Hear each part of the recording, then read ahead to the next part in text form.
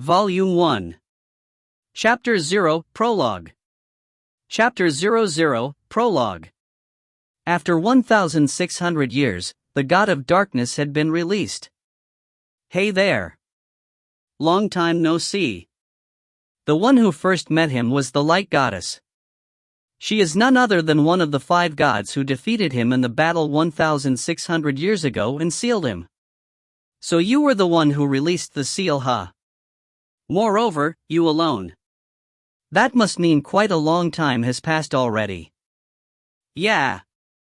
The seal we -5 gods placed on you, in normal circumstances, there would be the need of all 5 of us in order to undo it, just like in the time of the sealing. But it has already deteriorated. It had loosened enough for me to undo it on my own. I will say it once again. The Light Goddess continues. It has been 1,600 years long, Dark God Entropy. My loved one. 1,600 years. 1,600 years? Entropy. Digesting those words, the Dark God trembled. With that much time passed, the humans must have changed quite a lot. How are they doing? Have they evolved properly? You gods have not interfered unnecessarily, right? Entropy. Good grief, you haven't changed at all even after 1,600 years. Always going about humans. You don't care about me at all. The Light Goddess gave out a displeased atmosphere, but the Dark God didn't loosen his words. In the battle at the world's creation, you guys won. You wouldn't understand just how anxious I got. Because you only saw humans as trash after all. Entropy. You were the weird one for being excessively attached to humans. That's why, in the fight 1,600 years ago, there were no allies on your side. And because of it, I lost. I have no grudge on that part. However, if in the time I was sealed, you guys have treated them inappropriately, and have hindered their natural evolution, entropy. You will begin it again? The battle of gods. Light and darkness, the gaze of the 2 gods clash. Also, after a glance at the current world, maybe because of it being 1,600 years already, my heart is dancing to see how it has changed. Entropy. Fine. Then let's look at it from above right now. No, entropy. He stops the Light Goddess that was about to open the window to look below. Even if I were to look down at it from such a high place, I will only be able to understand the surface of it. In order to understand humans more, it would be nice to do it alongside them, standing on the same viewpoint. Entropy. What are you going to do? At the question of the Light Goddess, the Dark God answers with a smile on his face. I am going to reincarnate as a human. Asterisk. On that day, a new life was born at a certain house. An unusually energetic boy. This married couple that was blessed with a child for the first time, named him Haine and raised him with care. And this child is the very person that had the soul of the God of Darkness who had fought with the 5 gods at the world's creation 1,600 years ago. The story begins by the time Haine has turned 18 years old.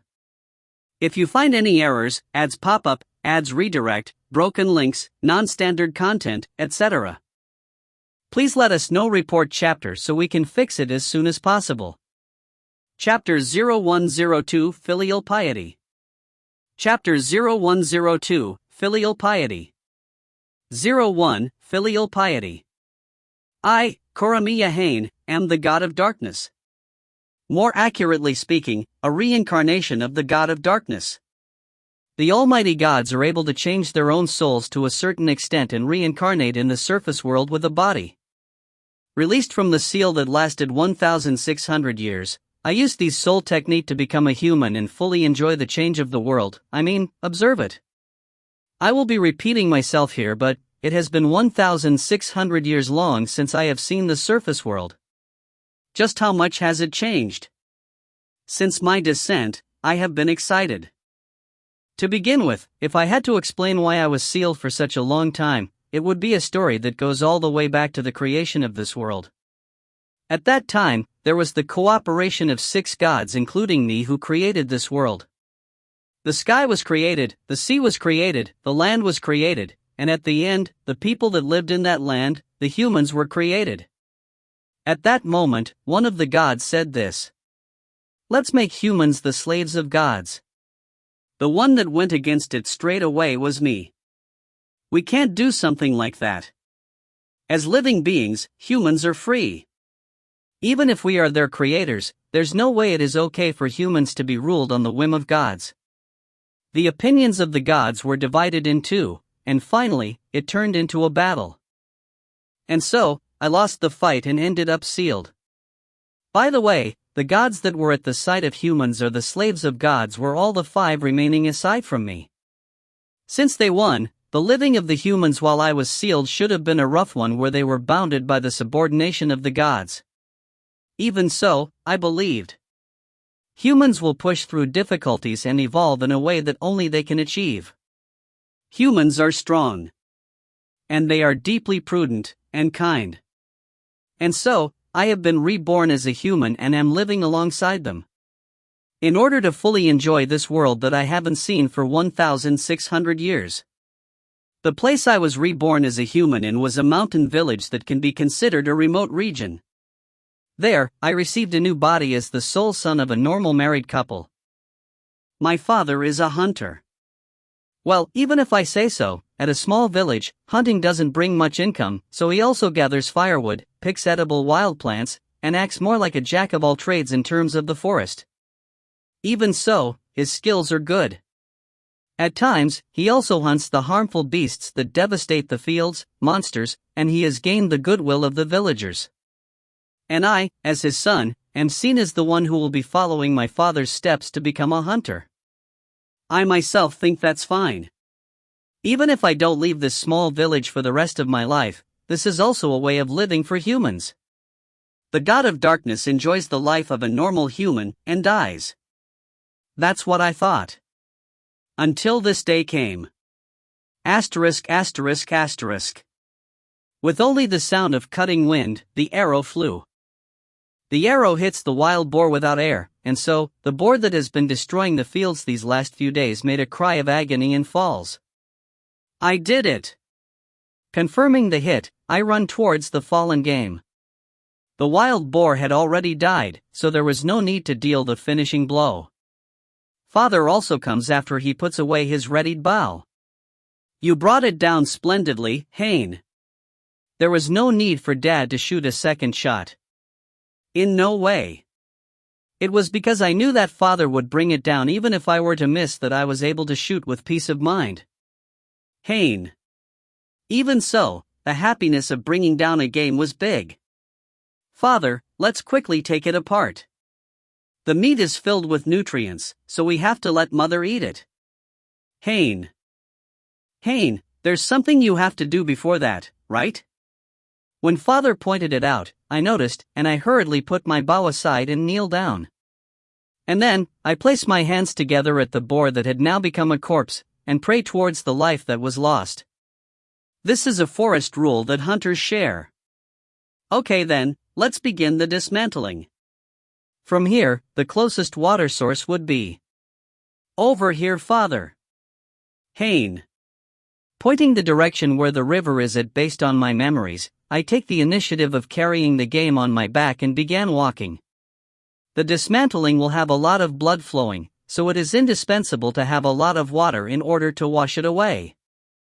In that way, we can divide the eatable meat from the hide and bones that can be useful, the fat that can also be used as fuel, and it also makes it easier to carry.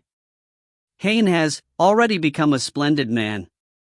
That's not the case. There's still a lot of things I want Father to teach me. Haine.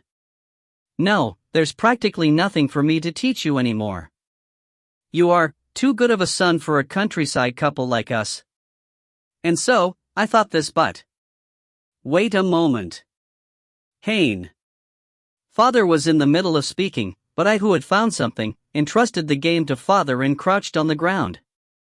The ground that had grass growing heftily in this forest. This medicinal plant, if I remember correctly, it works with heart diseases. I was taught that by the pharmacist, Rivalry. Haine. You even learned that. When we return to the village, let's have Rivalry compound it. It might ease the illness of mother. Haine. After I place the plucked medicinal plant in between oiled paper and put it away, I once again carry the game and head to the water source. Arriving at the place, I cooperate with Father and swiftly finish the dismantling, and so, the job is done. Settling the request from the village chief to subjugate the harmful beast, we are finally able to return to our house after 2 days. Father, how much boar meat will we be selling? Leave enough portion for us to eat at home, okay? We will have mother eat it after all. Haine. Yeah, I know.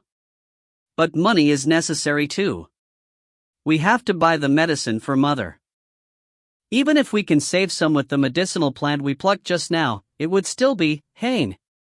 While thinking that, something happened as we advanced through the forest. Father and I noticed it. This turbulent atmosphere as we got closer to the village. 02, Youth Hunt. What is this? When we returned, the village was filled with abnormality. A deserted village that doesn't even reach the 50s with all members together. And yet, at that place, there were over 100 people crowded there. It was clear that a group had come to this village from the outside. As proof of it, the people that came from the outside wore white shining armor and had a different look from the villagers. The problem is that the bunch that wore white shining armor were clearly acting in a pressuring manner towards the villagers. Gather all the villagers. Especially the young ones that are between 10 to 20 years old. Don't let a single one escape. The man that seems to be leading the armored people was giving orders as saliva flew out of his mouth. The armored people, most likely knights, had already taken out their swords and spears, and urging forward the villagers by pointing at them with it. They are totally threatening them. It seems like these guys are gathering the villagers somewhere. The people inside the houses were being dragged out, forcefully whether they agreed or not. Father and I noticed this abnormal event from the outside of the village, and we are currently hiding at the forest, observing the situation. Because we were out hunting, we didn't have to face this abnormality head-on. Just who are these guys? Haine. They probably came from the city. Such tidy bunch, there's no way they would be from around here. Father must be saying that after seeing the shininess of that armor. I also think the same way. On top of that, I bring out memories that came from another place that were not from Haine, and had an idea of their identities. The knights that were covered in full armor. Those knights not only have swords and spears, there's also flags raised up as if displaying who they were. The coat of arms that was engraved in the flags, there's no doubt, it is the symbol of the light goddess, inflation. Why is the crest of the light goddess engraved in the flag of these humans? From the memories of my time as a dark god, I had an idea of what that coat of arms was. It has been 18 years since I reincarnated as a human. In that time, I haven't left the village once. Not having interest in the ways of the world has come to bite me. Haine, at any rate, let's go to the place of the village chief, and then, we will ask what's happening. Wait, Father. Haine. I hurriedly grabbed the arm of Father, who had come out from the bushes and was about to enter the village. Father, we are outside the village and they haven't noticed us. If we go now, they will find us and we will end up the same way as the others. Haine. Why, yeah.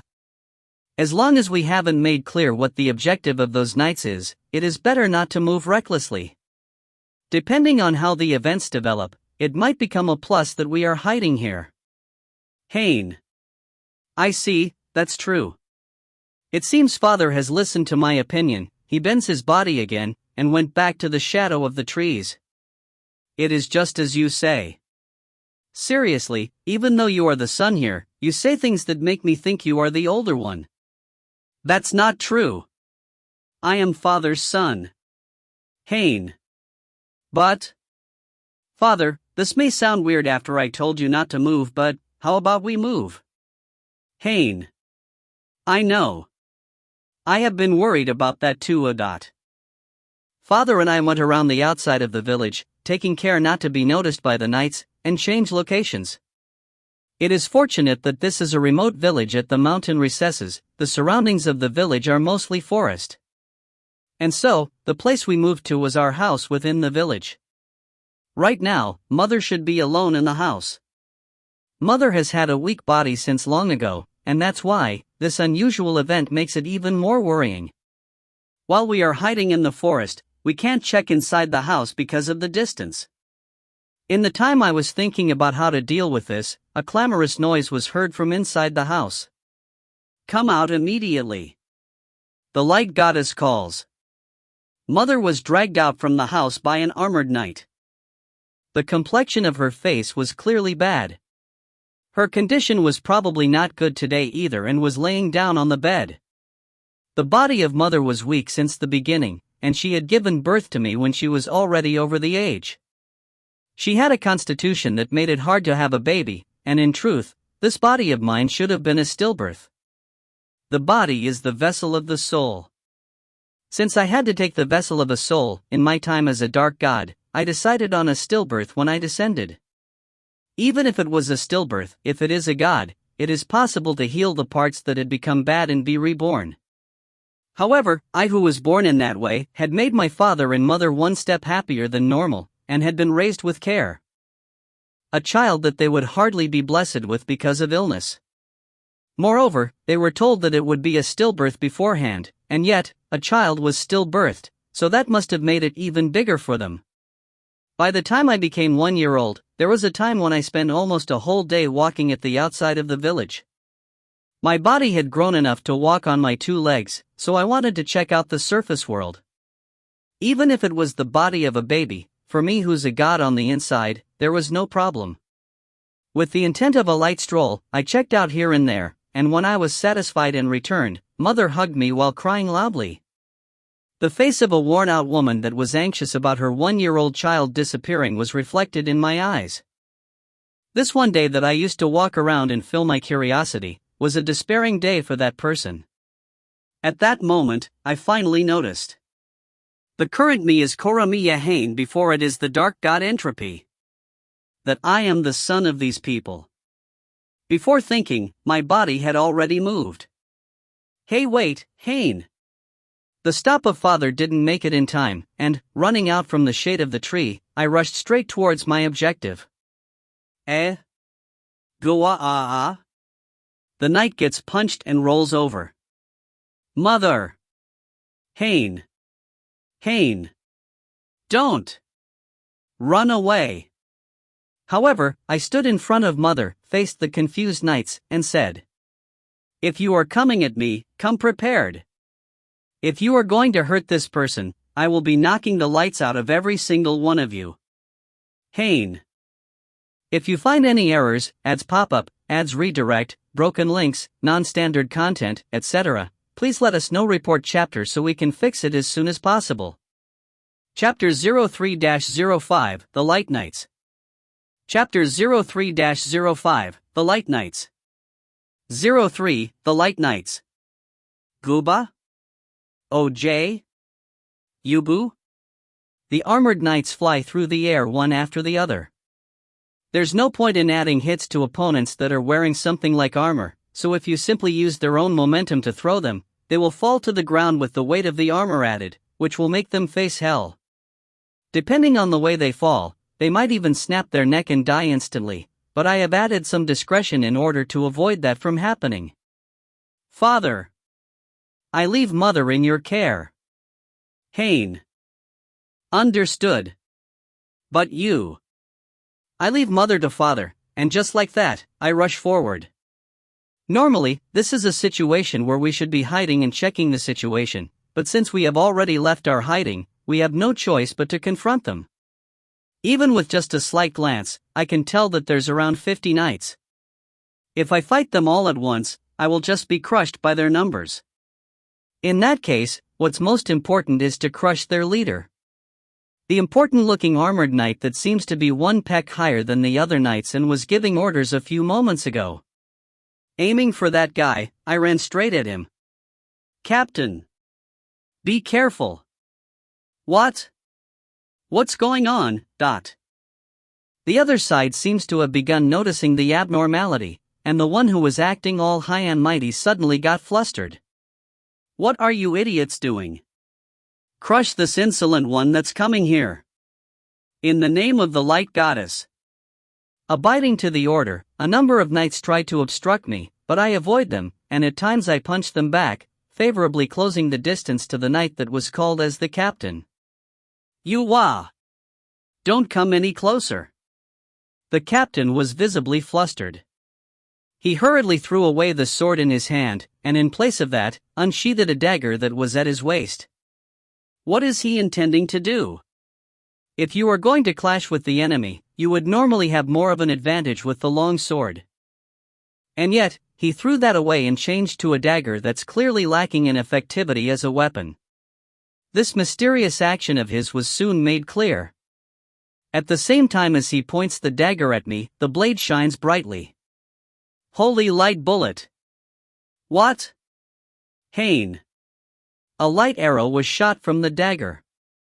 Is that how I should describe it? At any rate, it was a light that flew fast like an arrow. If this hits, it would be bad. Guh. My swung arm comes into contact with the light arrow, and I deflect it. As expected, I had to stop running and temporarily stay in place. Wah!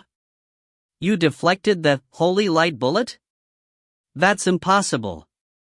The captain, who shot the light arrow, had his eyes wide open in shock. The power of the light goddess that was granted to us, the Aurora Night Core, this holy light bullet that had holy power packed in it, was repelled by a countryside bomb like him. There's no way that's possible. Why is a human utilizing the power of light? I don't understand, but, Haine. I was so surprised, I ended up utilizing a bit of my power of darkness. Don't just go talking down about the countryside when you just come invading our village. Haine. The charge resumes.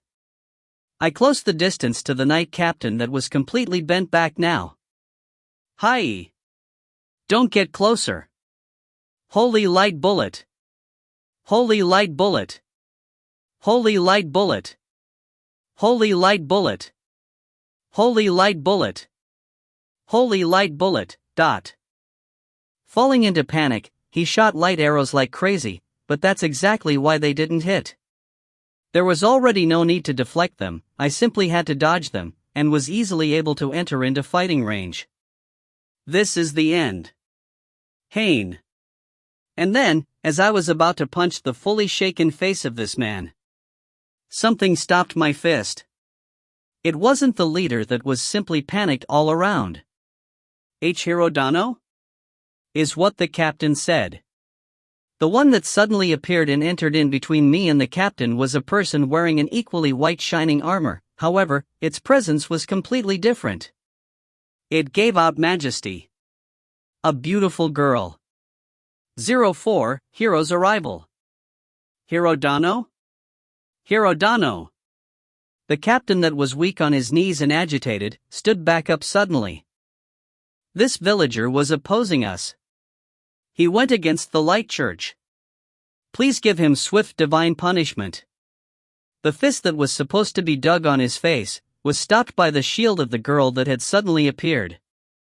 From the impression the armor she wears is giving, I can tell that she is in the same organization as these knights that are invading our village. Captain Visage. The girl turns back to the captain. Why did you depart on your own volition? I told you that I was going to check the state of the 7th Recruitment Corps, and that you were to stay in standby until I returned. That's. It looks like they are quarreling. Also, what's with this atmosphere? It is as if you are capturing the place. Captain Visage, what in the world are you trying to do here? That's, we, the Aurora Night Corps, for the sake of gathering new members, Visage. The Captain San speaks with a fading voice like that of a child being scolded after a prank. It seems the girl got tired of listening to what he had to say. This time, she turns to my direction. You are someone from this village, right? Eh? Why yeah, Haine. Since she was being well-mannered, I reflexively respond in the same way. The knights around, and the villagers that were gathered outside by those knights, had their attention on that girl and were not moving. I am truly sorry, is what she said as she lowered her head deeply. Looks like she is apologizing, or more like, there's no doubt she is. I apologize from the bottom of my heart for the trouble that our people of the church have caused to your village. I strictly ordered them not to disturb the livelihood of the villagers, but it ended up in this. It is all because of my own negligence. I will have the knights put away their weapons immediately. On my name, I assure the safety and freedom of the villagers.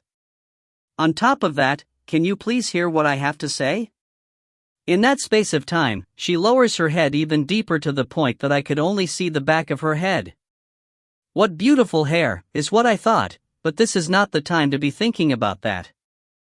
Looking at my surroundings, it seems the knights sheathed their swords with the words of the girl, placed aside their spears, and lower their heads in apology.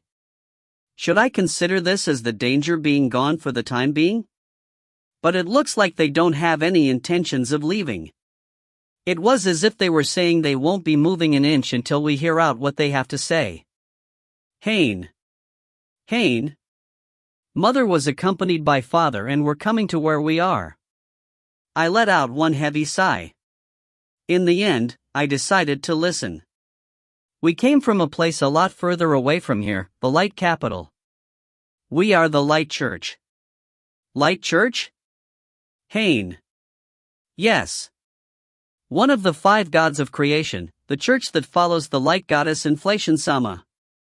The 5 gods of creation. It refers to the 5 gods that created this world. The light goddess Inflation, the fire god, wind god, water god, Mother Earth god. For me who was a dark god, they are the hateful people that sealed me. However, it seems they are targets of religious faith for the people here. Well, it is obvious, huh? They are gods after all. And I am the light hero that represents the light church, Karen. The word hero is not a word I am familiar with. Even in my memories as a dark god, I don't know about such a title. And so, what is this light church and the Hero-sama doing in such a remote place like this? Haine. From how the talk has gone, it seems I have no choice but to be the representative of this village, so I ask that of the hero Karen-san. We are currently looking for new knights. Karen. Knights? Haine. Yes, one of the organizations of the Light Church, the Aurora Knight Corps. We are being troubled by a lack of personnel. In order to protect the innocent people that follow the Light Goddess, the number of knights is still not enough. Karen. Hearing that, the words the high and mighty captain said about gathering all villagers, especially the young ones between 10 to 20 years old, made sense. But it is a honest-to-word recruitment. In order to accept people that want to become members of the Knight Corps, we moved around the towns and villages in the area. Karen. But the knights that came here are clearly different, right? Not only did they try to recruit, it felt like they were going to kidnap the young ones of this village. The one who was leading this was Haine. The gaze of me and Karen-san were directed at the same place. If I remember correctly, his name is Visage. I had no choice. Visage. At this late of the game, Captain Visage spat out excuses. Since I have the chance, I will say it. Hirodano is way too easygoing. There's no need to do something as lukewarm as recruiting. We should gather all the people here that can fight, and strengthen the Aurora Knight Corps as much as possible. Visage. In order to do that, you tried to levy the youngsters of this village? Haine. That's right. Not recruiting but levying. Visage. Captain Visage bites back at the retort I made. Haine-san. Karen. Karen-san also enters the talk. I also admit that the methods of Captain Visage were forceful, however, the grace of the five gods has begun thinning in this world.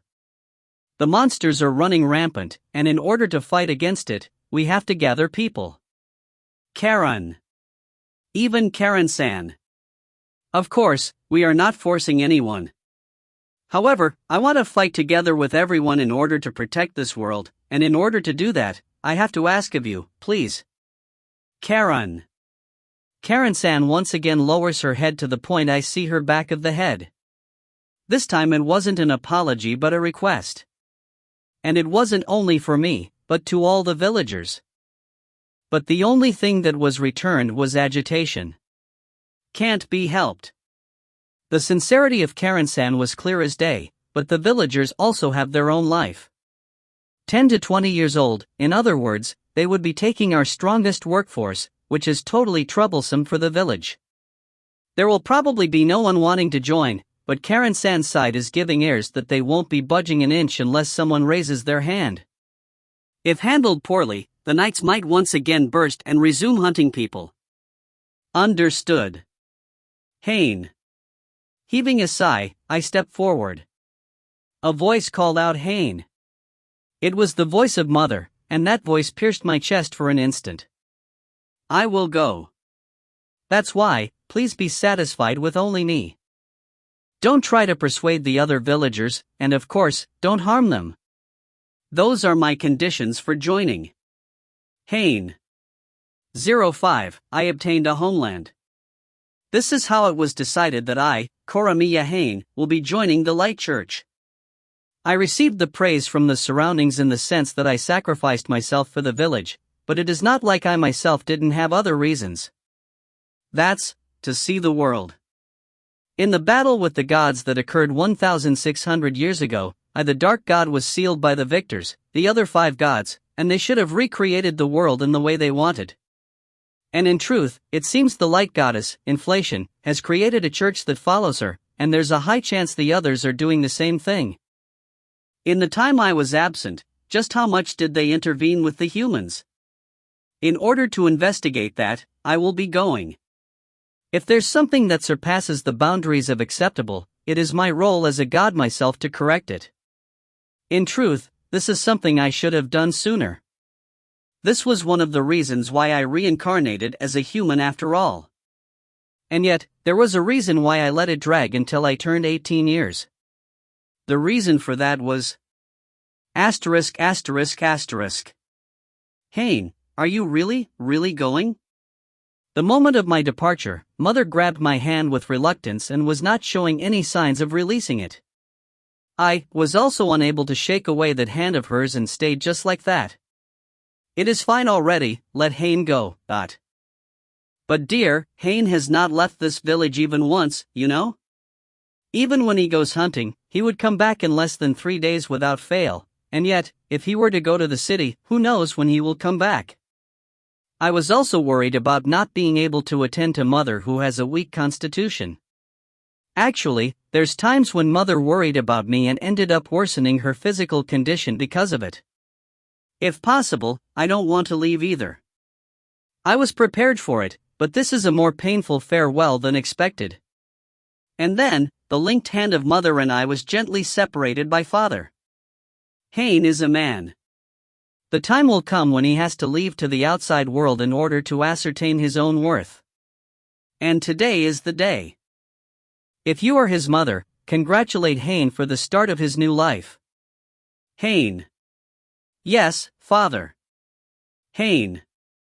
You probably don't remember, but when you were 1 year old, there was a time when you disappeared from the house. Your mom and I were searching desperately for you, but we were unable to find you even when it reached the night, and we thought it was already too late. However, the moment night came, you came back all of a sudden. You came back to the house on your own. It was as if you had finished your stroll and was coming back from it. Since then, Mom became an incredible worrywart, but I, on the contrary, was impressed. Being able to do such a big adventure when you are only 1 year old, just how big of an adventure will you be able to achieve when you are an adult? Is what I thought. Father places both hands on my shoulders. If it's about me and Mom, don't worry. You are not the kind of man who should live your whole life in a small village. Go see the world. Think of this event as a good chance to do that. Saying this, Father hugged me with both arms. For the soul of the dark god, this was only a body that was coincidentally chosen in order to descend to the surface world. However, for the current me, these people are without doubt my parents. These 18 years until now, I have been poured with love, taught a lot of things, and was raised by them. There's no way I would think this connection with them was just a fictitious one. Mother, Father, I love you. Haine. I hug Mother and Father, and for the first time in my life, I depart to the world where these people are not there. At that moment, I once again learned I was a result from inheriting the soul of the god of darkness, but before that, I am a human. I am Kuramiya Haine. If you find any errors, ads pop up, ads redirect, broken links, non-standard content, etc., please let us know. Report chapter so we can fix it as soon as possible. Chapter 06-07 Crucible of Humans. 06 Crucible of Humans. And in this way, my stage has changed from my homeland to the light capital, Apollon City. This city, where the Light Church's main headquarters are in, is a prominent big city even in the standards of this world. The number of people and buildings, it is on a whole different level from my homeland. It overwhelmed a countryside person like me. Ufufu, are you surprised? Karen-san, who was accompanying me, was looking pleasantly at me, who had turned into a country bumpkin. Is this your first time in Apollon City? Karen.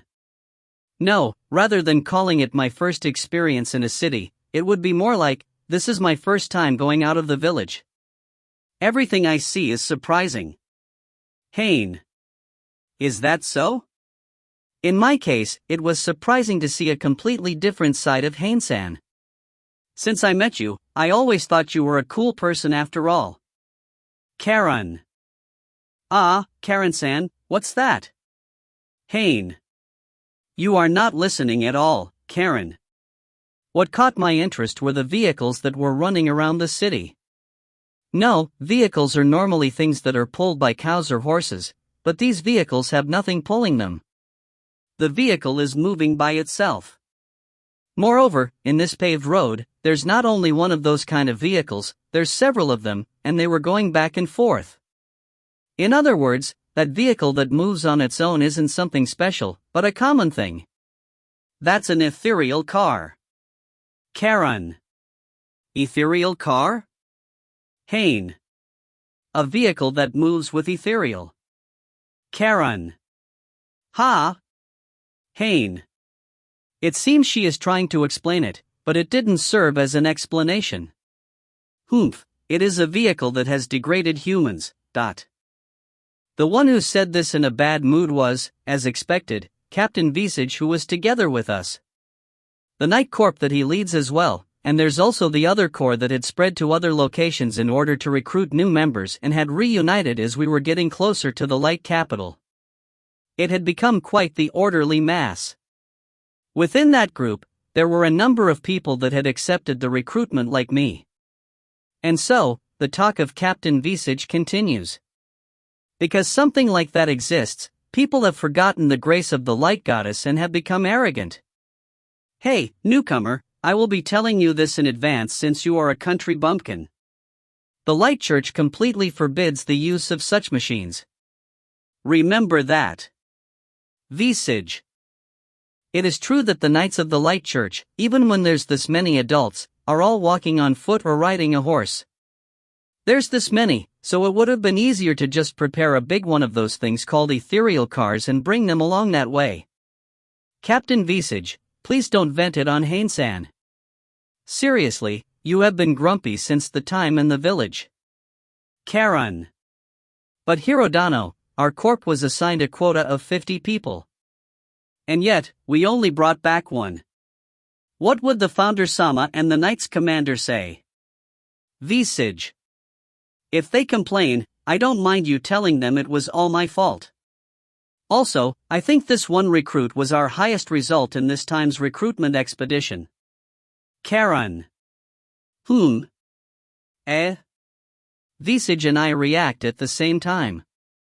This one recruit, are you referring to this country bumpkin? Visage. Yes.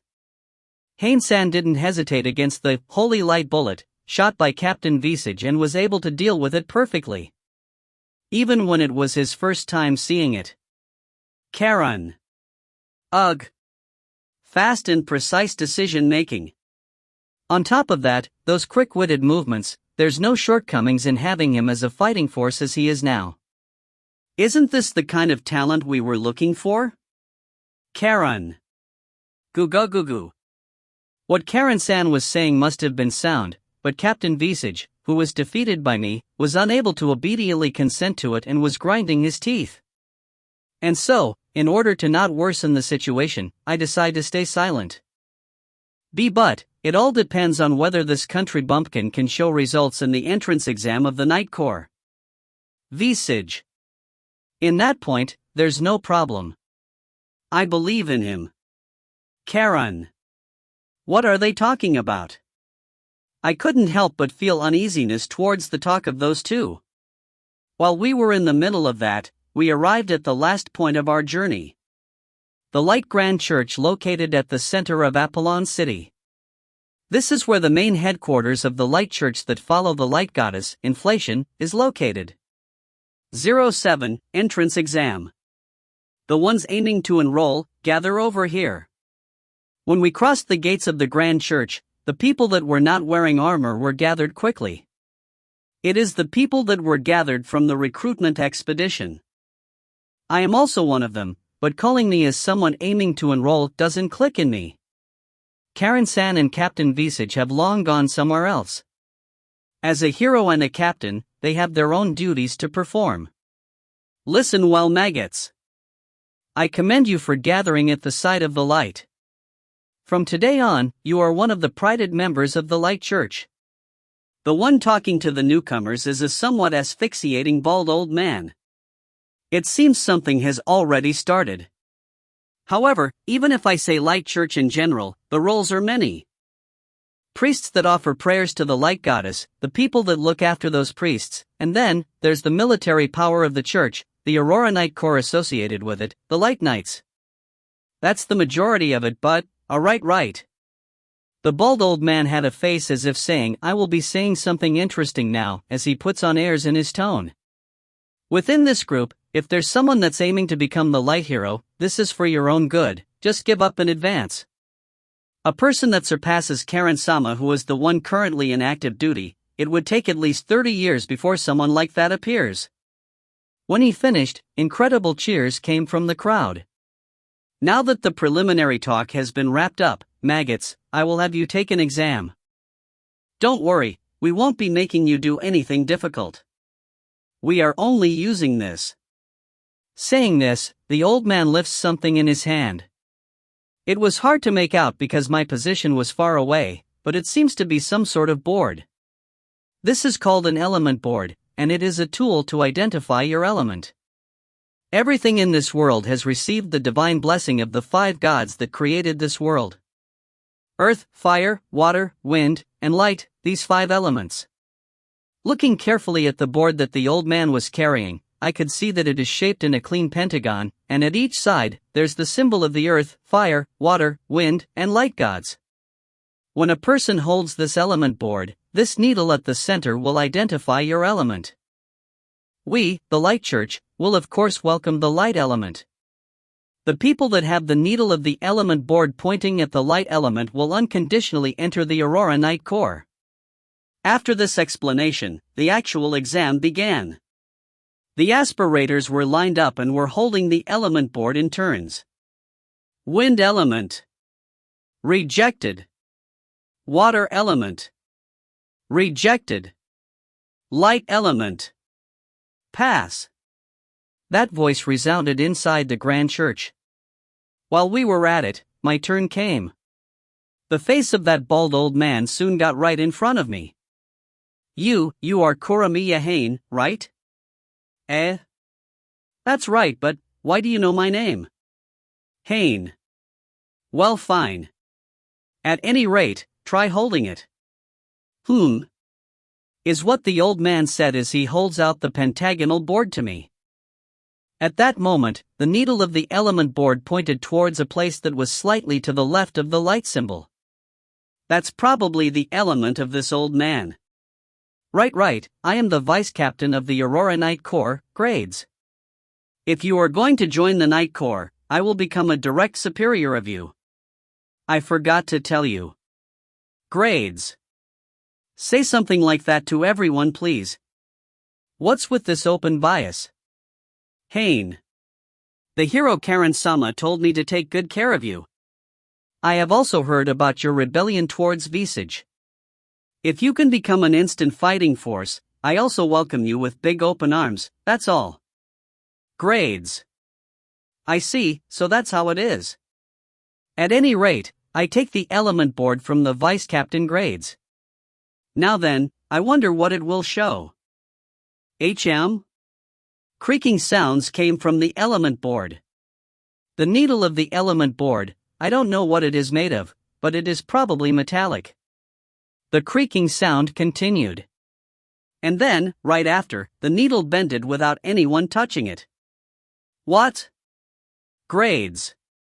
Vice Captain Grades, who was looking at it right in front of me, was also surprised. Without pointing at any of the elements, the needle of the element board broke itself and pointed to the sky. As the god of darkness, my element is of course, darkness. For this element board that has no entry for darkness, there is no way for it to accurately identify my element. If you find any errors, ads pop up, ads redirect, broken links, non-standard content, etc., please let us know. Report chapter so we can fix it as soon as possible. Chapter 08-10 Grunt of Light. 08 Grunt of Light. Listen well. You guys are the leftovers. Trash that didn't make the cut.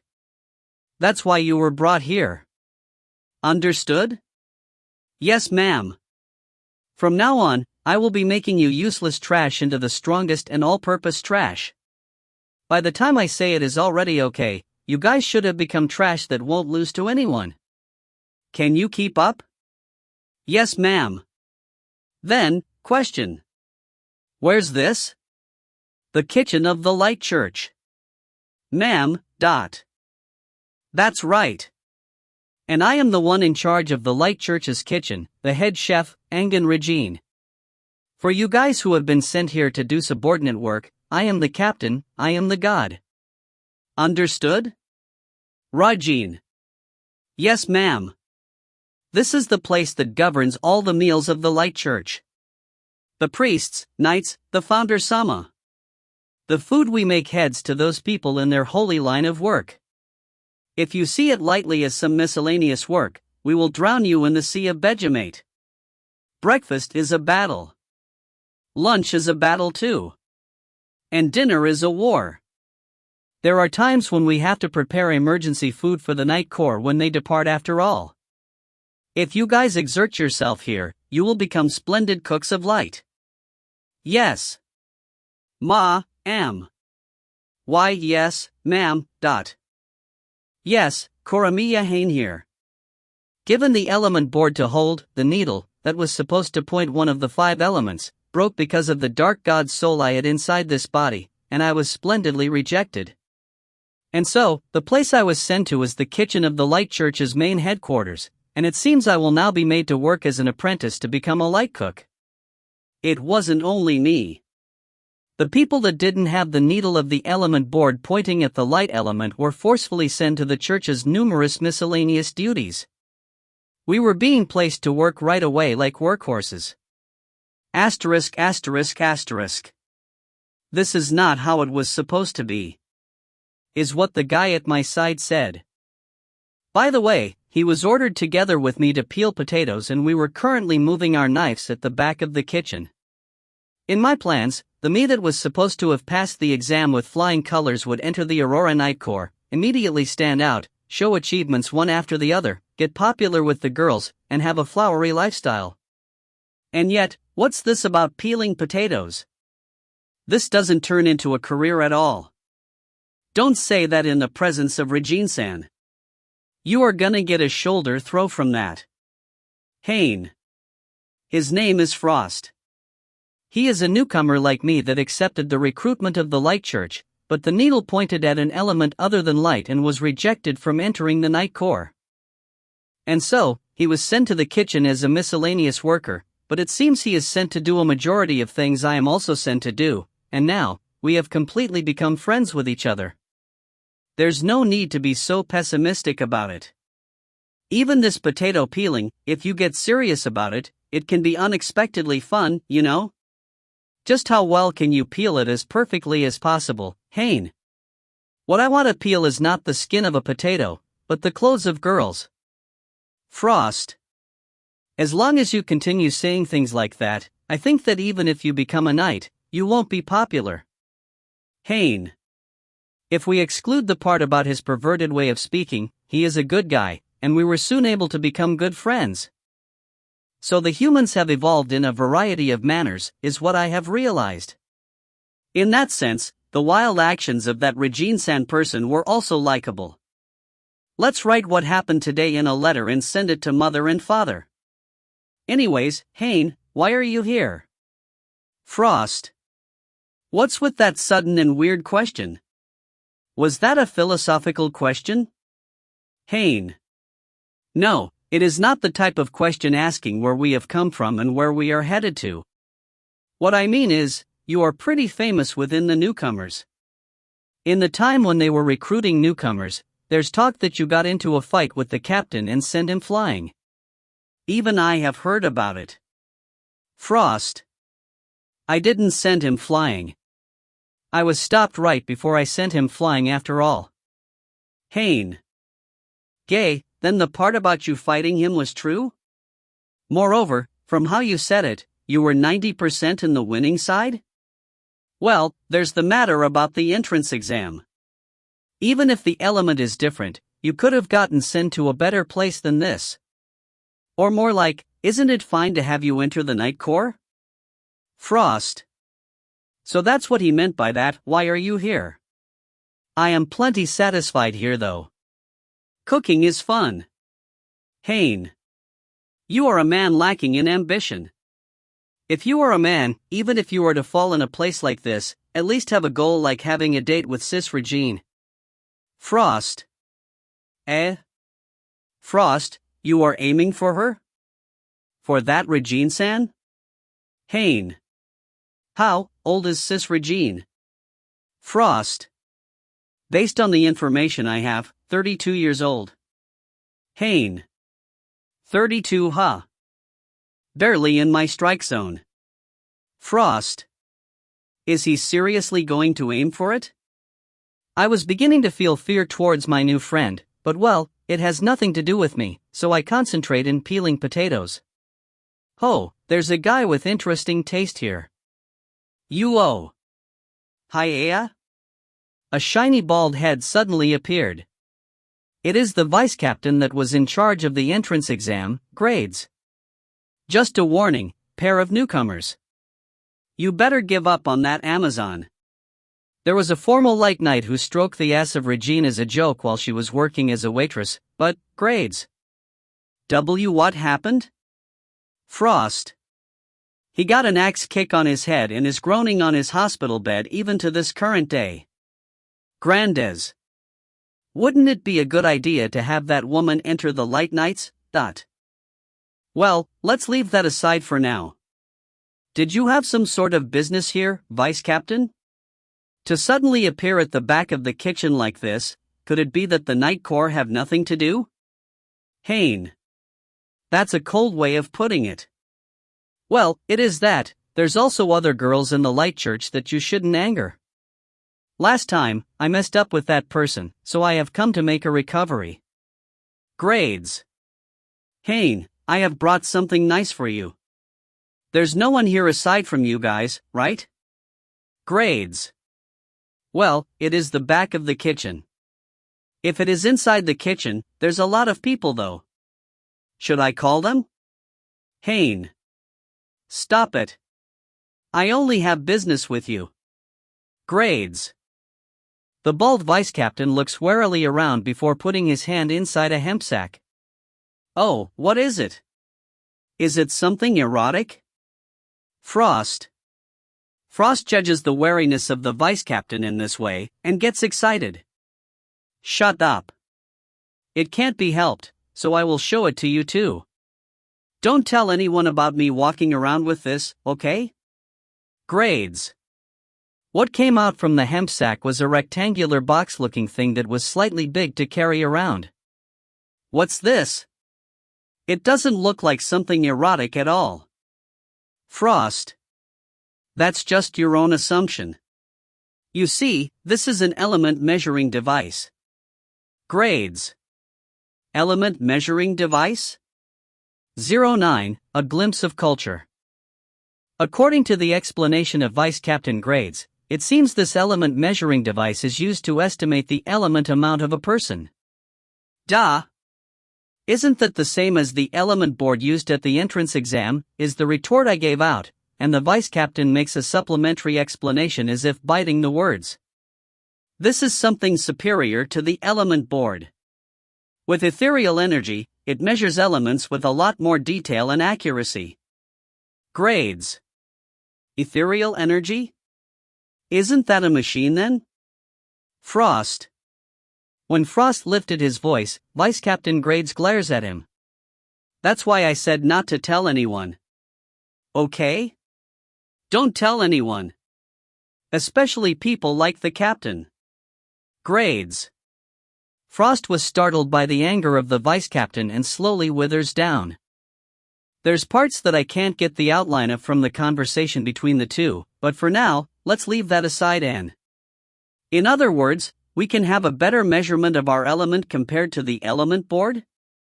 Haine. That's right. Showing is worth more than 1,000 words. Hey, you are the one that came from the Rooster Village, Frost, right? Grades.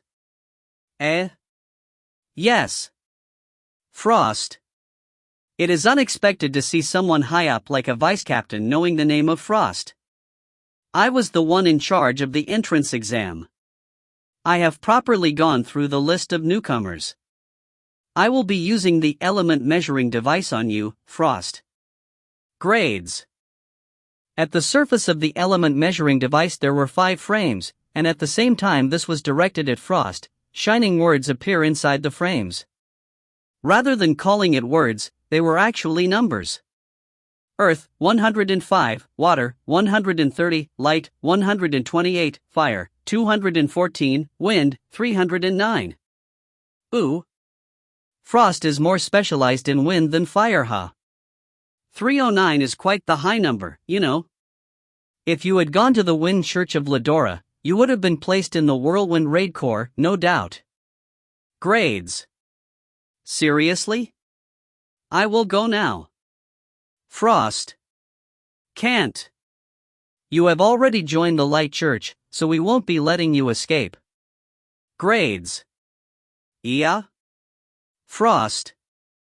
If it were the element board, it would only point the strongest element, but the element measuring device will show you in numbers how much of an affinity you have with each element, huh? It is true that the amount of information obtained is completely different. Vice Captain Grades, is it okay to ask a question? Haine. What? Grades. Frost's strongest element is the wind element, but I think the second one, the fire element, also is quite the high number. Haine. Right. With a 214, if it were light element, it is a numbers that's plenty enough to enter the Night Corps. Grades. No way. Frost. Ignoring Frost, who was beaten up by reality, I continue the talk. Doesn't that mean the people that didn't have the light element pointed in the entrance exam could have had their second strongest element as light? Moreover, there's the possibility they had a good enough number to get a pass? Haine. Vice Captain Grades answered this question with a heavy tone that he hasn't used until now. It's exactly as you say. The element board is, in the end, something that simply points the highest elemental affinity one has. To put it in another way, even if the light element is only a 100, if the other numbers are all lower than 99, you would get a pass. On the contrary, Even if you have a light element number of 300, if there's at least one other element that has a number of 301, you will end up rejected. Grades. What's with that? Isn't that weird? Frost. It is just as Frost says. But that's the current state of the light church, no, the current state of the whole world. Grades. The current state of the whole world. I felt an unpleasant ring from those words, but I had no choice but to leave it aside for now as well. More importantly, the main issue is you, Koramiya Haine. I will be using this element measuring device on you. Grades. I see. The element board had its needle broken, but if it's this device, there might be a result appearing, right? Frost. Exactly. Am I not a genius? Grades. You are a genius. Oh brave hero. Please let me enter the night core. Frost. Ha ha ha ha. Can't. Grades. What's this? These two guys are hitting it off pretty smoothly. Is there sympathy or something there? No, but I. Frost. Gotta test it out. Now then, using this element measuring device, grades. And so, the numbers that were shown. Earth 000, water 000, light 000, fire 000, wind 000. Okay, retreat. Retreat. Frost. I was stupid for expecting anything. Thinking Haine was a capable child was only an illusion of mine. Grades. Even if you tell me that.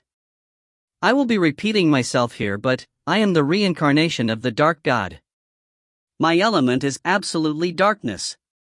This element measuring device most likely doesn't have enough functions to perfectly measure a person's element.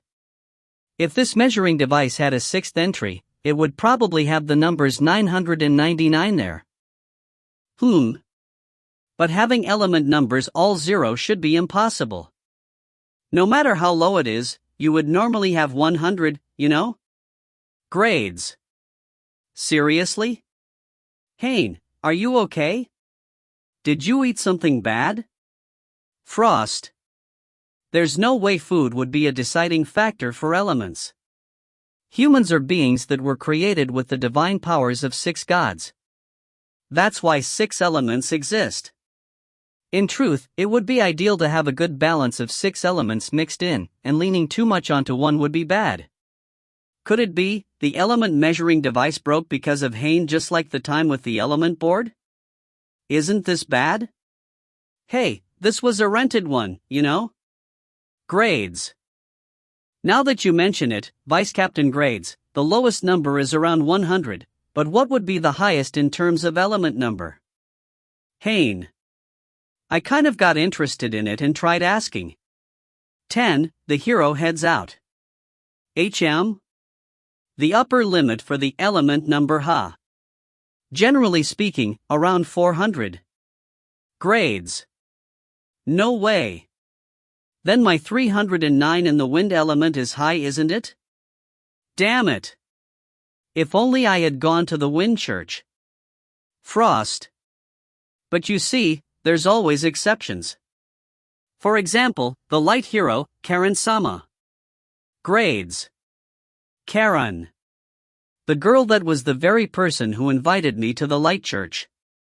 I have not seen her since the time we separated at the entrance exam, but I wonder what she is doing. Listen and be amazed.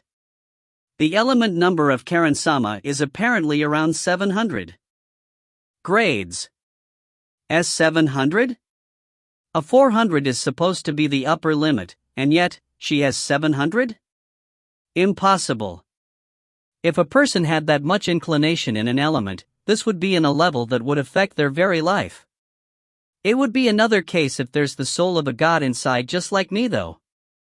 Even within the church, they can measure a detailed number for their elements, after doing a complicated ritual that takes around 1 week, that is. Karen-sama was chosen to be the light hero based on that strong element number. And so, our job as the Night Corps is to support the hero-sama. Grades.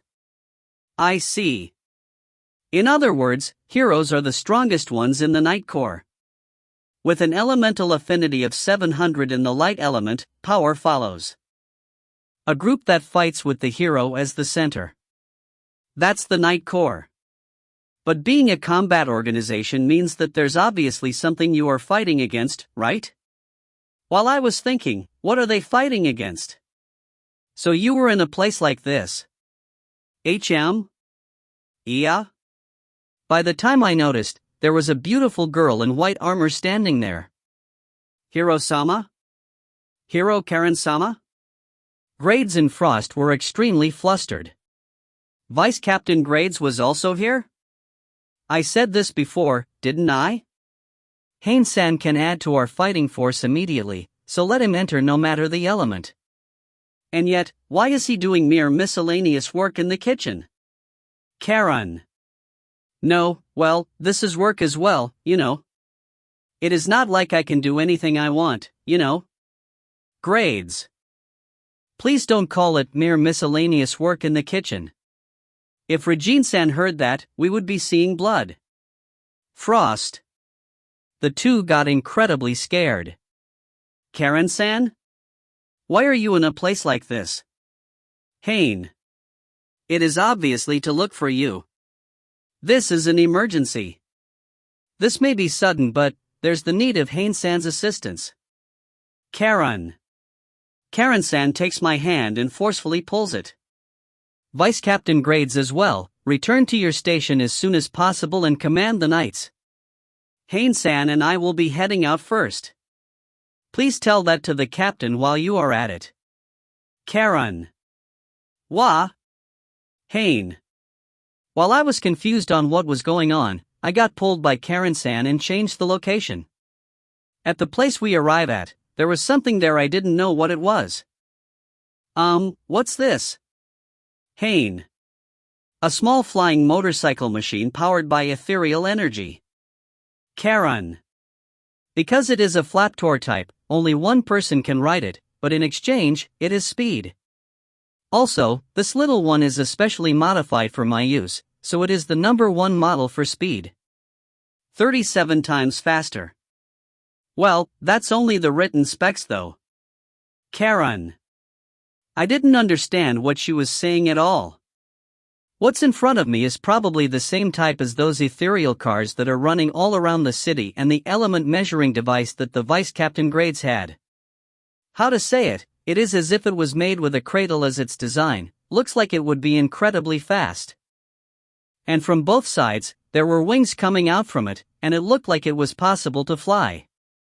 And it seems it is big enough to have people ride on it. Definitely a Laputa reference. It is not made to have two people ride it, but since circumstances are circumstances, Haine-san, please hold tightly to my back. Karen. While saying this, Karen-san straddles onto the so-called small flying machine, as if riding a horse. Now. Haine-san too. Karen. Why yes. Following the same movements as Karen-san, I straddle onto the back of the flying machine, and wrap my arms around her body. She told me to do it. And she had an atmosphere saying she won't be taking a no for an answer. Place more strength into it. You will get thrown off like this, you know. Karen. Like this? Haine. I didn't tell you to grab my boobs. Karen. Sorry. Haine. I kind of know what's going to happen now. Take off. We are going at full speed. Karen. Oh who? Haine. The flying machine we were riding really flew. Moreover, at an incredible speed. The air was hitting me with terrifying density, and it is certainly true that I was about to be thrown off by it. Karen-san. Karen-san. Haine. What is it? If you talk, you are going to bite your tongue. Karen. I don't understand the situation at all though. Or more like, Where are we heading to, even going through the trouble of flying in the sky? Haine. The grand church is already at the far distance. Karen-san, who was driving the flying machine, said this without turning to my direction. As I said, it is an emergency. They have appeared. Karen. They? Haine. The enemy of the Aurora Night Core and the threat of us humans, monsters. Karen. If you find any errors, ads pop up, ads redirect, broken links, non-standard content, etc., please let us know. Report chapter so we can fix it as soon as possible. Chapter 11 to 13, Monster Invasion. 11, Monster Invasion. Go! It was only for a few minutes, but the terrifying speed of the flying machine was taking away my willpower and stamina. To think such a fearsome thing existed. The city is seriously scary. Haine. I roll down from the flying machine that had already landed and enjoy the nostalgic feeling of the ground. Haine-san, please get a grip of yourself. We are already at the location, or more like, at enemy territory. It wouldn't be strange for anything to happen. Karen. Even though Karen-san was on the same ride, she didn't show a single sign of being exhausted. The fastest the Light Night Core's main force can arrive is at best after 5 hours. In that time, we will scout out the place and investigate the monster's movements. Karen. Karen-san, wait for a bit. Haine. I want to avoid battle, but please be prepared for when it turns out is unavoidable. But at that moment, I will be taking the front, so I won't let Haine-san face any life-endangering situation. Karen. Karen-san. Karen-san. Haine. Yes? Karen.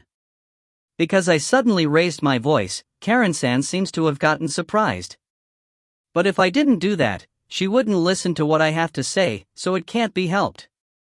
I still don't know anything though. Haine. Karen. Things like, why I was brought here, where is this place, what is happening here, what should I be doing? Karen-san, you still haven't explained a single thing. Haine. Right. Karen. So she finally noticed. Karen-san went, sorry. While prostrating, and then, she explained the details of what has transpired till now. First of all, this place is one of the sections of the Trixia forest located at the southeast of Apollon City. Karen. From what Karen-san says, it seems a report about the sighting of monsters was received from the Trixia forest. Monster, Haine. That's right, monsters. Subjugating monsters is the main mission of the Light Night Core. And so, we came here in a big hurry. Karen. Well, I understand that much, but why was I brought here as well? Haine. Karen. There's a lot of knights at the Night Core, right? You could have brought someone there, and yet, why did you decide on a fresh recruit, moreover, one that failed the exam instantly? Haine. It is not like I don't like helping out here, but there's way too many points that don't make sense in the actions of Karen-san. Karen-san made a bitter expression, and answers as if groaning. The Night Core won't come. Karen. Haine. Just like I said before, they will arrive here in 5 hours at best. Gathering will take 1 hour, preparing will take 1 hour, and to move all the way here, around 3 hours. Karen. But if we were to wait that much, it will be way too late. It is true that monsters have appeared in this forest, and if we don't take them out promptly, there's no point in me being the light hero. Karen. Once again, Karen-san lowers her head at me. I am plenty aware that it is strange for me to have Haine-san, who just joined the church, do something like this. But right now, please don't ask anymore and just lend me your assistance. Karen. Karen-san, Haine. In this forest, there might still be people that came without knowing that monsters have appeared. Finding those people and having them take refuge, it would be impossible by myself. Karen. The forest around us is still peaceful and there's only the sound of wind making the leaves dance. However, there's already danger inside this place. I turn my heels. Let's separate and begin moving. If we are going to search for people that didn't manage to escape in time, that way is more efficient. Haine. But if Haine-san were to encounter a monster while you are acting on your own. Karen. Even if I look like this, I am the son of a hunter. This may be my first time in this place, but if it's a forest, it is practically like a garden. Even against a monster, I will show you I can run away from it. Haine. I end the conversation and run off. Now then, monsters, huh? Haine. There's been a time in the past that I have fought against monsters. Not as a dark god, but in the time I was living as Koramiya Haine. In the village I was born and raised in, there's been times when some would appear mixed with the beasts around, and in those cases, the ones to deal with it are the hunters of the village, father and I, but different from beasts, monsters vanish like mist the moment they are defeated, so there's not a single profit from it. It is an enemy that only brings losses, is how father categorized them in terms of problematic ones. That's what monsters are. They were clearly different from people, beasts, and plants that had been born by receiving the grace of the gods. Or more like, I don't remember making monsters in the time I was the dark god. Things I didn't create exist now. One more mystery has been added in this space of 1,600 years. Well, leaving that aside, Haine. I stop my feet, and after confirming that there's plenty enough distance from Karen-san, I stabilize my breathing and concentrate. If there's really people that were late in running away inside this forest, there's no way we would find them by searching blindly. I am a reincarnation of the dark god. Even if I am in the body of a human, I can still utilize the divine power of darkness, and am able to feel the dark waves a person releases. I touched the topic a bit with the talk about elements not that long ago, but humans were created by all 6 gods at the genesis of the world. Earth, wind, water, fire, light, and darkness. It is because all those elements are mixed in that they have all elements, and depending on the person, there's also elements they are good at and elements they are not good at. That's why the shadow element will always be present inside the humans. It is just that the people themselves don't know. As the reincarnation of the dark god, I can feel that part of them. I found a reaction. So there really was someone who didn't manage to escape in time? Haine. I run full speed to the location where the reaction came from. And after not a long period of time, I find an old woman and a small girl leaning on the trunk of a tree. It is probably a grandmother and her daughter. At any rate, I ran to the place.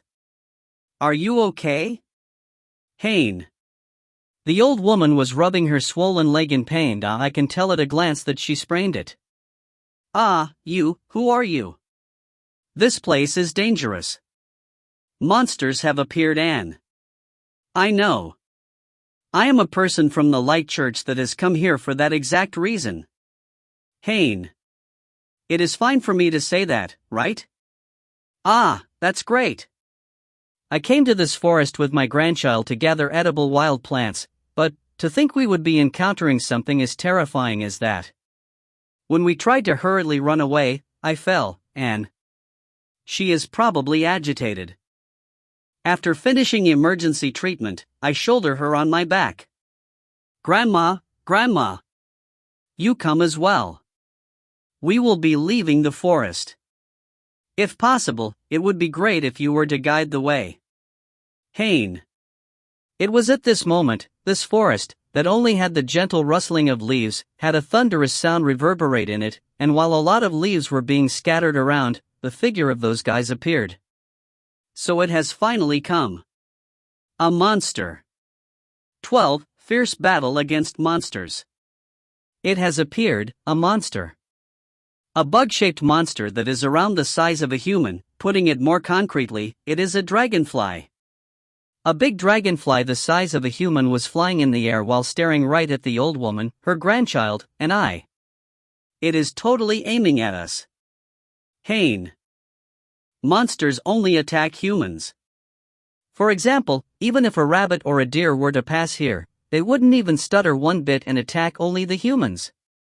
They are accursed beings that work in that way. Grandma, I am scared. A young girl, that probably doesn't even reach 5 years old, was clinging to the old woman while trembling all over. Accurately speaking, she was clinging at the old woman that I was carrying on my back.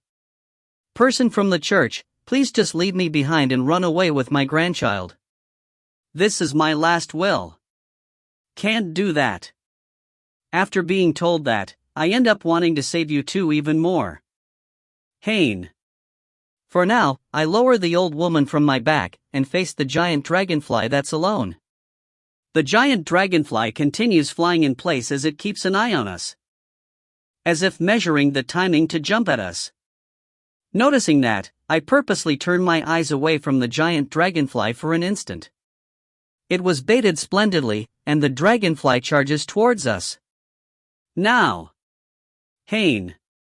While avoiding it with a hair's breadth, I place a hand on the head of the dragonfly that had come right where I am. And then. Dark matter set, Haine. Dark particles surge out from my palm. The giant dragonfly that came in contact with it had its head crushed, and it collapses.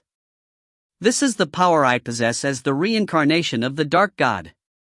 What I did just now was dark matter, or so to speak. I have released darkness and created particles that normally don't exist in the natural environment with the dark divine power. Its special characteristic is that it is able to absorb all elements excluding darkness and make them disappear. On top of that, it can do things like freely controlling the direction of the gravity and the strength of it. What I released just now was in a small dose, so to the old woman and the little girl, it must have looked like I crushed the head of the dragonfly with crazy strength. Since its head was crushed, the dragonfly died, and the remaining parts turned into small grains of dust and disappeared. This is what monsters are, living beings that are outside the principles of nature. It is safe now. Let's resume our return to the village. Haine. The moment I was about to turn to the old woman. Church person, at your back, ... The shout of the old woman made me return my gaze, and at that place, there was another giant dragonfly. A second one? Haine. Even though I defeated one just now, a new monster appeared. Moreover, it is not only 2, there's 3, 4, 10, 20. Haine. There's already too many dragonflies to even count, and they were covering the sky. To think there were this many. It is not an amount I can't wipe out by increasing the density of dark matter, but the old woman and the little girl will definitely be witnessing it. The other choice would be to carry both the old woman and the little girl and run away swiftly, but against these giant dragonflies that have wings, moreover, with these numbers, I don't think I would be able to outrun them. Thinking about the natural state of this world, my dark divine power is something I would like keeping secret, but it seems it can't be helped. I will just have to hope that the old woman can keep it secret and that the little girl will be taken as fantasizing. Dark matter S, Haine. Wait there. The sudden call made me hurriedly stop the dark matter that was about to come out from my palm. An armored girl is running here with ragged breath. Karen-san? Haine. I'm glad. You are okay, right? Python flies were gathering at an alarming rate, so I thought there was definitely something going on. Karen. Python flies? Haine. I am talking about those giant dragonflies there. A wind element monster, python fly. As normal from a wind element, their body is fragile, but to compensate for that, they have wings and fast speed, and the most problematic part is that they act in swarms. The moment they find a human, they quickly gather like this. Karen. Karen-san turns her gaze towards the old woman and the little girl. I understand the situation. Just leave the rest to me, Haine-san. Please protect the civilians. Karen. But fighting those numbers with just you alone would be, Haine. It is okay. Karen. Karen-san unsheathes the sword that was hanging at her waist. A beautiful white and shiny blade that doesn't lose to her hair and armor. A very straightforward sword.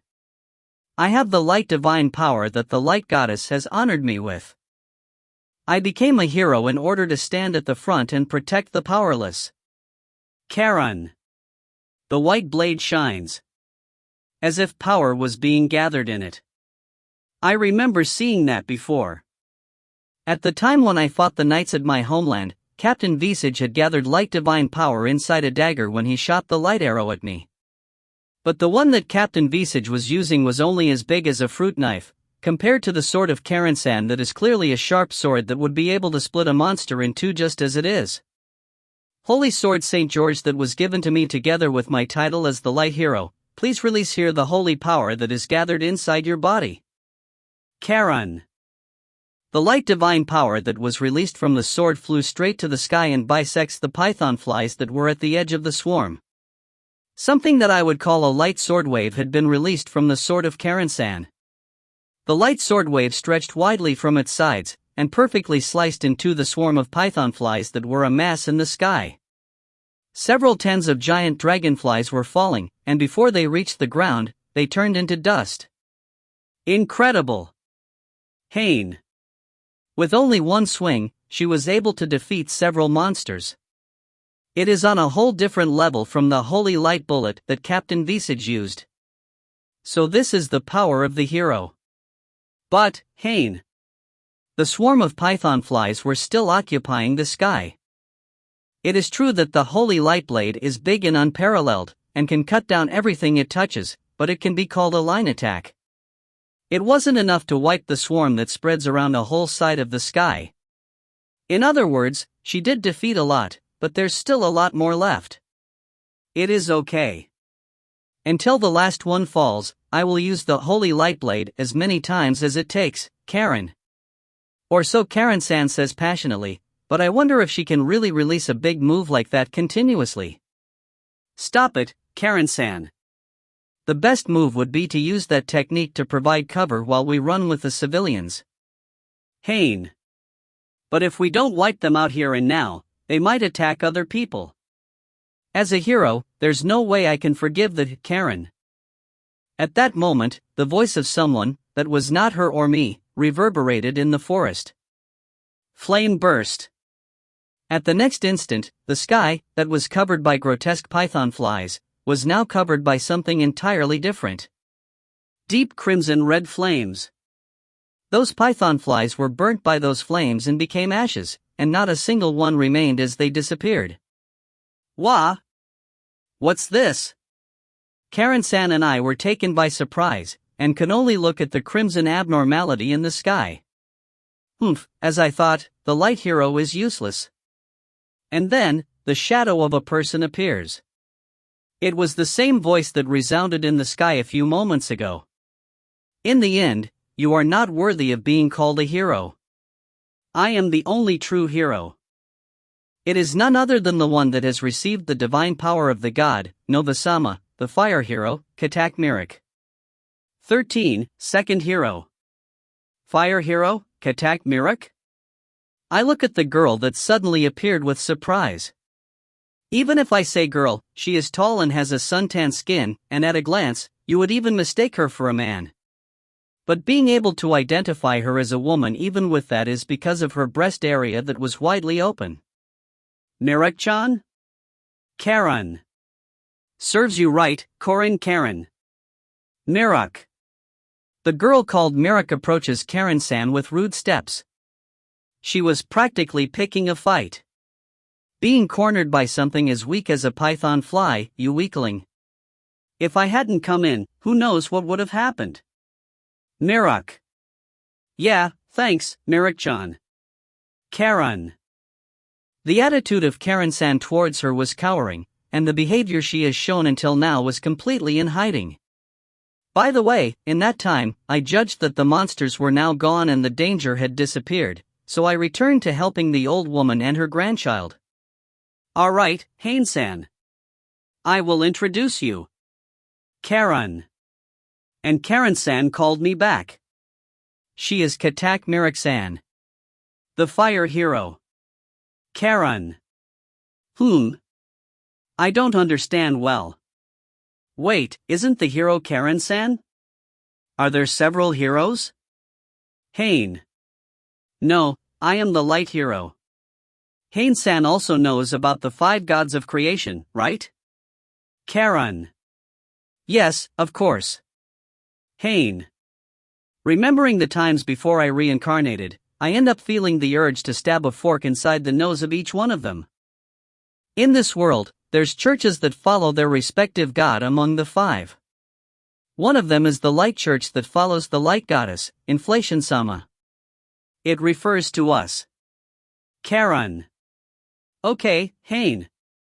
There's also the churches that follow the fire god, Nova, water god, Coacervate, wind god, Quasar, Mother Earth, Mantle. And each church has their own hero that represents them. Mirik-chan is the fire hero that was chosen for the fire church. Karen. In that case, there's 5 heroes in total? Haine. That's don't joke around. Karen-san was going to answer, but Mirik interjects. There's only one hero, the others are all fakes. And the real hero is me. Because I am the strongest hero within all the others after all. At the very least, I am better than a hero that may have thinned the monster swarm but had gotten the better of her. Mirik. Ah. The voice of Karen-san shrivels. Seriously, what a saddening way of fighting that was, light hero. Compared to that, I used flame burst and wiped them all out. That proves the power that the fire god, Nova-sama, has granted me is superior to that of the light goddess by leaps and bounds. Mirik. I don't think that's true. Haine. What? Mirik. Mirik turns to my direction, completely glaring at me. It was an anger that felt as if she would spit fire from her eyes, but I continued without caring. Karen-san's Holy Light Blade is a technique that sends a light sword wave of light divine power. Its power is high, but it can't be considered a large area of effectivity. On the other hand, your flame burst, was it? That one is an attack that has large area of effectivity and is the type that spreads. Nova's powers are mostly those types after all. The situation just now was coincidentally favorable for the fire element. Isn't that all there's to it? Haine. What's with this weakling? So conceited. Mirik. Also, no matter how high and mighty you act, there's a truth that's unmovable. Haine. What? The fact that Karen-san was the first one to arrive at the scene. Haine. Being pointed out that the loose tongue of Mirik-san had stopped. She most likely didn't have any words to refute it. If you are here, that means you came here promptly when you received the report of the monster sightings, but even so, Karen-san was faster. That's why it was possible to save this old lady and her grandchild. That's without doubt the achievement of Karen-san, not yours. Haine. The old woman and her grandchild that had gotten back their composure gave their gratitude to Karen-san. She was worried about the situation on this side, but right now she was responding to the two. Also, you were able to burn down the monsters in one swipe because Karen-san's attack had gathered them into one location. If they were scattered here and there, even your fire wouldn't have been able to wipe them out in one attack. It might even become a difficult fight with caution of not making a mountain fire. Haine. That's stupid, something like that is just. Mirik. That's the reality. In this time's fight, the light hero that came here first was rescuing the people while luring the monsters, and then, the fire hero wiped them out. A victory through team play. Haine. Team play? Mirik. That's right. Haine. I grabbed the wrist of Mirik-san with my right hand, and with my left hand, I grabbed the wrist of Karen-san. And then, I bring both close to each other, and had the hand of Mirik-san and Karen-san hold each other. Wah! In the form of a handshake. As humans, as heroes, is there really any need to fight each other? Today's victory was the victory of you both. Let's all be happy together. Haine. Don't joke around. Mirok. With more strength than I expected, the hands that were linked had been shaken off. And with glaring eyes that were strong enough to ignite someone, she says. You. I don't know from what countryside you popped out from, but let me tell you this. For me, heroes are as much of an enemy as monsters. Only I am the true hero. I will also settle things up with the other ones in time. To prove who the true hero is. Mirok. Saying what she wanted to say, she turned around and left. We stood there. In this forest where the monsters had been defeated and peace had returned, only the sad face of Karen-san remained. If you find any errors, ads pop up, ads redirect, broken links, non-standard content, etc. Please let us know. Report chapter so we can fix it as soon as possible. Chapter 14 to 15, A Conceited Reflection Time. 14, A Conceited Reflection Time. This was a failure. A failure. A big failure. The place is the Light Church's main headquarters, the meeting room at a section of the Grand Light Church. Suppressing the monster strife, escorting the people to their houses, and finishing the work that was left, Karen-san and I returned and we were soon called. What was waiting for us there were a lot of important-looking people. One of the people there, an armored knight, was losing his temper for some reason. Hero Karen. In this monster cleaning mission, there's no other word to describe it but failure. To think we would have the glory stolen by the Fire Church. That's the worst. Is there any worse disgrace than this? Is what the knight said as he slaps the pile of papers on top of the table. I got interested in it, so I checked the pile of papers and there was this heading written there. In the monster strife at the Trixia Forest, the fire hero played a big role. I know about this. This is called a newspaper. Apparently, there's an ethereal powered machine that is able to print the same words in several hundreds of papers. Using this, they spread around the daily news. While we were in the middle of returning here, Karen-san was also interviewed by a newspaper reporter, and I, who was accompanying her, learned about the existence of this. Hero Karen, what is your job as a hero? Protect the people from the threat of monsters. Karen. In that way, we show the outside world the majesty of the Light Church, and in turn, increases the divine virtue towards the Light Goddess, Inflation-sama. And yet, this time's result made it look like our Light Church was lacking compared to the Fire Church. Knight Commander Dobby, calm down. Do you think I can be calm here? Dobby. The surroundings tried to calm him, but the armored knight that was called the Knight Commander didn't show any signs of calming at all. Or more like, that's the Knight Commander? Hero Karen. As a Knight Commander, I have questioned your aptitude as a hero for a long time now. This is a good opportunity, so today, I will be thoroughly placing the blame on you about this. Dobby.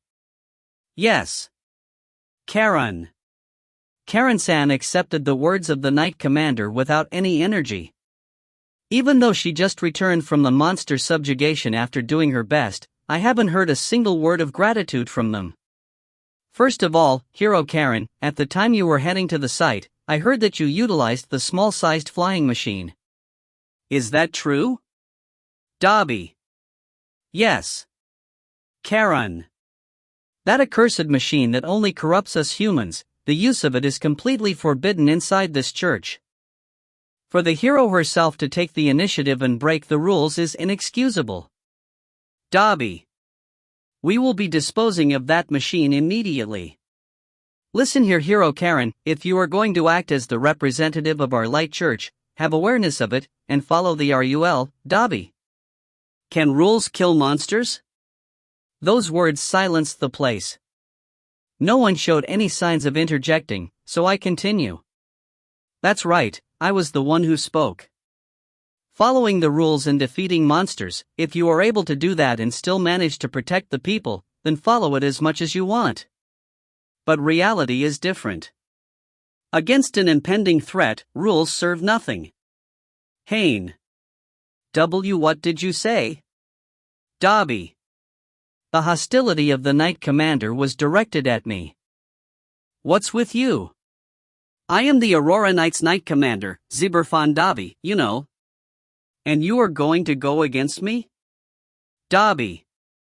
Giving out different opinions and looking for a unified answer, isn't that what a meeting is? Are you going to deny that very definition? Haine. Karen-san, who was at my side, was sending me worried gazes. There's also several important-looking people that were surprised, but as expected, they didn't raise a single beep and were only looking at me as if looking at something curious. That's why, I continued without caring. Then, Knight Commander-san, you looked down on the flying machine of Karen-san like it was the sworn enemy of your family, but it was thanks to this very machine that Karen-san was able to arrive at the scene first. And yet, even with that achievement, you will still be disposing of it. Isn't that a bit too unreasonable? Haine. Machines are things that corrupt humans and make people lose their faith towards God. Their very existence is evil. What's wrong with disposing of something like that? Dobby. Even though the one that has lost the most faith towards God is you? Haine. What? Dobby. 15. Eloquence of the lowest strata. For the people that are in the meeting, just how do I look? Inside the Light Church, I am a newbie among newbies that had just joined at the recruitment yesterday. Moreover, a grunt that was sent to the kitchen after being rejected from the exam. And that bean sprout is right now hurling at the Knight Commander. If looked at it from a calm position, it is a situation where I wouldn't be able to complain even if I were to be executed for this rudeness. Even so, since I have already rushed in, I will have to continue. This Knight Commander here? The Knight Commander, Zeberfon Dobby, has lost my faith towards the Light Goddess, you say? I would like you to stop your baseless accusations. Dobby. In today's monster subjugation, it was truly tough, you know. Why didn't you come? Haine. Ugh. The number one job of the Knight Corps is to protect the people from monsters, right? And yet, you didn't run there. Just what were you doing? Haine. I must have hit a sore spot. I could tell the vigor of the Knight Commander was withering. I heard from Karen-san, after receiving the report of monster sightings, the Knight Corps take 1 hour gathering, 1 hour preparing, and 3 hours to mobilize to the place. Is that right? In an emergency where every second counts, you guys waste time like crazy, and in the end, you wouldn't even be able to arrive at the place by the time it is over. I am surprised you are able to blame Karen-san, who was the first arriving at the scene. Haine. That's why the view of an amateur is so shallow. Dobby. The Knight Commander smooths over some composure. Listen well. It is not like just arriving at the scene is all that has to be done. When we arrive, we have to fight monsters, keep the damages to the minimum, and grab victory in those circumstances. For the sake of that, there's the need for careful preparation, and because of it, it is a given that it will take time. When moving as an organization, mobilizing in itself will take time after all. To ignore that and just go at it by the standards of who arrives faster or slower would be Dobby. And as a result, you don't make it in time for anything. Haine. That short statement destroys the whole claim of the Knight Commander.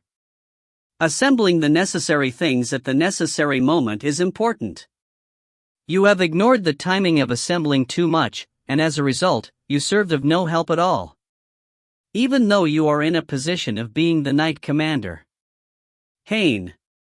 GG. Compared to that, Karen-san made swift judgment in this time of emergency, even utilized a flying machine, and rushed to the site faster than anyone else. As a result, she was able to save an old woman and a little girl that didn't escape in time. Karen-san was able to achieve that much, and yet, she has to be blamed by you who didn't do anything? Haine. Gee. From the opening of the Knight Commander's teeth, an unbelievable sound is produced. His hand grabbed his sword. The people at the meeting room raised their voices. Oh. Is he going to rampage here, is what I thought, but at that moment. The thick-headedness of the Knight Commander is something that has been pointed out before. And so, one of the people sitting in the meeting said, moreover, it was the voice of a woman. Reacting to this, the Knight Commander instantly calms down the bloodthirst that was coming out from his body. Founder-sama, Dabi. In the article that was written at the newspaper, looking well at it, it is referenced that Karen-san was the one who rushed head first to the place, and that in the end, it was the cooperation of the light and fire hero that led to the defeat of the monsters. Koramiya Haine-san. Yes? Haine. This woman I don't know if called me by my full name and I get agitated.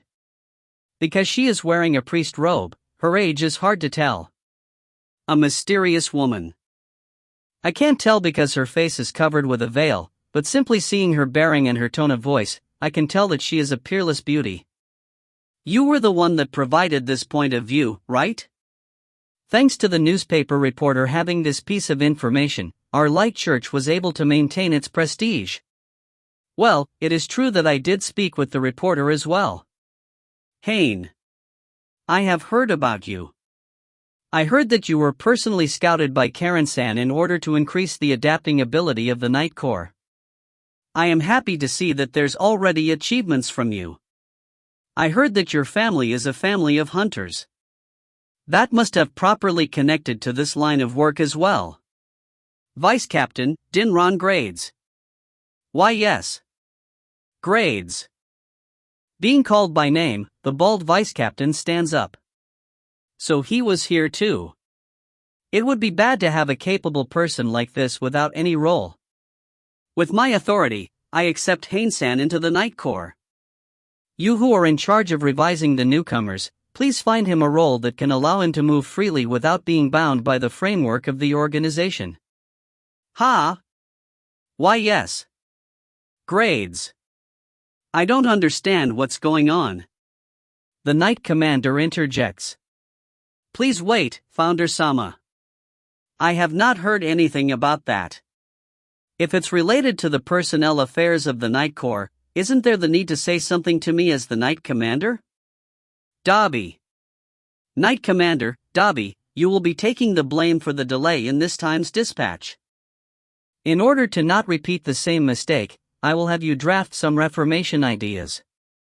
Ugh. The Knight Commander steps back to the firm words of the woman. The Fire Church's headquarters located at the fire capital, Muspelheim, are situated relatively close to this Apollon city, so both churches are mostly being compared at almost everything. If we are to get the better of again, Dabi-san, you understand, right? Why yes. I will ignore the use of the ethereal machine from the hero Karen-san this instance. Once the Knight Commander is able to come up with a reform plan that makes it possible to arrive quickly at the scene, we will discuss it again. Everyone, any questions? Not a single one of the several tens of important-looking people said anything. Or more like, these people didn't say anything in all the meeting. Then, there's nothing more to discuss in this occasion. Karen-san, Haine-san, good work. You can retire for today and rest at ease. Why yes. Yes. When the woman stands up, two maids also followed behind as they left the meeting room. That became the sign of the meeting finishing. The other important-looking people stood up from their seats one after the other. Only one, the Knight Commander Dabi, stood up with a red face and kicked the seat he was sat on. A noisy sound was made. And then, he walked out from the meeting room angry. This is something I learned later on, but that solemn woman was the founder, Yorishiro. The number one most important person that supervises this light church. If you find any errors, ads pop up, ads redirect, broken links, non-standard content, etc., please let us know. Report chapter so we can fix it as soon as possible. Chapter 16 to 17, True Reflection Time. Sponsored chapters. Woohoo! First batch of sponsored chapters. Thanks for the donators. Though it was mostly about Suki, lol. 16, True Reflection Time. And in this way, The meeting about the monster strife that was more of a reflection meeting ended, and I was freed. However, it was a mysterious meeting where I didn't understand why I was in it as well. A person with no title like me was able to speak as much as I wanted, and I feel like there will be retribution later on, which makes me anxious. Haine. Koramiya Haine. When I leave the meeting room, an asphyxiating bald man was running towards me. Vice Captain Grades? Haine. Seriously, thanks.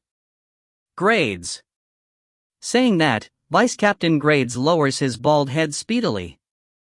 It even felt saddening in a way. I am truly sorry, and thanks for protecting the hero-sama at that time. In reality, we knights should be the ones acting as the shield for that person, and yet, I was worried about my rank and post, and was unable to say anything. Truly pathetic. Grades. Doesn't that mean it is even worse for me who doesn't even have a rank or a post? Haine. No problem. The Founder-sama is serving as your backing after all. With that, even Knight Commander Dabi won't be able to put a hand on you. Serves him right. Grades. The tension of the baldy is high. I really am pathetic. The job of us Aurora Knight Corps is to provide support to the hero-sama, and yet, the Knight Commander took the initiative to blame the hero, and us as group members couldn't stop it. Seriously, for what reason are we even here? Grades. Vice Captain Grades, Haine. Can we talk for a bit, Haine? Grades. Taken somewhere by the Vice Captain, we arrived at the Light Grand Church's garden. Time has passed since the monster strife. The sun has already gone down, making it completely dark already. Do you know why the Knight Commander hates the ethereal machines so much? Grades. No. In the countryside I was living in, there were no such machines after all, Haine. Vice Captain Grades searched for something in his pocket and takes it out. It was a small and thin glass tube that was small enough to be held completely in his hand, and inside of it, there was some sort of black shining mineral. This is ethereal. Around 100 years ago, there was someone that found a way to smelt this from the earth. It released energy that's able to move anything without the need for divine power. Cars and flying machines, and the element measuring device you used not that long ago as well, they all use these as their energy source. Grades. That's not all, is what Grades says as he continues. Lamps, heating, clean water, fire used in cooking, right now, it is all done with ethereal power. When ethereal was discovered, it spread to the main cities in the blink of an eye, and it raised the living standard by several times. And then, can you tell what happened after? Grades. People stopped believing in God. Haine. That's right. As I thought, you really are intelligent. Seriously, that's exactly what it is. Because of ethereal, the civilization advanced, stabilized the food production, cured previously incurable diseases, and provided humans methods to go against natural disasters. With all that, there would be no need to pray to God, right? Grades. That's why machines are the enemies of the church, huh? If the machine culture develops and the need to entreaty to a God disappears, the people will steadily grow apart from God. That's why a person like the Knight Commander Dabi, who's in a high position in the church, hates the ethereal machines to the point of completely forbidding them. Honestly speaking, the only problem ethereal can't solve is the monsters. By having the heroes fight the monsters as the leaders, the 5 churches counting us are somehow able to maintain the faith going. Grades. Can't you make weapons from ethereal that can defeat monsters? Haine. About that, there was a joint signature from the 5 churches, making the use of ethereal weapons forbidden. Even the 5 churches, who normally don't get along with each other, were in accord with this one point. If this one point is broken, the Church of God will without doubt be going to the trash can. Grades. People will escape from the ruling of the gods. This is the thing that I wished for the most in my time as a dark god. The other 5 gods were at the side of humans or the slaves of gods, and I went against it. I fought and lost. And in the time I was sealed, I wonder what kind of path did humans walk? What I understand is that, as a result of this thing called ethereal, everything was wrapped up. It is said that the reason for the monster's origin was maybe because the angered god sent this as punishment to the unfaithful humans. They began appearing around 100 years ago, and it is right at the time when ethereal was discovered. Grades. Sounds like it might possible. Seriously possible. Haine. The church clamored that monsters are the punishment for the corrupted humans. As they fought the monsters, and by defeating them, they obtained fame. In that sense, monsters might be our saviors. Grades. But Karen-san is going so far as using ethereal machines to protect the people. Haine. That's right. That's proof she is a true hero. She is not fighting for the sake of something like the authority of the church, she is purely doing it because she wants to save people. That's why, for the sake of this, she will use whatever it is needed. The holy divine power and the ethereal machines as well. But for the higher-ups of the church, this is an eyesore. Grades. The church fights monsters for the authority of the church, putting it another way, to protect the authority of God. The reason Karen-san fights is to protect the people. That discrepancy is hurting a single girl. Within that discrepancy, a young one appeared who had no fetters and no position. So that was my role, to protect Karen-san, not only from monsters, but a variety of other things. Haine. That's right.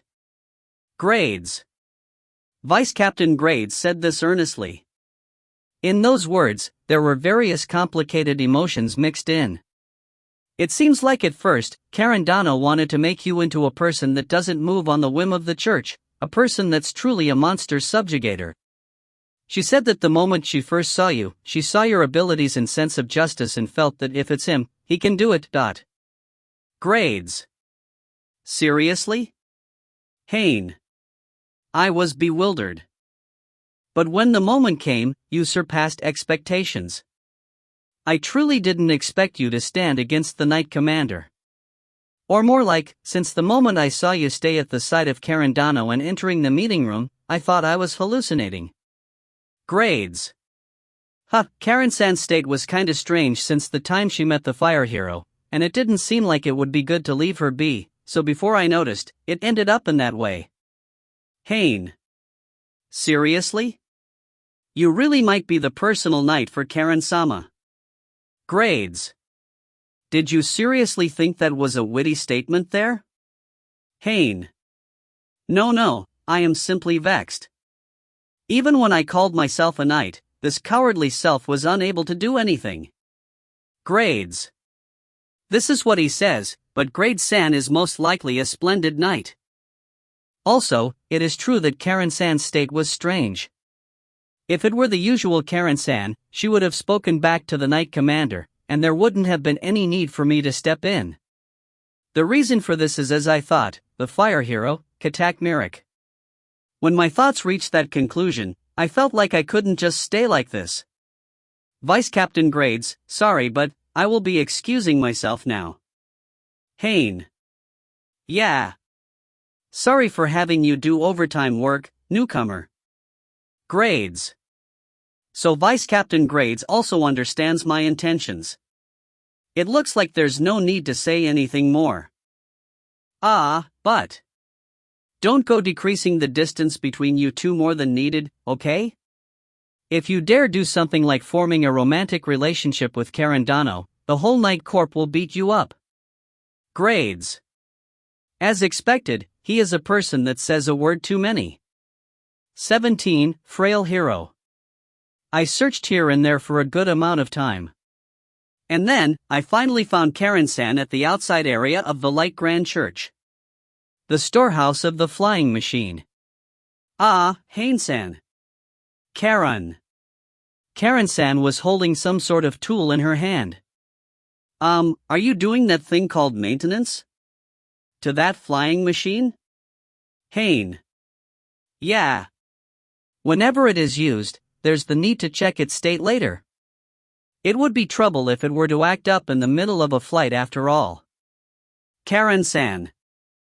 So Karen-san does it herself.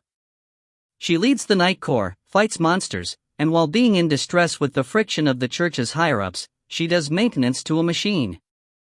This person does way too much by herself.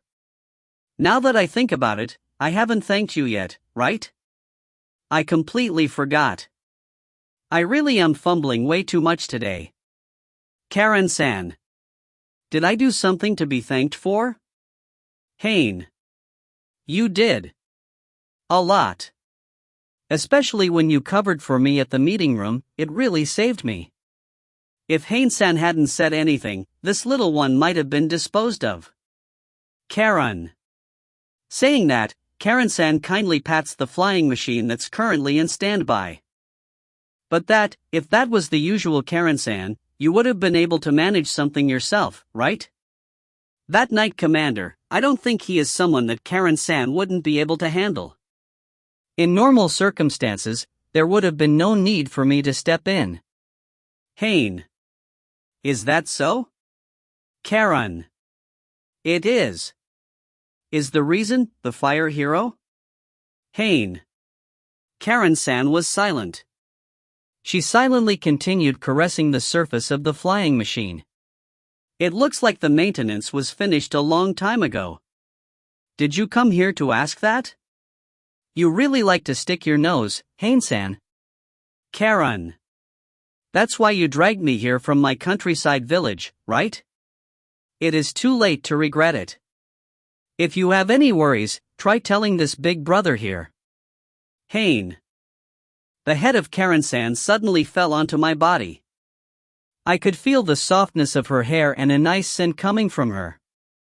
It was so sudden that I didn't know what was happening. Even if my soul is that of a dark god, my body is that of a healthy 18-year-old. I would normally react to a cute girl. But, you. The weeping voice that was coming from her quickly dispersed any immoral feelings.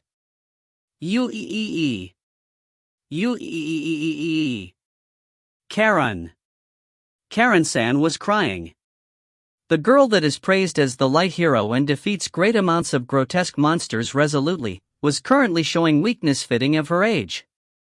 After crying for a while, she slowly spoke. As if spilling out every single bit she had piled up to the very last. The real reason why she felt like crying was not because of the blunder at today's monster battle or the heartless words of the Knight Commander, it was as expected, her. The fire hero, Katak Mirik. Now that I think about it, since the moment she appeared, Karen-san's state was strange. And that strangeness was always there. Both being heroes and rivals. My assumption that it was because of the shock of her stealing away the merit was wrong. I know of Mirik-chan. Since before I became a hero. A long time ago. Karen. This is a story that is connected to Karen-san's own welfare. In the present, Karen-san runs around freely as the light hero, but in her childhood, she had a weak constitution and constantly fell sick.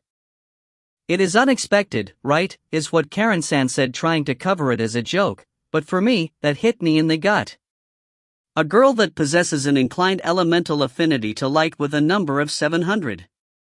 That's definitely not something that only provides good effects to her body. At any rate, in the childhood days of Karen-san, her daily life was a repeat of sleeping and waking up. Of course, with that kind of lifestyle, it was impossible to make friends, and her child self was lonely. However, even with that, there was one person she could call a friend. A girl of the same age that lived at a neighboring house. That's Katak Mirik. If you find any errors, ads pop up, ads redirect, broken links, non-standard content, etc., please let us know. Report chapter so we can fix it as soon as possible. Chapter 18 to 19 Young Days Farewell. 18 Young Days Farewell. The Mirik-chan in those days was completely opposite of me, an energetic girl that was seen as a boy by her surroundings. Karen. So she isn't that much different from now. Anyways, it seems their houses were next to each other, and their age and gender were the same, it took no time for them to get along with each other. Mirik-chan was considerate towards the weak me. Like a knight protecting me. And I got spoiled by it. We were always together. She was truly a friend I loved. Karen. The turning point came. It all began with the doctor that came to do a medical examination on Karen-san, and with that process, that person noticed the overwhelming light element she had. The doctor recommended her to train her control of the light divine power as a method of medical treatment. And so, Karen-san began her training just as suggested. Then, the excessively inclined element of hers that had been eating onto her until now, turned into a talent. She was able to master her light element, the controlled divine power was no longer eating onto her, and she finally achieved a healthy body. Her talent caught the eye of the Light Church, and she was enlisted to the Aurora Knights with fanfares. It is said that there was practically no stumbling as she climbed her way to being the Light Hero. And so, in that time, her neighboring friend had been completely estranged from her life. It is not like I forgot about Mirik-chan. But with my everyday training, I didn't have the time to meet her. No, that's not it. I had fun training to control my light divine power. I had so much fun, I placed Mirik-chan as secondary. That's why. Karen. When they met after several years later, Katak Mirik had become a hero as well. And she was no longer Karen-san's friend. The clear words of Mirik towards Karen-san, "You are not a friend. You are an enemy." The Light Hero and the Fire Hero, the representatives of their respective churches that are fighting with each other to obtain honor, the very definition of enemies. Until today, there were several times where she had the chance to meet face to face with Mirik, but her attitude never softened. That had cut the heart of Karen-san into pieces. It is my fault. I was the one who abandoned Mirik-chan first after all. That's why, no matter how much she hates me, it is my fault. Mirik-chan has done nothing wrong. Karen. Karen-san tried to say it firmly, but her tears had already drenched almost half of my shirt. If someone were to find this scene and witness the hero crying her eyes out, it would probably spread through the whole grand church by tomorrow, and there would be blood raining. I am truly a hopeless hero. Just how many times do I have to thank Haine-san today? Karen. Crying as much as she needed, saying as much as she needed, she was slowly recovering her usual liveliness. Even so, she was unable to get rid of that nasal voice. It might be a bit inappropriate to say this at this moment, but today, incredibly good things happened to me. Haine. I learned about these things called ethereal machines, and I was able to confirm that humans have properly developed with the long passing of time. As expected, humans are incredible, humans are strong. No matter how harsh and painful their environment is, they are able to climb over it. Haine. That's why. Karen-san can climb over it as well. Right this instant. Let's go. Haine. I straddle on the flying machine that recently finished maintenance. I somewhat learned about how to ride it by seeing Karen-san before. Karen-san, ride on my back. Haine. Ride? Where are we going? Or more like, can you drive this, Haine-san? Karen.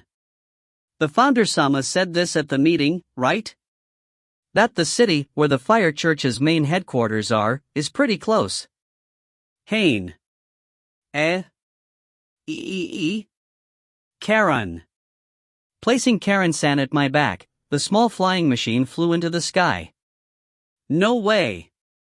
You are really driving it? Moreover, flying at night? Karen. Asterisk. After around 1 hour, we arrive at the objective. The Fire Church located at the fire capital, Muspelheim. The inner sanctuary of fire. That building trembled. What? What was that shock? An enemy attack. An enemy attack. An enemy attack? Are you saying monsters have invaded? No, that's not it. That's a human. Wah! Those guys of the Light Church have invaded. The people of the Fire Church were in chaos. And so, after randomly going around the Fire Church, the person we were searching for arrived herself. What's this? What are the Ignis Militant Corps flustered about? The fire hero, Katak Mirik. Finding us, the color of her face changes. What's your business? Did you come here to get back at us for what happened this morning? Mirik. Fire hero, Katak Mirik, I have come here with a proposition. Haine. While hovering with the flying machine, I say this. By the way, Karen-san was still clinging to my back and was all stiffened. Proposition, you say? Mirik. We want to make an official collaborative relationship with the fire hero and the light hero. Unite the power of two heroes to fight against monsters. Haine. 19, 2 heroes, 2 girls. Cooperation, you say? Mirik frowned heavily at my proposal. You are the guy that was together with the light hero this morning, right? Didn't you hear what I said? All heroes aside from me are my enemies. Mirik. That's not true. The enemy of the heroes are the monsters. Haine. Maybe because I refuted so firmly, Mirik looked daunted for a second. I see this as a chance and attack at once. Protecting humans from the danger of monsters. Isn't that the most important duty of heroes? And yet, not cooperating as heroes and fighting each other is only inefficient and an insult to your position. Haine. What did you say? Mirik. Hiro-sama. Please leave this to us. Saying this, from the side of Mirik and I, a group of muscular men came out. The Ignis Militant Corps have arrived. You rioter of the Light Church, we are not gonna let you do as you wish in our territory. It is probably an organization that serves the same purpose as the Aurora Night Corps of the Light Church. Don't go exaggerating, we were only having a reasonable discussion here. Haine. Don't joke around. Would a person looking for a reasonable discussion invade with a flying machine with no appointment at all?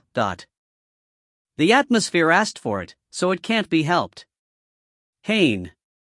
No way it couldn't be helped. They do have a point. No way around then. In that case, just take it as me being the only one who came here to pick a fight with you guys. Can you let those girls have a talk? Haine. Haine-san? Karen. Ignoring the worried voice of Karen-san, I jumped down from the flying machine.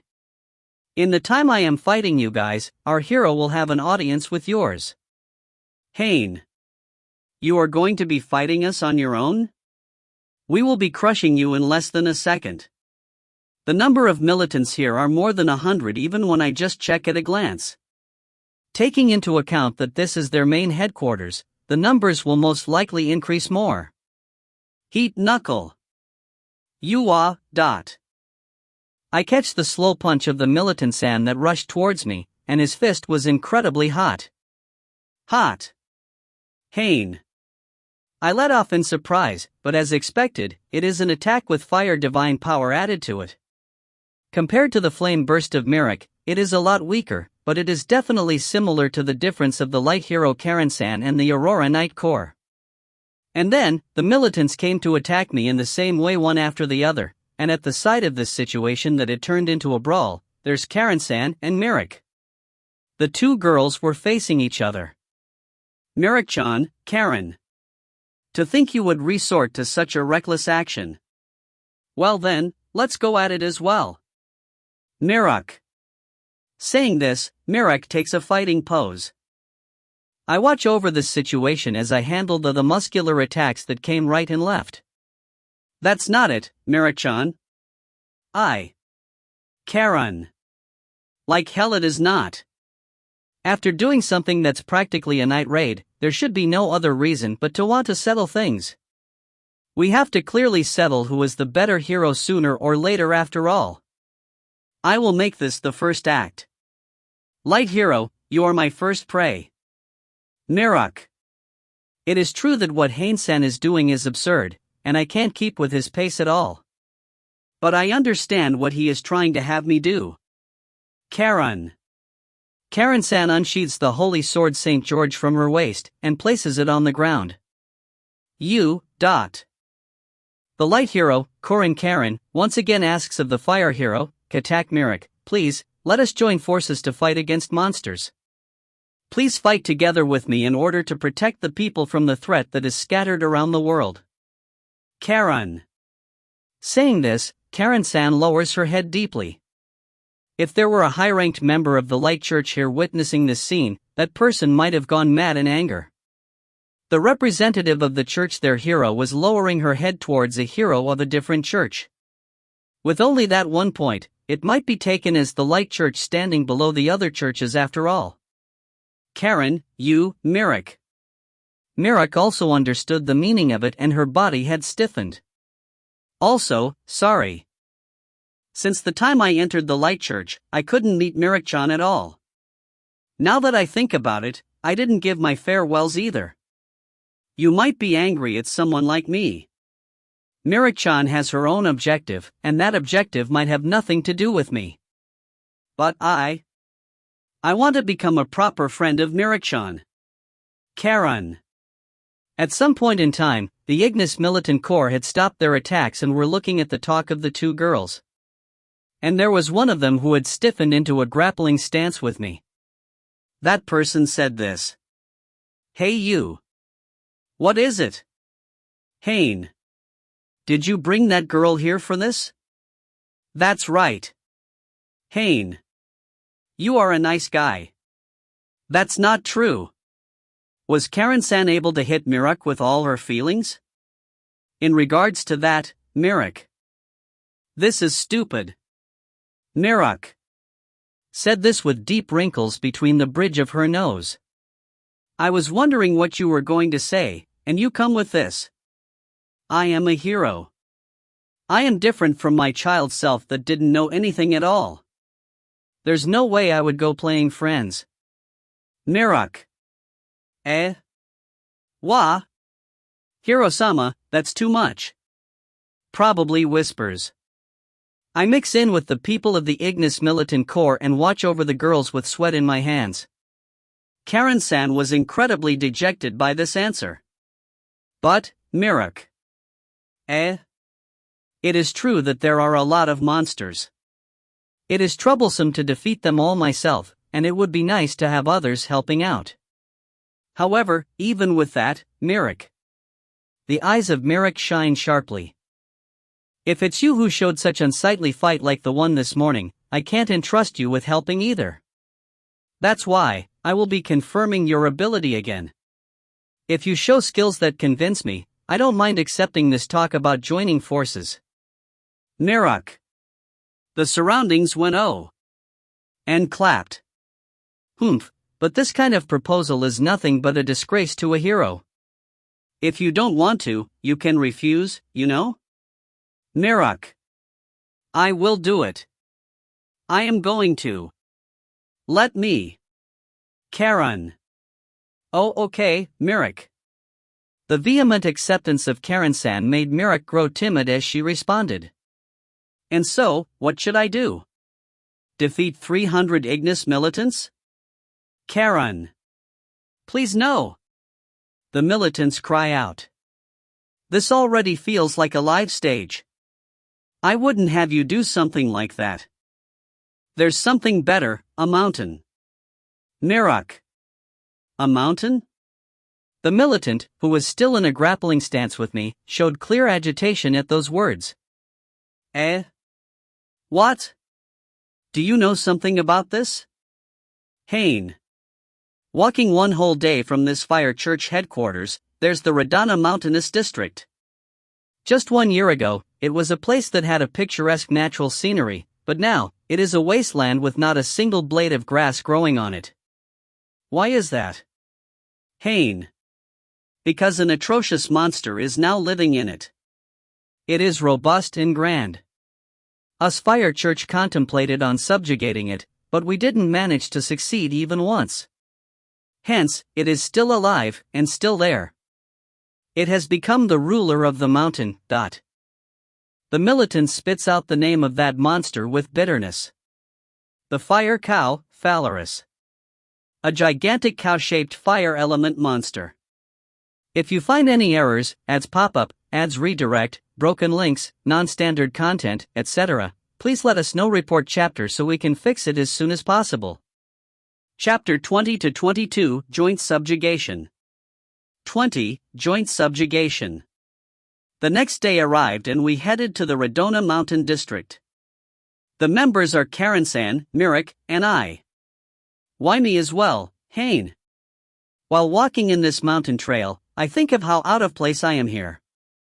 Isn't that obvious? The one who proposed this first was Haine-san, so I will have you tag along till the end. Karensan, who was walking ahead, had a somewhat strict tone. Could it be, she is angry? Ah, Haine-san, just now you thought I was angry, right? Isn't that obvious? I was brought to the fire church without being given a single notice beforehand, and with no preparation at all. I was made to face Mirik-chan. Can you imagine just how much of my mental strength was chipped away with that? Karen. Not only did she see through what I was thinking, she even placed incredible pressure onto me. It is true that was a bit too quick-tempered. Sorry. Haine. Seriously. Sure, I scouted Haine-san in order to have someone protect the people freely without being bound by regulations, but I didn't think you were a person that acted in such a free manner. Karen. I only heard about that from the vice captain grades though. I didn't think you would even try to save me as well. Karen. Am I really that free of a person? Haine. You are. To the point that you touched the boobs of a hero in the heat of the moment and acted as if nothing happened. Karen. Ah, something like that did happen. I remember that we completely let that wash by. This is bad. Karen-san is unexpectedly the type that holds grudges. I didn't have any intentions of having anyone touch my boobs aside from my future husband. Karen. That's why, don't go acting kind and make me misunderstand things, okay? Karen. Karen-san one-sidedly cuts off the conversation and runs ahead. And then, I was punched from behind. Ouch. Why did you punch me, fire hero? Haine. How should I know, pervert man? Mirik. Katak Mirik normally had an ill-humored expression, but it was even more ill-humored than normal. Is the light church composed only of fools? We are not climbing the mountain in order to have a picnic. How about you guys have a bit more tension? Mirik. Do we really look that foolish? Haine. Don't tell me you have even forgotten the reason why we are climbing this mountain. Now go ahead, say it. Mirik. It is to defeat the monster that is using this mountains as a nest, Haine. Since around 1 year ago, a monster has been living in this mountain district. The name that was given to it by the humans was the fire cow, Phalaris. This monster was so gigantic that even the subjugation force that the fire church sent was turned the tables on, and because of it, entrance to the Redona Mountain District was forbidden for the normal populace and deemed as a dangerous zone. I didn't know there was such a monster. Even though the Light Church's headquarters neighbor the Fire Church's headquarters. Karen. Karen-san once again joins the conversation. Looking at it from the Light Capital, Apollon City, this Raguna mountain range is just at the shadow of the Fire Capital, Muspelheim. It seems like the Fire Church used that geographical relation to hide this. If the other churches know that there's a monster they couldn't defeat and are ignoring, it would be a disgrace after all. Haine.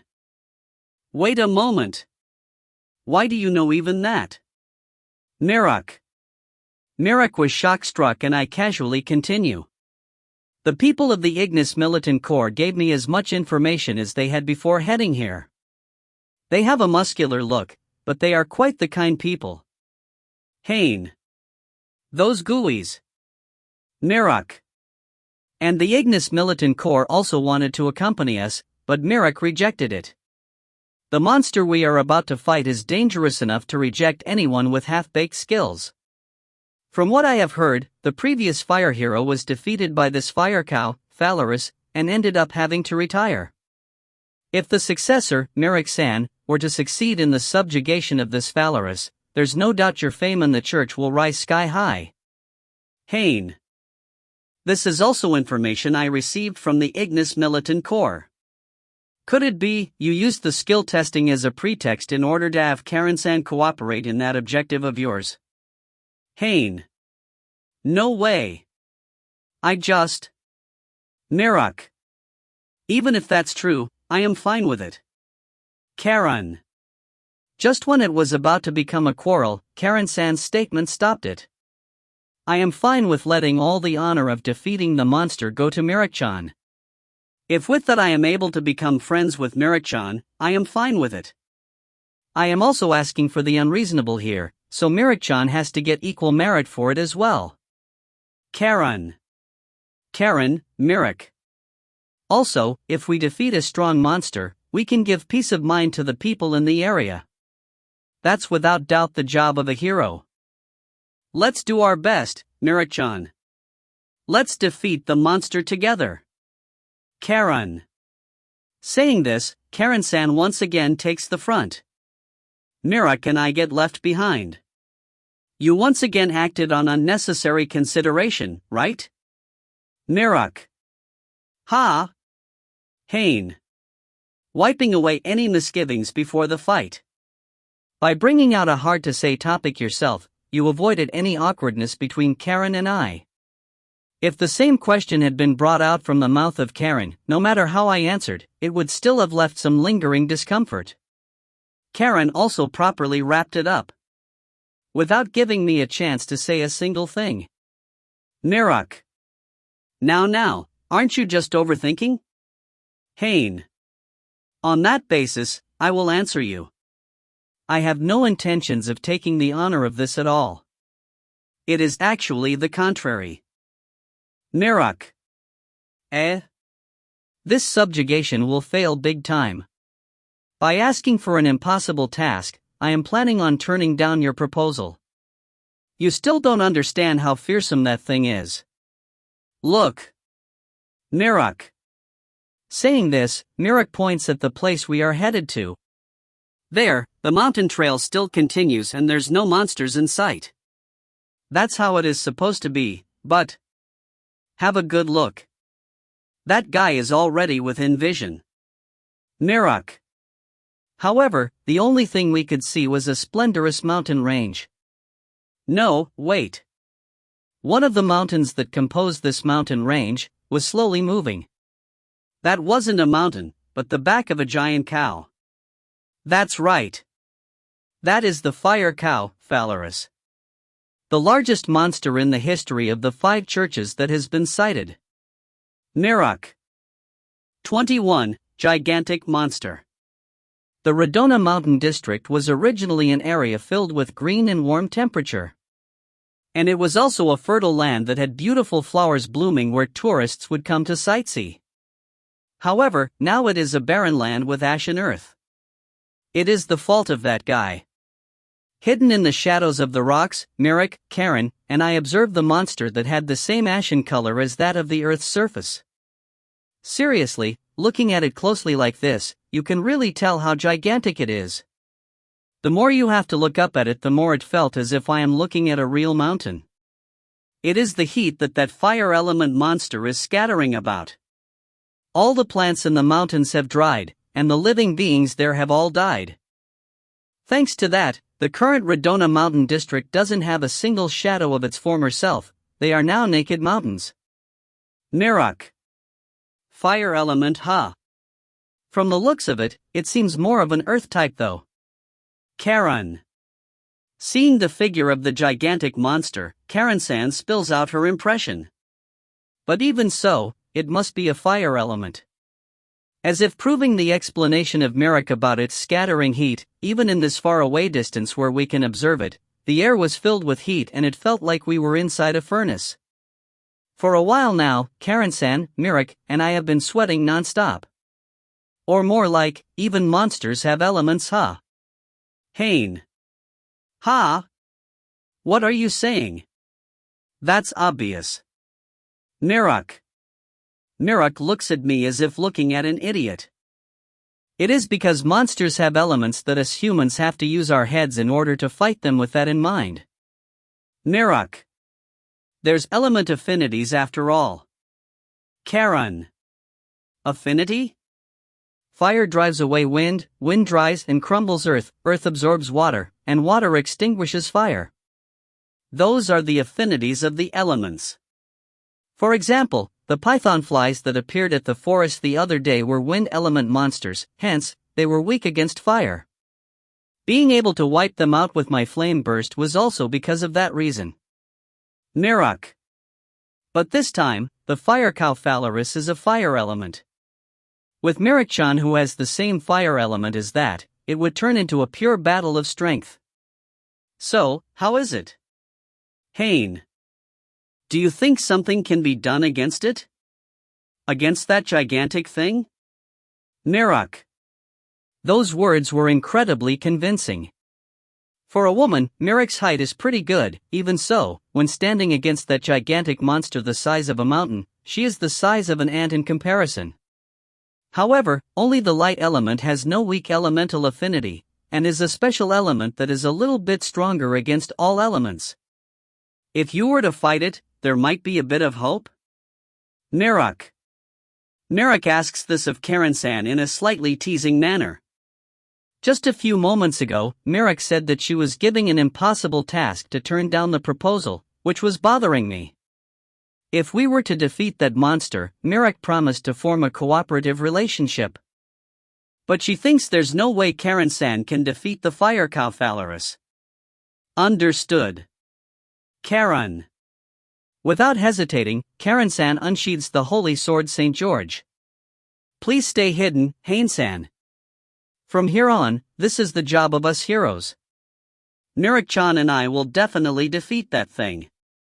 Karen. On top of that, Karen-san jumps out of the shadows. Holy light blade. Karen. The light sword wave was released from her holy sword. Since the target was real big, it was a hit. But that's where the problem comes. The ashen skin of the gigantic monster repelled the light sword wave. The light disperses futilely. There wasn't a single wound at the surface of the monster. The fire cow Phalaris skin is as hard as steel. In the past, it faced the joint attack of the Ignis militant core, but not only did it not receive any damage, it didn't even move. Steel skin and a gigantic mass, with those two combined, it is impossible to wound that guy. Mirak. Mirak. This is not the time to be calmly analyzing this, right? Karen. Karen-san's attack didn't amount to a wound, but it was enough to make the gigantic monster notice our presence. It slowly turned to our direction. Boo-moo. With a bellow, crimson fire spewed out from the surface of the monster. The real reason why it was called the fire cow, we would learn it at this moment. 22 Genuine Heroes. Kaya. Karen-san was exposed to the crimson flames that surged forth like a tsunami. Karen-san. Haine. Don't come. Karen. I was about to reflexively jump out, but that person stopped me. Holy light wall. Karen. Light flutters like a lace curtain and becomes a boundary line between Karen-san and the assailing flames. So she was able to properly defend against it. Mirak. In the time Mirak was commenting about it, Karen-san attacked once again. Holy light blade. Karen. But the light sword wave was repelled by the iron skin again and disperses. It wasn't any different from before. The skin of the fire cow is steel itself, moreover, it is a lot harder than it and sturdier as well. In the past, I tried attacking it several times with flame burst, but it didn't work at all. No one can defeat that guy. Mirok. You knew that and still challenged Karen to do it? Haine. Calm down. There's one good thing. Mirok. The general monsters only attack humans. If there's no humans in their sight, they move until they find their prey. Just like the python flies the other day. Mirok. What about that?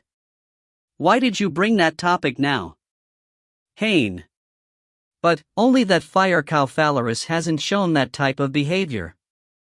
No matter if there's humans or not, it stays in this Redona mountain district without moving at all. It is normally only when we are the ones attacking. That's why a monster as big as this can be managed with just observing and we are able to leave it alone. Mirok. In other words, this is what you mean. Haine. That even if Karen-san were to lose, it wouldn't matter at all? Even if she were to lose, nothing will change. Why? Karen-san truly wants to fix the relationship she had with you, and yet, why are you throwing such an impossible task to her in order to push her apart? Haine. What do you understand about me? Mirok. Mirok slaps away my arm that was grabbing her collar. You see, when I was a kid, I was always aiming to become a hero. I wanted to become the strongest human. That's why I did my best, and trained my element number. But it took me several years after I began training before I discovered that I didn't have much talent. Mirok. In other words, she is referring to Karen-san. The pitiful sickly girl that lived in the neighboring house. For Mirok, who was aiming for absolute strength, that friend of hers had become her target for protection in order to confirm her own strength. But one day, her weak friend that was supposed to be protected by her climbed high up. That rarely seen light element number ended up with her being welcomed to the Aurora Night Corps with fanfares. I heard about her becoming a light hero, just in the time when I failed my first entrance exam to the Ignis Militant Corps. Do you understand? Do you understand how vexed I felt at that time? I was a lot more straightforward, aimed directly to become a hero, and became a hero. Entering the Ignis Militant Corps after my third try, I gained strength under the grueling training of my superiors, obtained achievements from a great number of battles, was acknowledged by everyone, and finally became a hero. That's the fire hero, Katak Mirok. Mirok. What does that have to do with why you can't get along with Karen-san? Haine. It does. I am a real hero that climbed with effort. She is a fake hero that was given her position carefreely only because of her talent. There's no way a fake hero and a real hero can get along. Mirok. The sound of a slap resounded in the place. Mirok, who was slapped in the cheek, looked back at me dumbfounded, the person who slapped her. Mirok, it is wonderful that you worked hard to reach your objective and managed to show results. The growth of humans is exactly the repeat of this. You did your best and became a hero, that's of course something amazing. Haine. But excessive effort will always bring forth strain somewhere. At the very least, there's definitely no way that a real hero and a fake hero can be decided by the amount of effort they put in. Then, what's the real line that decides whether you are a real or a fake? As long as you don't understand that, Mirok, you are the fake hero. Haine. Saying what I had to say, I run off. At the front, the fight still continues. But well, it is a situation where the light protective wall of Karen-san is somehow managing to stop the sweltering heat that the monster is releasing. In this time when attacks don't work at all, there's no way to turn the situation. And so, I stick to the back of Karen-san. Haine-san? You can't come. This place is dangerous. Karen. Let's retreat, Karen-san. Mirok-san had us fight it knowing full well from the beginning that you wouldn't be able to defeat it. It seems like there won't be any damage even if we leave it alone, so there's no point in fighting it. Haine. No, there is. Karen. She said it so firmly that I couldn't say anything back. Such a giant monster, just its mere existence is an incredible threat. It might not be attacking people right now, but what about tomorrow? The day after years later? In order to prevent damage before it happens, this is our chance. Karen. Chance? Right now? Haine. That's right. The fire and light heroes fighting together, that has never happened before. Right now she is stepping back in order to gauge my strength, but she will definitely come to my rescue. Karen. Karen-san still believes in Mirik. And she has no intentions of stepping back. Because in the place where she would retreat, there's the weak people that she had resolved to protect after all. Karen-san, please listen. Haine. They say that monster's skin is steel itself, but there's no way that's true. If all its body were hard as steel, it wouldn't be able to move its body. The joint areas like the legs and the neck will definitely have some sort of opening for mobility, which must be softer. Haine. Then, if we aim at those places. Karen. Karen-san acted fast. She ran around the big monster in an instant. I found it. There really was. Karen. The space that connects the legs with the body. A deep wrinkle that is between the steel-hardened skin. It is like an opening similar to that of helmets.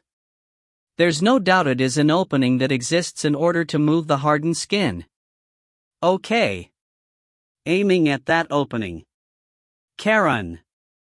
The moment Karen-san took her stance, the skin of the monster once again leaks out sweltering heat, and that heat attacks Karen-san and I. Kaya. This can also attack? Karen. Dark matter, set. Haine. The dark matter that comes out from both of my hands. Fine particles come out in numbers of millions to form a black current and it receives the heat, perfectly shutting it out. The dark matter that can absorb all elements and negate them was able to serve as a defensive wall plenty well, and the wave created was less compared to the time it was blocked with the light wall. Haine-san? What was that power? Karen. Don't mind it right now. Just attack that thing aiming at the opening. Haine. Of course, it would be easy to counter with my dark matter. But that won't do. In this world, defeating the monsters and bringing hope to the people is the role of the chosen heroes. That's what a real hero is. Yes. Karen. Accepting it, Karen-san once again concentrates light divine power into her holy sword. This small opening, a holy light blade won't be able to get it. I have to make it smaller, and concentrate the power even more. Karen. Thrusting the tip of the sword to the front, she positions it as if she were aiming with a bow. Now. Haine-san, undo the black wall. Karen. Following the words of Karen-san, I stopped the emission of my dark matter, and in that instant when the heat was about to reach Karen-san. Holy light blade. Karen. The holy sword stretched, accurately speaking, the light divine power stretched from its tip, and it slipped right inside the opening of the fire cow's joint. Pierce a soft spot. Karen. Boo-boo. For the first time, the pained cry of the fire cow was heard. At the same time, a massive amount of heat was released. I once again emit dark matter from one hand, and with the other, I hold Karen-san and take shelter.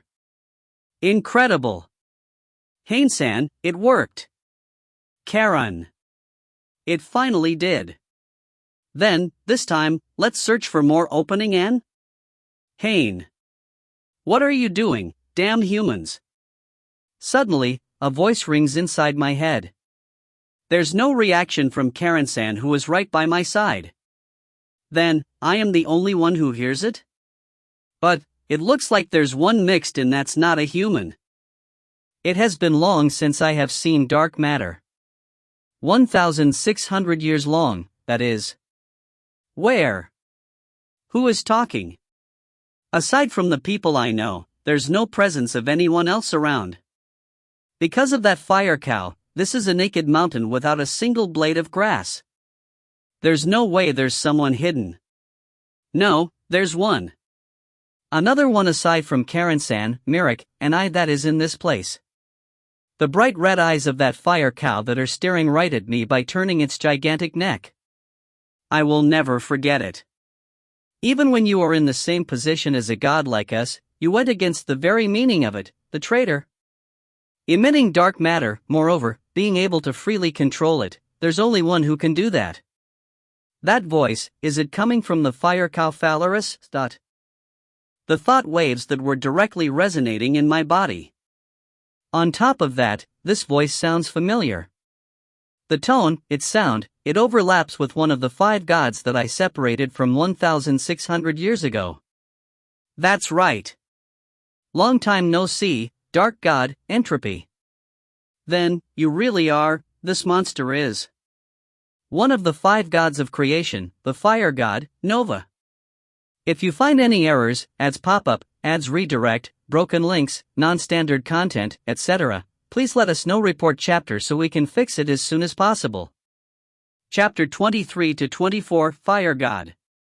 23 Fire God. The fire god Nova is one of the 5 gods of creation and the god that governs fire. Burning everything, turning it into ashes, and from there, create new things, a god of destruction and rebirth. This guy is also the one Mirik and the fire church follow. Why am I hearing the voice of that fire god, from this monster? It has been long, dark god Entropy. Since the time I joined forces with the others to seal you 1,600 years ago. I still remember your mortified face when you were about to be enclosed in that eternity, you know? Nova. Karen-san and Mirik, who are farther away, showed no reaction. It is probably a thought channel that only works between gods and he is speaking directly to my head. I didn't know you came back, moreover, to think you would reincarnate in a human. Looks like your bad habit of supporting this frail insect is still there. Nova. In other words, you reincarnated in a monster, huh? Into that fire cow Phalaris. That would explain a variety of things. This big frame and strength that overwhelms that of other monsters. Actions that don't apply to the usual pattern. If a god is dwelling inside that monster, it is obvious that it would be cheat-like in a lot of things. How did you come back? In our calculations, you should still be sealed for a while more. Nova. I was brought out, by the light goddess inflation. Haine. TCH. That fox woman, so she is scheming something again in a place we don't know of. Can't lower my guard with her since 1,600 years ago. Nova. Well, that's fine. I have a lot of things to ask you guys. It is convenient for me that you have come yourself. Haine. You have been sleeping for 1,600 years, so you have been left out from the flow of time and became a complete country bumpkin, huh? Okay. We are both gods. I will answer to a certain extent. Nova. First of all, it has to do with that interesting figure you have right now. Regarding monsters. Haine. Ha? Nova. Monsters. Before I was sealed, such monsters didn't exist. But now, they are appearing here and there in this world and causing problems to the humans. Who was the one who created them? Haine. Who do you think? Nova. You guys. The 5 gods of creation. Even if they are warped, they are still a form of living being, and creating living beings is the act of gods. In that case, there's no other ones capable of doing this but you guys. You are gods after all. In the first place, it is suspicious that monsters have elements. There's wind element monsters, fire element monsters. There's no doubt the ones who created those are the 5 gods of their respective element.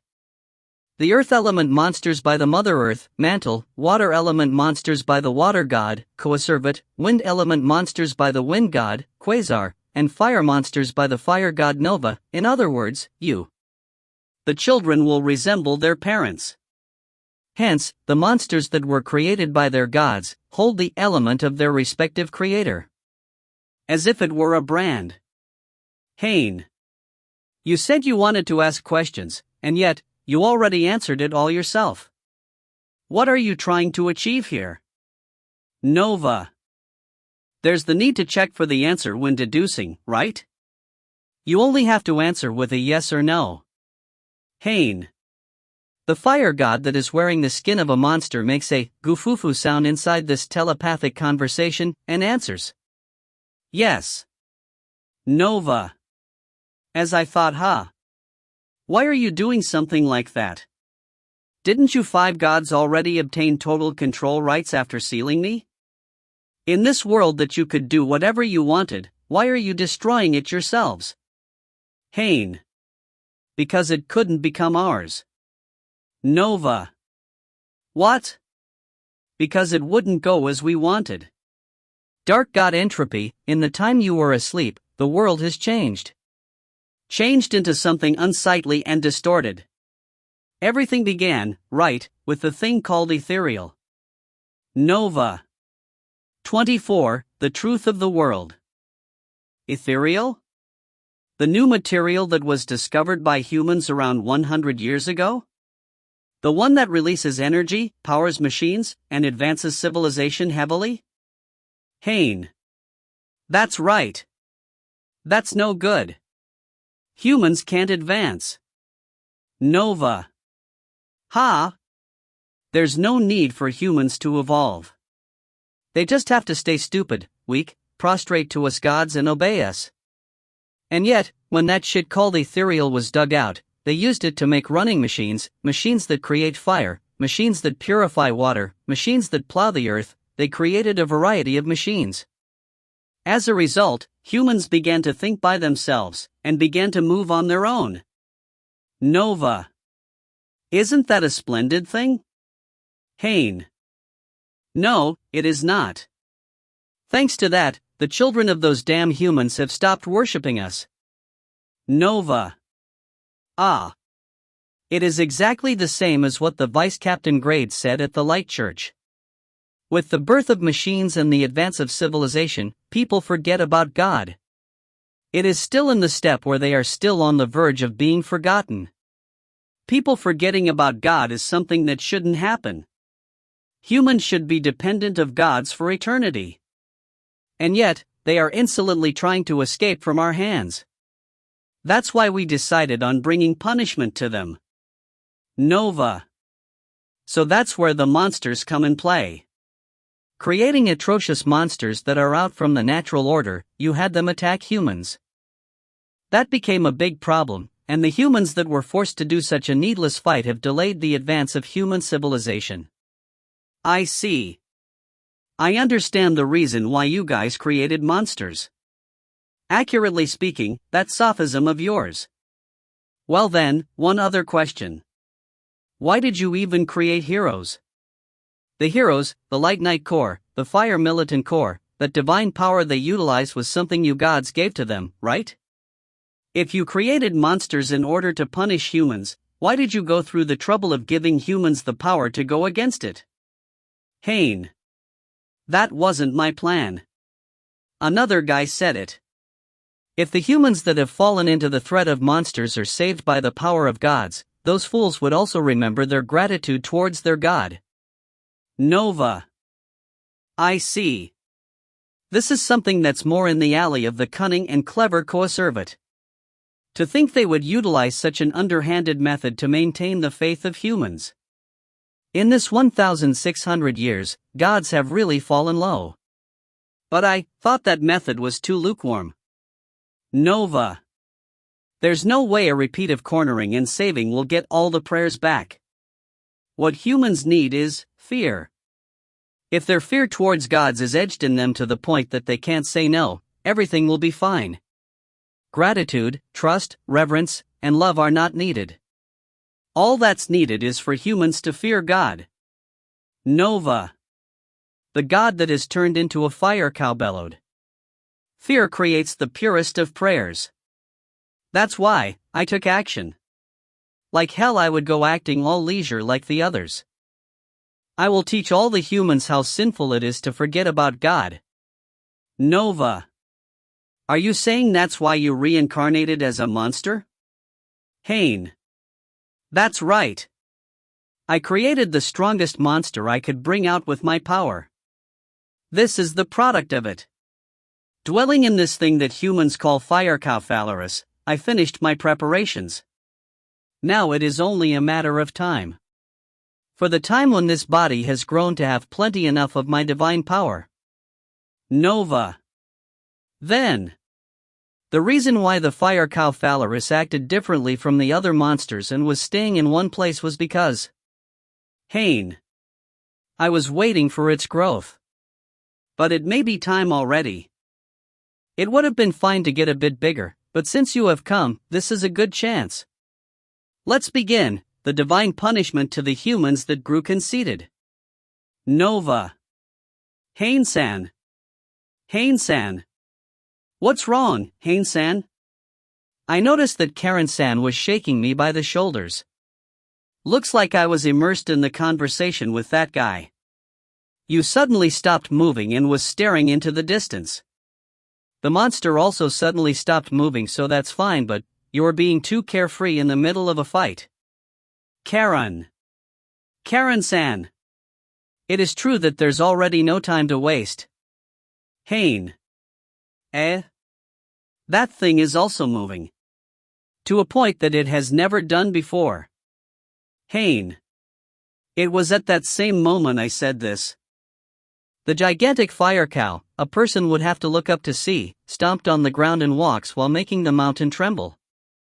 Until now, the most it has done was releasing heat, but now, it is stomping with all its legs and moving.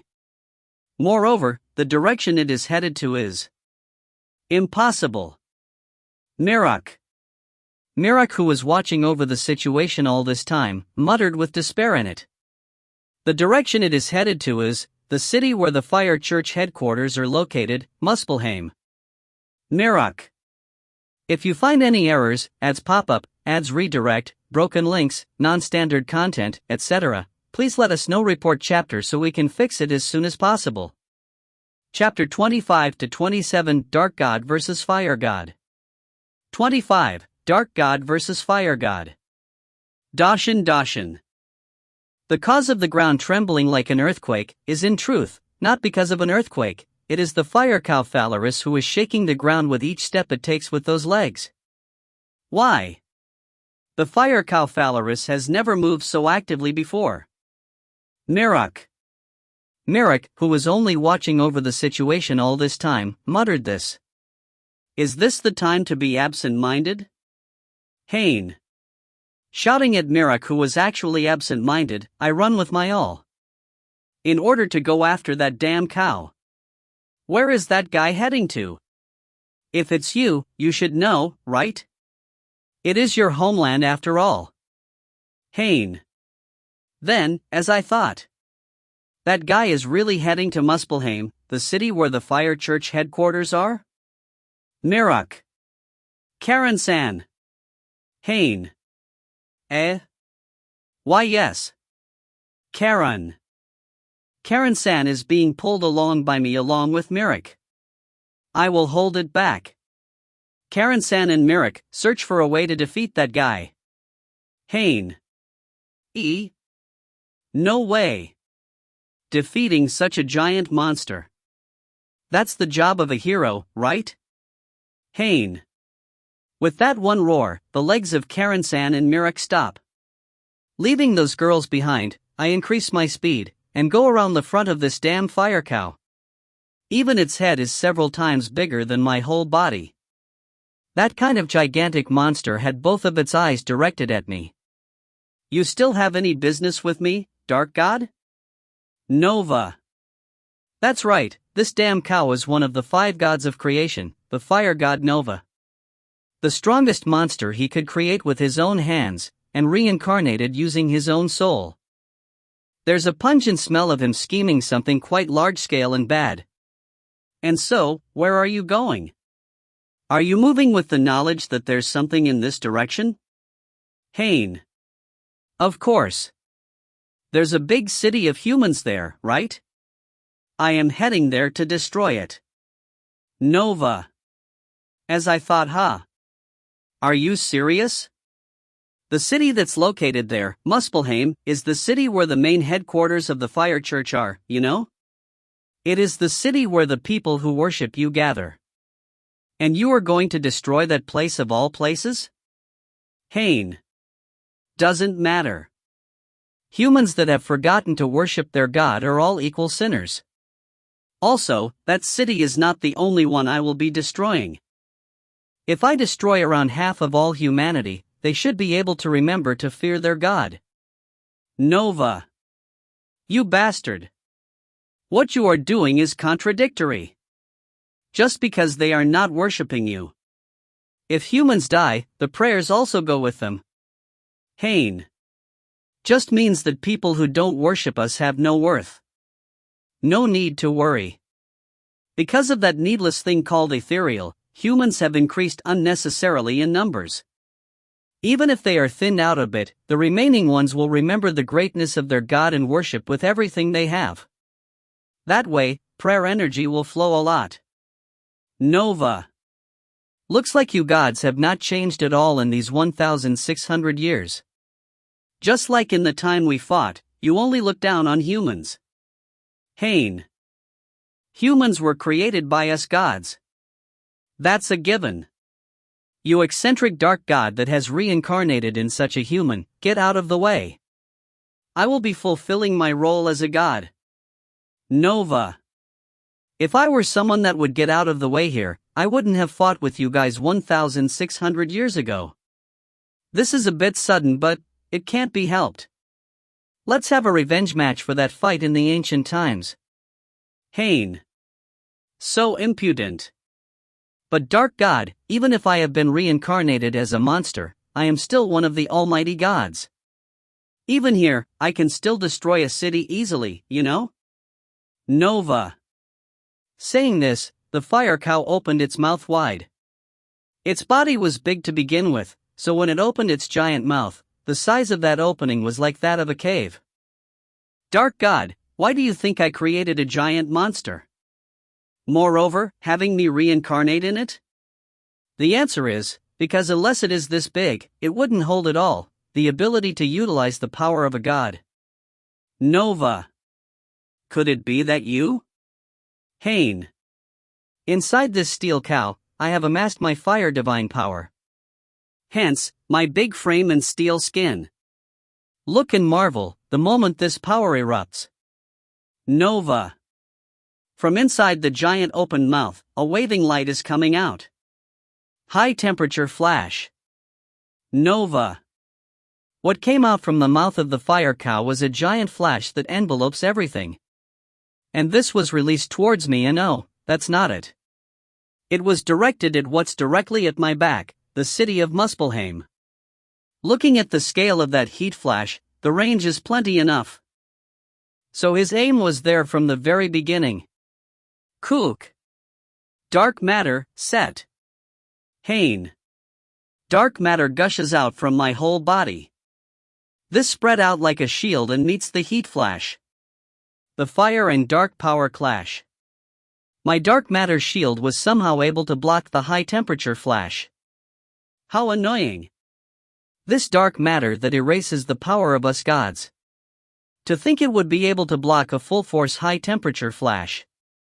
Even when you have reincarnated as a minuscule human, that power of yours has not grown any less annoying, huh, Dark God? Nova. That's why I have been telling you since long ago, humans are great. Haine. That greatness you talk about holds no point if it isn't of use for us gods. It is true that this dark matter of yours is troublesome, but if you are devoting yourself to defense, I wonder, just how long will you be able to defend? High temperature flash. Nova. The high temperature cannon was shot once again from the mouth of the fire cow. I did nothing other than blocking it with the spread dark matter. So you are going to just block it again, huh? Even though it would be easier to just avoid it. I already know. It is because if you avoid this high temperature flash, it will directly strike the human city that's at your back. It would wipe it out in one attack. To think you would be considerate to humans and be unable to show your full strength, as always, you are a foolish god. Nova. The fire cow Phalaris, that damn fire god Nova, is increasing the output of the high temperature flash, and I continue blocking it. This is vexing, but my opponent is a god. Defending against the waves of attacks is taking my all and I can't find an opening to counterattack. This is truly an endless loop. When the opponent is a god and I am a god as well, this struggle is an obvious result. That's why, there's the need of a different trigger in order to overturn this situation. The intervention of something that's not a god. Two heroes. The key to this battle's conclusion is being held by them. 26. Passion-clad lightning. I, the fire hero, Katak Mirak, was only able to look at that hellish scene absent-mindedly. Why did things turn out like this? I simply thought of a farce in order to drive away the annoying light hero and her lackey. There's no way someone can defeat the fire cow Phalaris. Just like the subjugation battle that was carried out in the past, the human side was made to scatter and had to run back. The monsters stayed in this land as if nothing happened. That's what should have happened now, and yet, this fire cow has taken a different action pattern from before. It grew active and has been utilizing attacks I have never seen before. What's with that high temperature flash? If something like that had been used in the past, not a single one of the people in the subjugation force would have returned alive. Moreover, the direction this high temperature flash was directed at was without doubt the place where Muspelheim is located. That weird follower of the light hero was blocking this high temperature flash, and that's the number one thing I don't understand. But, anyways, there's still no fatal damage, but at this rate, the worst case scenario is right at the corner. Even so, what can we do? In front of such a fight that defies all common sense. Let's do something, Mirak-chan.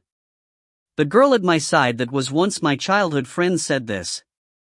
In the time Haine-san is blocking its attacks, we will defeat that fire cow. Karen. What kind of stupid things are you spouting? Don't joke around. Mirak. I reflexively shouted this. Defeat that fire cow? That's obviously impossible. You have seen how out of bounds that giant cow's power is, right? It has already been proved that your light divine power has no effect on it. It has also been proven that my fire divine power has no effectivity against it since a long time ago. Mirak. We are heroes. Why is a hero the one who is giving up? Karen. I was unable to say anything back at that. Damn it. I ended up thinking what she said was right. Also, I have an idea. That attack a few moments ago, the attack to the joints of the fire cow, was certainly effective. Karen. Such an attack that was like pricking with a needle? No matter how many times we repeat something like that, I don't think it will bring it to its death, you know? Mirak. The attack Karen did just now, concentrating the attack to its very limit, is something that the fire divine power can't do. This is like a specialty of each element, and it is certainly true that shooting at the joint areas where it is least resistant is effective, but the body of that cow is way too big to become a fatal strike. Also, I think it depends on the location we aim at. Depending on the place the bee stings, it might even down a bear, right? Karen. In that case, the location we should aim at is, as expected, the neck. It is a joint area and the armor there should be less, so if we are able to properly cut an artery, we might be able to kill it in one hit. That's only if monsters follow the same logic as normal living beings, that is. Mirak. Let's do it. Haine-san is doing his best blocking the attack, so us heroes can't just stand around doing nothing. Karen. That's the number one thing I don't understand though. But the one that can't just be standing around the most is me. The place that the fire cow is aiming at is the fire capital, Muspelheim. In that sense, this isn't directly related to the light hero Karen and her follower, and they can just ignore it. And yet, they are the ones that are trying the most to stop the monster. The line that determines a true hero and a fake one. The words that person said before remained in my chest even if I didn't like it. I approached the fire cow, dragged by Karen. For that giant guy, we were like grass growing on the ground. And in this current state where it is facing that follower head-on, it has no intention to pay us attention. It means that we are not even worth its time. If we can properly get close to it, we can gift it with a real good one, right? Karen.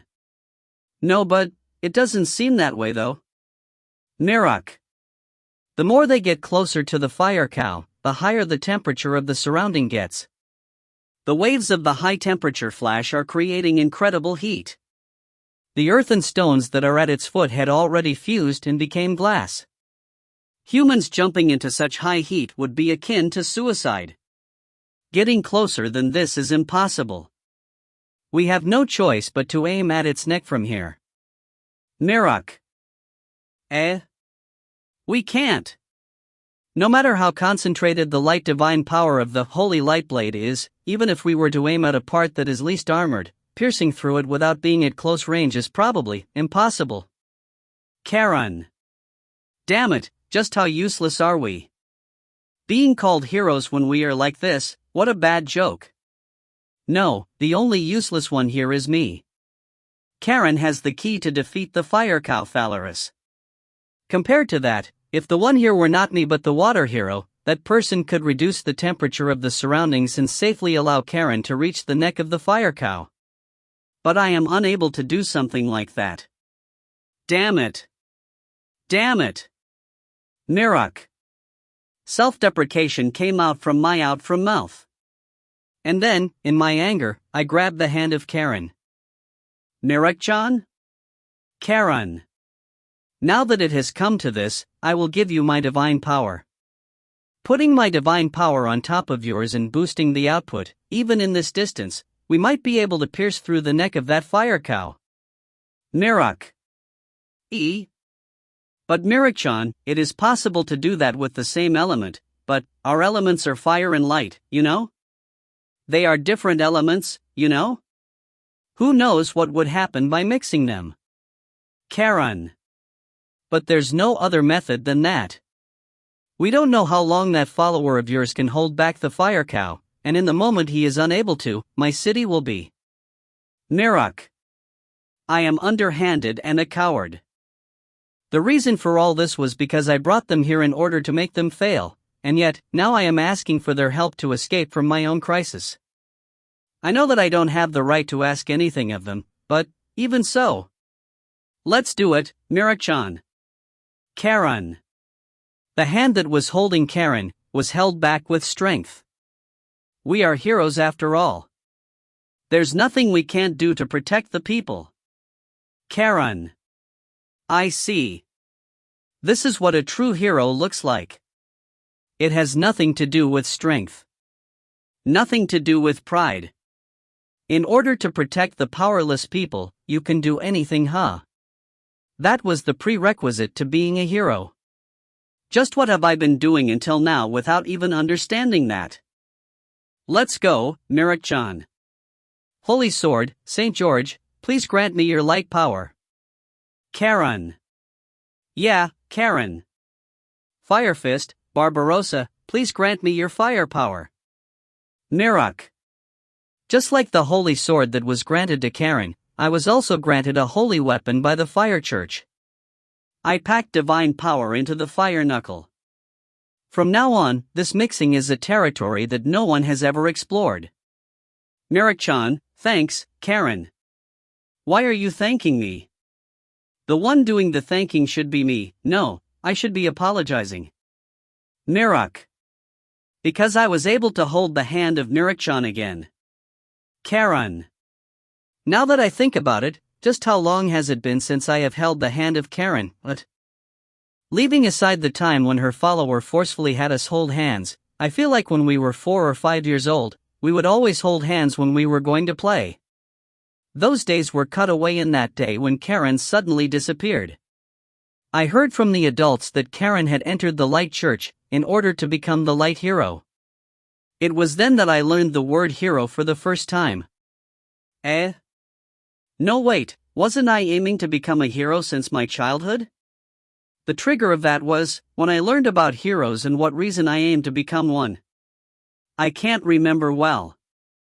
After that, only the harsh days of training pop in my mind. Excessive effort will warp other things, is what that follower said. Does that mean I have really been forgetting something because of the harshness of those days? What was it? Looking at the side of Karen's face, I remembered. Ah, right. I became a hero in order to stand by the side of Karen just like this. I learned about heroes when I heard about Karen becoming one, so being in the same light church wouldn't work. In each church, only one hero is chosen. That's why I entered the fire church. It is not like my fire element number was high since the beginning. I covered it with blood-curdling effort. But that blood-curdling effort made me forget something important. When I became a hero and reunited with Karen after several years, I told this to her: "You are not a friend, you are an enemy." Why did I say something like that? Did the harsh training in the fire church change my heart as well? The fire hero has to compete against the other churches. Being affected by that unwritten law, I ended up seeing Karen as an enemy.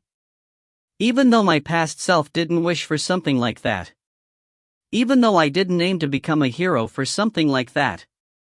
Excessive effort will warp other things. Karen, I. Mirok. For some reason, in this precarious situation, I remembered so many things and I couldn't hold my tears as they overflow. I love you, Mirok-chan. Karen, no guys, this is not Yuri. Me too. Mirok. Our divine power begins to mix along with our hearts. Light and fire, the feeling of divine powers that shouldn't be mixed originally. A chant naturally rose into my mind. Divine firelight, thunder. 27, God's divine punishment. Jaya Iya. Bumu. Ikoramiya Haine was feeling as if my body and spirit were both screaming. The fire god Nova and the fire cow Phalaris, to put it bluntly, they are the same existence, but for what reason is it screaming in such a painful manner? What was that shock just now? It hurts. It stings. What in the world is this? Nova. I follow the gaze of the fire cow and notice it as well. Karen-san and Mirok, the two are holding hands and are using that hand to aim at the fire cow. One more shot, Karen. Mirok. Yeah, Mirok-chan. Karen. Divine firelight, thunder. From the linked hand of the two, a light is shot. That's light divine power? No, it is not. There's something added to the light? Duji. And again, Nova and the fire cow let out screams. Wi. This steel skin that I have manufactured for the sake of this body isn't supposed to be receiving any wounds from something like the mere divine power given to humans. Vujij? Nova. In that time, I noticed. Combined elements. Haine. The light element and the fire element, by mixing two different elements, a completely different elemental divine power was born. Light and fire, by combining these two, what came out of it was lightning element. Haine. Lightning element? Nova. Your steel skin was actual steel, huh? That's why it conducts the electricity, and it is damaging your body directly. Their attacks are already not pointless against you. Haine. It is working. I don't understand well, but it is working, Mirok-chan. Karen. Yeah. There's already no need to aim for an opening. Let's hit it with all we got. Mirok. Divine firelight, thunder. Uji-ah-ah. Stop-ite. Nova. Nova screams, but the cow-shaped monster is only going moo-moo,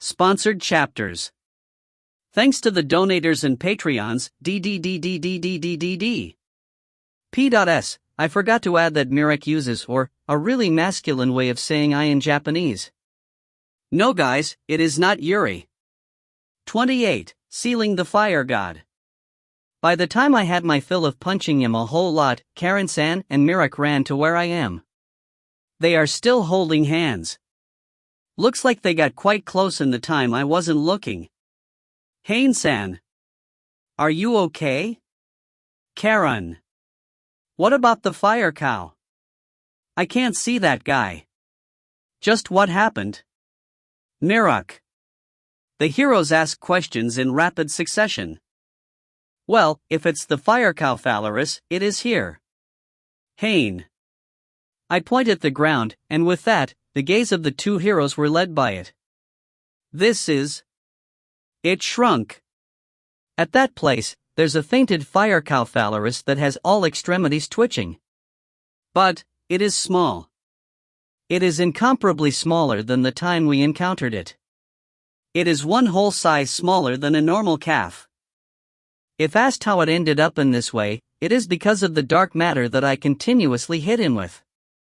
As the dark matter that destroys the divine power entered its body, the fire divine power that composed the body of this guy was erased thoroughly, and as a result, its volume decreased and can't even spit out fire anymore.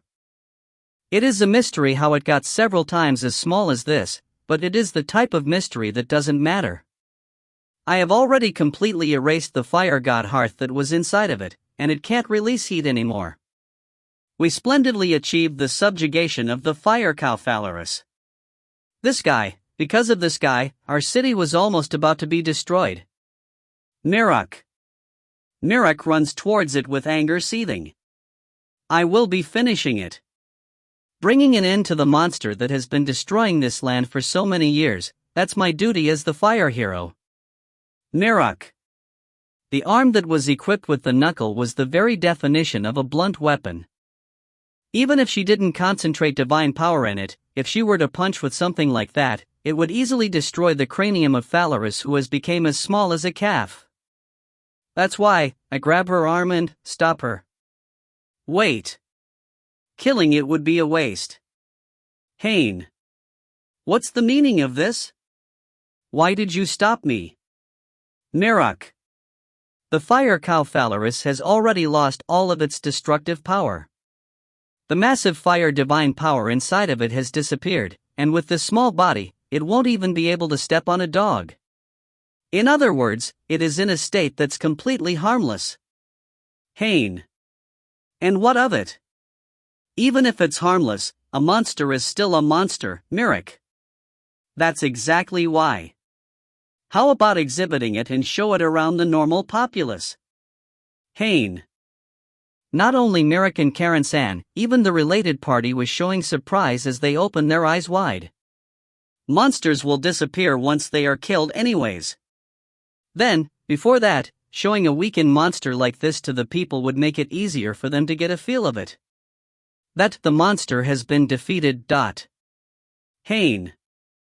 That might be true, but, Mirek.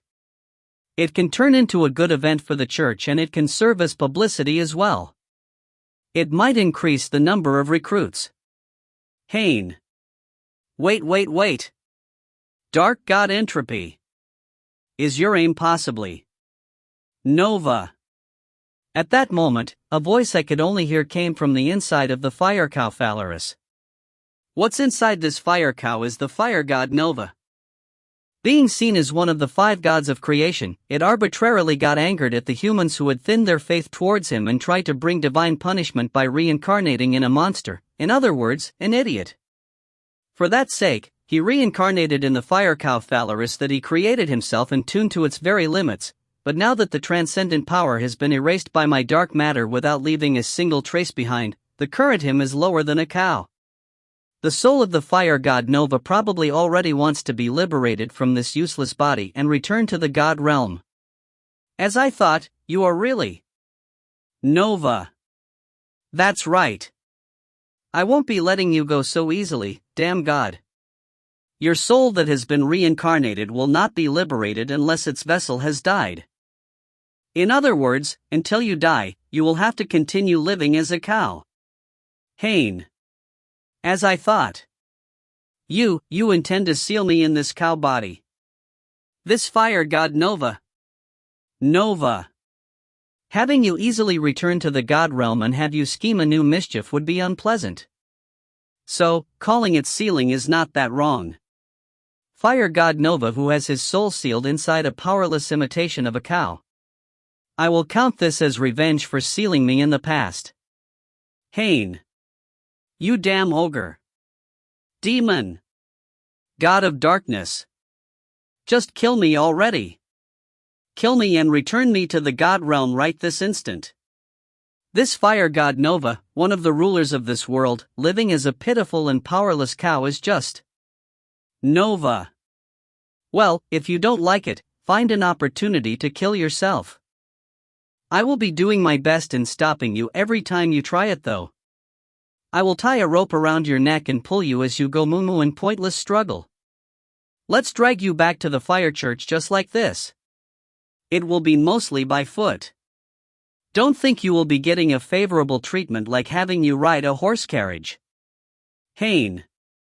You understood. This is unheard of, but what you say does have a point. I will try talking with the people of the fire church. But, can I ask you one question? Mirok. Yes? Haine. Haine-san, just what in the world are you? Karen.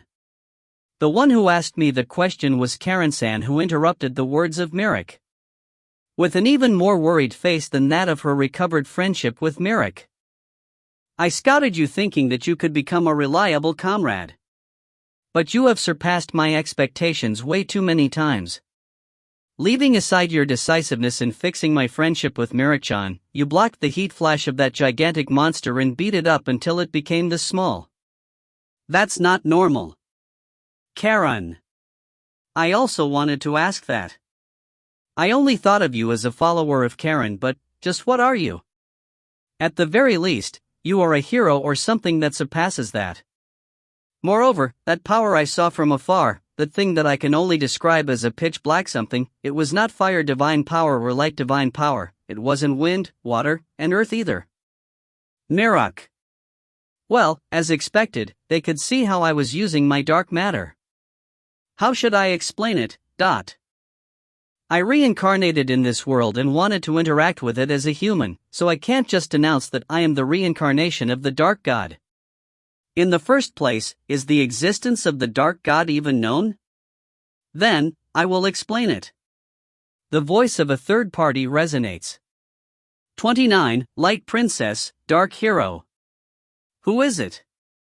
In this place that was recently the territory of an atrocious monster, the presence of a person was felt. When we look at that place, there's the figure of a familiar woman with pure snow-white priest robe covering her body. You are Yorishiro-sama? Karen. Yorishiro? The current founder of the Light Church, that Yorishiro? Mirok. Hearing that name, Mirok showed visible agitation. You know about that person? Haine. Or more like, you don't know about her? You are a member of the Light Church, aren't you? Mirok. I am a beansprout that recently joined it though. Well, I do know. That person is famous after all. Mirok. I see. Haine. Of course, just by being a founder, you are famous, but that Yorishiro alone is special. She is a woman after all, moreover, an exceptional case where she obtained the position of a founder in the young age of 18. The rumors say that she kicked her father, who was the previous founder, into the extremities of a political strife. She is famously known as a scary woman, but... Mirok. Is she someone like that? She is covered by a robe and a veil, so I can't see most of her skin at all, but I can tell from her atmosphere alone that she is a beauty. That Yorishiro sent a gaze to us through her veil. First of all, our hero Karen-san. Good work in the subjugation of the fire cow Phalaris. And the fire hero Mirak-san who cooperated as well. I give you my thanks as the Light Church's founder. Yorishiro.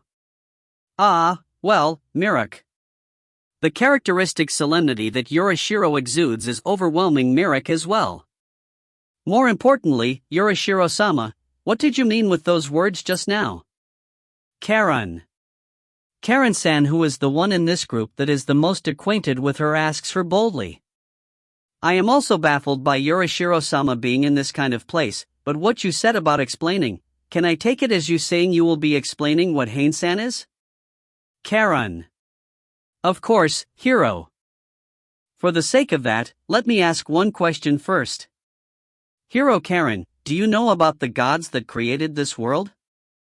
Yorishiro. Eh? Being asked so suddenly, Karen-san also gets confused. Of course, it is the 5 gods of creation. The light goddess Inflation we follow, the fire god Nova, water god Coacervate, wind god Quasar, and the mother earth mantle, right? Karen. That's right. But what if there's not only 5 gods of creation? Yorishiro. Eh? At that question, not only Karen-san, Mirak also raised a shocked voice. There's one other god of creation. That god's name is Entropy, the god that governs darkness. Yorishiro. Impossible. Mirak. Finally, Mirak couldn't take it anymore and interjected. Like hell I could believe that? There being another god of creation is just, moreover, a god of darkness that sounds evil no matter how you hear it, Mirak. Fire hero, Mirak-san. Darkness in itself is by no means evil. In this world, half of it is covered by it in the night along with the day. The sleep that people take. That is the domain of the darkness, but it is also a necessary time for humans to rest. Yorishiro. That's Mirak. But Yorishiro-sama, if this dark god Entropy really exists, why didn't we know of it until now? Like a dark church equal to that of the other gods. Wouldn't it be fine to have one? Karen. That just means Entropy is that much of a special god. But, no matter how much of a hidden god it is, the darkness part that composes this world exists. In humans as well. Yorishiro. There's a darkness part in humans as well? Karen. Hero Karen, just like how your light element is prominent, and the fire hero there excels in fire element, there's also humans who possess great dark element in their body. A person that has been born with big darkness power is Yorishiro. Could that be? Is it possible that? The gaze of Karen-san and Mirak turned towards me. That's right. Haine-san was born with strong inherent dark element and is a person that can control that power, in other words, the hero of darkness. Yorishiro. How is that? The gaze of Yorishiro was telling me this as she looked straight at me. At that moment, I was sure about the identity of this founder of the Light Church, Yorishiro. This one is the same as me. And while on it, she is also the same as that cow that lays fallen on the ground. Yorishiro is a human, and at the same time, not a human. Her soul is not that of a human. Something that's not human, in other words, a god that has reincarnated in the body of a human. Light goddess, Inflation. So you reincarnated into a human as well. 30. The reunion of gods comes to an end for now. After that, we separated in order to perform our own duties. Mirak pulled the fire cow Phalaris that has turned small and returned to Muspelheim where the fire church is. That useless cow will be under the care of the fire church, and just as I proposed, they will have him displayed to the public in a few days. Mirak herself also formally accepted to cooperate with Karen-san. Rather than this being because we were able to fulfill the condition of defeating the fire cow, it was more because she herself had a change in mindset. Being able to fix her broken friendship with Mirak, Karen-san was happy from the bottom of her heart. But well, this talk about heroes cooperating with each other has not gone through the acceptance of the Light Church itself, so it will probably be getting troublesome from here on. Even so, this is a talk for the future. Karen-san, who was all tired from the monster subjugation, returned to her room as soon as she got back to the light church and apparently went right to sleep without even taking a bath. And then, even you reincarnated. I didn't know about that. Haine. The room of the light church's founder. In reality, it is a room where only a few chosen ones can enter. In other words, I am in sacred precincts. I was in the room of the light church's founder with only the two of us. The founder herself is a young woman. In normal circumstances, a situation like this would be impossible. You said you would be reincarnating as a human, so I hurriedly followed Yudi Suwa. Yoreshiro. Is what the young founder said. Maybe because she is in her own room, she has taken off the veil she always has on. It is a face that definitely enters in the category of beauty, but unfortunately, thinking about her inside, I can't be charmed by it. That's right, the identity of the founder Yoreshiro is the reincarnation of the light goddess, inflation. One of the 5 gods of creation that sealed me 1,600 years ago, and also the very same person that undid the seal 18 years ago. After that, I decided on reincarnating as a human and became Koramiya Haine, but she also reincarnated as a human? Moreover, she became the founder of the light church that follows her. And so, why? Haine. What do you mean by why? Yoreshiro. About the reason why you reincarnated as a human. Haine. Of course, because I wanted to enjoy being a human together with Yudi Suwa. Yoreshiro. Saying this, the light goddess Yoreshiro came at me with her ripened body. Haine. This inconvenient flesh restricts us, but with it, there's also pleasures we can enjoy that we couldn't as gods di Suwa. For example, giving birth to the child of your loved one. Yoreshiro. Oriya. Haine. I hurriedly jump aside and take my distance from Yoreshiro. Leaving aside the joking, I want to enter the real matter. Haine.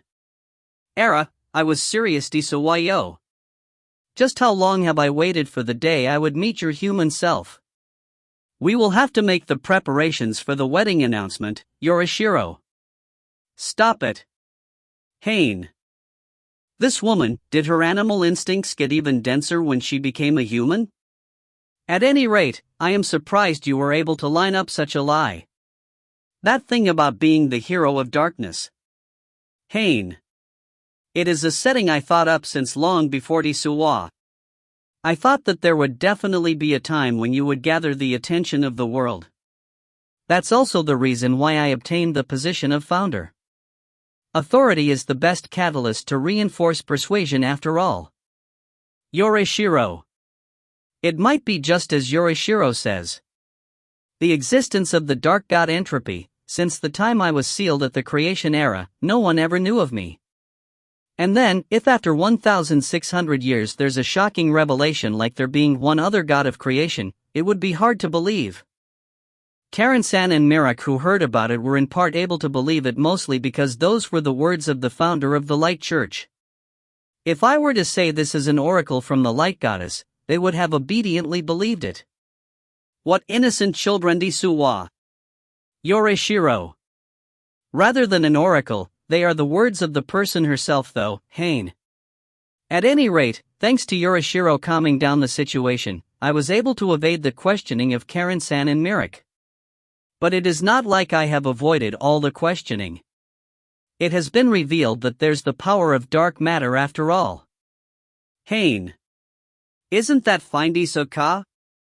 A special power that can only be used by one person in the world. Something as renowned as that will resound in the whole world di Suwa. You will be doing a lot of things in the future anyways, right? Yoreshiro. I won't, is what I want to say, but, Haine. Since leaving the countryside a few days ago, I have learned about a lot of things in this world. The civilization that grew with the discovery of a material called ethereal. And because of it, the gods are being left behind, and they are trying a variety of ways to change that flow. Even if you cut off a few humans, the problems that will be born in this organization called a church will continue appearing. I can't just stay unrelated to that. I am not the dark god Entropy, but Coramiya Haine who came from the countryside. It is true that if becoming somewhat famous in the human world will bring benefits to it, there's no reason to be against it. Let's do our best from now on as well. Just like how the humans in this world do their best to live in it. Haine. You will be involving yourself in this world, not as a god, but a human, huh? That's just like you, Haine-san. You're a Shiro. And so, that's how it is. I am counting on you from here on out as well, Founder-sama. I am supposed to be your subordinate after all. Haine. If you so wish, I can provide you a position that's a lot higher than that Disuwa. You will be staying the night here, right? You're a Shiro. I won't. Haine. I escape from the room of the founder, and retire.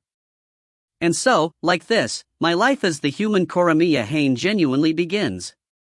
If you find any errors, ads pop up, ads redirect, broken links, non-standard content, etc., please let us know. Report chapter so we can fix it as soon as possible. Chapter 31 to 32, The Curtains Rise to the Interaction of Humans. Translator note. Hey guys, Ryogokai here. Looks like there's been some sort of misunderstanding. Entropy and inflation are not lovers. I don't know how that came to be, probably in the part when inflation said, "My loved one?" I thought those words meant that she loves him, but doesn't state any sort of romantic relationship between them. If that was a poor choice of words, please do give me a better alternative for that one. The other point is, the dark god states that she is a beauty, but thinking about her insides, I don't find her charming at all, so I don't understand why people call him pussy and virgin right in the instant he refuses her. Would you sleep with a person you don't like? __/. Just an early warning though, there will be progress, but he won't be jumping at any rushed advances. But really, if my loved one was a poor choice of words, do give me an alternative. In order to avoid future misunderstandings. Anyways, we are now entering the second arc. Enjoy, laughing face. I am Coramiya Haine, the reincarnation of the dark god Entropy. In order to restore the friendship of the light hero Korin Karen-san and the fire hero Katak Mirik, I acted out of the atmosphere intention, and ended up creating a turmoil. Because of it, I met the light goddess, inflation, and the fire god, Nova, again. The schemes of those gods, that's something I can't just shut my eyes to, but for now, I will put it aside. The reason is, because of those sequence of events, I am currently. What are you? Go ahead and say it. Yes, I am an escapee. Haine. Facing my biggest pinch after entering the light church after all. The Amazon woman that's standing right in front of me, Engen Regine. The head chef of the light church's kitchen. She is my direct superior. I was sent to do miscellaneous work after failing the entrance exam and ended up working in the kitchen. But in my time here, I was dragged out by Karen-san and went to subjugate the fire cow. My time in the actual headquarters has been short, and the way it was reflected in the eyes of Regine-san was, I really hate people that make light of their work. Rajin. And so, that's how it is. I am a person that has been absent without notice these last few days, and right at this moment, I am being scolded. Since the time I was tied up, hung upside down, and punched around 3 times, my memory has been hazy. Wait. Wait please, Regine Neeson. There's an incredibly deep reason for this. My comrade Frost is clinging onto her and trying to stop her. He really is a nice guy.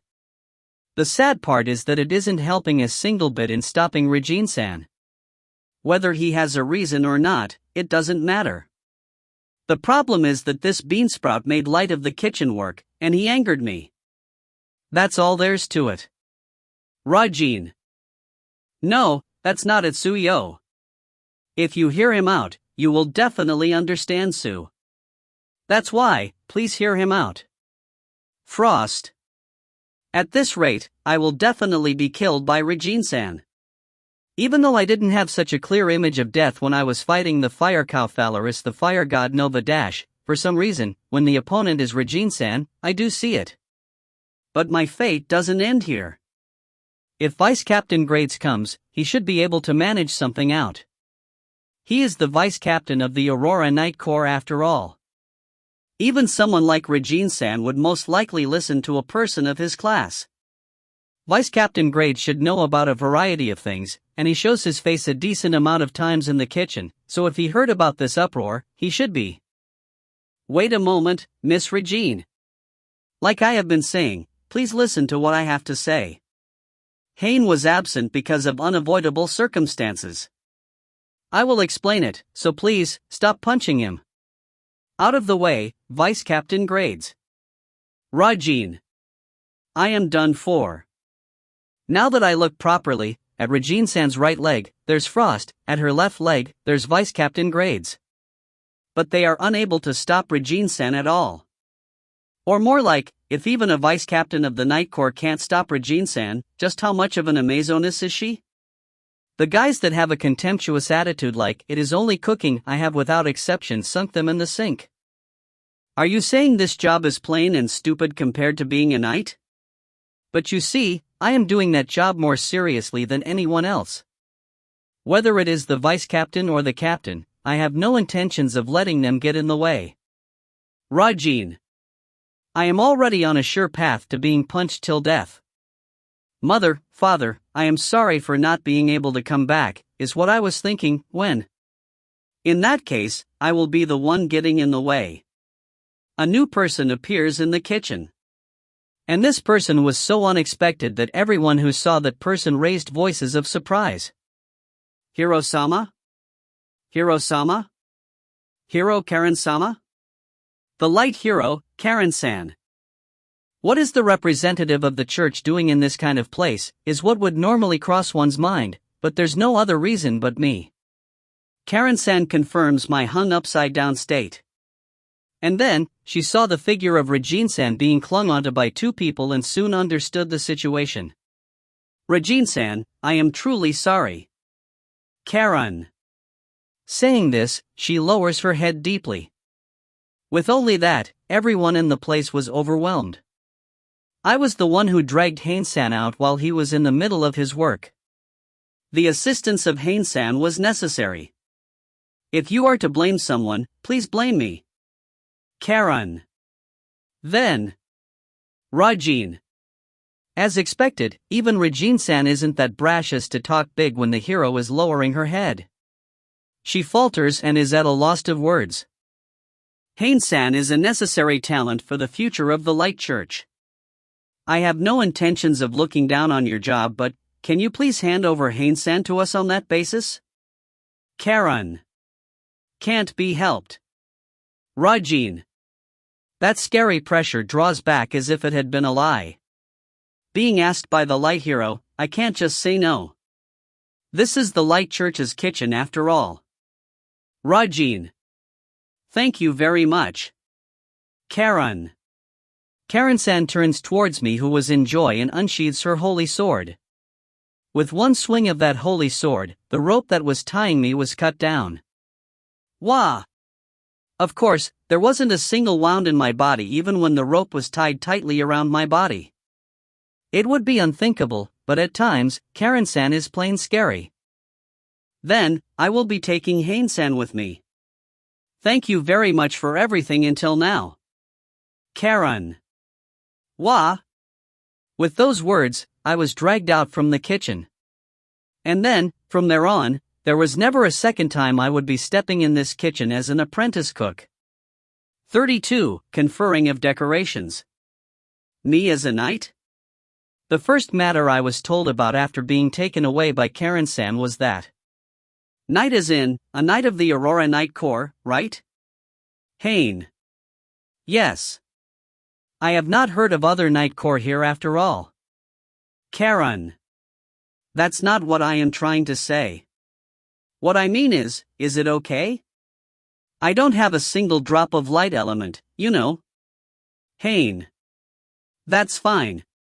In the first place, it is strange to decide the fighting personnel on only the element. If there's an element number that's higher than light, it would be better to have them go to their respective church and show their strength there.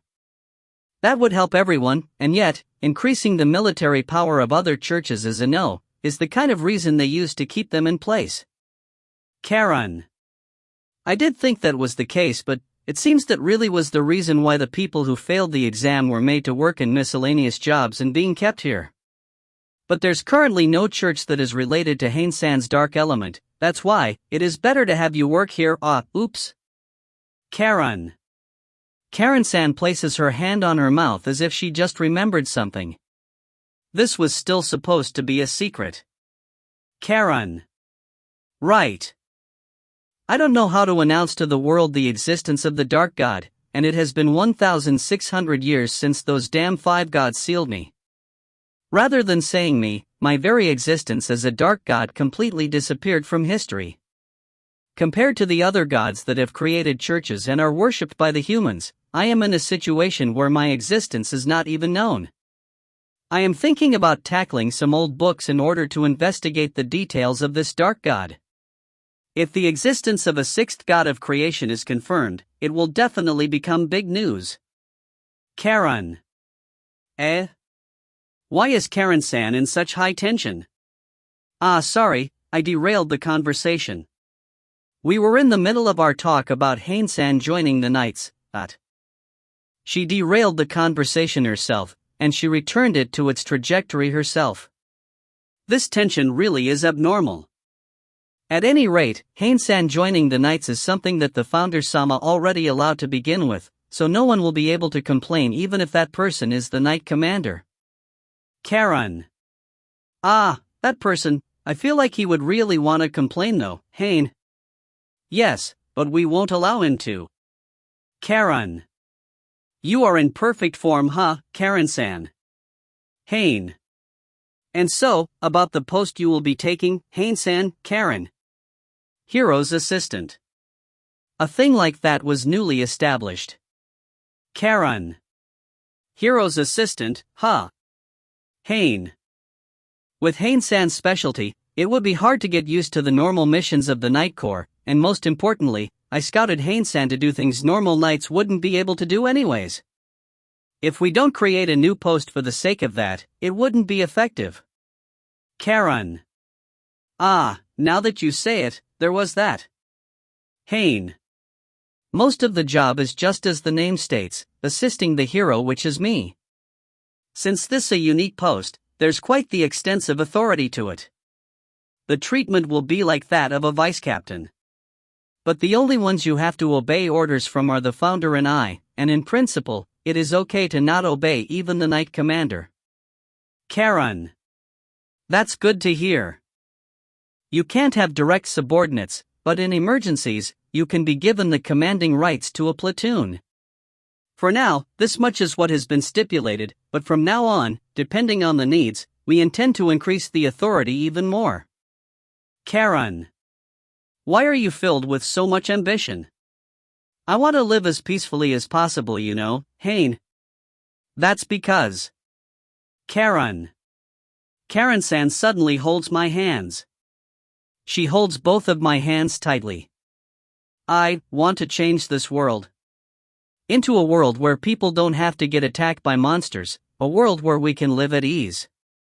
Even when I became a light hero, things didn't go as I wanted. But I thought about doing what I could and mixed in with the recruitment group, in order to search for a person that could be of help. Karen. And so, she met me, If it's Haine-san, he will fight together with me, that's what I thought. But Haine-san, you surpassed by lengths and bounds my expectations, you were amazing. You confronted the Knight Commander face to face, fixed my friendship with Mirak-chan, the power you have is incredible, and even the Founder-sama is completely cooperating with Haine-san, Karen. The Founder Yorishiro has some special circumstances regarding me though. At this point, I don't even know who is the one standing at the front anymore.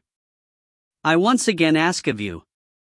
Can you please help me make this world better? Karen. Karen-san asks this with slight uneasiness. From the high tension just now, it suddenly went to a gloom one.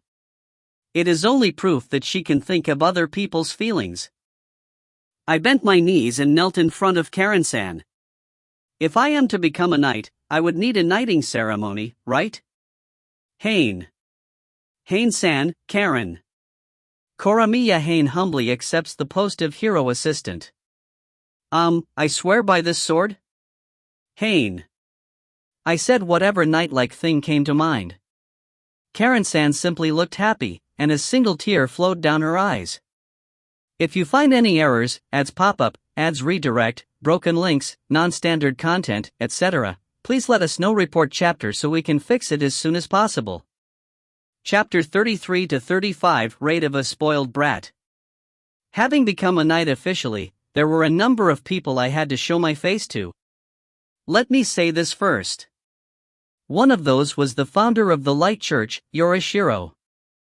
If there's a situation where one had to die between Haine-san and the Knight Commander, I will have the Knight Commander die without a second thought. Yorishiro. Founder-sama? Who was this guy again? Please talk to him with that in mind. Yorishiro. Not only was it a preemptive punch, it was an ultimate attack that hit the Knight Commander Dabi. While looking daunted, the eyes that were directed at me were dyed in hatred. No matter what's said, I won't consent. Creating a post that is estranged from the line of command inside the Knight Corps is just something that will disturb the order. Dabi. Since he is the Knight Commander, he must be the highest person in the Knight Corps. This is not the first time we meet. This guy was the one who was unfavorably blaming Karen-san the moment she just returned from her monster subjugation. He really is the top at complaining about what others do. That's why, I just respond with the feeling of throwing a ball. Then, is this thing called order properly serving in some way to the Knight Corps? From what I have seen, it has only been of use for a really limited number of people inside the Knight Corps. Haine. What did you say? If the reason for having incompetent people at the top is order, it would be better to just dispose of it. Haine. You bastard. The Knight Commander looked as if he would unsheath his sword at any moment. Founder-sama. As I thought, I am completely against having this garbage enter the proud Aurora Knight Corps. It would disturb the order of the Knight Corps. Knight Commander, this is a settled matter. Yorishiro. Even when the founder asserted it, the Knight Commander didn't step back. Listen here. In the recent years, the hands of us Aurora Knight Corps have been completely filled with this way too wild and free hero. Just how much time do you think it took to teach that wimple girl the ABCs of order and to obey her superiors? In this time when she is finally beginning to show the results of her lessons, if we were to accept a fool like this, it would all go down the drain. Hey, you. Haine. But, Haine-san has shown results. Yorishiro. Yorishiro interrupted me as I was about to object on the abusive words the Knight Commander was throwing on Karen-san. There's the sweeping of the python flies at the Trixia forest, of course, and there's also the gigantic monster that has been troubling the Fire Church for a long time, the Firecow. It is a fact that Haine-san served as a force in that joint subjugation. Yorishiro. That's not true. That was an individual subjugation by us Aurora Knight Corps. Hey, you. No doubt about it. The gigantic monster was brought down by the light hero Karen alone. The fire hero was only going in circles around the place, and then acted as if she also deserved the merit in this. This man, can he only interpret all things in a way that's convenient for him? Now that I think about it, in the matter with the python flies, he was throwing a racket by saying it was a big failure, but wasn't he just happy he was able to obtain material to attack Karen-san? Then, are you saying this matter of the Firecow was an achievement from the hero Karen-san? Haine. No. Whatever the case, she acted without the orders of the Knight Corps, an inexcusable act by a hero. I am on the intent to properly press the responsibility of this. From here on, no matter what is to be done, the hero will have to follow the orders of the Night Corp. Just stop it already. Haine. I pinned down the voice of the Knight Commander that had become sharp and sour. That must have worked. The person in question stiffened his face and looked back at me. I became a hero assistant exactly to stop those kind of things. I will clearly say this.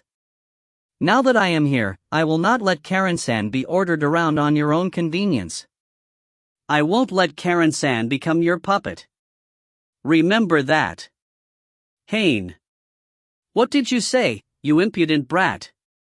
Knight Commander Dabi finally unsheathed his sword and points it towards me. Right this instant, I will have you apologize for the many disrespectful actions you have committed, and have you relinquish your seat as a knight. If you do that, I will at least spare your life. Ah? What are you saying?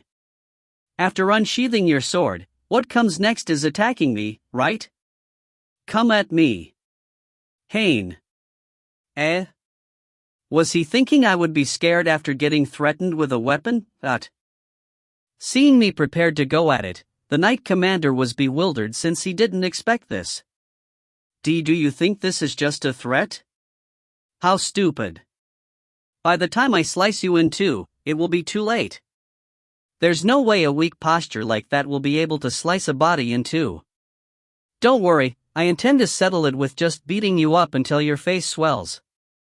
Haine. Whatever the case. The voice of a beautiful woman stops us both. Well, it is more like, the Knight Commander fell weak on his knees the moment he heard that voice though. In front of this founder of the Light Church, Yorishiro, bloodshed won't be forgiven. Haine-san, bear this in mind. Yorishiro. Yeah. Haine. Knight Commander Dabi as well, don't forget what I said a moment ago. If you can't accept Haine-san no matter what, it just means that you will have to leave the Night Corps. The reform plan I had you formulate last time, how is the progress? Yorishiro. Her last words became the finishing blow and made the Knight Commander tremble in silence. His face was bright red in anger. Well, in this case, the fact that the highest authority in the church is standing as my ally serves as a big factor. Founder Yorishiro, the reincarnation of the light goddess, inflation. An owner of scary attachment that pursued me by reincarnating the moment she knew I, the dark god, would be reincarnating. Putting it bluntly, she is scary. Is it really okay to rely on her only in these moments? But Haine-san, Yorishiro. It is also true that Haine-san has become a member of the Night Corps. In my opinion, I would like it if you two didn't fight each other, but instead, acted together in order to make the Night Corps a better place. Yorishiro. And so, I will be giving a personal mission to Haine-san. Please accept it. Karen-san is not the only person you have a duty to follow orders from, you will obviously obey me as well, the top authority of the Light Church, right? Yorishiro. For some reason, an ominous wind is blowing. 34. What the Night Corp means. And so, the mission that was given to me by Yorishiro was experience a normal mission of the Knights. That's great. It is truly great that it wasn't a super unreasonable mission. Haine. We are talking about that Yorishiro after all, the light goddess, inflation. Being under a woman that would easily say things like, spend the whole night with me, might have been a scary mistake from me. Well, she is currently a human as well. She can understand the rules of society, right? Haine. The mission that was given to me this time is one that is truly logical after all. Even if you are the assistant of the hero and only move for the sake of the hero, coordination with the Night Corps will be necessary for sure. For that sake, it is important to understand each other. I will have Haine-san work as a member of one platoon in the Night Corps and have you experience their work, is what she said. On the other hand, the hero Karen-san having an assistant made people think that the authority of the hero has been strengthened. Having that assistant under the command of the Night Corps itself for a period of time also holds the objective of softening the discontent of the Knight Commander and the people in the anti-hero faction. It is the so-called political decision. Karen-san, who heard of this later, reluctantly accepted. The Aurora Night Corps have divided factions between the hero and the Knight Commander, and antagonism is beginning to surface. At this rate, our efforts of having an alliance with the Fire Hero will prove pointless. That alliance they have is currently an individual alliance between the heroes themselves. The churches are still not getting along with each other. In this reformation that Karen-san is aiming for in order to protect the people from monsters, it would be necessary to reform the Night Corps as well. For the sake of that, it wouldn't be a bad beginning to learn about them first. Asterisk asterisk asterisk. And so, I am looking forward to working with you. What's with that and so? The one who received me the next morning at the Night Corps station was a person I know. Captain Visage. The person that was recruiting newbies at my village. Looks like we meet again. Thanks for last time. Haine. I thought we wouldn't meet again though. When I heard you failed the entrance exam and were sent to the kitchen, I don't even know how long I applauded. And yet, in this short amount of time. Moreover, a special post that receives the treatment of a vice captain? It is so hectic that you just get lost, right? Haine. Are you making fun of me who took 5 years to become a captain? I don't know why, but he got pissed. Really, a person that doesn't have any self-control. But well, since it is a mission, it can't be helped. Assistant Koramiya Haine, in these few days, you will enter my Night Corps and learn the basics. In that time, you will be under my command. No objections to that, right? None, Haine. Damn it. Well, fine. First of all, I will explain you the origins of the Aurora Night Corps. We are beginning from there? Looks like he has more integrity than I expected. This is a standard thing to know, but we Aurora Night Corps serve as the military force of the Light Church. In the other lands, there's the Fire, Water, Earth, and Wind churches who have a similar military force, and they fight in order to protect the church. Are they like the Ignis Militant Corps of the Fire Church? Haine. That's right. Aside from that, there's also the Wind Church's Whirlwind Raid Corps, the Water Church's Stream Marine Corps, and the Earth Church's Scorched Earth Annihilation Corps. Each one was respectively created at the same time the church was established. At a long past before the appearance of monsters, there was a period when these military forces acted in order to maintain the authority of the church, and also had wars with each other. There really was such a period? Haine. Because of the long warring times, exhaustion came in, and at the same as the discovery of ethereal, monsters began appearing, so the churches entered little by little into an armistice. But the competition of keeping each other in check still continues. Because of the growth of the ethereal machinery, the scramble for the ever-decreasing believers is intensifying after all. I see. So there was a period like that. In the 1,600 years that I was sealed, there were also turbulent times. And at the center of it, there were the 5 churches. Can't help but feel like those 5 gods have something to do with it. I will try asking Yorishiro or that shitty cow later. Well, right now, humans are mostly occupied with the monster threat, so there's practically no fights between humans. If I had to choose, I would say it is peaceful. In that point, we have to be grateful for the monsters, I suppose? So, the Night Corps' job is mainly subjugating monsters? Haine. No. It is not like monsters appear all day long. Our number one job is to train in case of an emergency. Training your body is a given, but we can't neglect the mental training to control the light divine power.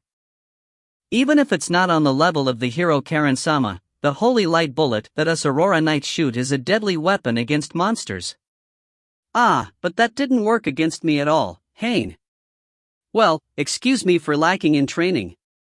Visage, okay, you deserve your name parenthesis. Monsters are pseudo-living beings that were created by the distorted divine providence of the gods. That pseudo-body of theirs that was created by hardening divine power can easily be destroyed by attacking it with divine power. It is on a level of easier than punching it though. There's exceptions as well. The fire cow Phalaris was exactly an example of that. The steel skin that was created by condensing the divine power to its very limits would not be possible to destroy unless it is quite the strong divine power, and trying to do it physically would be even more difficult. When fighting against something like that, the difference between a normal knight and a hero is shown. Then, today we will be training Haine. That's fine as well, but since we have assistant Dono here learning, it would be better to show you a more substantial work. Visage. Saying this, Captain Visage showed me his characteristic smile. Even in this peaceful times, there's work that we can do for the sake of peace. Different from the visible dangers like monsters, we are going to pluck out small dangers. It is plain and monotonous, but even so, it is a job that can't be neglected. That is Visage. Oh, that is Haine. That's idle hunting. Visage.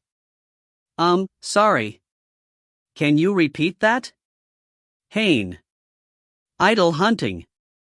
Visage. 35. Idle hunting. No. Don't take it away. My treasured items, don't steal my Sealstan goods. Shut up, you damn heretic. Posters. Trading cards. Photo collection.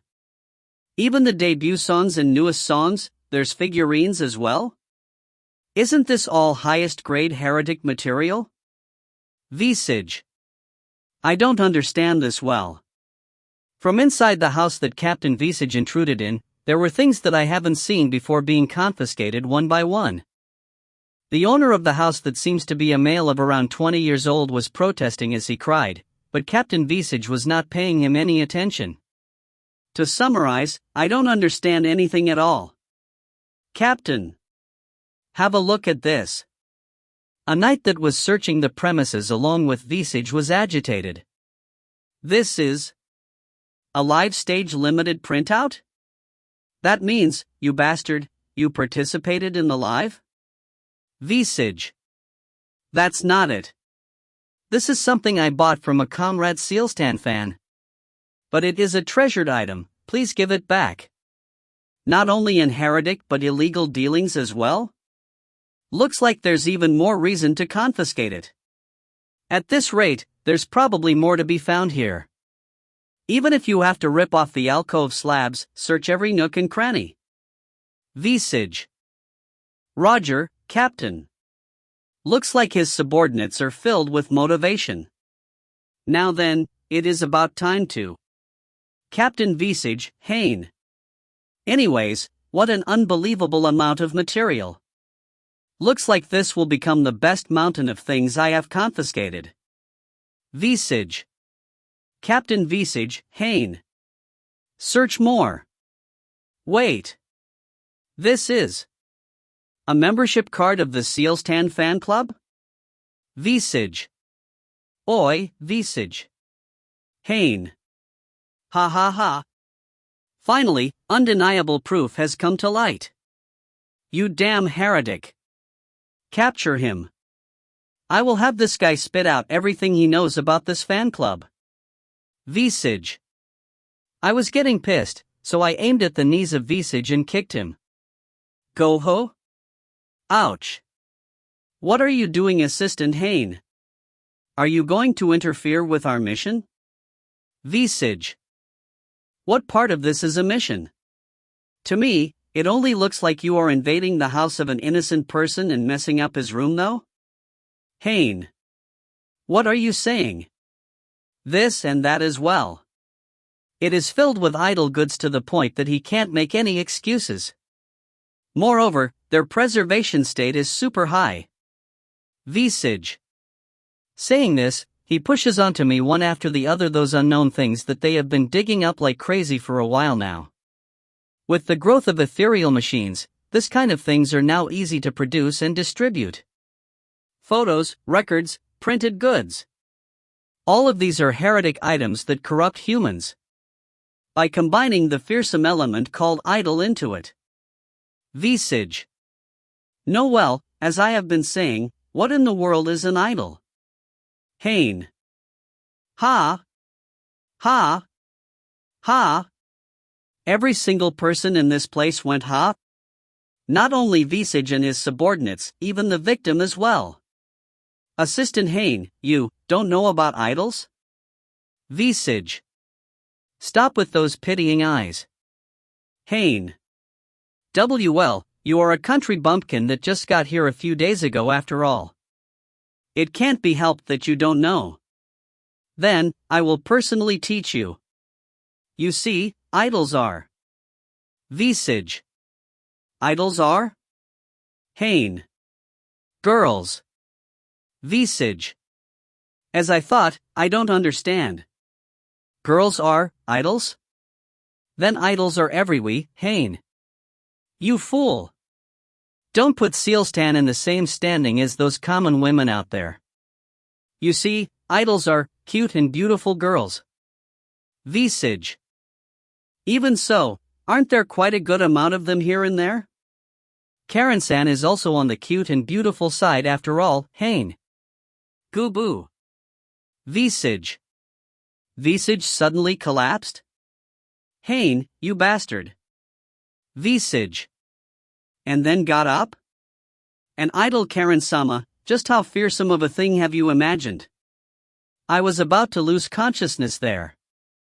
Visage. For a while now, I have begun wondering if Captain Visage is a person of a different world though, Haine. I get it. I admit that my explanation was lacking. With that in consideration, if I had to explain in more detail, idols are cute girls that dance and sing.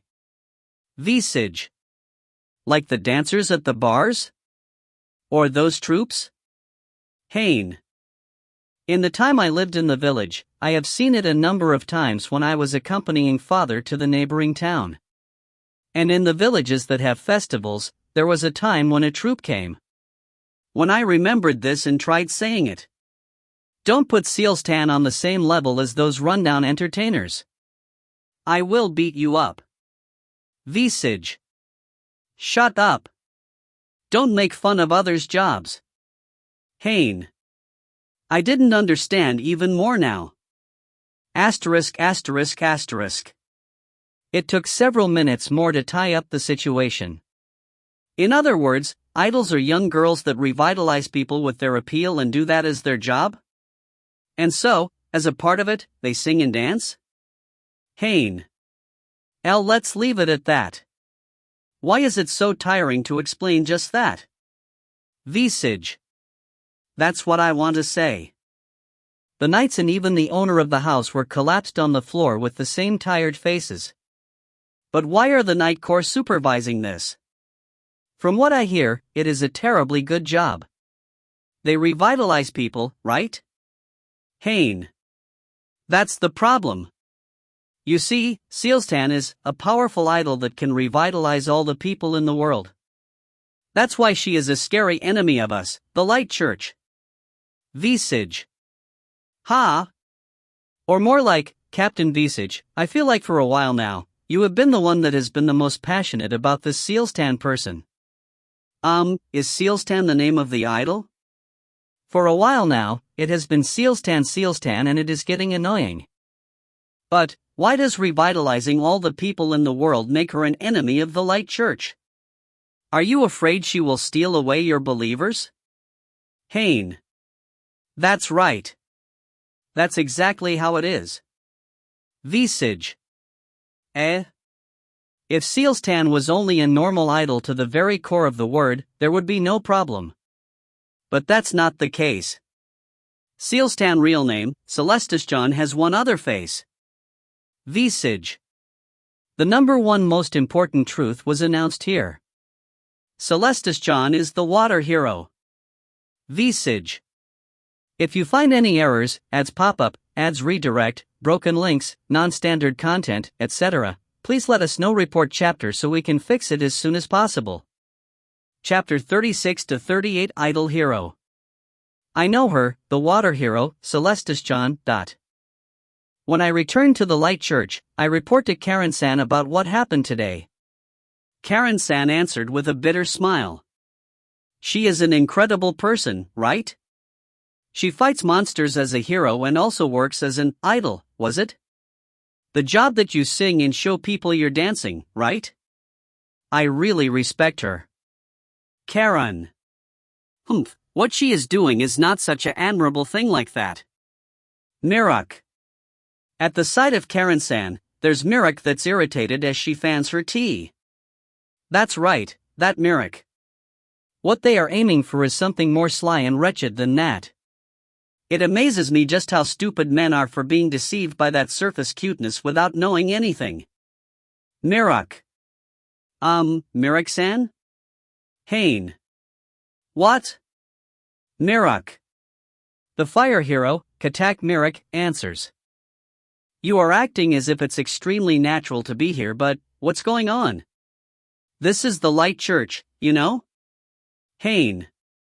Your headquarters are at the neighboring land, you know? Are you an idiot? Karen and I have formed an official alliance. For the sake of information exchange, isn't it a given that we would be meeting at least once a month? Mirak. But Mirak-chan, you came yesterday as well, Karen. Of course I did. Mirak. She vigorously washed away the retort of Karen-san. If we are talking about incredible, Mirak-chan is also incredible, you know, Haine-san. Since we joined forces, she segmented the light and fire land in detail, and decided on how to cover those areas with the two of us. She is also actively seeking for training in combining elements. Karen.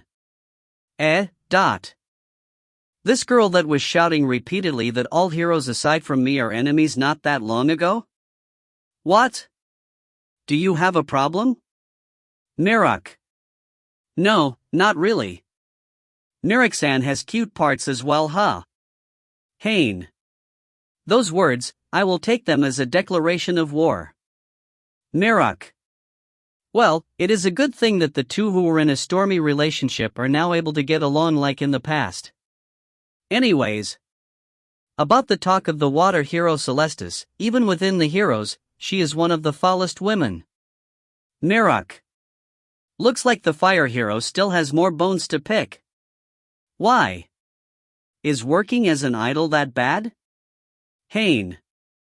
Haine, you are unexpectedly sharp, so you must have already noticed, but advertising the church is a part of the activities of us heroes. Mirak. Well, yeah. Haine. If the hero holds the standard of the church and defeats monsters, the goodwill of the populace will incline to their favor. The idol work of Celestis is something that radically increases that point of a hero. If we digest what an idol is, it is a popularity job. They make the people themselves as their advertising signs. Celestis promotes herself as a hero via her work as an idol. She is increasing the worth of the water church's standard. Mirak. That's, in order to increase the amount of believers in the water church? Haine.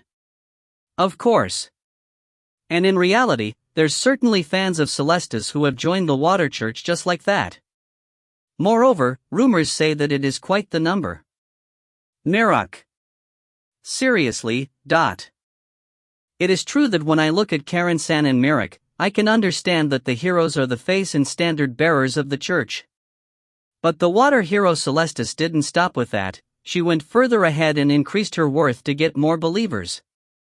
So that's what an idol is? In truth, I understand why Captain Visage and the others are getting neurotic about this. Not only that person's headquarters, the water capital, Hydraville, even in the faraway Apollon City, her popularity has spread. Mirak. So that means, water church believers might appear right under the nose of the light church, huh? Haine. Hearing that, I began feeling that was incredibly bad. Within the 5 churches, there's a number of agreements made. Forbidding the creation of ethereal weapons is one of them, but the other important agreement is that it is prohibited to do any proselytizing activities at the headquarters of the other churches. Mirok. Well, that's a given.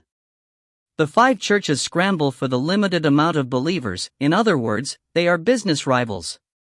If a rival were to begin doing business at your garden, that's akin to picking a fight and would definitely develop into one. As long as the water church is able to obtain believers at a high efficiency with the Celestis fans, the work of Celestis as an idol is akin to proselytizing. And her popularity has reached Apollon City and even my Muspelheim as well. People in these places become fans of Celestis. And if she gets fans and they enter the water church, Mirok, it would be a legitimate breach of the agreement. Haine. That's right. But as of now, the other churches are still lacking a way to attack this breach. No matter what's said, there's no proving that idol activities are the same as proselytizing activities after all. Mirok. I have also heard about it, is what Karen-san said as she takes over on the explanation. The ones that are actually spreading the word of Celestis-san are the newspaper reporters, and those idol goods, was it? The ones who bring in those idol goods are merchants specialized in that area. It is not like a legitimate member of the church was involved in it, so it doesn't enter into the grounds of proselytizing, they say. Karen. Our fire church has also sent numerous objections, but they used the same logic to deftly avoid it. In the end, the best countermeasure of it for now is just as you have witnessed today, stepping into the houses inside the city and confiscate the items related to Celestis. Hard to call that an effective method. Mirok. That stupid-sounding exchange we had a while ago was actually part of a ploy that surrounds a secret feud of the 5 churches? I tried unfolding the poster I had in my right hand. A confiscated good in today's idol hunt. This idol poster, in preserved state, I managed to somehow pilfer. 37. Holy Woman's Jealousy. HM? That's. The first one to notice what I was doing was Mirok. She moved from behind me and looks at the spread-out poster. It is kind of a sparkly woman that makes my eyes hurt. Haine. Those were my impressions after seeing the idol water hero Celestis. She is apparently a super popular idol that's corroding the 5 churches, you know. Karen. Seriously, how deplorable. What's with this incredibly deep slit? Wouldn't that show your panties? Dirty. Mirok. But, if it is to this point that makes it almost possible to see, your eyes just end up going there even if you don't want to. In that sense, they understand the instincts of a man. Haine. Men are dirty. Mirok. Then Mirok-san as well, stop wearing that outfit that shows so much cleavage. Haine. The water hero that's in this poster is, as expected, a young girl that's around 15 years old. How to say it, she is a glittering type of beauty. In that sense, Karen-san and Mirok, who are beauties as well, are different types. Her radiant smile had enough impact it felt like it was punching right through the poster. Her clothes and accessories are all cold colors and well put together. Haine. She is probably conscious that she is a hero at the very least. Blue is the symbol color of the water church after all. Mirok. Is that also a thing? Well, in the case of this girl, the cloth material is gleaming and makes you more conscious of her body figure. Haine. You are really looking carefully, how lascivious. Mirok. Her arms and legs are in good form, but her breasts are bigger than normal, and her curves are drawing a beautiful line, or more like, the guy who took the photo was definitely aiming for this effect. Haine. You are already closing the line of being disgusting, you know? Mirok. Is that so? But it is something that was calculated to make you see it this way so. Ah, Haine. The poster was suddenly taken away from me. When I look up in surprise, I see that the culprit of stealing away the poster from me was Karen-san. Karen-san? Haine. Karen-san silently walks away with the poster in her hands, is what I thought, but the place Karen-san headed to didn't have a door for her to leave, or even a window, just a wall. What is she going to do in a place like THO? Karen-san spreads the poster on that wall that has nothing and pushes thumbtacks on all four corners to fix it in place. Well, posters are originally for that though. Karen-san, what are you doing? Haine. Haine-san, please come here. Karen. Yes. Haine. The tone of Karen-san was the same as always, but she had some sort of intensity that told me she wouldn't take a no for an answer. I walked to the front of the wall where the poster is placed at. And so? Please touch it. Karen. Ha? Touch? Touch what? Haine. This. Karen. What Karen pointed at was the poster affixed to the wall, at the idol hero Celestis that was photographed in it at her chest area. Wait, even if it's a poster, a photo, that's just Haine. Touching that chest area would be questionable. Of course, it is just a photo, but it just feels criminal. No, this actually makes it feel even more criminal and wrong. Don't complain and just touch it, please. Even when you touched my boobs, Karen. Okay? Haine. This person was still holding a grudge on it. That was only an accident when we were riding on one vehicle. Wait a second. I can't ignore what you just said. Mirok. Is what Mirok said. When I thought one more troublesome person got involved in it as well. Mirok-chan, shut up for a moment. We are in the middle of something here. Karen. Yes, Mirok. She was immediately shot down. The fire hero is so weak. Touch it already please, Haine-san. Karen. Yes. Haine. I don't know what Karen-san is trying to accomplish here, but for now, I felt that the safest choice was to just touch it. I give up and follow what Karen-san said. In other words, I touched the breasts of the idol affixed at the wall, no, at the photo, nah, I was just touching a wall here. Pat pat pat. Only the expected sensation was felt. Hard. Flat. That's obvious, it is a wall after all. This is more saddening than I expected. So, what are your impressions? Karen. I was asked by Karen-san. Even if you ask me about my impressions. It is an incredible wall. Totally flat. Nothing at all. Haine. Then, it is my win. Karen. Win what? Even Mirok shouted with me. At any rate, I have decided. Karen. What? Mirok, what are you trying to make me do now, Haine? Mirok and I were unable to keep up with what was going on and our spirit was slowly being chipped away. We are going. Karen. Go where? Haine. The water capital, Hydraville. We going there to meet with the water hero, Celestis-san. Karen. 38. Partner, affectionate, ride partner, and affectionate are written differently, but read in the same way, AI. We are going to go meet the water hero? Haine. What are you saying, Karen? What are you going to do after meeting her? Mirok. Of course, we will have a discussion with her, is what Karen-san said. Whatever that person feels, her actions are putting our churches in a troubling state. We are going there to request her to stop it. If negotiation between churches doesn't work, we will use our own hero connection. Karen.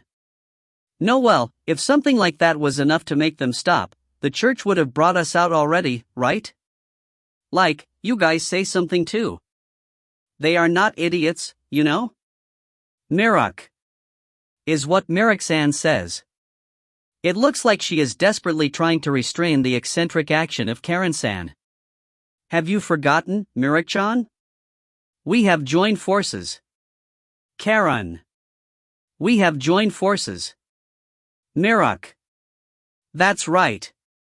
Even if they don't hear us out individually, if it comes to a situation where two heroes request of it at the same time, even Celeste-san shouldn't be able to refuse. Our alliance can serve of use in this kind of scenarios as well. Karen. I see. When you say it like that, it does feel that way. Mirok. This is not good. Since the time Mirok reconciled with Karen-san, she has become incredibly weak to the words cooperation and join forces. In this kind of moments, I have to fulfill my job as an assistant. Wait please, Karen-san. Even if that idea is feasible, wouldn't it be bad to go all the way to the water church? Haine. For some reason, Karen-san glared at me. Why is this person so scary today? Just think about it. How far is the water capital, Hydraville, from here? Haine. Really far. Karen. At the very least, it is further than the neighboring Muspelheim. Several times. Mirok. See, as I thought. If we go to somewhere like that, we will have no choice but to be absent from our churches. What would happen if monsters were to appear in that frame of time? If there's only one or two, the people in the area or the knights can do something about it, but the chances of a big swarm like the time with python flies, or a gigantic monster like the fire Cowphalaris appearing are not zero. Haine. That's right, Karen. That's exactly the time when heroes are needed. If we were to end up being absent, it would be an embarrassment. Mirok. Sympathizing with my opinion, Mirok also attacks. I thought we would be able to convince her like this, but it looks like Karen-san is a hero that doesn't falter to anyone.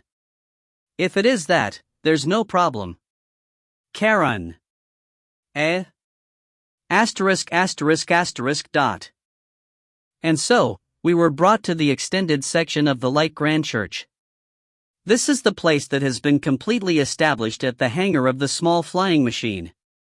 If we ride this little one, we will be able to arrive at Hydraville in less than a day. Karen. Seriously? I have experienced its speed with my very body, so it is hard to say that's a lie.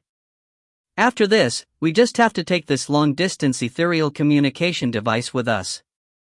Even in emergencies, we will be able to deal with it. We will be able to assist from anywhere in the world. Karen. Viva Progress, Haine. I also tried adding the meaning I give up into it. But only one person can ride a small-sized flying machine, right? Having two people ride it is already its very limit. If we add Mirok-san, it would be 3 people, isn't that a bit too much? Haine. A new opposing opinion came from a hopeless situation. But with this, wouldn't I end up staying? That in itself would be troublesome. Leaving the current Karen-san without supervision might be a bit dangerous. If it's a flying machine, I also have one I used to come here, you know. Mirok. You are also using one? Haine. Mirok also has a flying machine. One that is completely red like the symbol color of the fire church. Isn't that obvious? Even if it's relatively close, walking to Apollon City in Muspelheim would take 1 whole day. If I didn't have such a convenient ride, like hell I would be able to come here frequently. Mirok. So you are really coming here frequently. Haine.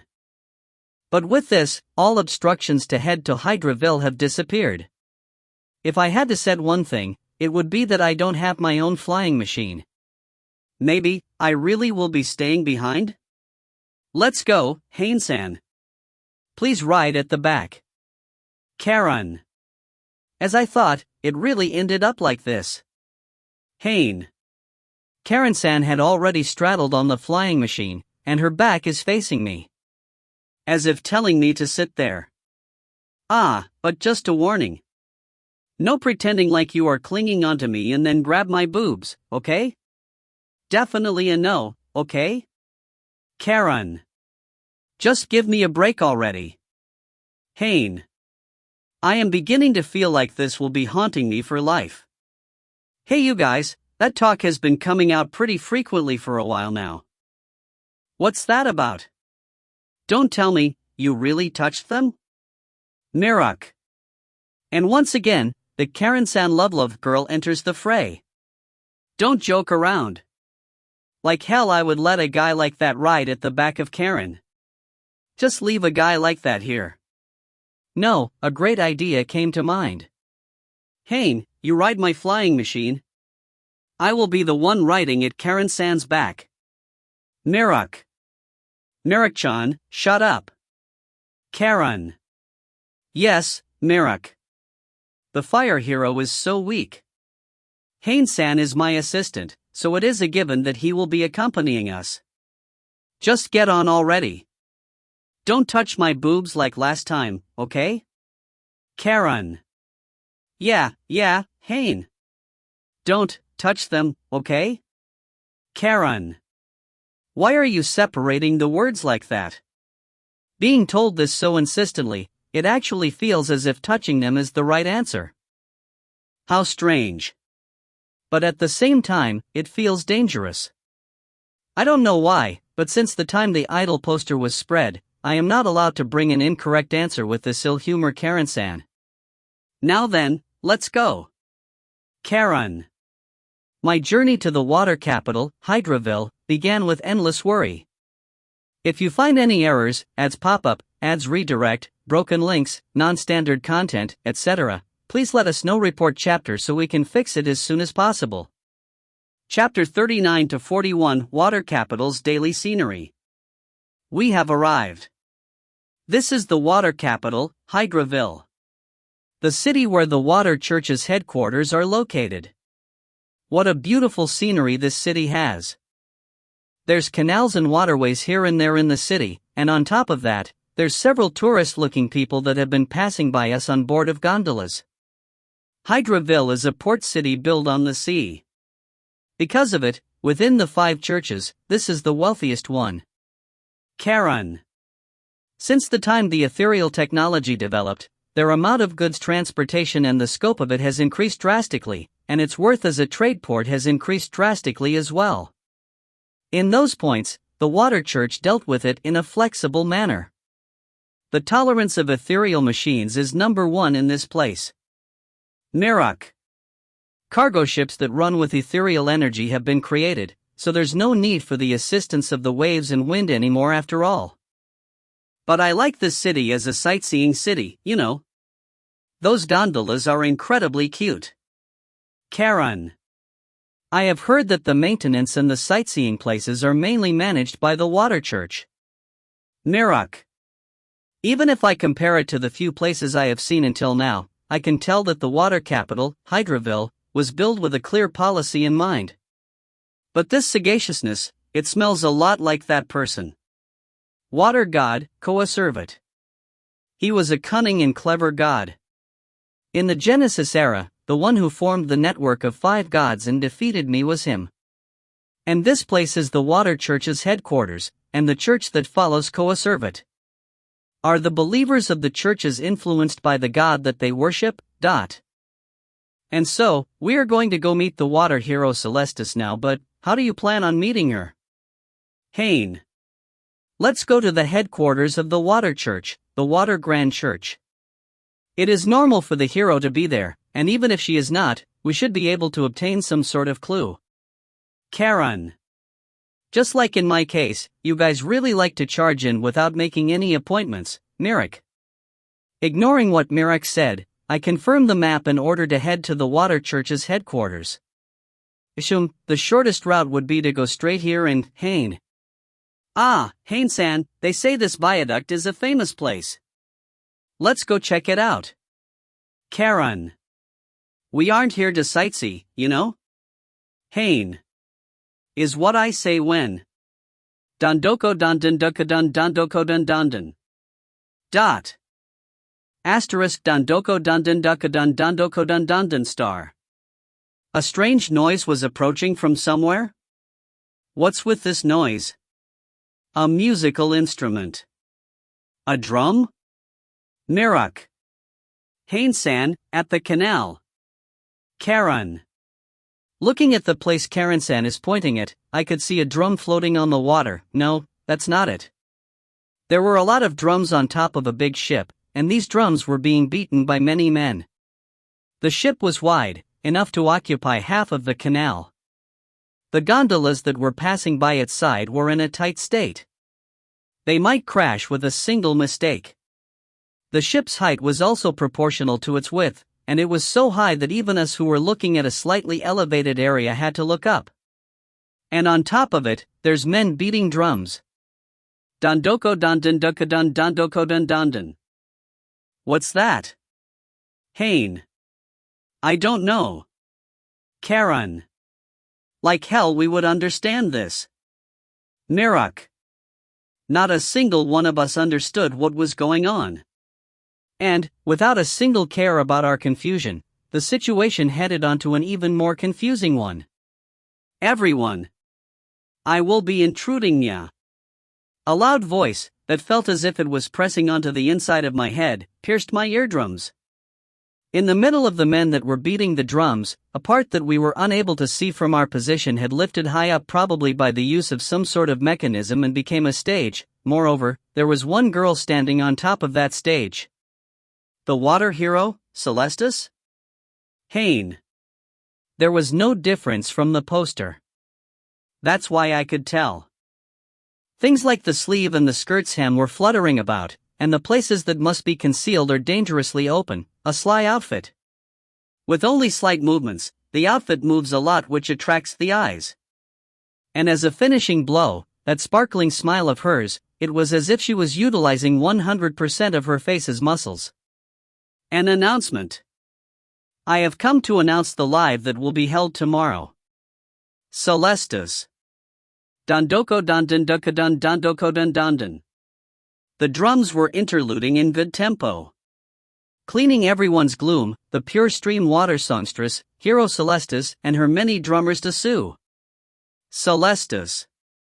Asterisk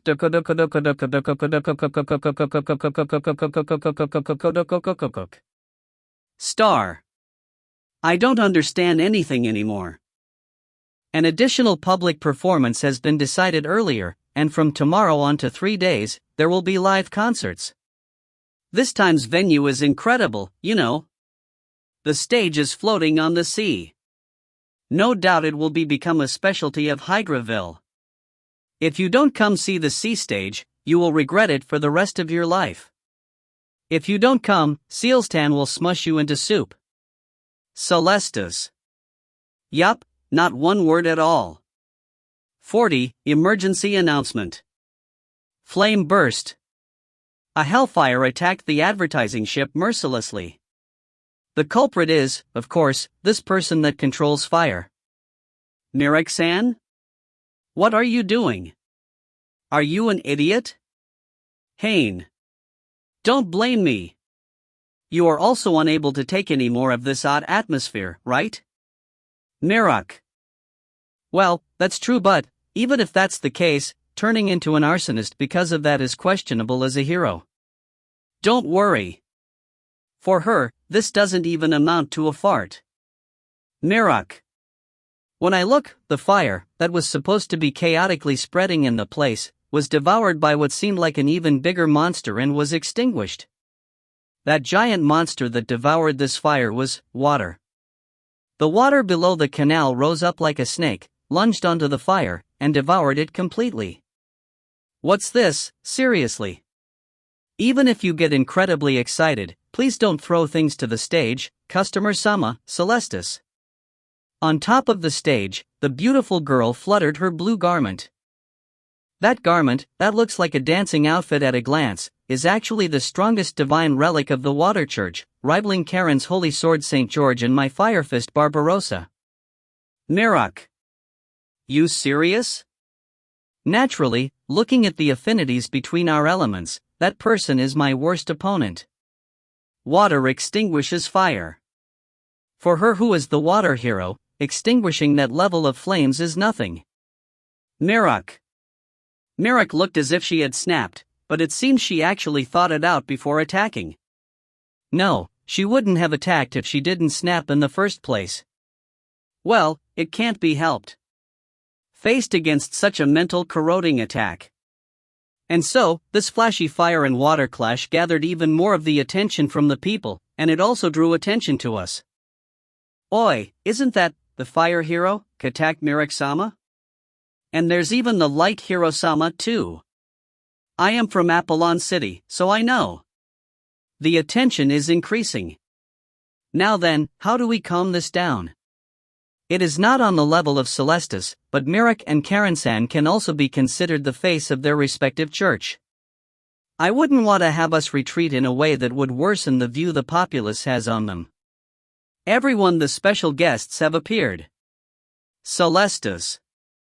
Once again, the loud voice from the stage resounds. In this time's live stage performance, we will have the other church's heroes appearing as a special event. I wanted to keep it a secret until the appointed day, but I can't hold it any longer, so I will be spilling the beans. Celestis. Way a lot. I wasn't the only one surprised. The surrounding local people, the tourists, and the general populace had their excitement rise. You kidding? Seriously? A collaboration work with 3 heroes? I will definitely go see it. Can I get tickets now? I was planning on returning today, but I will cancel my train and prolong it. Even if I have to work as a beverage seller there, I will definitely go there and see it. The street corners of Hydraville had become the very definition of excitement. And then. So, Karen-san, Mirak, and I accompanied Celestis and arrived at the Water Church's headquarters. If we stayed there, the ruckus would prolong who knows for how long. This is supposed to be the office of the water hero, but just now, when we passed through the door, the room plate said dressing room. What are 2 heroes doing here in my island? If you came here to pick a fight, I call pass. I will soon be having a live performance after all. Celestis. Your way of speaking is normal. Haine. Isn't that obvious? If I don't divide work and private life, my shoulders would grow stiff. If my body gets stiffer, it would affect my performance as well. Celestis. I don't know if she is serious about her job or she isn't. And Mirak, who was brought here without a single care of her opinion, was showing clear dissatisfaction. I have heard about your indecent side job for some time now, but I didn't think it would be this indecent. Seeing it with my own eyes almost dislocated my jaw. Mirak. Then dislocate your jaw already. If you are able to do that, I can hire you as a comedian. Celestis. What did you say? Mirak. Yes, fire hero-san that gets heated immediately. By the way, why are you together with the light hero? Didn't you girls not get along? Celestis. Ugh. Those words of Celestis made Mirak shut up in an instant. That's right. Right now, you wouldn't even be able to imagine it, but the relationship of Karen-san and Mirak was as bad as that of a cat and dog. But well, it was all Mirak being the wild dog here though. Those words that made her remember this, made even Mirak falter. We formed an alliance not that long ago. Mirak. Ha? Alliance? Seriously? That's incredible. So that means the light and fire churches have joined arms? Celestis. No, the churches are not involved. It was an arbitrary decision by Karen and I, but even so, we thought it would be effective in dealing with the monsters you see. Mirak. I see. But it is still incredible. In the current heroes, you guys were the ones who didn't get along the most, and yet, from all the people, you girls formed an alliance. Celestis. The continuous mention of not getting along by Celestis was making Mirak's face sour. The person herself doesn't have any ill intentions, but those words were like body blows that were stacking the damage. And so, the reason you came here was to give me this report? Celestis. About that, Karen. Karen-san took over for Mirak, who was quite weakened already. Karen-san has been maintaining silence since the moment she entered the room. That, on the contrary, made me have a vague fear. Oh, Karen as well, it has been a while. But well, even if I say so, this is our first time having a proper chat? The rumors of the good girl hero at the Light Church have reached my ears as well though. Celestis. Yes. The reason I intruded on you today was because, Celestis-san, I have an important favor to ask of you. Karen. Please stop being an idol. Karen. Direct approach? Merrick and I both exclaimed in unison. 41, an idol's pride. Ha! What are you saying? Celestis. The request of Karen-san was so straightforward that Celestis visibly frowned. Your activities are having a bad influence on our cities. I want you to stop them. Karen. Karen-san didn't change her expression and didn't display her emotions. On the other hand, Celestis' reaction was clear. That's why I have been asking, what is it you are saying? My songs are providing a bad influence? That's not possible. Even if I look like this, I am still a hero, you know. I won't sing unless my fans are happy. Celestis. No, you see. Karen. To think Celestis would be enraged in such a way. It looks like she has her own concerns regarding her activities as an idol, but at this rate, their thoughts will not connect at all. I have no choice but to step in here. And then, I supplemented the parts that were lacking in the explanation of Karen-san. About how the popularity of the idol Celestis was having a drastical rise, and with that, the proliferation of her fans in Apollon City and Muspelheim has exploded. This turned directly into most of them joining the Water Church. This conflicts with the agreement of proselytizing prohibition that was formed between the churches. Ah, I see. So that's how it is. Celestis. After saying this much, Celestis finally reached an understanding. In other words, my popularity is on the verge of stealing your fans, so you came here to ask me to stop it. Plain girls have it tough, huh? Celestis. That's not it. Karen. Karen-san firmly answers. I don't mind your idol activities in itself. The problem is that it is connecting with proselytizing. That part is making this problem complicated. So, I think there's the need to revise this situation. For the sake of that, the methods that can be taken are two. Karen. Stop being an idol, or stop being a hero. I see, so that's what you mean by the stop being an idol, huh? Celestis. Celestis says this as if lightly warding off the pressing of Karen-san. On top of that, Merrick stands shoulder to shoulder with Karen-san and emphasizes the criticism. I am also of the same opinion. That's why I am here. In the first place, Celestis, even when you are standing as a hero, you are doing a hobby like being an idol. Aren't you ashamed? If you are a hero, you should devote yourself to your main job as a hero. If you want to devote yourself into being an idol, you should pass over the seat of hero to someone else. The current you can't seat in both and are half-assed. Merrick. The fire hero and the light hero, these two heroes were protesting together, so the water hero couldn't ignore it. That was the objective when both of them came here, but will that show any effectiveness? Are you stupid? That's quite the shallow thinking you have there. Celestis. It had no effect.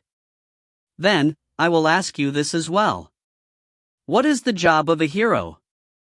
Celestis. That's protecting the people from the threat of monsters, Karen. That's correct, but that's not all. Celestis. Celestis smiles suggestively. Heroes fight monsters as the representatives of the church. And then, with that, they show the power of the church to them. Heroes are the face of the church, the standard bearers. Seeing that all of the 5 current heroes are teenage girls around their 15 makes it clear, don't you think? Celestis. Is that true? The light, fire, and water heroes here are all girls, but well, now that she mentions it, if they are going to use someone as their face, rather than a man, it would be more appealing with a cute girl. You see, in order to serve my job as the church's face, I am doing my very best. That's what an idol is. Fortunately, my fans have accepted this, and my popularity has risen. My popularity reaching outside the water capital just means that my efforts came at play there. Celestis. But then, the other churches. Karen. If that troubles the fire and light, that just means you are lacking in effort. Conforming with just defeating monsters. You are lacking awareness as a representative of the church. You don't have a clear policy and are simply working without a single thought as the face of the church. All of this just means that it is now biting you in the back, that's all. Celestis. Karen-san and Mirak were unable to say anything back. That was akin to admitting that what Celestis said was correct. Celestis-san, you look like a regular idiot, but you were actually thinking about things properly, huh? Haine. What's with this man, so rude on our first meeting? Or more like, seriously, who are you? Celestis. I have been following along until now like normal, but it seems Celestis had not even acknowledged my presence. With a small self-introduction, I advanced the conversation. Then, Celestis-san won't show self-restraint in your idol activities and won't show consideration to the other churches, right? Haine. Of course. Why does a person who puts in the effort have to show consideration to people who don't put the effort? Celestis. I see. Understood.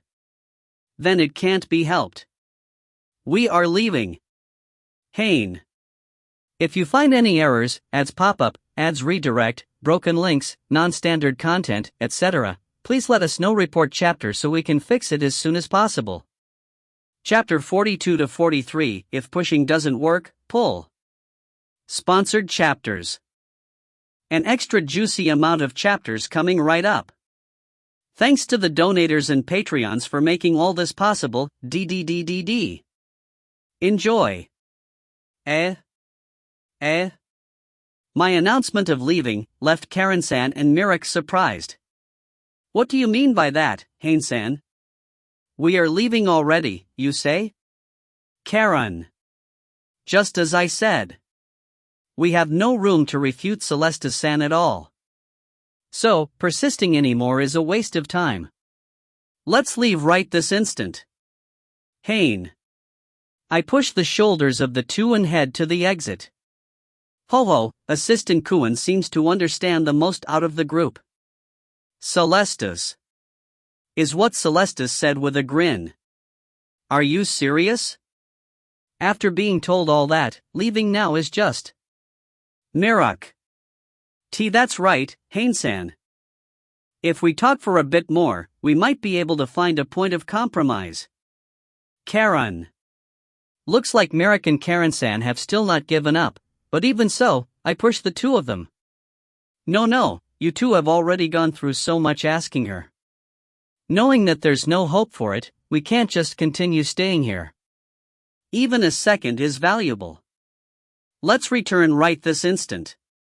Let's return without waiting for tomorrow. Without waiting. For tomorrow. Haine. That's right, leave, Celestis. While purposely emphasizing the words, I slowly approach the exit. Not yet? Haven't noticed yet, is what I was thinking when. Wait. Okay, got the fish. Just as planned. To explain what this all means, first of all, let's see the next action of Celestis, who is desperately trying to calm down her agitation. There's no need to return immediately, right? You have come all the way to Hygraville, a sightseeing city, you know? At the very least, how about staying 1 night, no, 2 nights? Celestis. No, can't. They can't neglect their duties as heroes. We definitely cannot wait for tomorrow. We will be leaving right this instant. Haine. Wait. Momento. Celestis. Finally, Celestis clung onto me. Her attitude made such a sudden turn that Karen-san and Mirak had a bewildered face. It will probably be troublesome, you know. Like, if I had to say who would be troubled, it would be me. If asked why, that would be because if you guys don't appear tomorrow on, you see, I announced it already, right? In tomorrow's live, you guys will be appearing as guests. Celestis. Ah. It seems like, with this, Karen-san and Mirak noticed too. That leaving right now is the best plan of action that will put Celestis in the most predicament. That was something I said on the spur of the moment, but it unexpectedly got a good reception from the customers, or how to say it, Germana. Celestis. When Celestis shouted that, the door opened and a thin man entered. How are the current sales of the tickets?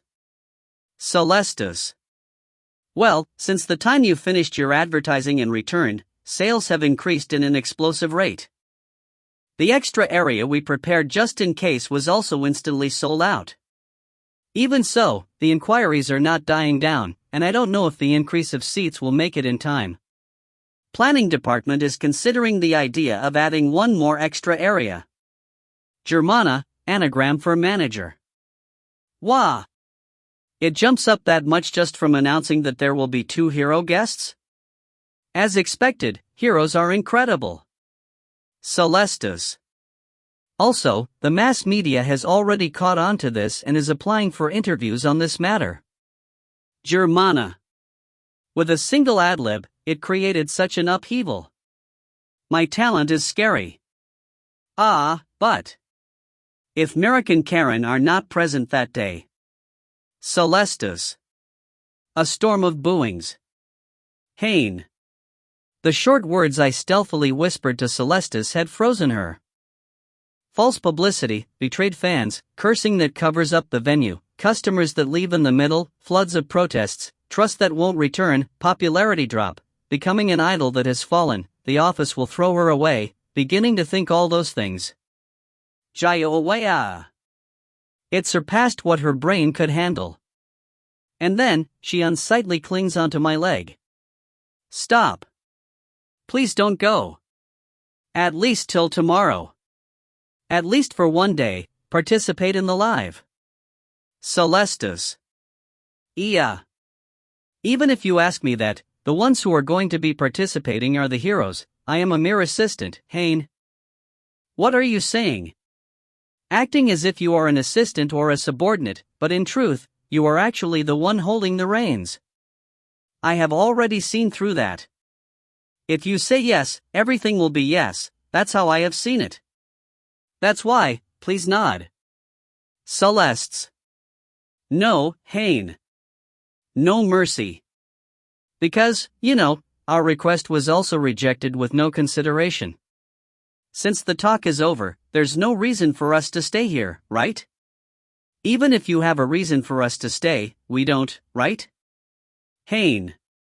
That's, Celestis. If there's no room for consideration, then, there's no need to be considerate, right? Haine. Guh, Celestis. Celestis made a groaning voice with an expression that was not fitting of an idol. I get it already. About your request, I will consider it in a positive light. I will search for a compromise that will not be bad for you guys. That's why, please participate in the live. Celestis. Yes. Haine. Negotiation has succeeded. 43, Light puts water to shame. And so, you two, is it okay for you two to stay in Hydraville until tomorrow? Haine. I have already given a consent, but I confirm the decision of Karen-san and Mirak. I don't mind. Just getting to see that idle woman get so cornered made me super satisfied. Mirak. She must have been incredibly discontent about being told all that. Mirak had a refreshed face. Haine-san, you knew this would happen from the very beginning, right? That's why you suddenly said we should leave, Karen. I am sorry for stepping into action without an explanation, but I had no room to explain. Celestis seems to be unexpectedly intelligent, so showing any poor moves might allow her to take the lead on us. While I was thinking that, Karen-san approached me speedily. Haine-san. Karen. Haine-san. Haine-san. Haine-san. Karen. Yeah, I am Haine. Haine. What is it? Having your eyes shine like that and looking at me with such fixation, what are you doing? Calling a person's name in rapid succession like that, she didn't even give a proper response and just left to another place. To the place where the cornered and crushed Celestis is. You. For this idle hero Sealstan to yield to something like blackmailing. Celestis. Celestis-san, thank you very much for accepting our request. Thanks to that, we have achieved our number one objective. Karen. So what? Celestis. I will be achieving my other objective right now. Karen. Wagya. Celestis. Both hands of Karen-san grabbed the breasts of Celestis? Her right and left hand were tightly grabbing each side respectively. A stance that left no opening. Nya. What's with this girl so suddenly? Don't touch me so frivolously. These are the boobs of an idol. Security. SOS. Celestis. Even when Celestis was making a racket and flailing, she was unable to free herself from the firm lock of Karen-san. In that time, Karen-san was fondling with a rather complicated expression. Mirak-san, Haine. Don't ask me. Since coming to this city, there's nothing I understand. Mirak. Watching over this situation, we could only feel confused. And then, after a few seconds, Karen-san, who had brought down Celestis-san to the floor with her fondling, had finally released her, and I win. Karen. What did you win? Celestis. A mysterious declaration of victory. I can't believe this. My breasts, the breasts of an idol. Touching them without permission. Celestis. Isn't that fine? Isn't an idol that kind of job? Mirak. It is not. Celestis. Mirak nonchalantly throws her 2 punches in and Celestis roars. An idol is not a job that sells lust. It is a job that sells youth. If it gets around that my boobs were fondled, my value will decrease. It is still salvageable since it was a vulgar person of the same gender, but excessive skinship between pure girls, the innocence that it portrays but the scent of eros that wafts from it. Might sell. Celestis. As long as there's the possibility, she immediately enters into calculations. So this is what a pro looks like. But, to go Nyan Wagya, this idol girl has some unexpected cute screams. Seeing that slyness of yours, I thought you wouldn't be on the side to scream like that though. Mirak. You are noisy, fire hero shemale. In that case, tell me about that tone you are playing. You have thrown away your feminineness and all. And yet, you have those useless big breasts there, if I just touched them, you would also cry in the SA. Celestis. Guard. Mirak. Why are you blocking me? Celestis. No, well, you would obviously block that. Mirak. I see. So showing girls bickering like that can sell, huh? I have learned something new. At any rate, definitely appear in tomorrow's live, okay? If possible, the day after tomorrow too, and the performances in the future as well. Depending on the sales, there might be another day for this. Celestis. That depends on your sincerity. Haine. Obviously came down to that. Celestis. Celestis grabs her head and writhes. WRYYYY. But, just to tell you, I am not the one that does the recruiting of newcomers. I leave all of that to the church, so I will have to talk to the church itself in order to make it have some sort of concrete form, you know? The higher-ups have the sweet profit of obtaining believers, so they are in tacit consent of my idle activities. I don't think we will get an immediate reply between today and tomorrow, Celestis. If you can't, we just have to leave tomorrow. Do it. Haine. What's with this tough negotiation? Hey, Karen-san, give me this assistant of yours.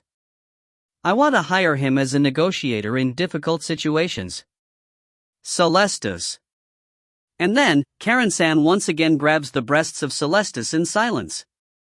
And once again, Celestis became the victim.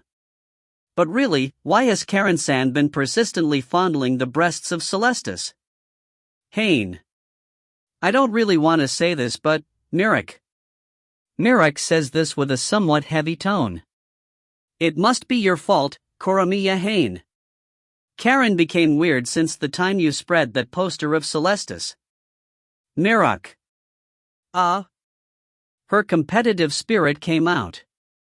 I wonder what was the real objective when she suddenly proposed about going to the water capital. When you talked down Celestis in the negotiation a while ago, she was happy that you took her side more than that of Celestis. Mirek. I have never been the enemy of Karen-san though. Haine. Showing it out is what makes her happy. That's just how women work. Mirek. When Mirek says it, it suddenly makes it more vivid. Then, the reason why she is fondling Celestis' breasts so persistently? Haine. Are you going to have me say everything? Mirek. Even if you tell me to get a hint. Karen has become quite the passionate woman. When she had a weak constitution, she was slender and lovely. Just when did she change this much? Damn it. If only we had fixed our friendship sooner. Mirek. You are plenty passionate of a woman as well. But, hearing this about passionate, for some reason, the first one that came to mind was the light goddess. As I thought, gods and their believers do resemble each other. If you find any errors, ads pop up, ads redirect, broken links, non-standard content, etc. Please let us know. Report chapter so we can fix it as soon as possible. Chapter 44 to 46, Sweet Room. Sponsored chapters. And so, it has been decided that we will be staying one night in Hydraville. We are considered special guests in the live performance, so we were allowed in the Water Church's guest room. Even in this famous sightseeing city and trading port, this is a central building. The guest room in such a place is, as expected, quite the extravagant thing. It is a structure that was made in a way that the sea breeze could easily pass through it, so I was able to have a good view of the city's nightscape. Show-offs. Mirek. Mirek mutters this as she sinks her rear over and over on the soft bed. Is she planning on acting that way in all this trip? She said we can freely pass the time until tomorrow's live. It looks like we can also do some sightseeing outside as long as we decide on the time. Haine. Even if this was to have Celestis-san hear out our request, it has become an incredible thing. At first, I thought we would be singing as well, and that flustered me. Karen. But, as expected, that didn't happen. In terms of artistic performances, these two are total beginners. There's no way the pro Celestis would have them suddenly learn the lyrics and have them stand on stage. It looks like they can safely spectate from the side. Even so, in order to entertain the audience to the highest limits, she said she would be thinking up the best way to show the flashiness of having three heroes together, and then, left to a meeting. She really is a zealous worker. She really was an aggressive person, that Celestis-san. Not only a hero, she also holds pride in being an idol as well. Karen. To me, she is only a half-assed person that can't decide on one thing though. Well, that's what I want to say, but, in truth, even with that, she is still able to properly do her job as a hero. Mirek. Really? Since officially becoming a hero, the number of monsters she has defeated are not that different from Karen and I. Even when she is putting so much zeal in her hobby. I wonder, just when does she head out to do her subjugations? Mirok. Is that so? Celesta-san truly is an incredible person. She is properly managing as a hero and an idol. Haine-san. Karen. Karen-san makes a more serious tone than normal. Do you remember what Celesta-san said? Karen. Heroes are the face of the church. Since you have become a hero, you have to fulfill that duty. Is that what she is referring to? I thought that it was okay for heroes to just defeat monsters and protect the livelihood of the people. But my seat as a hero and my power was given to me by the church, that's why I probably also hold responsibility in regards to the church. Karen. The serious Karen-san said this with an expression as if it was truly bothering her heart. I thought that responsibility could be fulfilled by simply defeating monsters. But that wasn't all. Maybe there's other things that have to be done. Seeing Celesta-san today, I began thinking that, Karen-san is not wrong. Haine. First of all, I say this. What Celesta said is not wrong, but Karen-san isn't wrong either. The most important duty of heroes is to protect the people. Karen-san, who was always thinking about that as her number one priority, is already a splendid hero. Haine. That's right, Karen. It can't be helped that your eyes were stolen by that flashiness of Celesta's, but you can't get lost by it. Also, remember what we came here to do. You went through the trouble of coming all the way here to solve the friction between the 5 churches. You are doing plenty enough in your duty for the church. Mirok. Mirok also joined me and cheered Karen-san up. I see. That's right. Karen. It seems like Karen-san has regained her spirit. Mirok and I silently bumped fists. Then, let's sleep already. I will return to my room. Haine. Haine-san is not sleeping here? Karen. No way that's possible. I am a man of age. If I sleep a night in the same room as them, some sort of mistake will definitely occur. Even if I am the reincarnation of the Dark God, as long as I hold a human body, I can't stay indifferent to the instincts and physiological desires it comes with. That's why I follow reason. I see. Then tonight, it will be Karen and I only. Mirok. No, Mirok has a room prepared for Mirok only, so sleep there. Haine. What? Mirok. Truly a VIP reception. To think they would give us a personal room for each one of us. Haine. Damn it. This is the very definition of unneeded kindness. Mirok. In the future, even if there's chances for sleepovers, I promise myself that I will definitely hinder any opportunities of Karen-san and Mirok sharing a room by themselves. Asterisk. And so, I returned to the room that was prepared for me, and just in the moment I was thinking about sleeping. Knock knock. Who is it? Is what I thought as I opened the door to check. The one that was standing there was a thin adult man. You are Haine. I remember seeing him somewhere before. Right, the person that Celestis was calling Germana. He is probably the same as me, an assistant of the hero or a subordinate. But why is that person here, is what I was wondering when the thin man begins to talk. I am sorry for intruding on you at such a late hour. There was something I wanted to talk to you about in given chance, you see. Germana. Something you wanted to talk about? Is it related to tomorrow's live?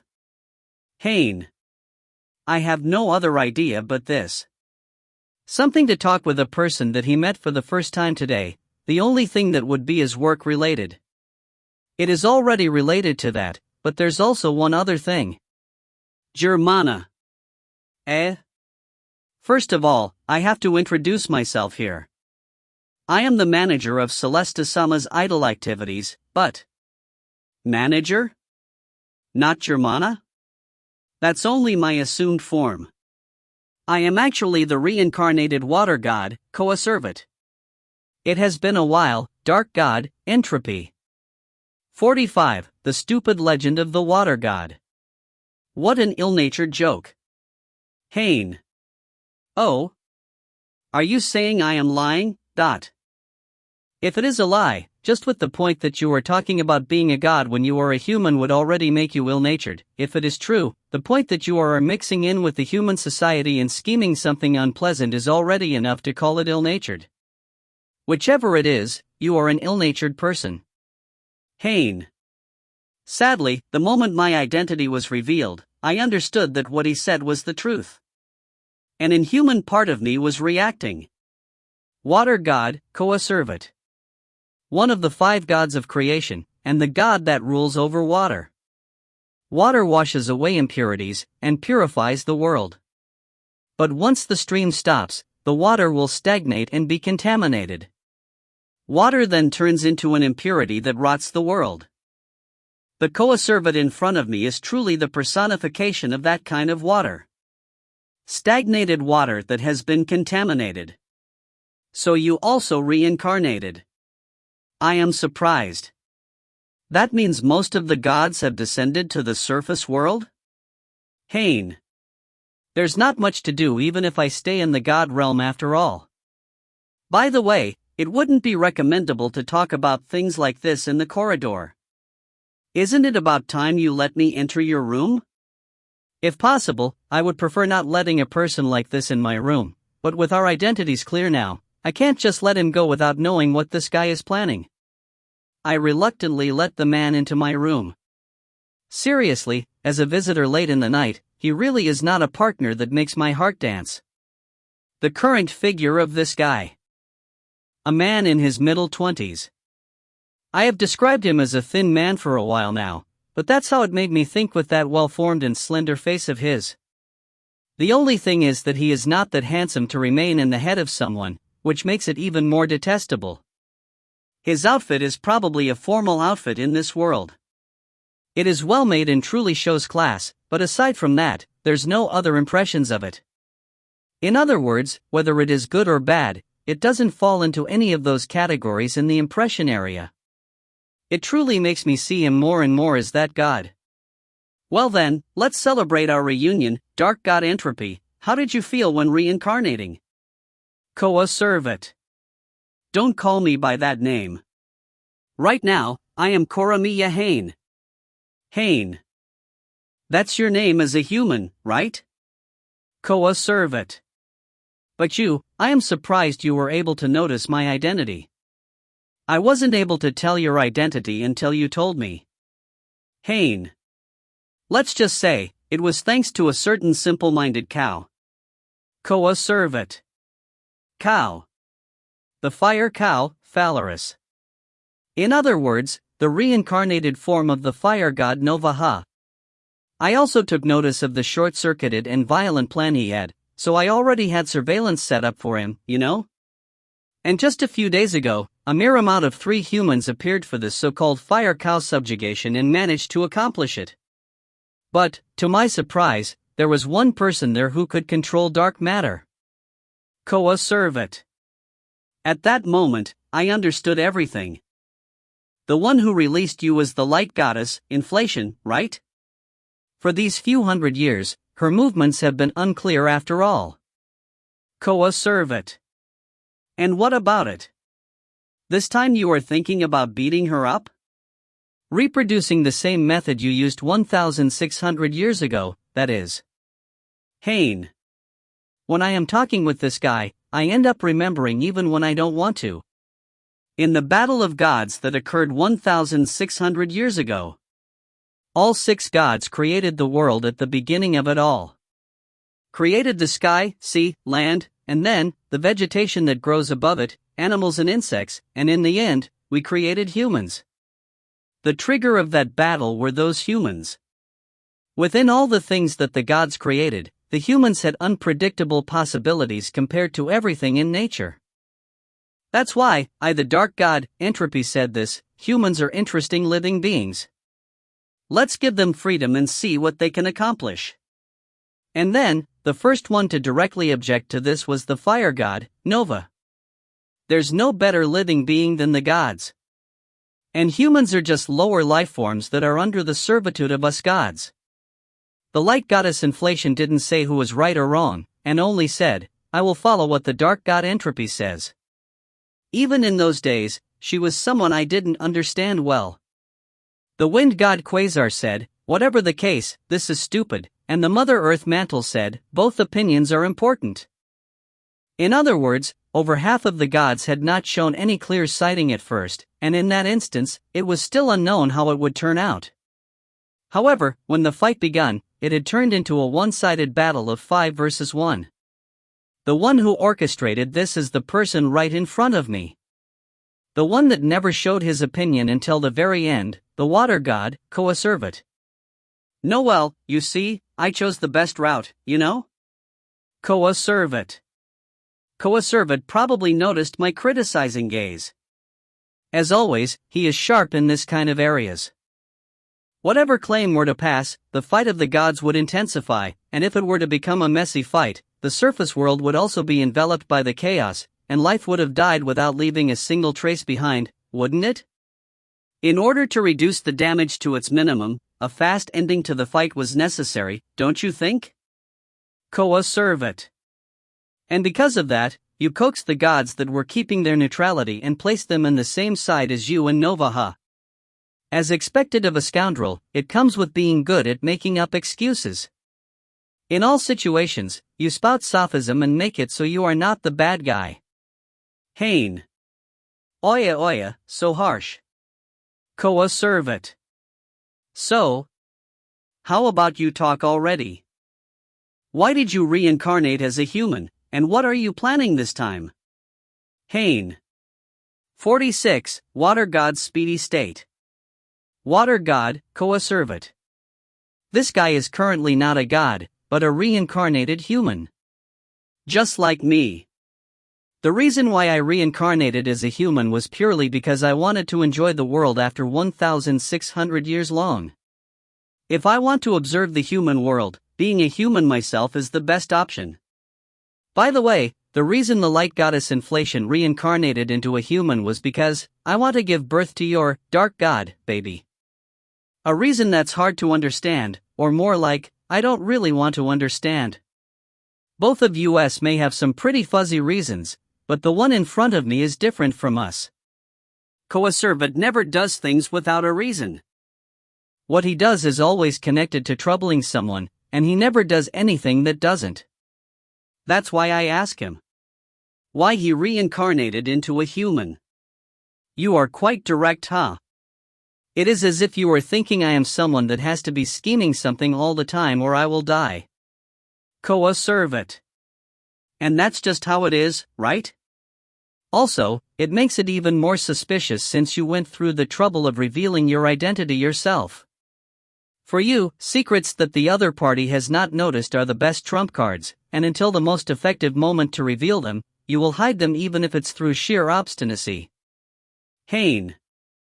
No way. I only came here tonight to reheat that old friendship, Coacervate.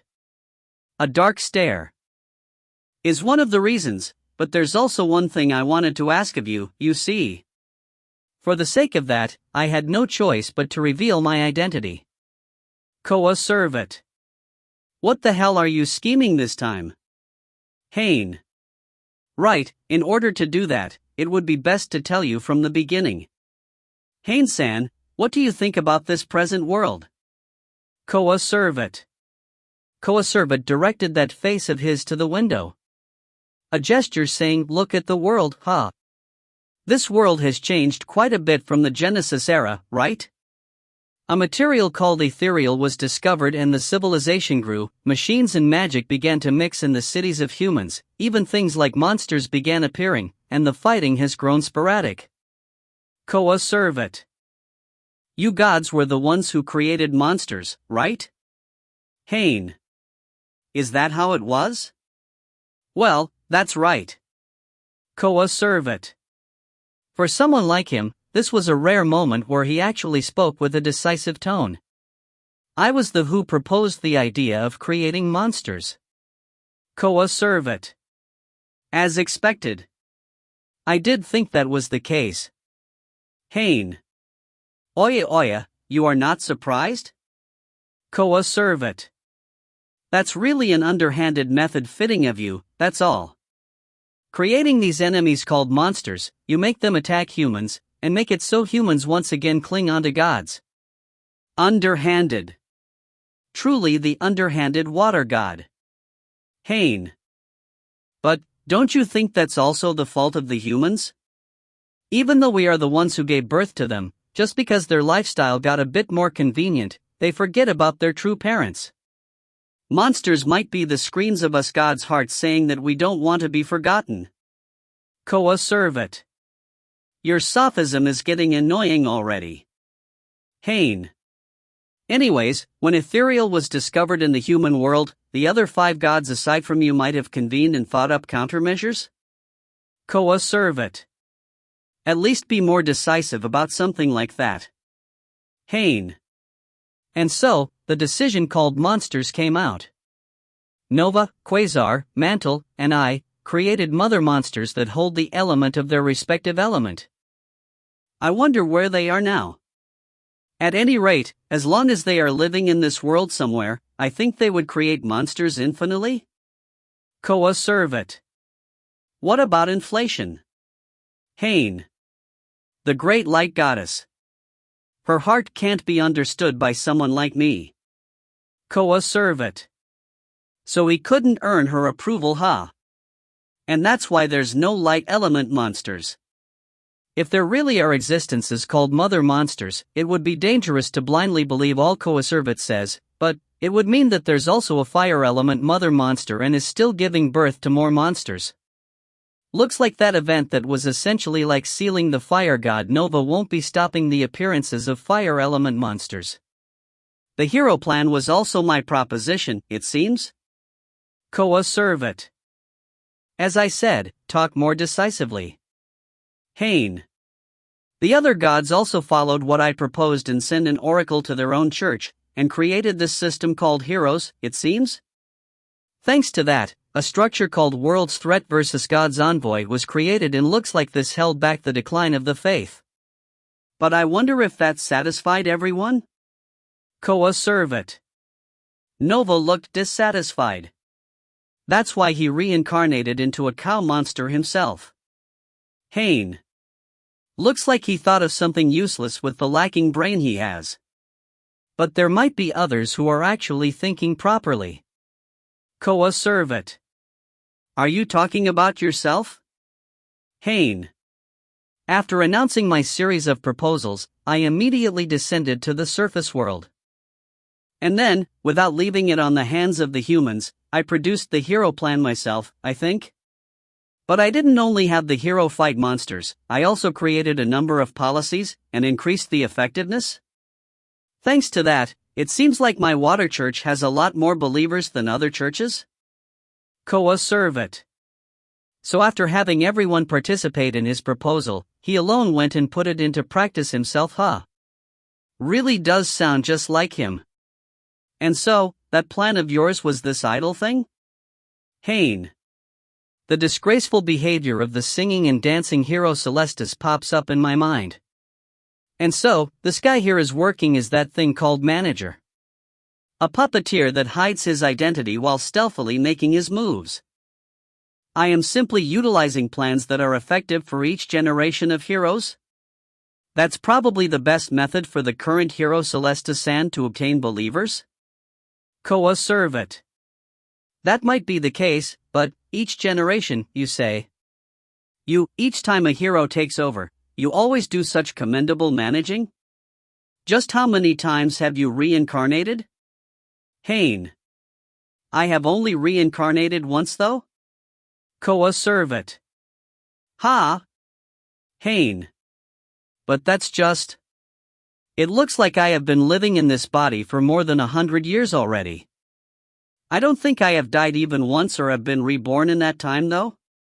Coacervate. A human body can't live that long. No, in the first place, no matter how I look at you, you are around your 30s, Haine. Did I say I reincarnated as a human? Coacervate. Ha!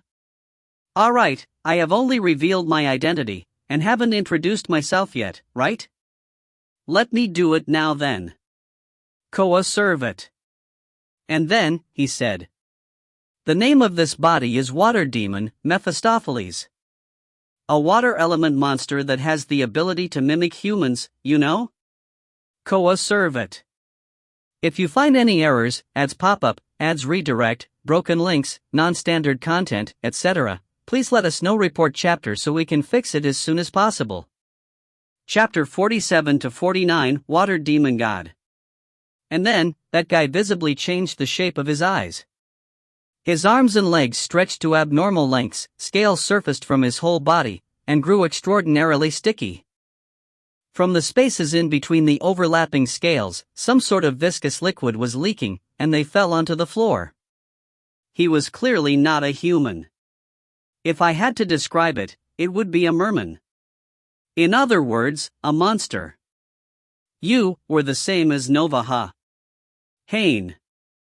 I remembered the fire element monster, Fire Cow, which was the reincarnation of fire god Nova, so I said this. His decision was incredibly simple and crude. But the reason why I created this body was for a far more grand plan. Monsters are irregular living beings, so the passage of time is of no matter, and this body can change into a man or woman of any age and have any appearance I want, you know? Coacervate. Is what Coacervate says as he showcases his viscous and strange figure. Water Demon, Mephistopheles. Thanks to that, I have already lived around 100 years in the surface world. It might have been even longer than that though? Coacervate. Meaning that with this monster vessel of his, he doesn't grow old and doesn't die, he can live in whichever generation, and is able to get involved with the water hero from the shadows and with the water church as well. That might mean that's just how desperate gods are now, don't you think? Because you know, the scale of my church equals the amount of prayer energy I can absorb, so, don't you think it is just human nature to do the work yourself instead of simply leaving it to others? Coacervate. Don't go talking about human nature when you are a god. You really are desperate. To think you guys would get so attached to humans, I wouldn't have been able to imagine it 1,600 years ago. What happened in the time I was sealed? Haine. Oh? You still don't know? Coacervate. Well, that's fine.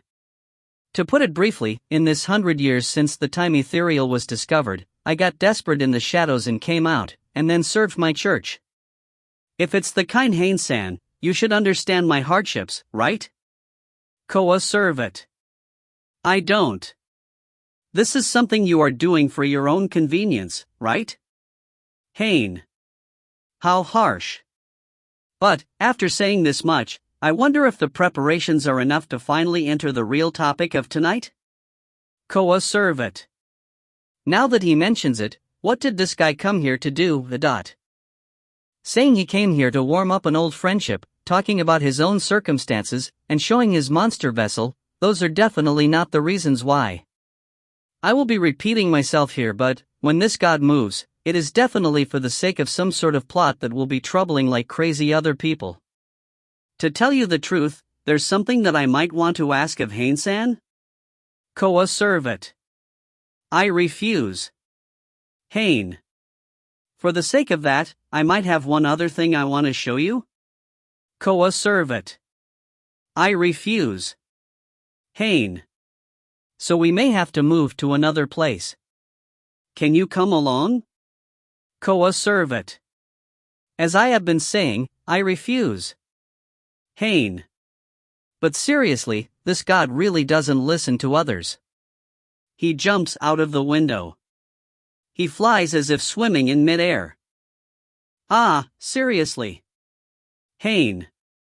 No matter what he says, it will never be anything good, but since I already know that, leaving him unsupervised will not bring anything good either. I had no choice but to jump out of the window as well. Dark matter, set. Aside from erasing all divine powers, my dark matter can also control gravity. If I utilize that and reverse the gravity to my desires, I can glide here and there in places that have no footing. But, just where does Coacervate plan on taking me? We moved to a place outside of the water capital, Hydraville. The lights of the town were already far.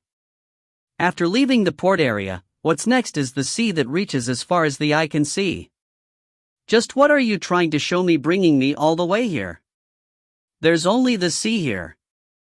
Haine. Haine-san, don't you think the sea is great? Big and deep. It is so grand that it might be able to keep a variety of things inside it, right? Coacervate. At least be decisive when saying that. Haine. See, can you please look at that? Look at what's contained within this great sea at this moment, Coacervate. Being inside it too, I look at the sea that's at my feet.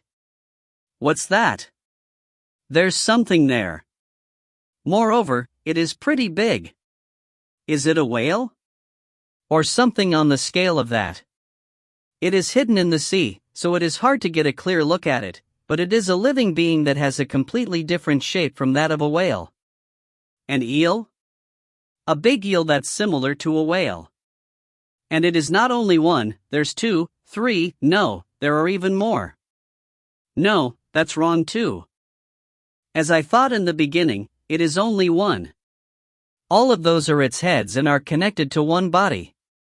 This is the multi-headed monster that I have created. I named it Hydra Serpent or Serpent Hydra. Whatever suits your taste. Anyways, it is a proud creation of mine, probably? Coacervate.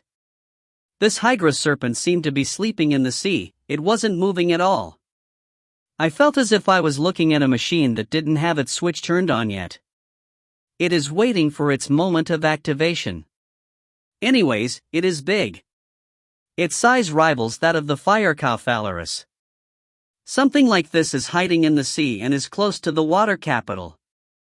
I leave most of the monster production to the mother monster, but monster creation itself can be done by the gods themselves, don't you think? It is said that mother monsters were created by gods after all. Coacervate. You were the one who said that. But that's exactly why most of the monsters created by gods are strong. Maybe that's how order made things work? This Hydra Serpent, the Coacervate, and this body of mine, Haine-san, don't you feel it too? Coacervate. And so? What do you intend to do by going through the trouble of inviting me all the way here where this sea monster is? Are you thinking about using this guy to defeat me? Haine. No way. You were easily able to defeat the gigantic monster that had the fire god dwelling inside it. Even if it's my proud creation, I don't think it can do that much. Isn't there a more fitting role for this little boy? Coacervate. And then, Coacervate said something outrageous. In tomorrow's live, Coacervate. What? Haine. In the live where 3 heroes will be participating, how about having this Hydra Serpent attack that stage? Coacervate. 48, Great Sea Dragon. What, did you say? Haine. It was so much that I lost my words. Have it attack the live stage? Haine. I thought that maybe that's also a valid option? Coacervate. Don't joke around. A live stage is a place where a lot of people gather, right? Several hundreds to thousands. If you have a giant monster attack a place like that, just how many casualties will be created? Haine. In that part, there's no need to worry. For what reason do we have heroes? Coacervate. What you mean is? Haine. That's right, what I truly plan on doing is, having Celesta-san defeat this monster, maybe? Coacervate. Defeat, he says? Is he saying he plans on having this monster attack the live stage in order to have it be defeated? In the middle of those girls singing and dancing, and the audience that is enjoying this show, at the climax of it all, I will have them witness in the flesh the real duty of heroes, monster subjugation. And that will drive the excitement to the max. With this, there's no doubt that more believers will appear from this. Is what I think will happen? Coacervate. There's no way I would let you do that. Are you saying you would be going this far just to obtain popularity? Haine. Of course, it will be made as a coincidence that this monster appears in the middle of the live, maybe? The audience, the people related to the church, Celesta San herself, would most likely think that way? There's no other thinkable explanation after all. Coacervate. The water god talks as if it is an obvious thing. This guy, could it be possible that he has been orchestrating the monster subjugations like that until now? Have monsters be defeated by heroes? By creating a scenario that fulfills this to its entirety, he utilizes this to increase the power of the church? In my opinion, it makes me wonder why the others don't do the same. Don't you think? Coacervate. He says brazenly that there's no better scenario than that. The objective of us creating monsters was exactly for that, wasn't it? In that case, instead of just creating monsters like crazy and then having it just do whatever they want, it is better to knead it in a way that shows 10 to 20 times more results, don't you think? I am simply putting the best of my efforts, you know? In order to have everyone happy, you see? Coacervate. What part of that is happiness? Haine. I was already on the verge of snapping, and yet, this water demon continues speaking. Won't Celesta San be happy as well? By defeating that Hydra serpent tomorrow, she will obtain even more support from the fans. Becoming even more famous is something to be happy about, don't you think? Coacervate. You bastard. Haine. But, isn't there a problem stemming from this? Is what I thought. Coacervate. Saying this, Coacervate shrugs his shoulders. This guy really is good at making every single gesture of his annoying. Don't you have an idea about it, Haine-san? About you and the two heroes that you brought here, Coacervate. What? Haine. In this stage that I went through the trouble of creating for Celesta San, isn't there the possibility that hindrances might be stepping in the way, is what I mean. Coacervate. I see. I don't know what kind of fate brought us to this, but Karen-san and Mirek have ended up being guests in tomorrow's live. If the Hydra serpent were to attack that place just as the scenario of Coacervate states, what would happen? It would obviously not be only be Celestis, those two will definitely participate in the fight as well. Rather than the duty of a hero, Karen-san's sense of justice would make her protect people no matter if it's the territory of another church. And Mirek, who is all Karen-san love, would no doubt follow without hesitation. Of course, I will join the fray as well. With my darkness power, I might be of help to them after all. In that case. Haine. If the Hydra serpent were to be defeated favorably, the one who will be receiving praises for it would not only be Celestis. Karen-san and Mirek would also be praised as brave ones. This is a plan that he created himself in order to raise Celestis' fame alone, and in that plan, someone has mixed in and the merit will end up being distributed, which is probably not amusing for him. I see. Such a big monster, it must have taken quite a lot of time and effort. That effort might not be rewarded, and that's why you are flustered now. Haine. I will leave it to your imagination. Coacervate. Then, what are you going to do? Before this thing attacks the live performance, in other words, before the live begins, you will have Karen-san and Mirek leave? Haine. You are doing quite the ill-natured question there, aren't you? If that happens, the live performance itself would sink. You already know that.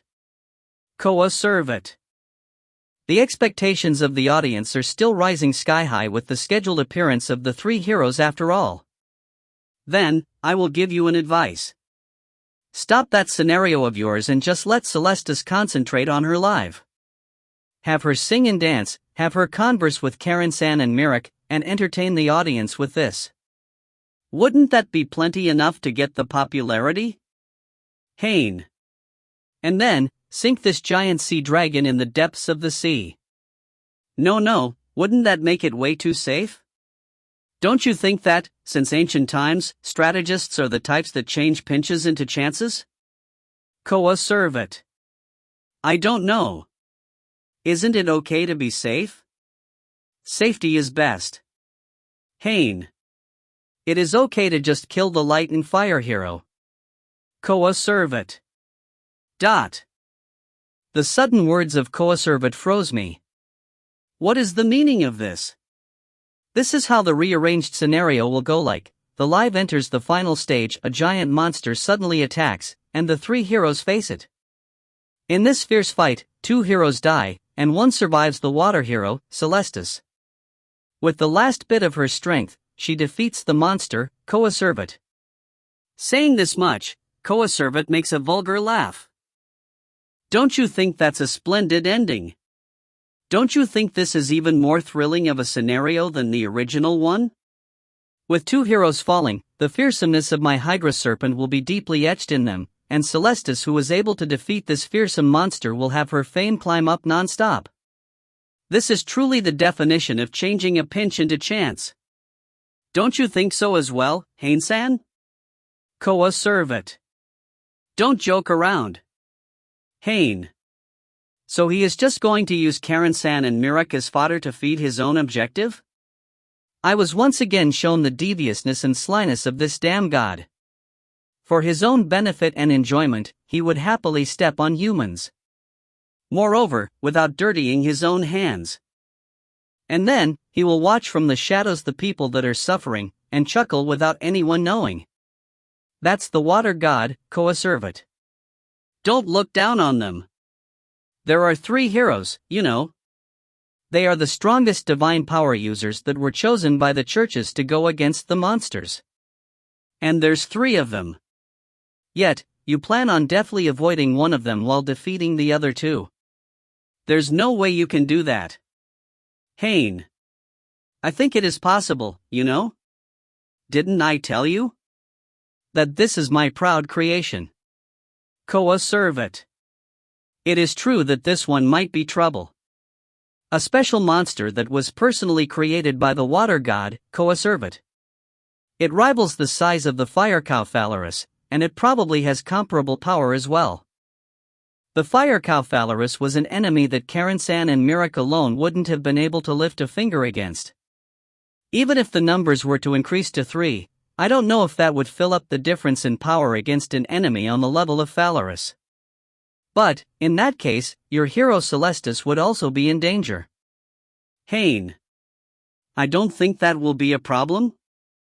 After erasing the two hindrances, it is okay to just lose on purpose after all. Coacervate.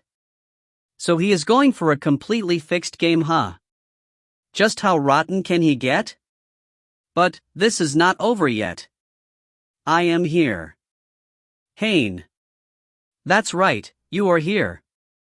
The Dark God's reincarnation, Haine-san. Within the group of visitors today, you are a special one.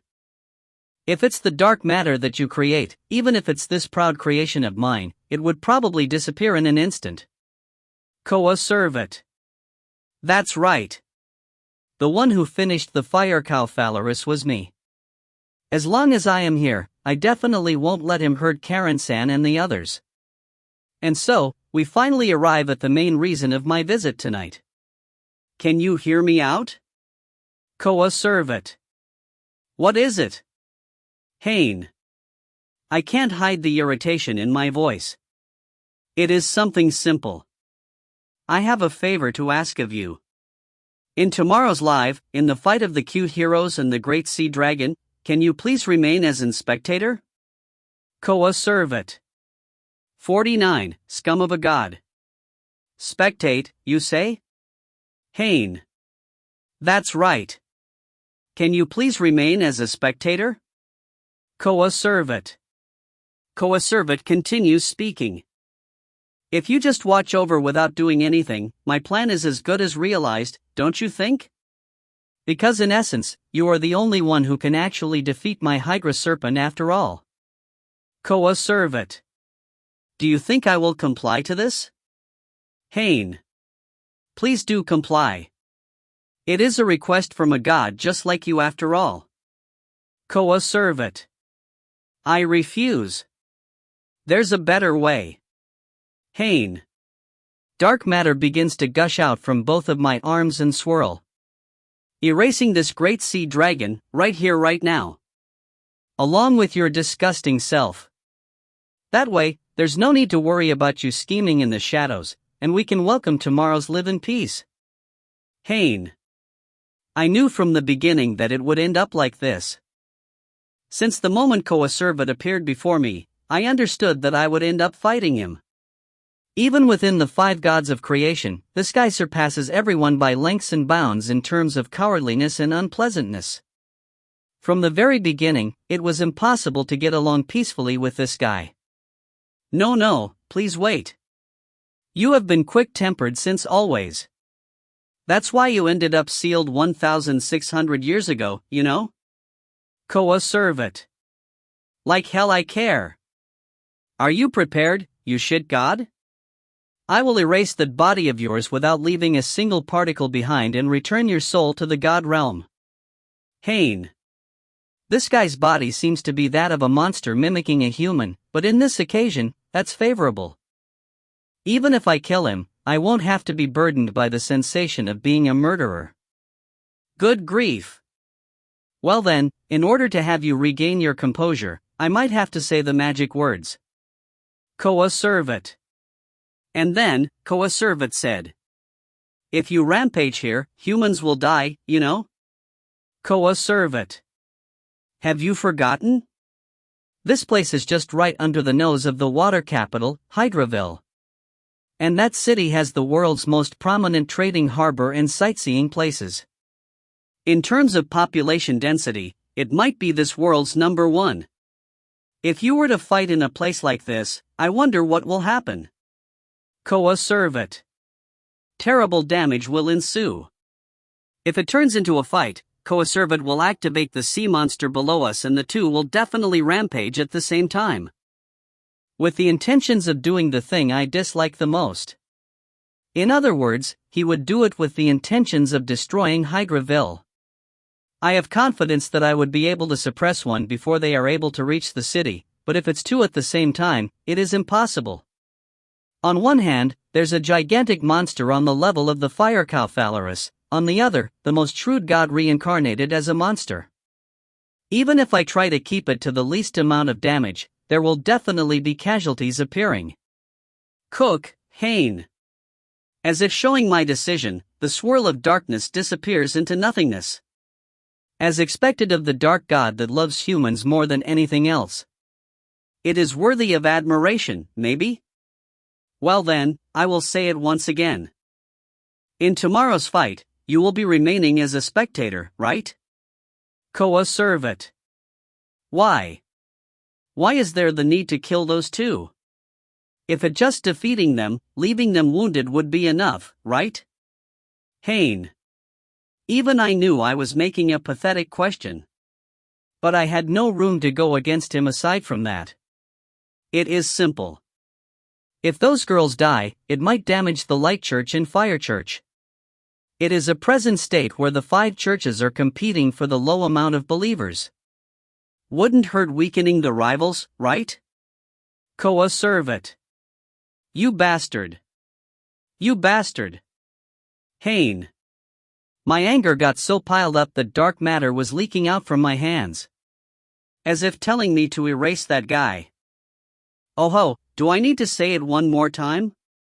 That this is right under the nose of the water capital, Hydraville. Coacervate.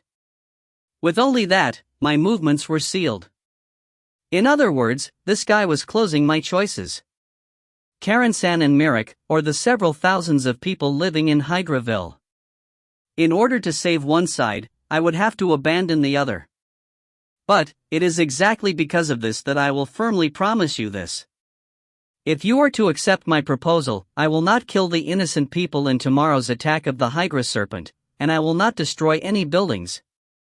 In the live tomorrow, at the stage that will be floating on the sea, the battle stage will be at the sea, right? I have at least thought about that much, probably. Coacervate. Is what Coacervate says as he bows reverently. Well, that's how it is, Haine-san. I would like you to please handle this carefully. There's no need for you to answer. I am satisfied if you simply don't make any moves. But, I would prefer it if you don't have the two heroes leave before the live begins, okay? Just as you said before, the live performance itself will go down the drain, right? Coacervate. In the case something like that happens, I wonder who will be taking the responsibility. Please think about it thoroughly, okay? Don't worry, the light hero and the fire hero will most likely accept as well. Their duty is to protect people from monsters. To cast away their lives for that sake can be said to be their raison d'etre. Coacervate. ****. And that's how the private talk ended. That guy, the water god Coacervate's reincarnated form, Mephistopheles, saw me often remained at the place where the great sea dragon was. In normal circumstances, he would be keeping an eye on me, but it seems like he judged it was safer to be at the side of the great sea dragon. The most troubling part for me is two monsters rampaging at the same time. If he leaves its side in poor timing, it might give me a winning opportunity. In order to not leave that opening, he will most definitely be by its side all the time until the live starts. What should I do? The great sea dragon and the water demon that has the water god dwelling inside. I can only handle one at a time. If I were to go against them, in the time I am restraining one, the other will rampage at Hydraville and kill as many people as possible. That guy would do something like that. For him, humans are mere toys, moreover, toys that he wouldn't mind breaking. If I participate in the fight, he would stop this fixed game of his and will have the Hydra serpent rampage for real. Even if I managed to have Karen-san and the others retreat before the live, it would only rampage in retaliation. In that point, it hurts that he nailed me down beforehand. Is there nothing I can do? A way to overcome this without sacrificing Karen-san, Mirik, and the several thousands of people. A way to make that shitty human ridiculing god suffer. There's that. ******. And so, I appeared before someone. It was completely late at night, and by the time I arrived, that girl was already in the middle of dreaming. She was on top of the bed, with a beautiful sleeping figure and letting out cute-sounding breaths. Hey, wake up! Haine. I mercilessly shook the shoulders of that girl. You? The moment she woke up, that girl, the Light Church's founder, Yorishiro, got flustered. Wah, Haine-san? What is it, so late in the night? Is this a night raid? If you were going to do that, you have to tell me beforehand. I also have to prepare myself. Yorishiro. Don't go misunderstanding. I have something to ask of you. Haine. If you find any errors, ads pop up, ads redirect, broken links, non-standard content, etc., please let us know. Report chapter so we can fix it as soon as possible. Chapter 50-51, Backstage Water Priestess. And then, in the next day, at the live venue. Just as announced, there's a specially set up stage that floats on the sea. The audience had the extravagance of enjoying it all at the specially prepared seats on the sandy beach and the sightseeing boats. So this is also all a boon of the ethereal civilization, huh? Receiving the shocking guests, the light hero and the fire hero, the venue is super filled with people. It is so successful that they are even taking advantage that it is a sea stage by selling ship seats. What should we do, Mirik-chan? I am beginning to get nervous. Karen. Cece, calm down, Karen. Heroes should show dignity. Mirik. The two, who are beginners at this kind of things, were getting nervous as crazy with the thousands of eyes that will be directed at them soon. On the other hand, the idol that is the lead in today's performance, Sealstan Water Hero, Celestis, was already on the stage singing and dancing. This side felt like she was already used to this and her moves were sharp. After finishing one song, she received the cheers of the fans while returning to the backstage where we are. The start is going swimmingly. As I thought, the first song should always be Wash Everything Away with Water. Celestis. That's a song name, apparently. Thanks for your hard work. Ooh, Germana, wait, eh? It is not Germana? Celestis. The one who said that was me. Celestis moves her head to both sides as if looking for someone. Assistant Chan, do you know where my Germana is? I think you met him yesterday. You know, his face is the only thing that is pointlessly good looking, and that on the contrary makes him shady looking, Celestis. If you are talking about your manager San, it seems like he has some business to attend to and will be arriving late. Haine. Her manager, in other words, the water god Coacervate, who is taking the form of a human and mixing in with human society. That guy is currently cautious of a surprise attack I might make and should be currently on standby above the Hydra Serpent. I see. That guy does those kind of things every now and then, you know. Well, it is his job, so it can't be helped though. Celestis. Have you known him for long? Haine. Celestis was in the middle of changing her costumes for the next song. I think she is taking off her clothes at this moment. The reason why I said think is because I am not watching. Karen-san is covering my eyes tightly to the point that it might crush my face after all. No, I haven't. In the time my idol activities began, the church introduced him to me. Well, he is supposed to be my overseer, but he is unexpectedly reliable. He has pretty good connections at the top, and gets me a variety of jobs after all. The C stage this time was also his idea, you know?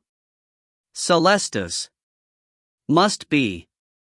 Coacervate chose this as the stage for the battle with the Great Sea Dragon after all. Celestis-san, Haine. How did you begin thinking about doing this idol job? Since when did you think about being an idol while working as a hero? Haine. Well, that's a question I am asked a lot in interviews.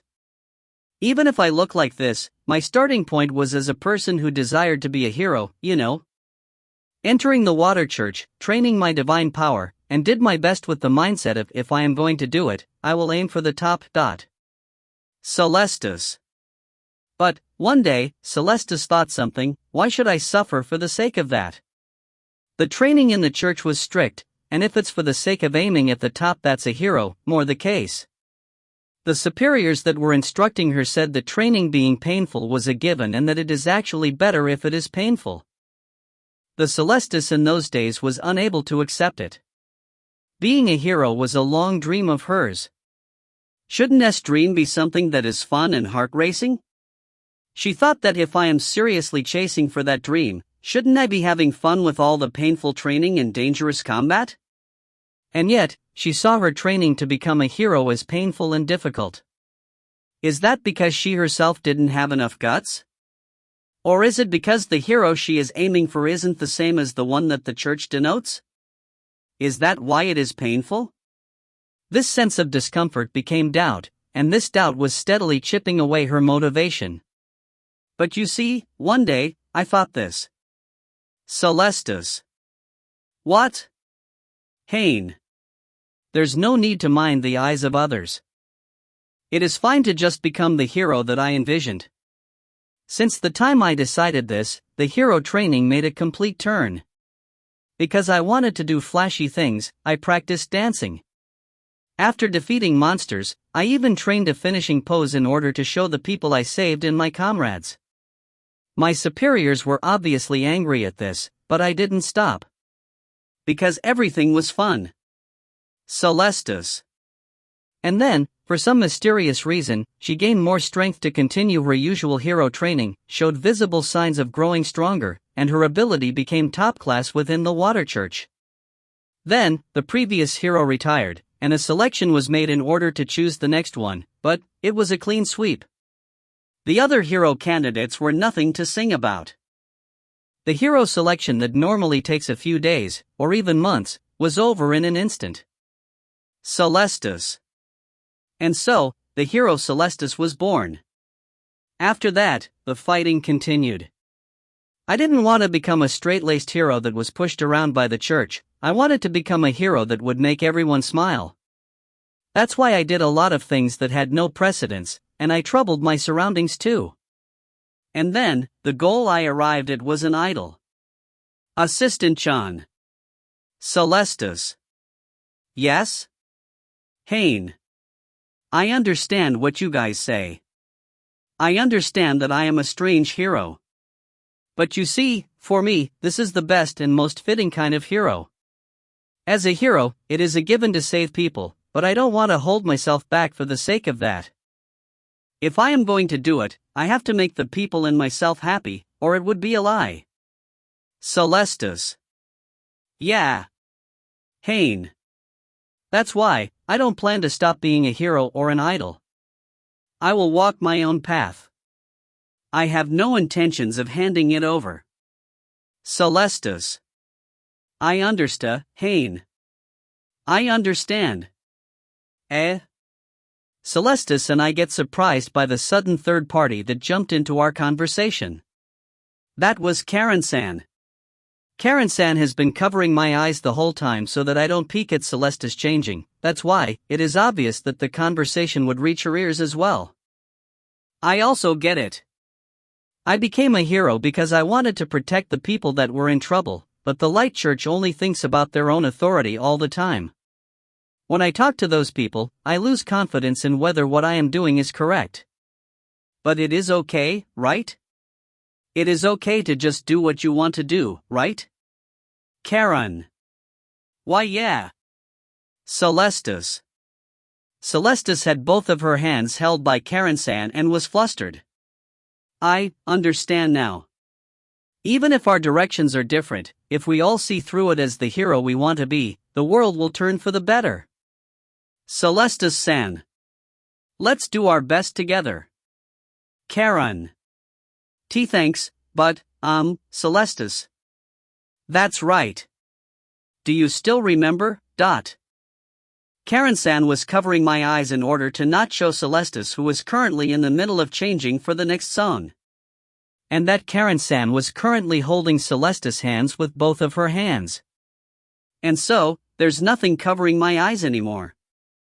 In the opened field of vision, what was reflected in my eyes was the very figure of Celestus in her underwear. Maybe because she sings and dances, the design was unexpectedly simple. And the color of that underwear was sky blue. Haine. Kaiawea. If the fans knew of this, I would definitely be killed, so I have to keep silent about this. 51. Muddy Water. Everyone, sorry for the wait.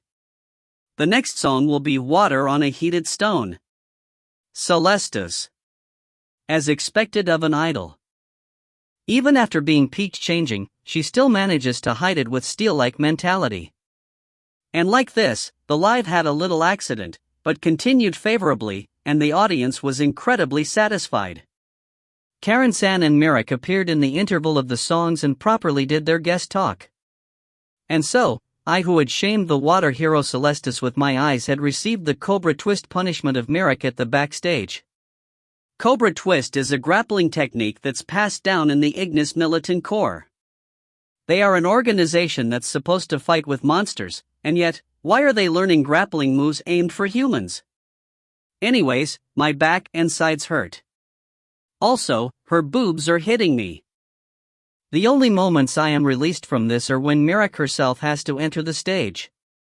The live had entered its final stage, and Karen-san and Mirik were called for the closure, so I was released after a good while. While stretching my pained body, I watch over the three on the stage from far away. Now then. The guests, Karen-chan and Mirak-chan. Please tell us your impressions of today. Celestus. It was splendid. Please call me again. Karen. Thanks. Then, we will be having you challenge singing and dancing next time. Celestus. Like hell we will. Mirak. The audience gets heated up. The live can be said to be a success, at the very least, until this point, that is. What's left is the last event, right? At some point in time, a shadow was at my back. A thin man whose attitude is so good that it actually makes him suspicious. The form of the water god Coacervate mimicking a human. So you returned. Haine. Yeah, I thought it was time to. That thing is most likely close to the stage already? Coacervate. Hydra Serpent. Now that we have come this far, I thought it would be best to stay at your side now, you see? You remember my request, right? Coacervate. I know. I won't be getting in the way. Haine. With this many people as hostages, I have no choice but to comply. Is it okay to ask one thing? Haine. Oh yeah, is it something that I can answer? Coacervate. I spoke with the water hero, Celestus, a while ago. What she is doing looks questionable at first glance, but I think she is a good girl that has a good head on her shoulders. She does her best in her role as a hero, moreover, she is trying to do it while having fun. Haine. Oh yeah, did you become a Sealstan fan too? Coacervate. It is not only Celestus. Karen-san and Mirak have their own image of a hero and are running towards that objective. This title called hero that is making them do their best, in a sense, might be something splendid. Haine. At one point, I thought that heroes may be worthless. It was in the time the fire god Nova told me about the reality of this world. In order to get back the faith that was growing thin, they created monsters themselves, had them attack people, and make the heroes save them.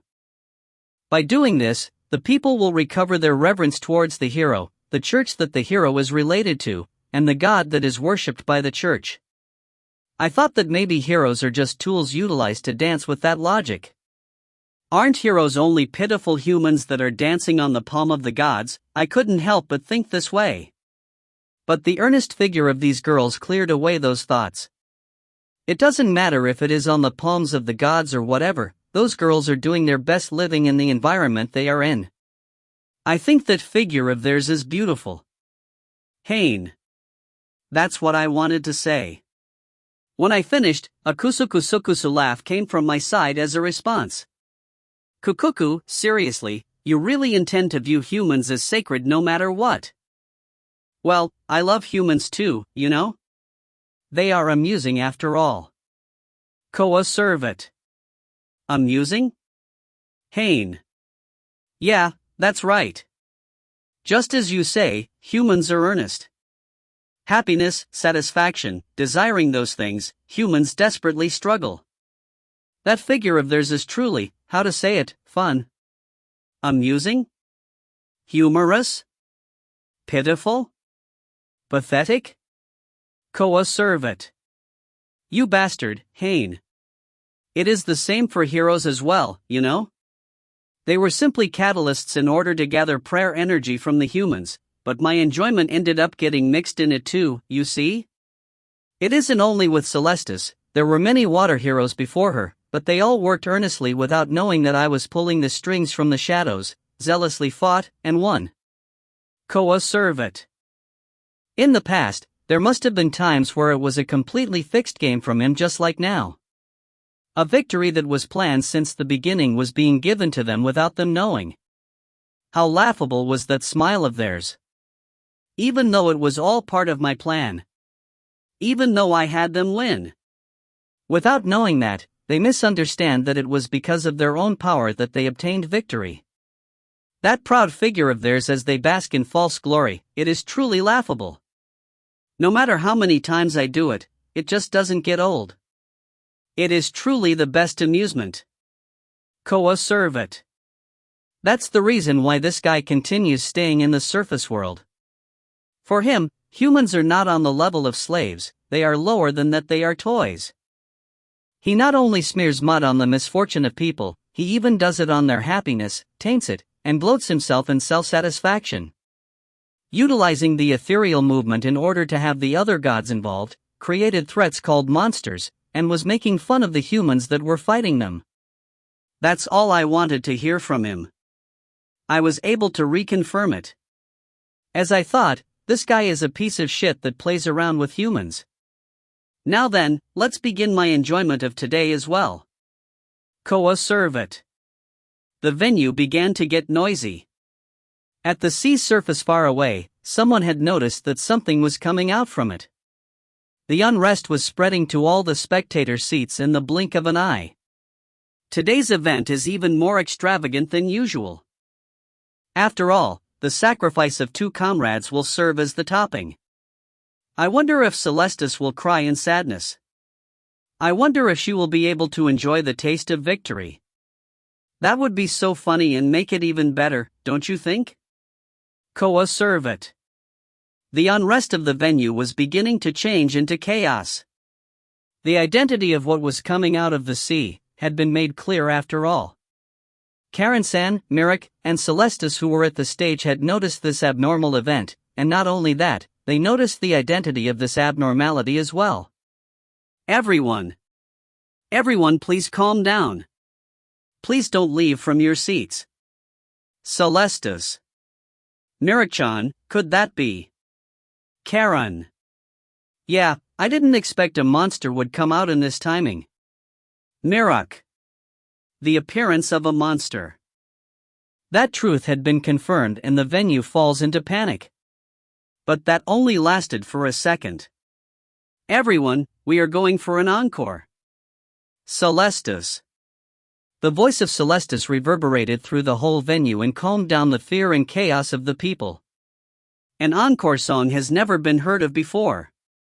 Water Hero, Sealstan, Monster Destruction Performance. Everyone, keep your eyes peeled from your seats, okay? Celestis. The words of Celestis that were casual yet strong covered the fear of the venue and turned it into heat that was totally opposite of before. The people knew that, just as they thought, Celestis is indeed a hero. No matter the danger, as long as she is there, there's no need to tremble. Because this is the city that the water hero protects, Hydraville. Moreover, today there's 2 who hold the same duty as her. Celestis-san. We will also help you out. Karen. Even if it's not in our place of jurisdiction, having a monster right in front of us and not doing anything would be a disgrace of my name as a hero. I will be helping, want it or not. Mirak. Fine. But this is my territory. I will be the center, and you girls will be the back dancers, understand? Celestis. As long as the center doesn't disappoint though. I will be witnessing with these eyes of mine whether or not your skills have dulled with all that singing and dancing of yours. Mirak. The sea surface undulated and finally the great sea dragon appears. Its large body that can hold 8 heads was also breathtaking. Uhiu. There's so many. Mirak. No, that's not it.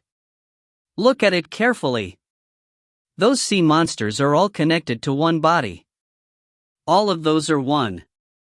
It is a monster with multiple heads. Karen. Light, fire, water, the 3 heroes jump from the stage and head towards the enemy. Until now, it has gone exactly as the scenario of Coacervate. Well then, Haine-san, please watch over them from here, okay? Just like you promised. Coacervate. Yeah, I won't move. I won't, that is. Haine. It was at that moment. At the sea, one other big black shadow appeared. If you find any errors, ads pop up, ads redirect, broken links, non-standard content, etc., please let us know. Report chapter so we can fix it as soon as possible. Chapter 52 to 53, Battle Ensemble. Translator note. I am beginning to burn out. Releasing 5 chapters every 3 days was a bit too much, it seems, lol. I will be temporarily going on a 4-day release schedule. Note that this is not a permanent change and it is simply to get some rest. Once I find it appropriate, I will return to the 3-day schedule. Anyways, enjoy the chapters, laughing face. Water blessing. Celestis makes her divine relic, Mickey Moses, flutter and bestows some sort of divine power effect on Karen-san and Mirik. LOL, Mickey Mouse. Now, with this, you two can walk on the water surface. You can walk up to that octopus-looking sea monster and directly punch it. Celestis. A blessing skill of the water divine power. I wanted to experience it at least once with this body of mine, but to think the day would actually come. Mirik. Celestis-san, octopuses have 8 legs, but that sea monster has 8 heads, you know. Karen. Your retort is way too nitpicky. Celestis. Like this, the 3 kick the water surface as they draw nearer to the Great Sea Dragon. On the other hand, the Great Sea Dragon Hydra Serpent had already received the order of its master and woken up from its slumber, and was showing its ferociousness that's most likely its real nature without any restraints. A high-pitched roar, that was not fitting of its outer appearance, travels on the waves and reverberates through all directions. Mirik-chan, could this be? Karen. Yeah, if it's only based on size, it would be on the level of the fire cow Phalaris. Its strength is most likely on that level as well. Mirik. The more they approach it, the more overwhelmed they were by its size. Can't be helped.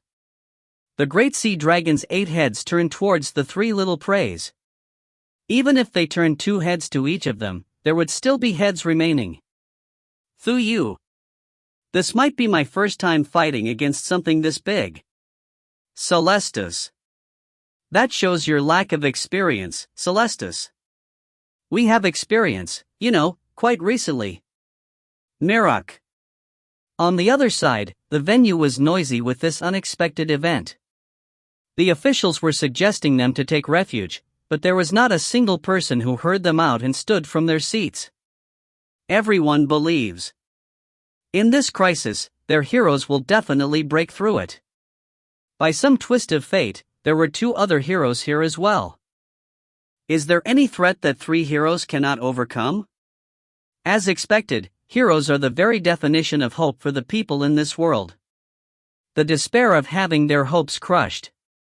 The expression of the people that have been dyed in that color of despair, don't you think that's also quite the fun and enjoyable moment? Coacervate. This guy that is currently mimicking the form of a human had stood on the stage, that already had no performance going on because the leads had jumped out of it, and was watching the battle that was about to begin at the faraway distance in this big sea. There was no problem in going up the stage. The live is essentially suspended, so the audience's attention was directed at a different direction. There were a number of staff members on the stage as well that were watching over the battle that was about to begin while gulping down. This tension, feeling it with my body directly, I am now sure of something. This will be the best show. No, maybe it is better to call it an execution show?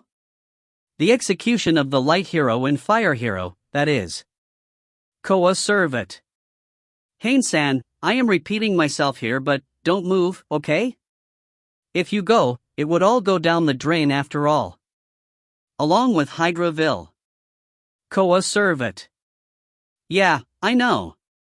I won't move. Haine. I won't, that is. At the sea, it was in a stalemate where they were glaring at each other. But this was only the calm before the storm, with just one sign of a start, the raging waves of battle will begin to move. Mirik-chan, are you okay? The opponent is water element no matter where you look at it, Karen. It is the worst affinity against my fire element, huh? No problem. I will concentrate on one spot and make it into roasted fish. Mirik. Don't just try to solve things with fighting spirit, okay? Anyways, we will have the all-purpose light element Karanchan as our trump card, and I will act as the defense and support. The useless Mirak can run around and attract the attention of a few of those heads, concentrate in being the bait. That's all. Celestus. You are giving quite the detailed instructions, are you serious? Mirak. Why are you snapping when I am getting serious? Celestus. But those girls probably understand in the bottom of their hearts. Even if the three of us perfectly utilize our strengths, it won't be easy to defeat that great sea dragon. Unless a miracle occurs or they sacrifice their own lives. Those girls are probably already hardening their resolve. I watched over that figure of theirs from the stage. I could only watch over them. If I participate, the water god Coacervate will immediately show his true character and slaughter any human on sight. I won't move. Haine. That's right, I won't. Please move in my stead. Guardian of Darkness. Haine. Dogon. That sound became the signal to begin the battle. It was the sound of something punching the great sea dragon. Moreover, it was a vehement and giant punch. Receiving that, one of the 8 heads sunk into the water. Wah. Ha. Dot. That punch was not unleashed by Karanchan, Mirak, or Celestus, it was something that had a body several times bigger than them. A giant shadow that was towering at the back of the great sea dragon. What? What is that black giant? Mirak. Is that a monster as well? Celestus. That's right, a black giant. With a body that doesn't fall short to that of the great sea dragon, it looked down on the sea monster along with Karanchan and the others. And its body was black in its entirety. That giant, that is being covered wholly in darkness, is what I used a whole night to create. This world's first dark element monster. 53, Dark Guardian. What is that? The sudden intrusion of another monster. The one who was shocked the most was Coacervate. Well, that's a given. Things have been going perfectly as he planned until now, but suddenly, an irregularity occurs. Moreover, it is on the level of being able to destroy everything. Haine-san. Is this your doing? Coacervate. I am not moving. I am not participating.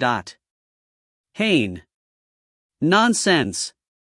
I can tell by using my god part.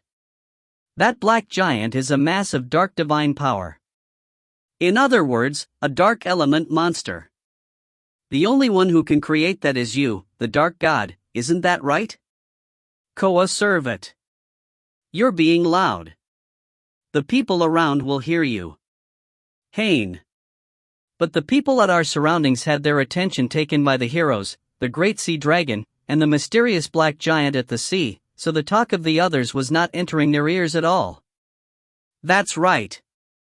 Last night, after the talk with Coacervate, I entered into action immediately, utilized the small flying machine of Karanchan without permission to return to Apollon City, and shook Yorishiro awake to ask, how do I make monsters? Yorishiro is the reincarnation of the light goddess Inflation. I was sealed for 1,600 years, so I don't know how to make monsters, and the only one I could ask about it was her. The fire cow Phalaris who was wasting away at Muspelheim the fire god Nova is also an option, but asking him would be troublesome in a lot of meanings. And so, it ended up in me asking Yorishiro.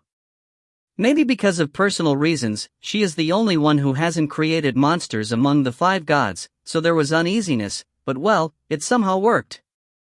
And so, utilizing the production method that I had just heard of, what came out of it in a hurry was that giant. For my first time, I would say it came out pretty well. To think you would get in the way of my scenario in this way. Coacervate. If I caught the back of the underhanded god like this, it was a huge success, maybe?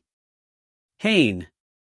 Monsters are not pseudo-life forms that only exist to attack humans, they move depending on the orders of the god that created them.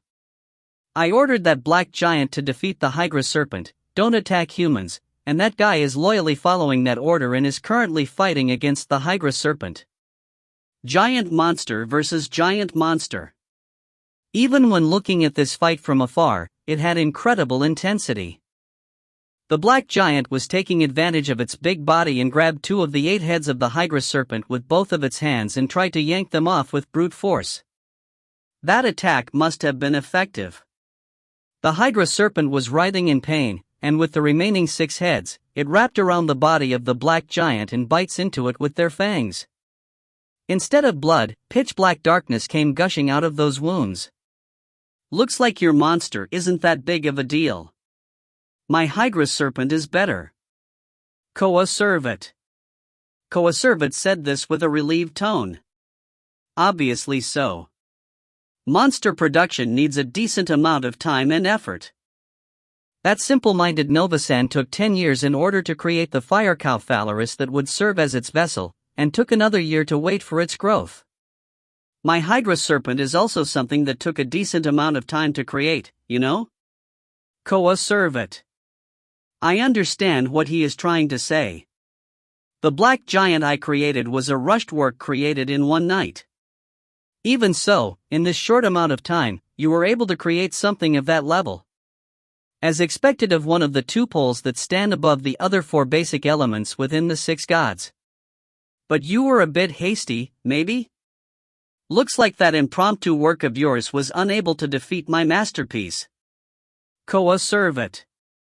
Just as Coacervate said, the fangs of the sea monster were sinking deeper and deeper, and dark divine power was gushing out. At this rate, it might be split apart.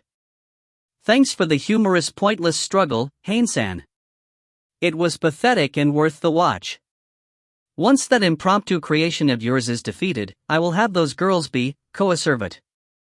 That guy's role is not to defeat the Hydra serpent. Haine. My words made the characteristic tone of Coacervate stop. I am plenty aware that I wouldn't be able to defeat that Hydra serpent with my impromptu monster. But that's fine. That guy won't defeat the Hydra serpent, it shouldn't defeat it. The reason why is because that job was already set for someone else. Asterisk. Linking with the senses of the black giant, I was able to hear the conversation taking place at the faraway battle. Oi, what should we do? Mirok. The monsters are fighting? A breakup? Celestus. Karen-san, Mirok, and Celestus, who were prepared to face the monster, were dumbfounded by the unexpected situation. Seriously, what should we do? I have never seen or heard about a fight between monsters. How do we deal with this? Mirok. Should we attack both at once?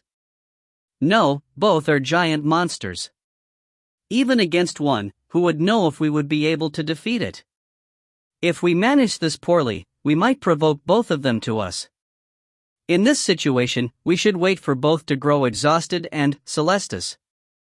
Everyone was bewildered and were unable to decide on their next action, but... Holy light blade!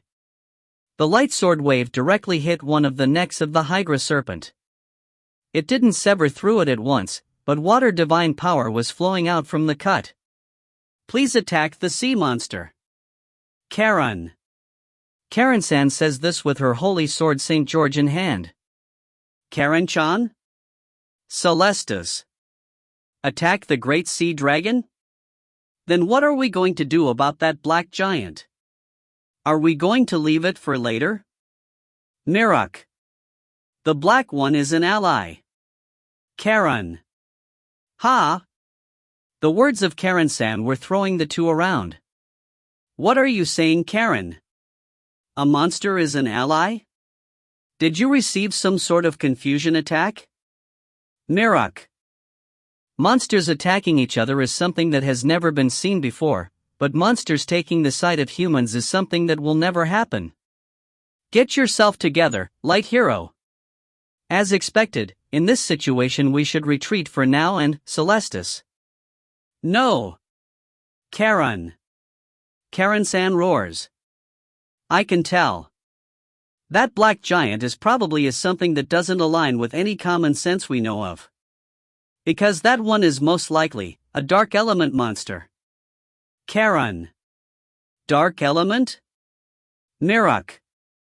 What's that? Celestus. Karen-san, who had guessed it correctly, received two different reactions. Mirok, who already knew about the hidden god of creation, the dark god Entropy, and the one who doesn't know, Celestus. I see, that's interesting. In order to investigate it properly, we would have to defeat that wriggling one first. Mirok. Even Mirok? What did you two girls understand about this?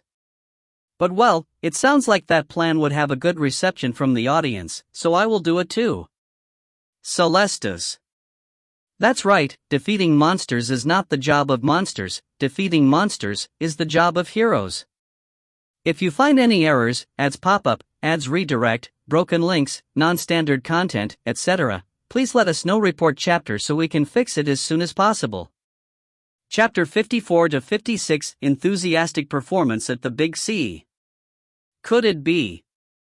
Haine-san, are you planning on having those heroes defeat the Hydra Serpent? Coacervate. It is already a set future. Haine. I actually hesitated before taking the first step.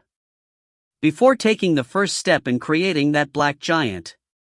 In this current era, monsters are the symbol of the gods' arrogance, and most of all, the symbol of their deception. Pseudo-living beings created by the gods that were about to be forgotten by the development of civilization in order to assert their existence. That's what monsters are.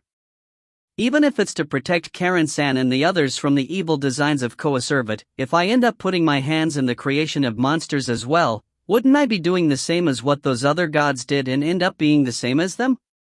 Wouldn't it make the efforts of those girls that fight by believing in their own objective and power into something pointless? Karen-san and the other heroes. It would make me the same as Coacervate, who laughs at the earnestness of humans. I was already on the point that even having a similar area from that god would anger me, but even so, the ones who gave me that hope were those girls. Katak Mirok, Re Celestus, and Coring Karen. Those girls are heroes. Heroes are the very definition of the tools the gods use to gather faith. But those girls are not being dragged by this and continue being heroes in order to fulfill their own objectives. It has nothing to do with the will of the gods. It has nothing to do with the will of the church either. For the sake of the people, for their own sake, as long as they have the will to be heroes, those girls are without doubt heroes. That truth moved my heart. I want to help them, is what my heart wished. I was simply following those feelings. Following those feelings, I believe that what I am doing is correct. That's why, do your best, you three. Haine. Sadly, the impromptu black giant is not enough to defeat the Hydra Serpent. That guy can only serve as help. That's why, you are the ones that have to defeat it. You are the ones who have to defeat the monster. The lead role, the center of it, the ones who will connect this world together are you heroes. Haine. You bastard, Coacervate. Coacervate, who was at my side, was cursing. For him, this was heading onto an undesirable direction. He probably plans on using another card in order to change it, but don't move. Haine. My pressure made his movements stop. Just try making a move. My dark matter-clad arm will pierce through your body. Haine. Haine-san, Coacervate. You must have thought you sealed my movements, but that goes both ways. We are already in a standstill. Haine. That's why, the ones who will be the defining factor of breaking this standstill will not be the ones who are here, but the ones who are in the battle that's occurring at another location. Whether those girls can defeat the Hydra Serpent or not will decide the winner of this. It might be tough for you girls alone, but that's the reason why I prepared the black giant. Utilize that guy and win. You humans are the ones who have to win. Asterisk asterisk asterisk. And so, in the crucial battle, Utilizing the senses of the black giant, I was able to tell the current state of affairs. The Hydra serpent was being restrained by the black giant. In the meantime, the heroes were doing concentrated attacks. Water Rage. Celestus. From the divine relic of Celestus, a high-pressure water bullet was shot. This easily hit the Hydra serpent, but it only sent a few scales flying, and there was not much effectiveness in it. Ah, seriously. The target is so big that I can hit it even with my eyes closed, but it is so big that there's no point even if we hit it. As I thought, if we want to do some decent damage, it has to be the light element, Karenchan. Celestus. Celestus. Provide support. There's something I want to try out. Mirok. Ha! What would the fire hero even try here? You were not blessed with the affinity this time around, you can't be counted as a fighting force. With that taken into account. Celestus. Please, Celestus-san. Karen. Karen-san also joins in. The ones testing things out will be Mirok-chan and I. Karen. Let's go, Karen. We have been training like crazy since the fight at the Redona Mountain District. It will definitely go smoother than last time. It should have increased in power as well. Mirok. Yeah, let's do it. This is the new power of us heroes. Karen. Karen-san and Mirok stick their bodies together and hold hands. Those linked hands were directed at one of the heads of the Hydra serpent. As if they were adjusting the aim with a bow. From inside the linked hands, divine power mixes. Light divine power and Karen. Fire divine power. Combine the two together. Mirok. Divine firelight, thunder. Lightning was shot out from the two and dances madly as it soars through the sky and hits the Hydra serpent. Jutsu. The Hydra serpent screams in pain. The fire and light combined element thunder was dealing quite the damage even to the outside of the Hydra serpent. In the first place, the skin was wet with water. Electricity really passes well in that. It is working. As I thought, it really is working, Mirok-chan. Karen. Yeah. Just like in the time with the fire cow Phalaris, it penetrates through the skin and attacks the inside directly. That is the strength of the lightning element. Karen. Let's continue without rest. Mirok. Divine firelight, thunder. Lightning was hitting the 8 heads of the Hydra serpent in order. And then, each time that occurred, screams that proved the effectiveness of it were being raised. Asterisk asterisk asterisk. Impossible. Combined element? Coacervate, who was at my side watching over the fight, was honestly punched in the guts by the combination of Karen-san and Mirok. I don't know about such power. It is inflicting such effective damage to my Hydra serpent? Coacervate. Weren't you observing the battle we had with the fire cow Phalaris at the Redona Mountain District? Even though you know about me, you didn't know about the combined element of those two? Haine. I only heard about you from Mantle. That damn bitch. Coacervate. What? So he talked about surveillance, but it was just him leaving it to others, huh? But thanks to that, he didn't know about the lightning element, and was unable to make any effective countermeasures. Nice, the path is beginning to open. 55, Combined Melody. Wait. What's that? Celestus. Celestus raises a clear shout of surprise. You combined light and fire to make a new element? Is that possible? I have never heard of that. Isn't that a new breakthrough? Celestus. Don't call it a new breakthrough. This is a new frontier that was made possible by overlapping mine and Karen's heart. Mirok. Mirok was being blatantly proud. Moreover, Karen-san says, The lightning element that came as a result of combining light and fire was done by taking away the weaknesses of the two elements and putting together their strong points. Looking at how much effectiveness it is showing even when the fire element should be originally incredibly weak against the water element monsters makes this point clear. Charon. Incredible, incredible. It is strong and it is flashy, and the part that there's the need for two girls to unite also shows aesthetic. I want to do it too. I feel like my popularity will increase if I do it. Celestus. Ha! The one who made a conspicuous bitter expression at the ecstatic utterance of Celestus was Mirek. This single-minded idol. Don't just decide things by whether or not it will be popular. You see, combining elements is something that you need to overlap the hearts of the two perfectly in order to even mix the elements.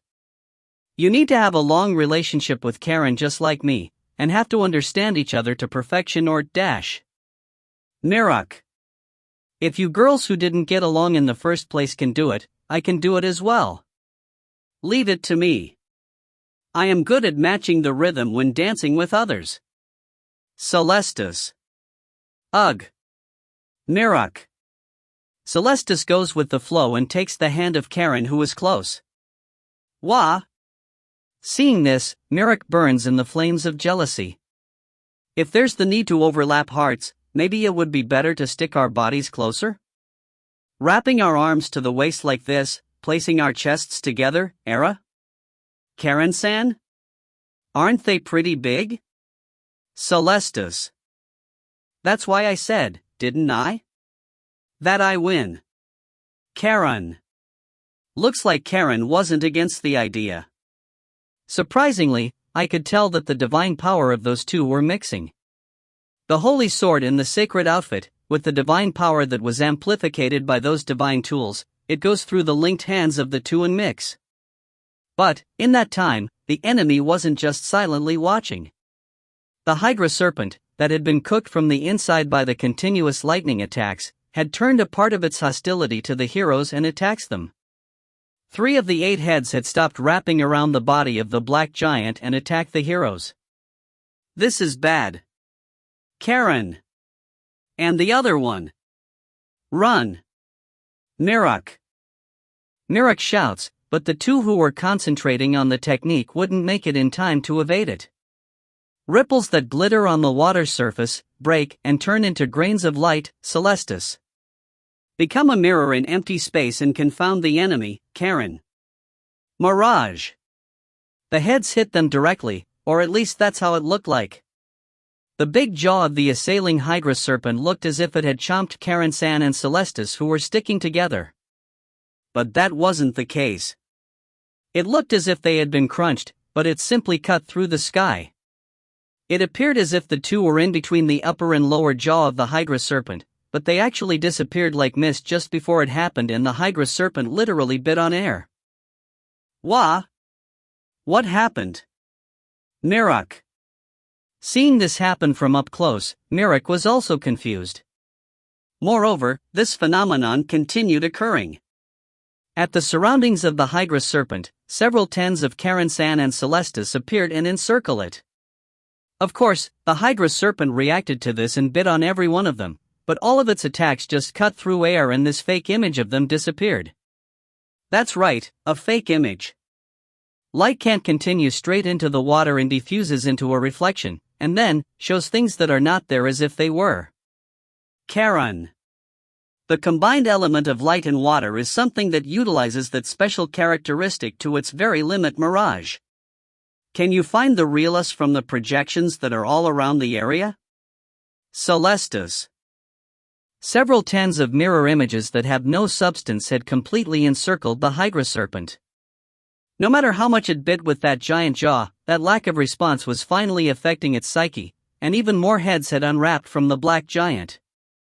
With those increased heads, it was probably aiming to sweep through all the mirror images, but with the decrease in wrapping heads, the black giant obviously gets more freedom. The leg that was able to move kicks one of the heads of the Hydra serpent with all it had. Jutsu. A showy splash of water was raised up. Wow, how intense. As expected, you are reliable, Black One. Celestus. Karen. You unfaithful woman. To think you would leave me behind and combine elements with another woman. Is anyone okay as long as you can mix elements with? Mirok. And this one doesn't break character, Celestus.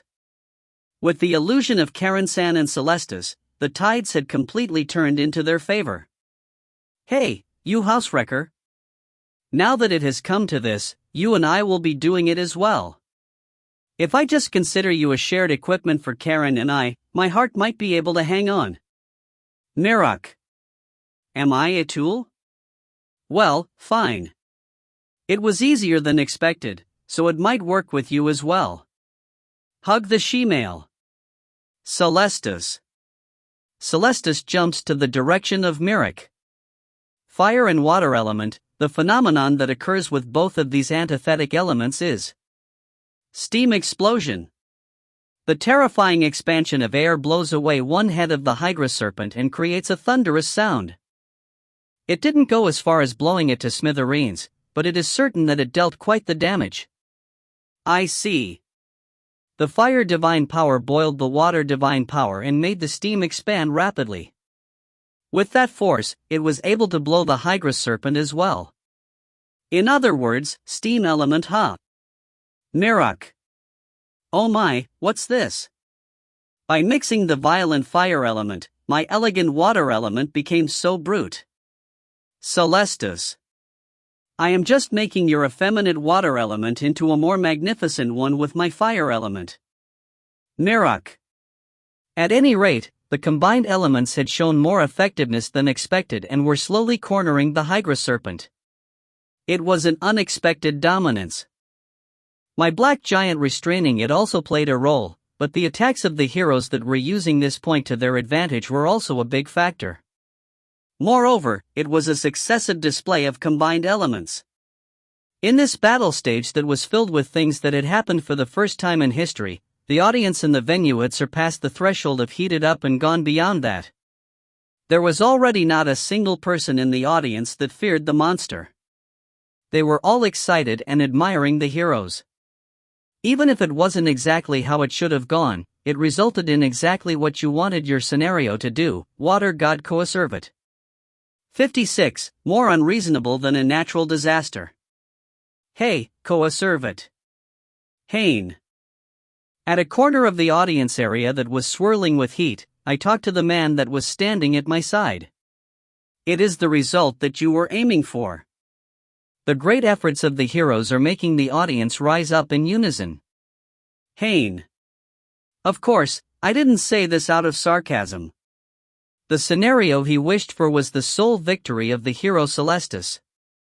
However, in that stage, the three heroes cooperated and even combined their powers into one in order to fight. Moreover, they are holding the advantage. The audience is incredibly excited, and in that part, it is just as Coacervate aimed for, but that's exactly why the part that missed was standing out even more. I was interested in what reaction Coacervate would show, but he wasn't saying anything. He was ignoring me completely. When I checked to see what was going on, I was surprised. His face was filled with concentrated anger. Unforgivable. Unforgivable. Coacervate. Just where did the usual cool attitude of his go to? Was he the kind of person that was so overwhelmed by emotion just because things didn't go slightly as planned? I am done playing around. My masterpiece, Hydra Serpent. We are changing the scenario heavily. Release all the power I have given you without a single restraint. Coacervate. Without a single delay after the order of Coacervate, the Hydra Serpent reacted. Even from afar, it was clear that the color of its eyes had changed. Moreover, it was a ferocious and dangerous color. Jusu. Thrusting away the black giant that was grappling it, the 8 heads were raised to the sky and are swung down into the sea. What is it planning on doing? Mirok. The 8 heads were sunk into the sea and were not moving at all. But that was definitely not because it had died or because it was tired and was resting. it was clear that this wasn't such a trivial thing like that. The abnormality was noticed first by the audience. The people were making a ruckus. Oi, what's that? The sea is. The abnormality occurred at the coastline at the beach. The waves were drawing back from the sandy beach. That wave was simply drawing back but wasn't returning as it continues backing. An ebb tide? But the speed it was backing is too fast and unnatural. As if it were being drawn onto a part of the seawater. Could it be the Hydra serpent? Haine. Is it drawing the water with its water divine power? Because of it, the water level is steadily decreasing. Hey, isn't this bad? This was said by an unknown person somewhere around. The local people of Hydraville must know more about the sea than someone like me who was raised at the countryside inside the forest. Bad? What is? Haine. I hurriedly asked. This person answered. Because, it is not the time for an ebb tide, and yet, the water level is drastically decreasing. Aren't those the signs of a tsunami? Tsunami, a dot. Moreover, I have never seen the waves draw back this much. At this rate, what will be coming will be a big tsunami that can swallow the whole Hydraville. Those words made panic run around this time for sure. This was already on a level that the hope of the heroes and the human heart was unable to manage. The people jumped out from their seats and were running at the opposite direction of the big disaster that was about to assail us. Ha ha ha ha. Run, run. With those dull legs of you humans, you wouldn't be able to escape from the large tsunami that's coming anyways. Coacervate. There was one person who didn't run away and stayed in place, the water god Coacervate. Even if he is mimicking a human, his inside is that of a god, and in the first place, that body of his is that of a water element monster. He is probably staying here because he knows he will be fine even if he receives a direct hit from the tsunami. I grabbed the collar of that fiendish god. Is this the work of that Hydra serpent? That thing is controlling the water level with its water divine power and is creating a tsunami? Haine. What else is there aside from that? They got way too confident. They have looked down on this god and have disarrayed my plans way too much. How unamusing. Toys that take away the fun of their owner are not worth playing with anymore. Coacervate. So you are going to destroy the whole city for that? This is the city where your church is. Are you going to kill your own believers? Haine. Is there anything to worry about? Humans have propagated way too much because of the ethereal era. Even if the numbers are reduced a bit, there will still be a lot more humans left. Coacervate. This bastard is saying the same things as Nova. Are all gods like this? The Hydra serpent still had its head sunk into the sea and was not moving at all. As if it were gathering power. And that really must be the case. In order to cause a big tsunami, there's the need to draw the water, and when it has reached its maximum, it will release it all at once. In that moment, it will be the biggest disaster for Hydraville.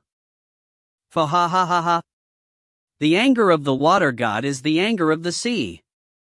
My servant, Hydra serpent, show them the dangers of the sea. Embody my anger.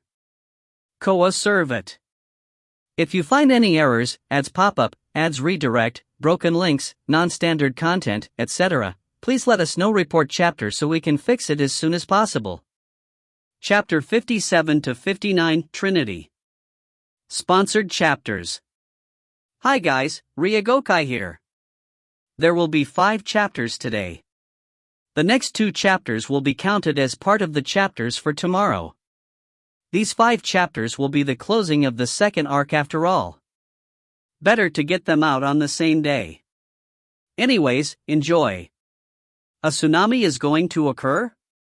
Moreover, a super big one? On the other side, at the faraway sea, they also caught on to the pressing situation. I could tell their agitation via the black giant. The first one to notice this was, as expected, the local here, Celestis. That giant sea serpent is drawing the water like crazy. Once it gathers it to its limit, it plans on turning it into a big wave and slam it onto the land. Celestis. Seriously? That sea serpent stopped moving suddenly, but to think it was in order to do such a vicious thing. Mirok. This is not the time to be surprised. If that's the case, we have to defeat it before it finishes charging at all costs. Mirok-chan, we are using lightning. Karan. Okay, let's do it. Mirok.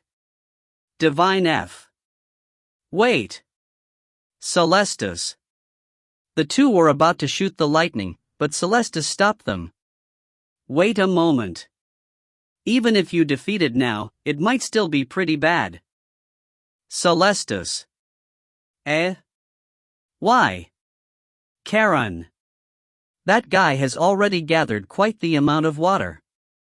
Even if we defeat it, it is not as if that water will just disappear somewhere. If the divine power that is drawing it disappears, it will simply return to the place it was before, and with a fitting momentum. Celestis. So it is the same as a prepped arrow. Once it is already pulled, it will fly with the momentum once the pulling force is gone. That guy has already gathered quite the amount of water from its surroundings. With this, it would just be Mirok. Then that means, even if we defeat it, the tsunami will still occur? Karan. The question that was basically a scream from Karan-san made Celestis bite her lips. Of course, if we were to defeat it before it finishes gathering the water, we will be able to make the damage equally small. But that water amount is already on the level to destroy the whole coastal area. Celestis. No way. Karan. The surroundings of the Hydra serpent had water rising to a level that it was defying gravity, and it was in standby, practically saying it was already too late. The Hydra serpent itself was floating at the top of it as if looking down at the people from high up. At any rate, we have to attack it. If we take even more time, it will increase the damage. Mirok. Wait, Mirok-chan. Isn't there some sort of way, in order to completely entrap that tsunami? Karan. The heroes were also in chaos. As heroes, it was natural that they want to save everyone. However, the situation is not allowing this. If they continue looking for a better solution and waste away the time, the worst scenario will occur.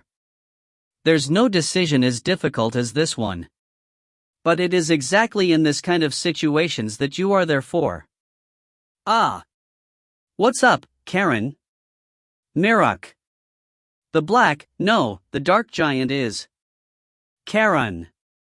This is the sole dark element monster that was created directly from this dark god's hands. Pitch black giant, save them once again. Become the bridge that will lead them to complete victory. Dark matter, set. Pitch black particles were released from both hands of the black giant, moreover, they spread out heavily to the sides. This is the same as Haine-san? Karan. A large dark matter was created at the front of the Hydra serpent, and its shape was semicircular as if encircling the target. Even if a tsunami occurs, we can mitigate part the damage with this. It is now. Let's do it, Mirok-chan, Celestis-san. Karan. Seriously, I don't understand even more now, but I have no choice but to ride it. On this big wave. Celestis. We can stop this big wave? Mirok. Celestis dishevels her outfit.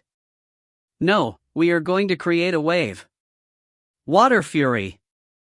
Celestis. Reacting to the divine power of Celestis, water also begins to gather at the surroundings of Celestis.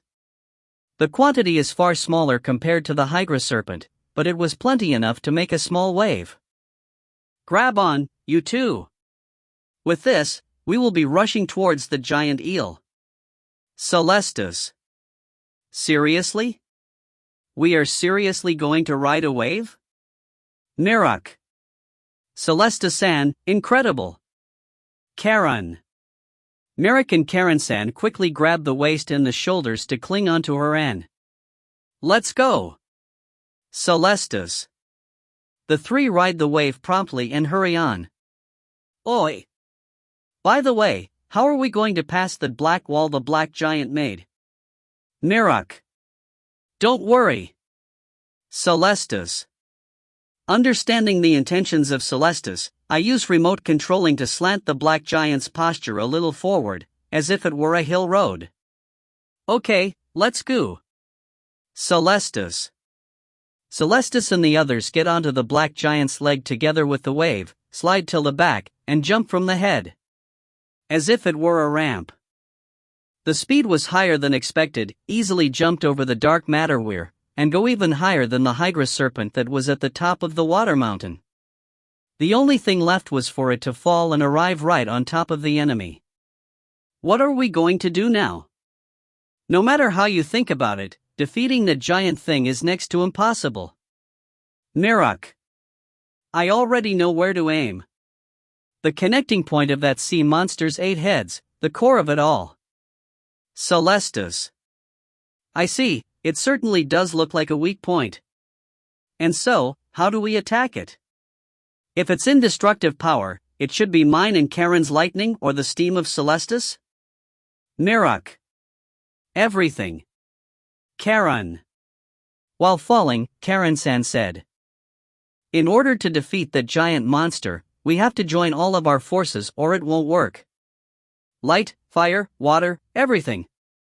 Karen. Combining 3 elements? Karen-chan, you are a lot more metal than I thought. I like it. When this battle is over, let's do a collaboration. At that sea stage. Celestus. Don't drag Karen into a weird path. But I agree with the plan. Now then, all that's left is challenging it. Mirak. The 3 girls that were clinging together were falling, and in the moment they came in contact with the target, a light enveloped everything. 58, Mahakala. The Hydra serpent was enveloped by that flash, and was vanished.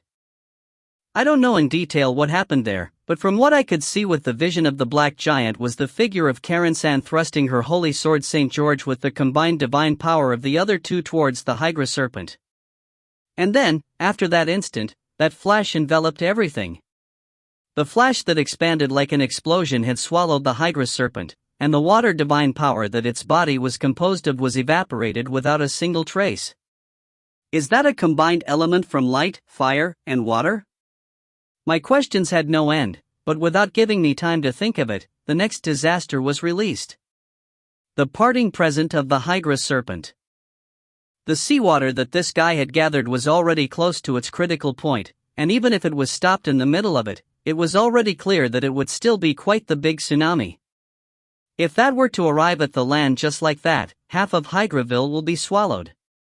That's why, from here on out, this is my job. Mine in this guise.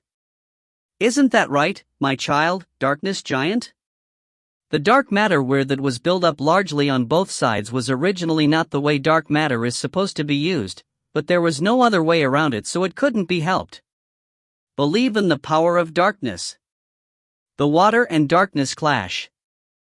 The dreadful volume of water that was surging forth, and the abnormal pressure that it was creating, was passed onto the body of the giant and even reached to me.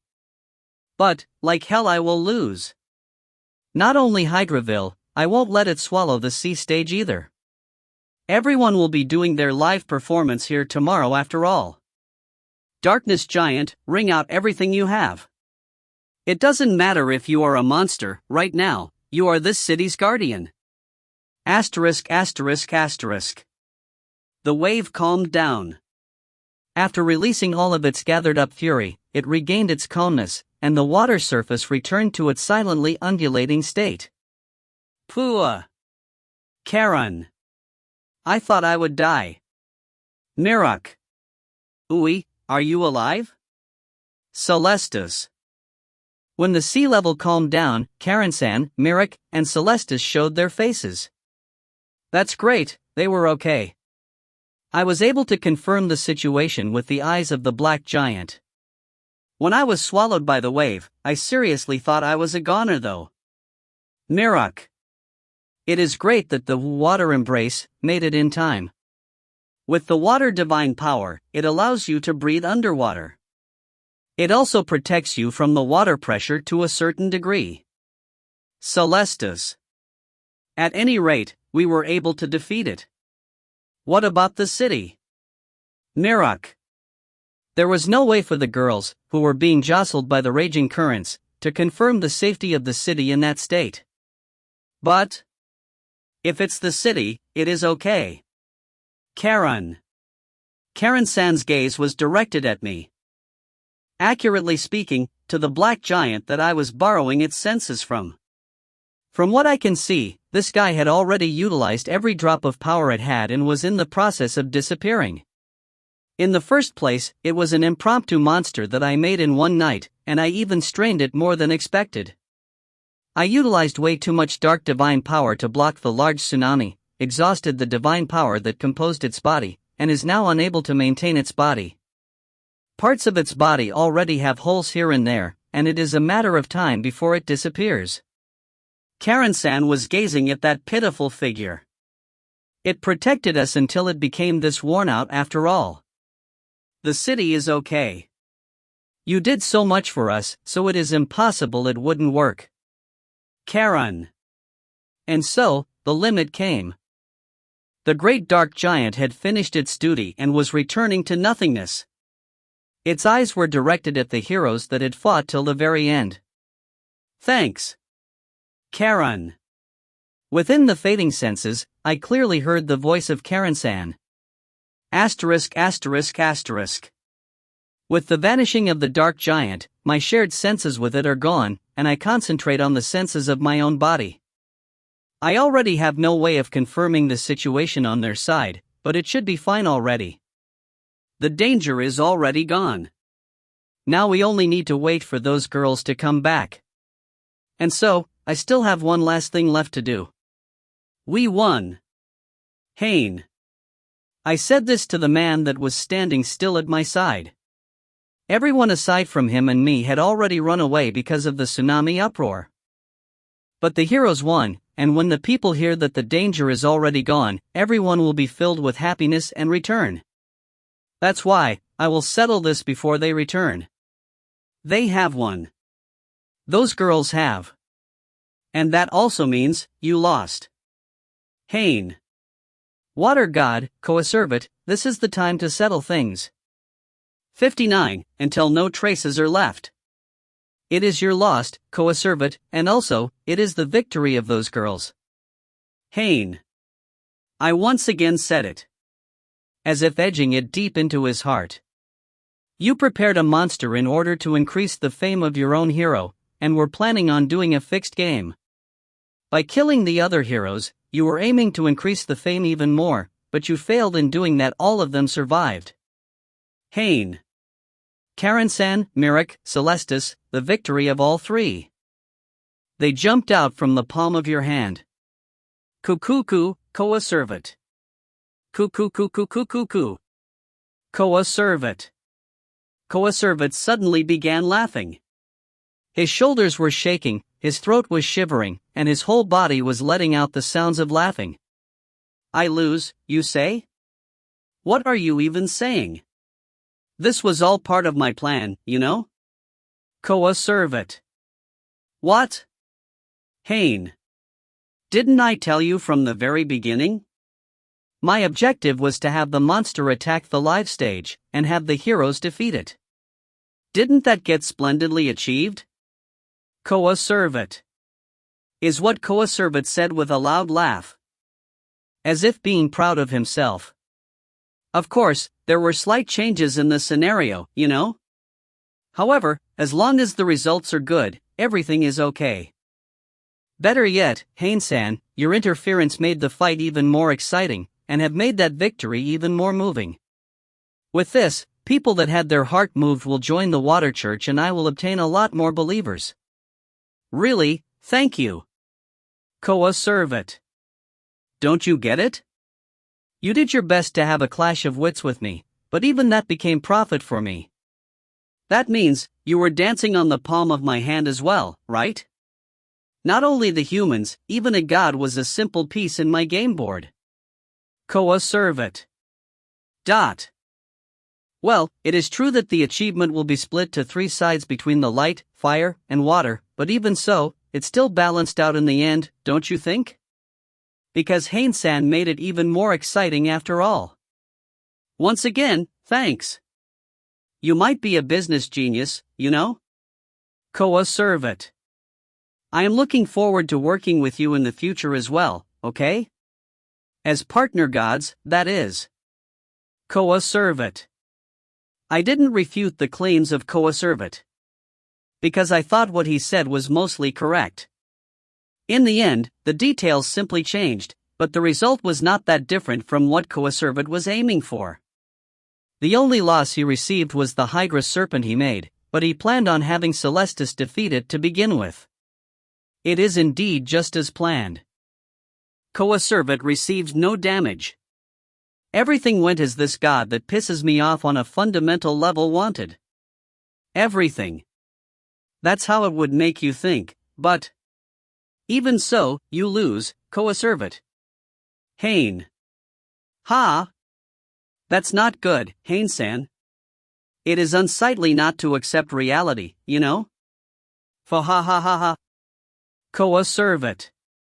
It is true that there was absolutely no losses for you in this time's turmoil. It even brings profit to you. But you still lost. Haine. Because you have emotionally accepted your defeat, right? Haine. Ha! The stupid laugh of Coacervate stopped completely. You accepted it inside your heart that you have lost. That nothing had gone as you wanted.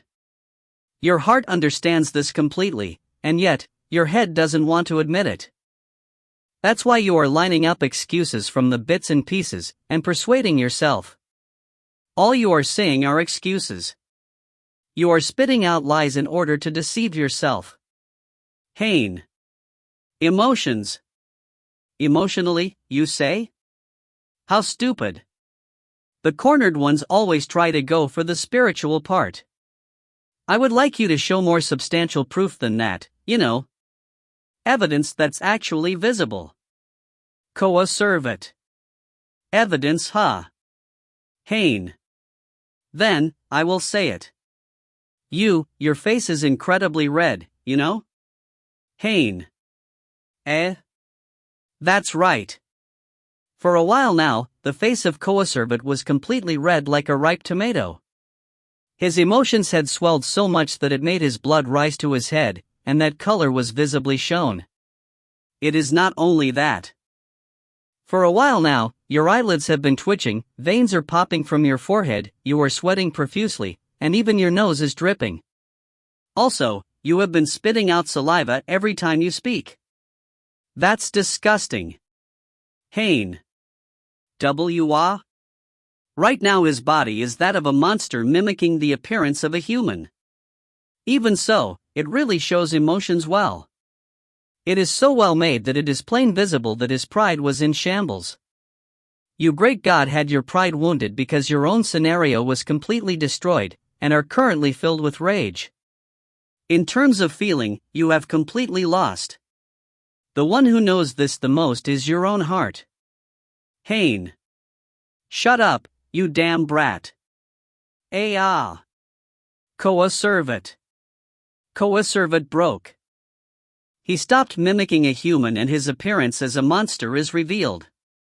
A smelly half-fish human appeared right in front of me. I was being kind here and you guys just got so conceited.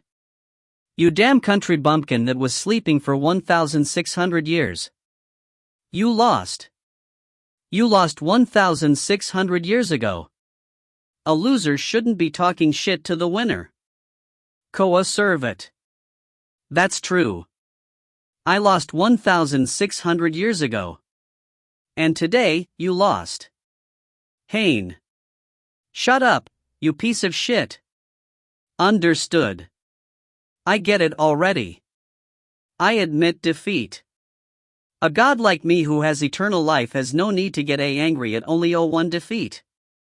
But you see, at the very least, I will be teaching you a lesson for this, Haine-san. Coacervate. Jakin that resounded as both arms of the monster Coacervate had changed into some sort of carapace kind of scissors. I will at least wash this sour stomach by killing you. Because it seems you are quite attached to that human body of yours after all. By destroying it, I will have you taste at least 1/10 of the displeasure I am feeling. Coacervate. Are you an idiot? Haine. You were too late in admitting your defeat. At the very least, in the part when Karen-san and the others began utilizing combined elements to turn the tides to their favor, you should have made the Hydra Serpent self-destruct or have it retreat. But you struggled in vain and even had the Hydra Serpent do something like a tsunami. As a result, the people had escaped from the stage in fear, and the only ones remaining here are now only you and me. We were both restraining each other. You, in order to stop me from heading to where Karen-san and the others were, and I, in order to stop you from killing people indiscriminately. Haine. And the people are no longer anywhere in our surroundings. The Hydra Serpent is not here anymore either. In other words, this means there's not a single factor that stops me from beating the hell out of this guy. Baff. My hand that was clad in dark matter had cut into the crown of the head of the water demon Mephistopheles, the water element monster that has the soul of Coacervate. Dark matter particles penetrate through this cross-section and destroy the water divine power that composes his body. Weak, way too weak. Haine. If I knew he was this weak, I should have killed him instantly from the very beginning. I might have been able to bring him down along with the Hydra Serpent, without giving him the chance to bring harm to the people. I was way too cautious. You said it before as well, right? The 2 poles that stand over the 4 basic elements within the 6 gods of creation. It seems my drowsiness has not disappeared yet after being sealed for 1,600 years. I completely forgot that your existence is nothing to sneeze at. Haine. Like this, the body of the water demon Mephistopheles the water god, Coacervate, was devoured by the dark matter without leaving a single trace behind. If you find any errors, ads pop up, ads redirect, broken links, non-standard content, etc., please let us know. Report chapter so we can fix it as soon as possible. Chapters 60 to 61, Post-Negotiation. Sponsored chapters. Like this, the turmoil that was being controlled by the water god Coacervate from the shadows had its curtains fall. After the battle, it was a given that the whole Hydraville was filled with excitement. A giant monster that attacks the city, the heroes that valiantly stand before this monster in order to protect the city. Moreover, there's 3 of them. It is common knowledge that the churches are fighting each other for authority and don't get along, so seeing the heroes fight together was a lot more moving. Karen-san, Merrick, and Celestis became the center of a festival, and are already to the point that they might even have their names etched in history. The journalists, that were originally here for the interview of Celestis' live performance, were all unanimously making this matter into an article, and with that, it will most likely fly out from Hydraville and spread around the whole world.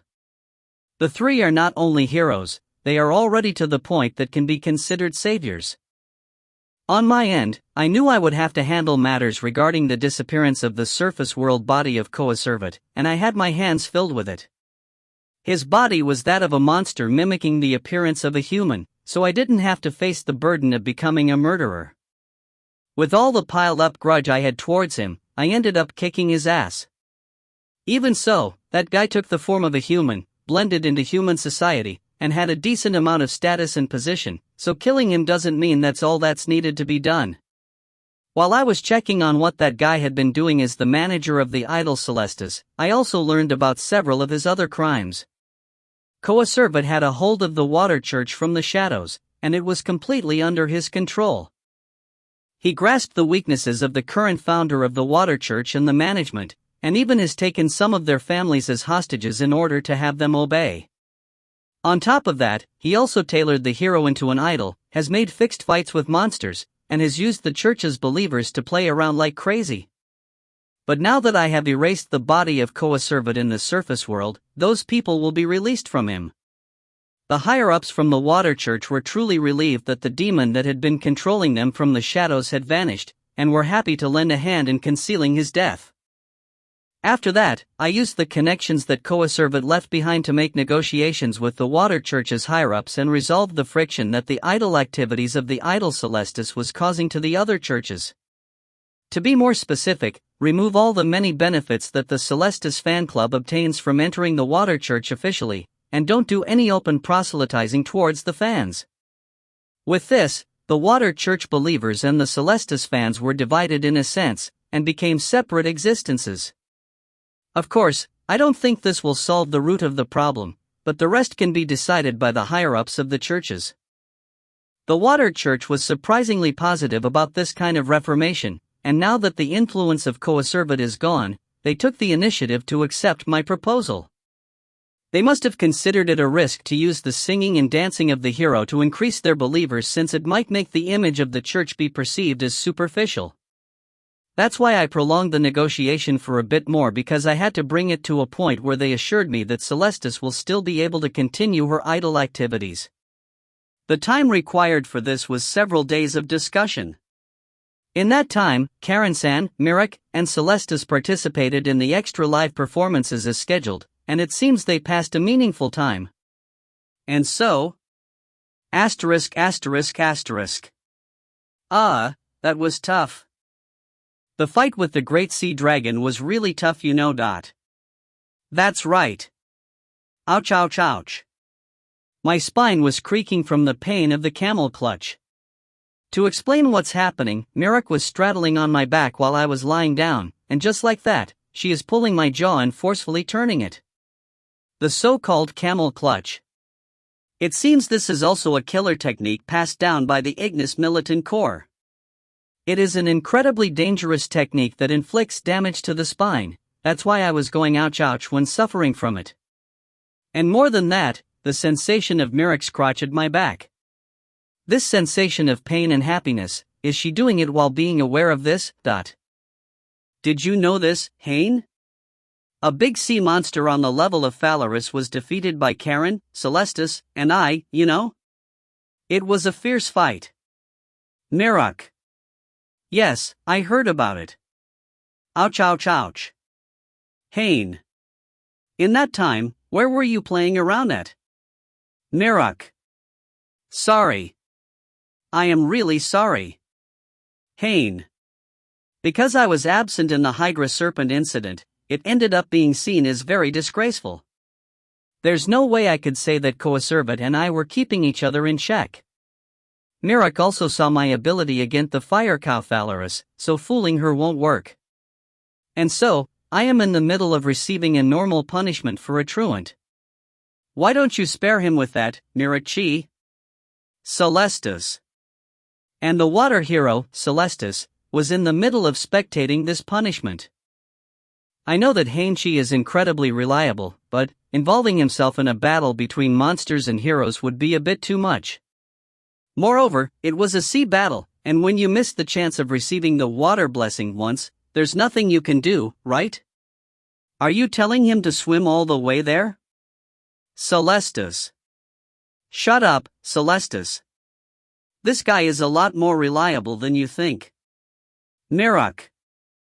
I don't know if you have expectations of him or not. Whichever it is, why don't you stop that super glued submission technique? Celestis. No matter how much of your female side you have thrown away, gluing yourself this much to a man is just erotic. Celestis. Ohaya. Mirek.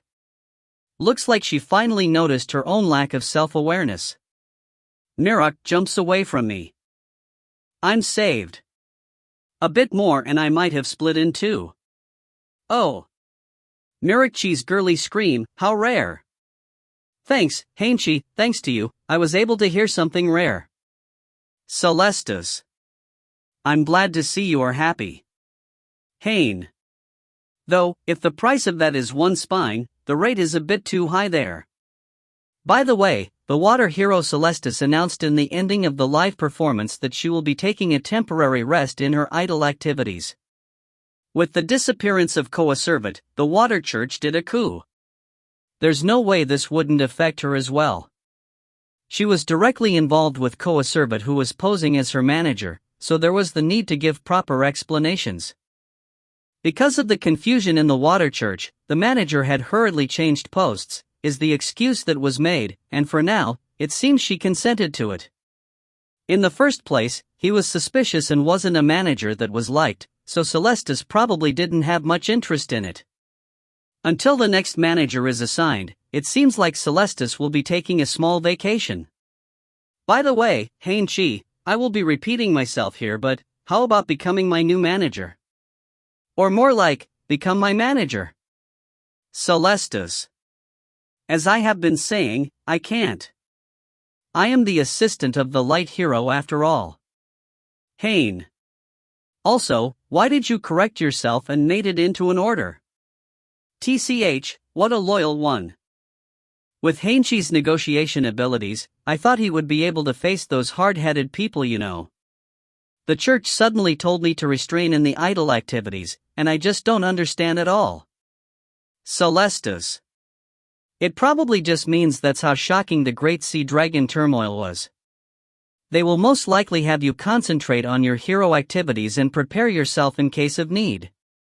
Isn't that normal? Obey. Mirok. It is because of those dangerous times that idols exist. With the singing and dancing of Sealstan, I will provide hope. Celestis. Looks like she won't change no matter what happens. Celestis is a hero that not only fights with divine power, she also fights by giving hope to the people. That's also a splendid form of hero. Well, just leave the scolding to that much. Haine, how about you go to the next one? Celestis. Next one? Haine. It seems your direct superior has some words of praise for you. She is waiting for you at her room. Celestis. Praise? Did I do something worthy of praise? Well, at any rate, I can't just stand here when I have been urged to go.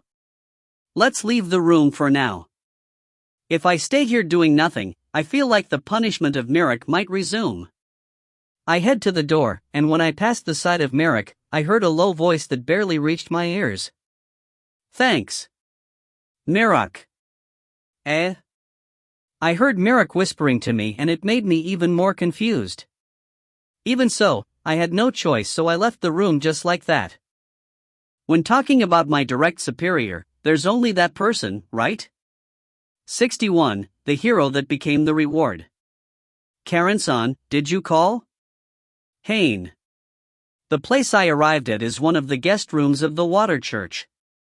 It is the room that was provided to the light hero, Karen-san. Karen-san has been sleeping here in these several days, so if she is somewhere, it should be here, so I tried entering the room, but this is weird. I don't see her anywhere. But I do feel the presence of someone. Haine-san. So you have come. So you really were here, Karen-san. But where is she? I don't see her at all. Mirok and Celestis told me to come here, but am I intruding you in the middle of something? If that's the case, I will come back here another time. Haine. I guess that's the reason why she isn't showing herself, but it looks like that wasn't the case. No, I was waiting for Haine-san. Please sit wherever you want. Karen. Okay, if you say so, Haine. If possible, in front of the closet, Karen. Closet? First of all, Haine-san, thank you for that time. You have saved us a lot again. Karen. I didn't participate this time around though. I was receiving a punishment for that very same reason not that long ago. Haine. No, Mirok-chan also understands. That was most definitely her way of hiding her embarrassment. Karen. Her hiding almost cost me a spine though. From there, the conversation was temporarily cut off, and silence took place.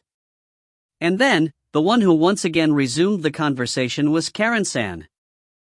It was Haine-san there, right? Karen. HM? What do you mean by that? Haine. I mean that black giant. Karen. Ah. She is talking about the dark element monster I created in order to help Karen-san and the others fight the Hydra serpent. Because I had to keep Coacervate in check, this was a desperate measure I fought with incredible pain. Karen-san knows that I am a dark element user, but creating monsters is the deed of gods. I can't just immediately say yes to this.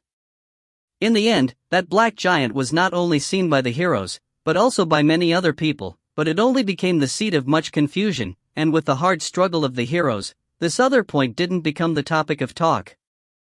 A monster that protects humans, such an existence that overturns the common sense of humans, even when seeing it with their own eyes, it was still something hard to believe. That's why, the mass media also didn't know how to handle this information and just ignored it, and didn't even become an article.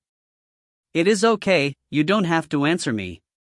But, when I was fighting together at the sea with the black giant, I felt as if I was fighting together with Haine-san. Even though it was such a dangerous situation, I was really at peace. Karen. Karen-san, Haine. I think Mirik-chan was the same. That's why I wanted to express my gratitude. Thanks. Karen. Karen-san still didn't show herself, but her feelings reached me plenty well. Gratitude, deep affection, goodwill, those kind of feelings. And so? Karen. For some reason, the tone of Karen-san suddenly became unrestful. It wouldn't feel right to always just say thank you, so this time, I want to express my gratitude in a more substantial way. Karen. Substantial? Haine. No, there's no need to mind it that much though. Haine-san, you are properly in front of the closet, right? Karen. Why yes. Haine. For a while now, I have been bothered by this, but, the voice of Karen-san, I feel like it is coming from this closet. The closet, in other words, the place where the clothes are kept. Even if it is the guest room, this is the guest room that the Water Church lodges their guests of honor, so it has quite the splendid closet, and big enough to have at least one person inside. Then, is she actually inside this? Haine-san, please watch closely, okay? 3, 2, 1. Karen. Why are you doing a countdown? It was clear for anyone that I had to nail my eyes to the closet when the number reached 0. And then, the closet opened with a bam from the inside. Haine-san. Karen. Karen-san? Haine. Karen-san was naked. No, she was in her underwear, so, accurately speaking, she wasn't completely naked, but even so, she was showing most of her skin, which was practically being naked. She is normally wearing armor and completely equipped on all her body, so this made this lightly dressed figure of hers even more dazzling. At any rate, her skin is white. I heard before that she had a weak constitution in the past, and with this, I can believe it. The color of her underwear is also white. Pure white is the symbol color of the light goddess, inflation. Okay, over. Karen. Haine. Karen-san quickly closed the closet and locked herself again. In the end, the dazzling pure white underwear figure of Karen-san only lasted for an instant in my eyes. How was it, Haine-san? Are you happy? Karen. Karen-san asks me from the wooden closet. What? No, well, leaving aside my happiness, is this your way of thanking me? Is that okay? This has so many problematic points as a hero. Haine. It is fine. Because Haine-san. You also saw the underwear of Celesta-san. Karen. Ah. Right before the attack of the Hydra serpent at the live performance, I do feel like such an accident did occur when Celestis was changing her stage outfit. Does that mean you were getting competitive with Celestis? Haine. Even so, her shyness made her only endure it for an instant of showing me I don't get you, Karen-san. I really don't get you. And? How was it? Did I win? Karen. Karen-san is unexpectedly concerned with winning and losing. Haine. And like this, I once again took a peek of a mysterious side of Karen-san. My last night at Hydraville passed by in this way, but as expected, I have to say this before it is over. I was happy. Haine.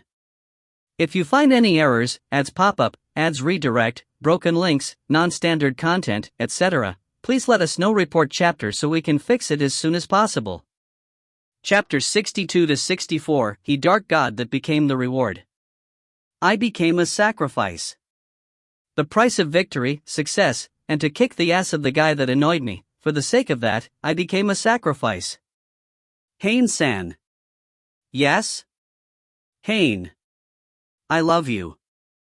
Yes. Haine. The place is the Light Church, in Yorishiro's room. That's how it is called, but it is actually the Tiger's Den. Haine-san. Yes? Haine. I love you. Yes. Haine. To explain what's happening, I was made to sit down on the sofa that was in the room. Yorishiro placed a bed cover on me, is rubbing her cheeks together with mine, and is drawing circles on my chest with her finger over and over. Looks like she is truly having fun. I can't push her away and can't resist either. Because that's the kind of deal we had. In the Big Sea battle the other day at Hydraville, in order to outwit the water god Coacervate, who was the wire puller of it all, I worked out a plan. Thanks to the help of a powerful ally, the heroes were able to splendidly defeat the 8-headed Great Sea Dragon. And so, what I had to do in order to create that monster was to first learn how to make it. Monsters are made by gods. This is a secret of the world, but it is the truth. I, Kuramiya Haine, am also a human, and at the same time, am the reincarnation of the dark god Entropy. I do have the qualifications to create monsters, but since I was sealed for 1,600 years, I have been estranged from the worldly affairs and ended up not knowing how to create monsters. And so, the one I relied on in that time of emergency was this person, the Light Church's founder, Yorishiro. She can also be called the reincarnation of the Light Goddess, Inflation. Different from me, she is a god that had been going strong for those 1,600 years, so when I tried asking if she knew, it was right on the mark. The information she gave me played a big part in the victory a few days ago. And so, the price I had to pay for that was also big. In the first place, this woman wouldn't do something so admirable as teaching things for free. In exchange for the way of creating monsters, the condition given was to utilize me freely for one whole day. That's how it is. And so, here I am, in the middle of fulfilling this one day. Haine-san. Haine-san, please say you love me too. Yorishiro. I love you too, Haine. Me too. Ufufu, Yorishiro. This woman really looks happy. The moment night ended and it was early in the morning, she immediately called me to her room, and we have been like this for the whole time. Well, it is the freedom to use me for one day, so I should at least be grateful that she began utilizing it early in the morning. Haine-san. Yorishiro. Yes, what is it? Haine. Please marry me. Yorishiro. No, Haine. Yorishiro. Yorishiro glares at me displeased. This is not what we agreed on, Haine-san. You will listen to anything I say for this whole day, right? Yorishiro. And that's exactly what we agreed on. When we were arranging the conditions, we also agreed that I would only listen to your requests in this day. So, requests that carry on to other days don't count. Haine. If I didn't do that, I wouldn't have been able to agree on such a condition with a scary woman like this. The requests I will listen to are things that can be accomplished in this one day. Requests that take more than one day, no matter where you look at it, are a no. Requests that restrain me on other days are also a no. Matters like marrying that bind me for life are of course out. Buh, Haine-san, you bully. Then, how about the embrace between a man and a woman? Yoreshiro. What shameless things is this woman saying? That's also a no. If a baby is made, it would drag on further than my life. Haine. Haine-san, you cheapskate. This is a no, that is a no. You are not listening to anything I ask. You liar. Yoreshiro. You are the one that's not following the condition. I can revoke the agreement itself on the grounds of rule breaking, you know? Haine. I'm sorry, I got ahead of myself. Please let us stay like this. Yoreshiro. So desperate. Haine. I seriously don't understand this woman. It was the same 1,600 years ago, but I am simply unable to read what she is thinking at all, and there's no area that I can grasp. Geez. Ah, right. In that case, I want to ask you about something, Yoreshiro. If it's something like who I like the most, it is a no, okay? Haine. Please don't be so cautious. Geez. It is about Coacervate-san. Was that okay? Yoreshiro. Yeah. Haine. The water god, Coacervate. He was the wire puller in last time's incident and the prime offender. He was a god, and yet reincarnated in a monster that had the ability to mimic a human, and controlled human society in the shadows without growing old or falling ill. I erased that body of his without leaving a single trace behind, but that guy is a god. Even if his body is destroyed, his soul will return to the god realm, and it won't hurt him or itch him one bit. If you were going to defeat him, wouldn't it have been better to do it like in the case of Nova-san, restraining him in his body with the soul still in it? Yoreshiro. It is just as Yoreshiro said. At that time, my anger reached its very peak, and killed him in the mood. I have to admit I lost my composure there. But the enemy is a shrewd god. It wouldn't go as easy as the simple-minded Nova. The body he was using had a dirty ability like mimicking. If he wasn't restrained to an incredible level, he would escape instantly. Haine. In that case, it would be better to just kill him given the chance, and at least crush all the groundwork he currently had laid out, is what you are trying to say, huh? Coacervate-san is probably mortified at the god realm. Yoreshiro. That's right. He wasn't only scheming a fixed fight at the Sea Life performance. He had a lot of other ill-natured plans on the process while he was advancing this one plan. And in truth, after defeating him, I did my best to crush as many seeds of discord he left in the water church with the short amount of time I had in Hydraville. But, I am surprised you are bothered about those kind of things. Do you feel some sort of camaraderie as gods? Haine. Please stop that. Since the time we sealed you in that fight, I have practically not talked to him at all. Yoreshiro. Just how hated is that guy? More importantly, this is the most happiest day since reincarnating in this body as Yoreshiro. Just forget about an underhanded guy like him and let's have fun. And so, Haine-san, the next request. Yoreshiro. Yes, a request that can be done today, right? Haine. Of course, is what Yoreshiro said, filled with confidence. Let's have a date. Yoreshiro. 63, holiday in Apollon City. And so, we are outside. Apollon City is one of the cities that has one of the 5 churches' headquarters.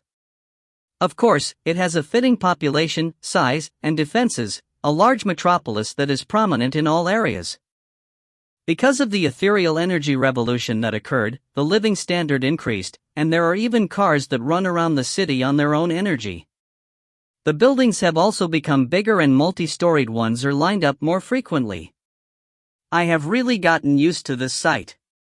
Haine. The first time I came to the city after leaving my village, everything I saw was novel, and I was moving my head like a chicken. So I am a city person already, huh? Haine-san, the streets in the city are congested, so in order to not bump into other people, it is best to hold hands when walking desu wa. Yoreshiro. What? But the other people are not doing that. Haine.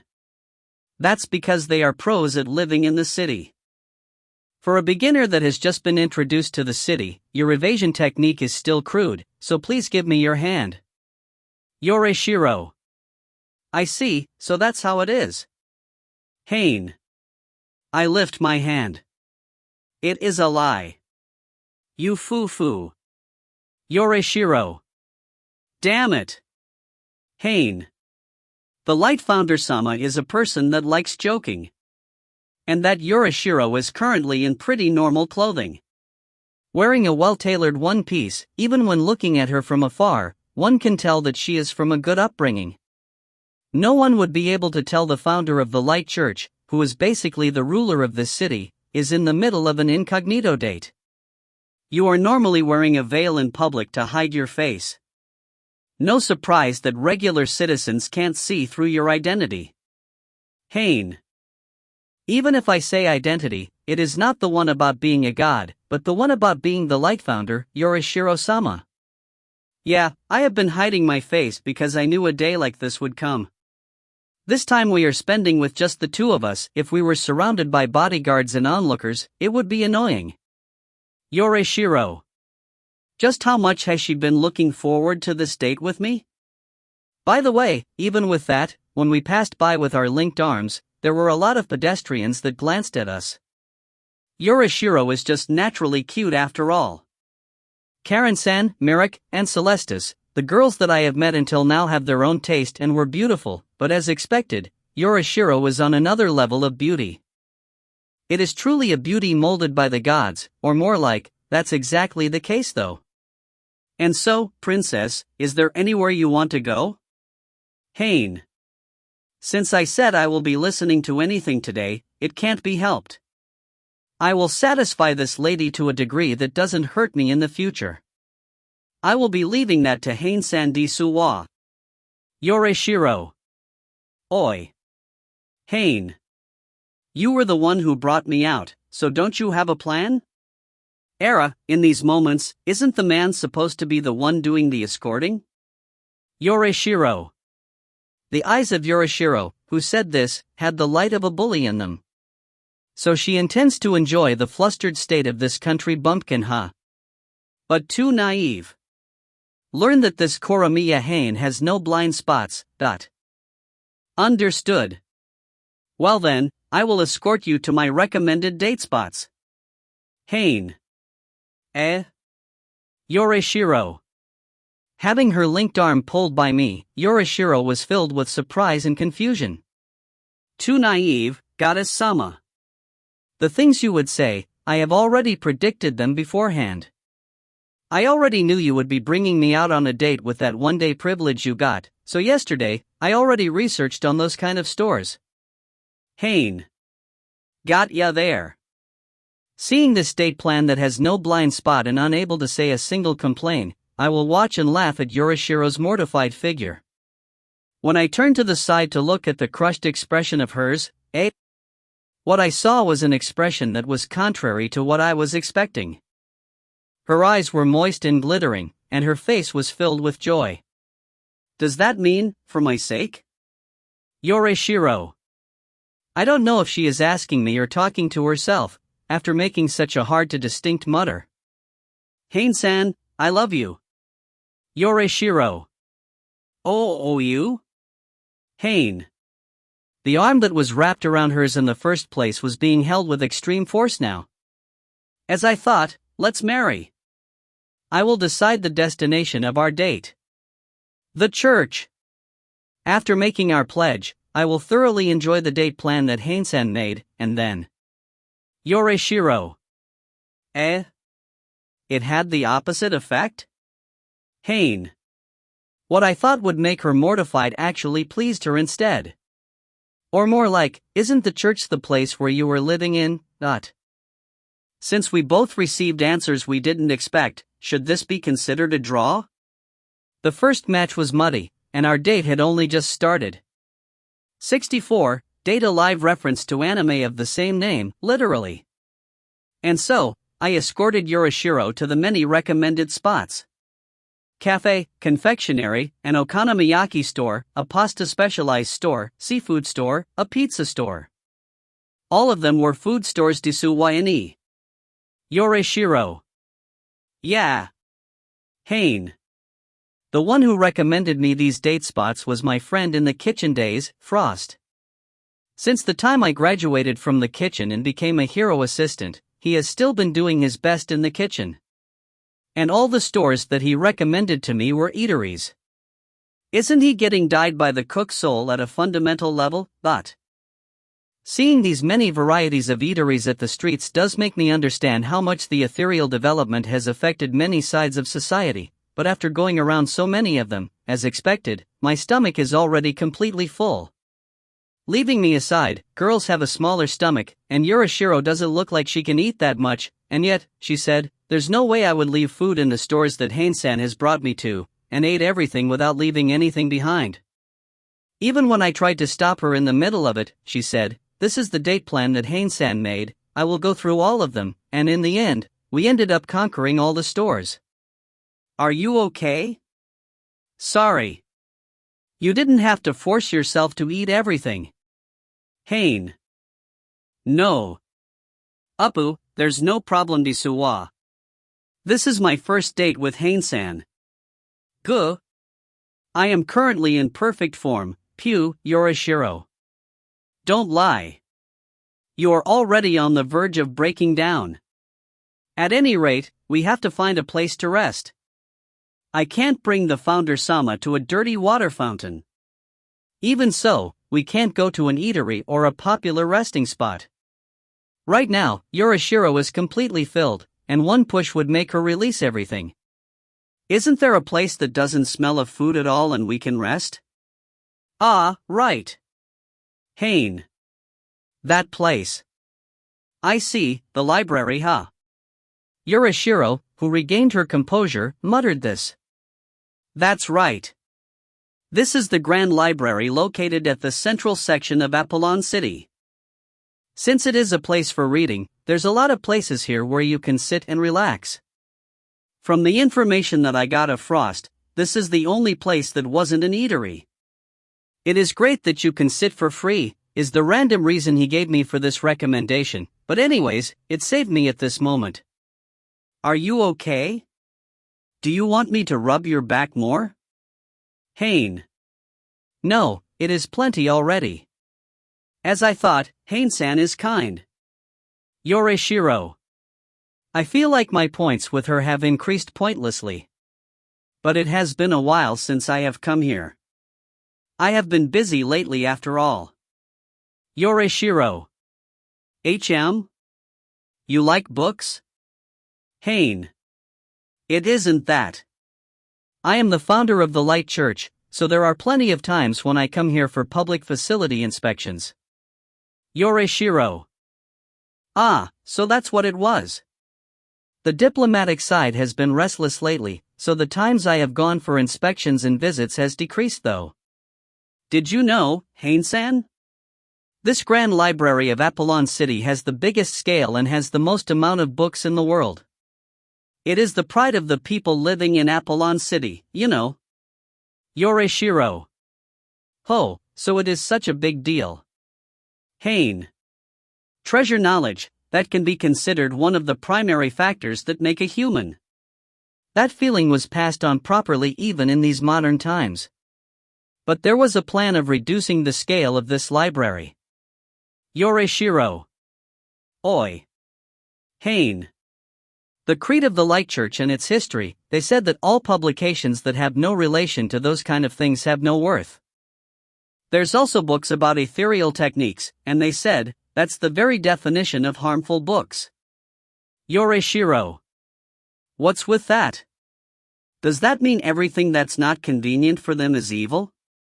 Haine. I did stop them and avoided the massive book burning that might have occurred, but the current light church is mostly like this. Only they are correct, everyone that's not the same as them is inferior or evil. Yoreshiro.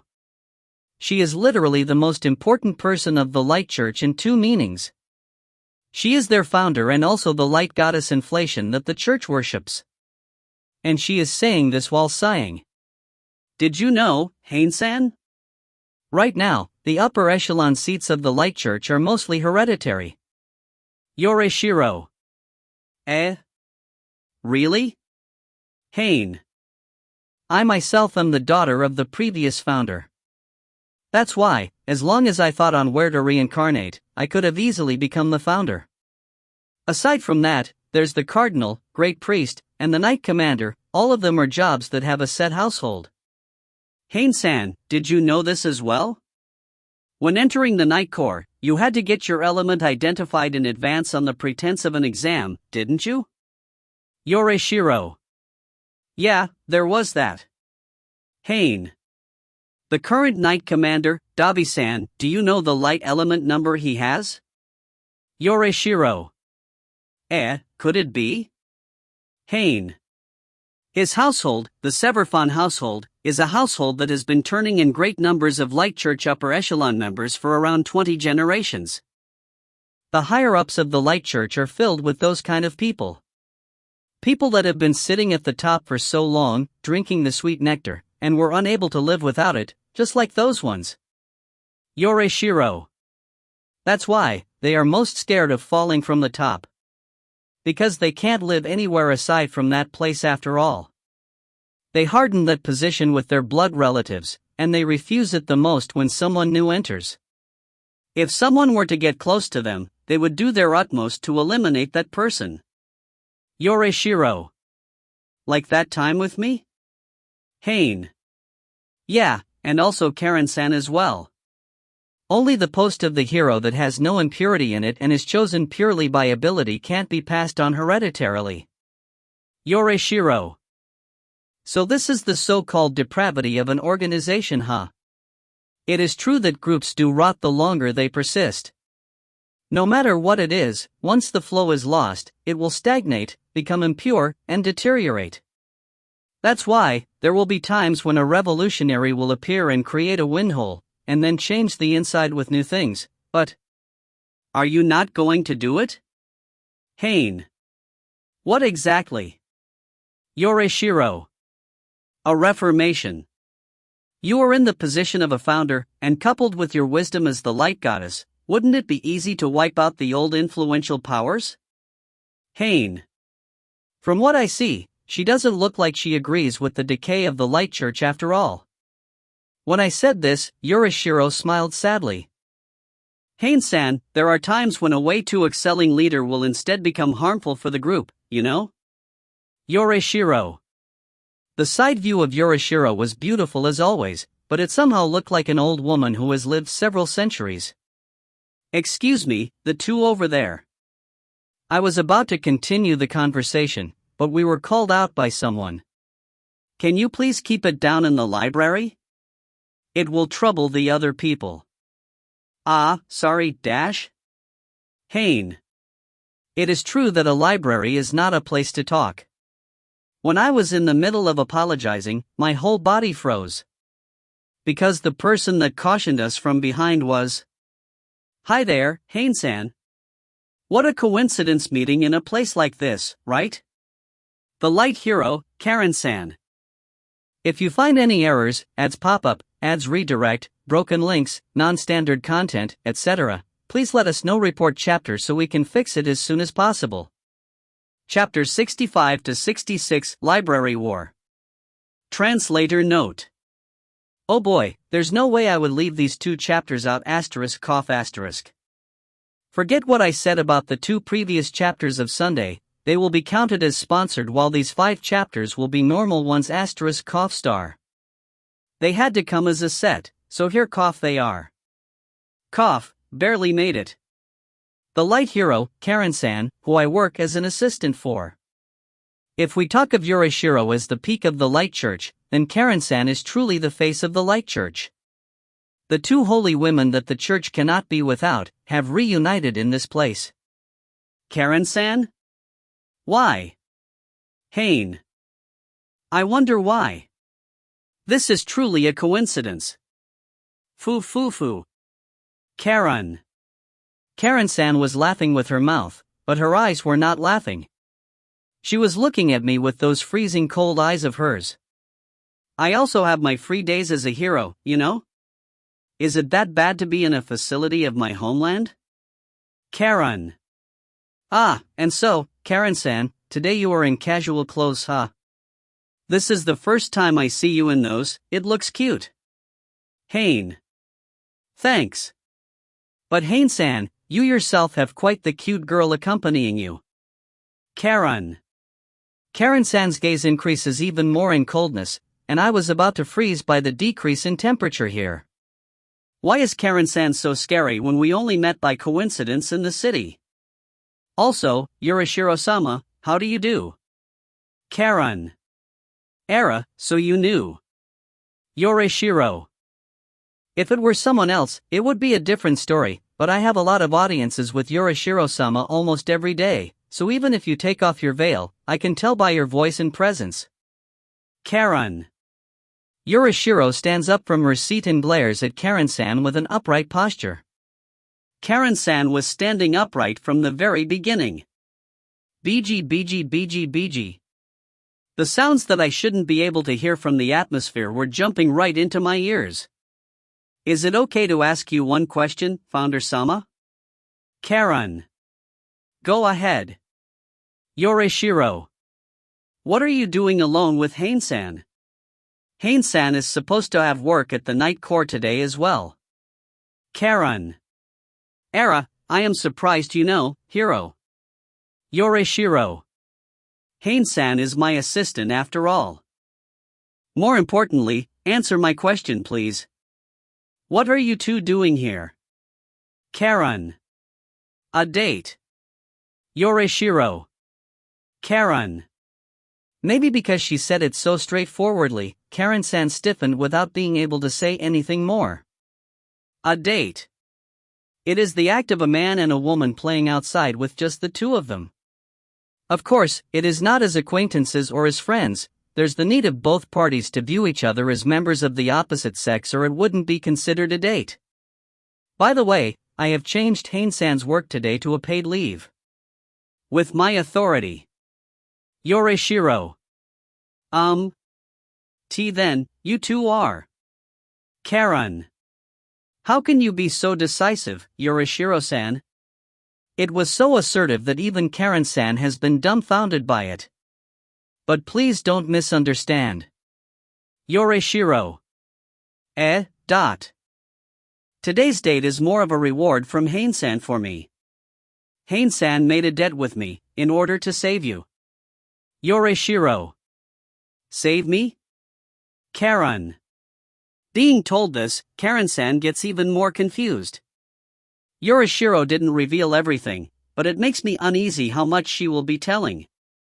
In order to return that debt, Haine-san is keeping me company. That's why, Karen-san, there's no need to be jealous.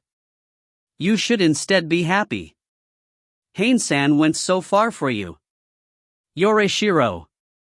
Even if she says that, so many important parts are hazy, so there's no way Karen-san would understand it.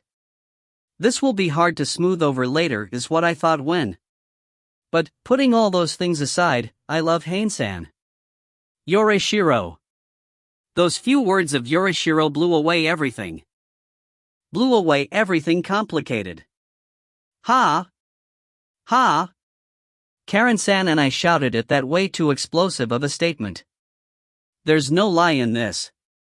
As a woman, I love the man Haine-san. Even if this is to repay a debt, spending a day with Haine-san makes me incredibly happy. I am thinking about having a relationship with Haine-san on a level where we both love each other. For that sake, I will not hesitate in doing what I can. Yorishiro. What are you saying? What are you blurting out here, Yorishiro? Why in this timing, in this place, and with this person in specific are you spilling out so much? How am I going to face Karen-san from tomorrow on? Are you planning on destroying all my human relations? Karen-san was probably unable to take on all that intensity. She hides her completely red face. It would probably be better for me to do some kind of follow-up here, is what I thought as I was going to cut into the conversation, but then, I also have something to say to Founder-sama. Karen. What is it? Yorishiro. I also love Haine-san. Karen. And Karen-san went and confessed too? Leaving aside Yorishiro, Karen-san as well? I could only get surprised now. It was love at first sight since the moment I met him. No, in the time when I scouted Haine-san, it was more like I was charmed by him as a reliable companion and a person I can share my values with. But in the time I spent together with him and fought together with him, I was slowly being pulled in, and a deep affection that surpassed camaraderie and friendship blossomed, and from that moment on, I began to be aware that I am a woman. Karen. That's splendid desu wa, Karen-san. Yorishiro. That's why, I will say this clearly. Founder-sama no, Yorishiro-sama, you having a date with Haine-san is incredibly unpleasant. Even if you tell me that was for my sake, it doesn't make me happy at all. Haine-san is the person that will become my boyfriend. Karen. I honestly can't keep up with the pace of this situation. Looks like two women are fiercely competing over one man. And apparently, that man is me. I can understand that. But there are situations where, even if you understand, you simply don't want to. For the first time today, I have learned this. That was a great confession. As expected of our hero. Yorishiro. You as well, Yorishiro-sama. Even though you have less chances of being in contact with Haine-san, at some point in time, you were able to get a date. That shrewdness, as expected of our founder. Karen. Ooh-foo-foo. Foo-foo-foo. Women are scary. Now then, how should I move in this situation? If I simply follow my instincts, it would be to leave it as if nothing has happened, and retreat from this place right this instant. Or more like, I want to do that. Let's do it. With my heart set, I tried to retreat without making a sound, but... Haine-san. Yes? Haine. I was easily stopped. Since we are here, let's hear the opinion of Haine-san. Yorishiro. Right, that's exactly right. Haine-san, Yorishiro-sama, or I, Karen. Who do you want as your girlfriend? 66, the two holy women. Being in this situation I didn't expect at all, I ended up cornered. Why did it turn out this way, is the only thing I can think of this. At one side, there's the female founder that controls one of the most prominent 5 churches in the world, moreover, she is a goddess, on the other hand, the female hero that represents that same church. I have been confessed by both sides. I don't know what would be the best way to deal with this. In the first place, this Koramiya Haine has not received the love of a woman of the same age since the time I was born. The village I was born in didn't have that many people after all. On top of that, there were many occasions where I helped with my father in his job as a hunter, so my chances at interacting with people of my age weren't that many. And naturally, there were practically no instances where I spoke with women. There were occasional times where I would get asked by girls about wanting to pick edible wild plants and I accompanied them as a bodyguard since my job was a hunter. As a show of gratitude, they told me I will treat you with a feast of edible plant dishes, and was called to the girl's house. And while at it, she also told me it is late so, how about staying the night here? Sorry, it seems I really did have times when I was confessed. But this is the first time I was confessed in such a straight way. Moreover, by 2 at the same time. It is true that I am the reincarnation of the dark god Entropy and am a god at my core. As a god, I have transcended all emotions and wouldn't waver over love. But right now, the vessel I have this god's soul in is without doubt human. As long as I am a human, have a flesh vessel, have a body, I can't stay estranged from its instincts and desires. I want to live, I don't want to die, I am hungry, it is cold, it is hot, I am sleepy, I want to have sex, I want to love, I want to be loved, I want to make the person I love happy, I want a place to be, I want a family, I don't want to be lonely, I want to love someone, love, are the kind of emotions that come from my heart, but it also manifests in my body as well. That's why, even if it's not a problem for the dark god Entropy, it is a big problem for the human Haine. And at this very moment. Now, Haine-san. Karen. Who are you going to choose as your girlfriend? Yorishiro. The two beauties were persistently closing in like wild animals going after their prey. Do I have to choose from one of them right now? That in itself is incredibly heavy for me, or more like, it would be incredibly painful for the person that wasn't chosen. After thinking it thoroughly, I finally prostrated. Sorry. Is it really necessary to bring out an answer right now? Haine. Is what I plead with a tear in my eye. That figure of mine must have looked pretty shameful. The intensity of those two disappeared. Geez, Haine-san, there's no need to say that with those eyes. Karen. Looks like we pressed for an answer way too hastily. This is something important. It would be better to take the time to bring out an answer. Is that okay, Karen-san? Yorishiro. Of course, Yorishiro-sama. Let's compete fair and square. Karen. Is what she says as the two heroines exchange a firm handshake. The two are good girls at heart, so this situation that is normally a muddy path has been smoothly sheathed back. At any rate, can this be considered as being saved? But there's one thing I want to say to Haine-san. Yorishiro. Really? Haine. Is what I thought, but Yorishiro once again pursues. What is it this time? It is valid to choose both. Yorishiro. Iya? This shocked both Karen-san and I. Valid to choose both? What's the meaning of this? In other words, this is what I mean. Yorishiro. Yorishiro joyfully walks to a bookshelf that was at the side. Ah, right, this is a library. Yorishiro chose one book from the bookshelf and takes it out. The title of that book got the attention of Karen-san. Isn't that The Scriptures of Our Light Church? Karen. Scriptures? Haine. It is a book that has the stories of the light goddess inflation that the light church worships, history of the early days of the church, precepts that the believers of the light church have to abide to, and precepts that the previous founder Samus preached about. For us, the scriptures of the light church are the most sacred of books. In Apollon City, there will always be one book in each family. Karen. I don't have one though?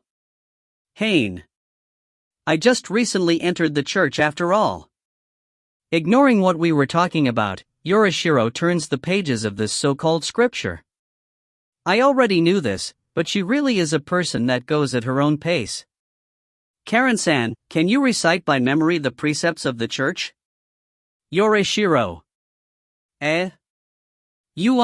Karen. Karen-san was flustered for a while, and in time, she hung her head down. Sorry, I can't. Karen. It is fine. Remembering all of the scriptures of light, there's not a single one in the current higher-ups of the church who can do it. And so, the important part is here. Yorishiro. We concentrated on the part of the scriptures Yorishiro pointed at. It was a page that was written as the precept clauses, and shows the commandments and rules that the light church believers have to abide to. At that place, this is what was written. The person that will become the husband of the founder will be allowed polygamy. There's no way I wouldn't retort to this. Hey, this passage here, you were the one who included it in the scriptures, right? You were the one who abused your authority, right? Haine. Oh my, Haine-san. Even if I am the founder, there's no way I would be able to readily change the scriptures that can be considered the very roots of the Church d'Issoua. Yoreshiro. Then, Haine. When I was in the middle of my confusion, Yoreshiro whispered this to me. When the church was established, I ordered them through an oracle to include it. Yoreshiro. So it really was you. Haine. It wasn't an abuse of authority as a founder, but as a god. What an unbelievable god. Wait. In that case, instead of Yoreshiro, it is more like, the light goddess inflation had already predicted something like this would happen from that far back in the past. I have already predicted what you would do. Those words you said to me before, I will throw them right back at you d'Issoua. Yoreshiro. Ooh. Haine. Are you telling me she predicted I would reincarnate as a human after my release since several centuries back and was doing the preparations for it? In order to enjoy her human live with me as much as she could? And so, if we go by this precept, it is possible to love both Karen-san and I at the same time. Yoreshiro. Both, at the same time, Karen. Karen-san repeats those words entranced. How about it, Karen-san? Of course, if you want to monopolize Haine-san, I will have no choice but to fight with you fair and square though, Yoreshiro. Yoreshiro-sama. Karen. Karen-san tightly held both hands of Yoreshiro. Our founder. Karen. Karen-san fell. If you find any errors, ads pop up, ads redirect, broken links, non-standard content, etc., please let us know. Report chapter so we can fix it as soon as possible. Chapters 67 to 69, The Reason of Their Encounter. Sponsored chapters. Translator note. A new chapter of Tsuki-ga Nichi has been released, again. So you know what will be published for the next scheduled chapter. Just a heads up, laughing face. And that's how the alliance between the Light Church's founder and the Light Hero was formed. I don't even know if it's fine anymore to call these two holy women. So she says. Haine-san. Karen. Is what the hero that had been convinced by the founder just a few moments ago said as she suddenly approached me. With this, everyone can be happy. Yoreshiro-sama and I don't have to get rejected by Haine-san. There's nothing as great as this. Karen. Ah, right. Karen-san has the trait of not being concerned about the rules of society, and is more about wishing for the happiness of everyone. That's why she became a hero to protect the people. Her basic stance as a hero is that when she is given a choice like, sacrifice someone to save the world, she would go, I will save both. This time also falls into that case, probably. Karen-san, I am looking forward to working with you d'Issoua. Yoreshiro. Yes. Let's pair our strengths to protect the church and the people. Karen.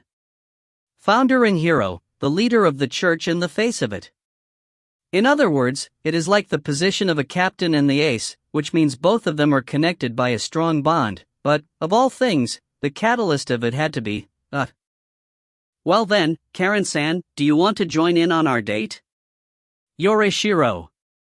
Is that okay? Even though you finally have the chance to be alone with Haine-san? Karen. As women that love Haine-san, trying to get ahead would be foul play. No matter the time and place, in sickness and in health, let's have Haine-san love us together. Yoreshiro. You have my respect, Yoreshiro-sama. But I have some business to do, Karen. If it is okay, let us accompany you in that. It is okay to do that as a date, right? Yoreshiro. You are kindness itself, Yoreshiro-sama. It would help me a lot. To tell you the truth, I had something to consult with Yoreshiro-sama and Haine-san. Karen. The two women, that are completely in sync, had left me behind and were advancing at their own pace. I was left there. It felt as if a tornado had just passed. Noisy and boisterous. Even though this is a library, even though this is the perfect spot for silence, we ended up making quite the noise. When I look at the surroundings, just as I thought, the gazes of the people here in the librarian were directed at me. Having their attention but still maintaining silence is painful in itself. I am truly sorry for the noise.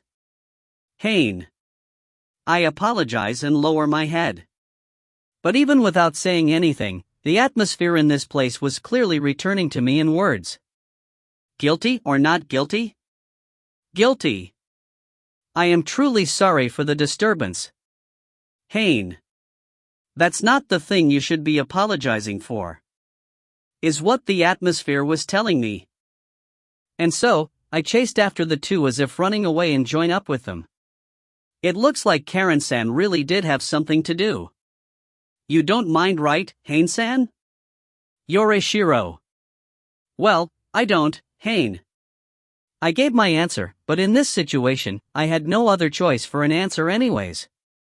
Well, even if we continued the date as it is, we have gone through all the date spots that Frost recommended, and even with that, it is still too soon to return, so we were about to run out of things to do anyways.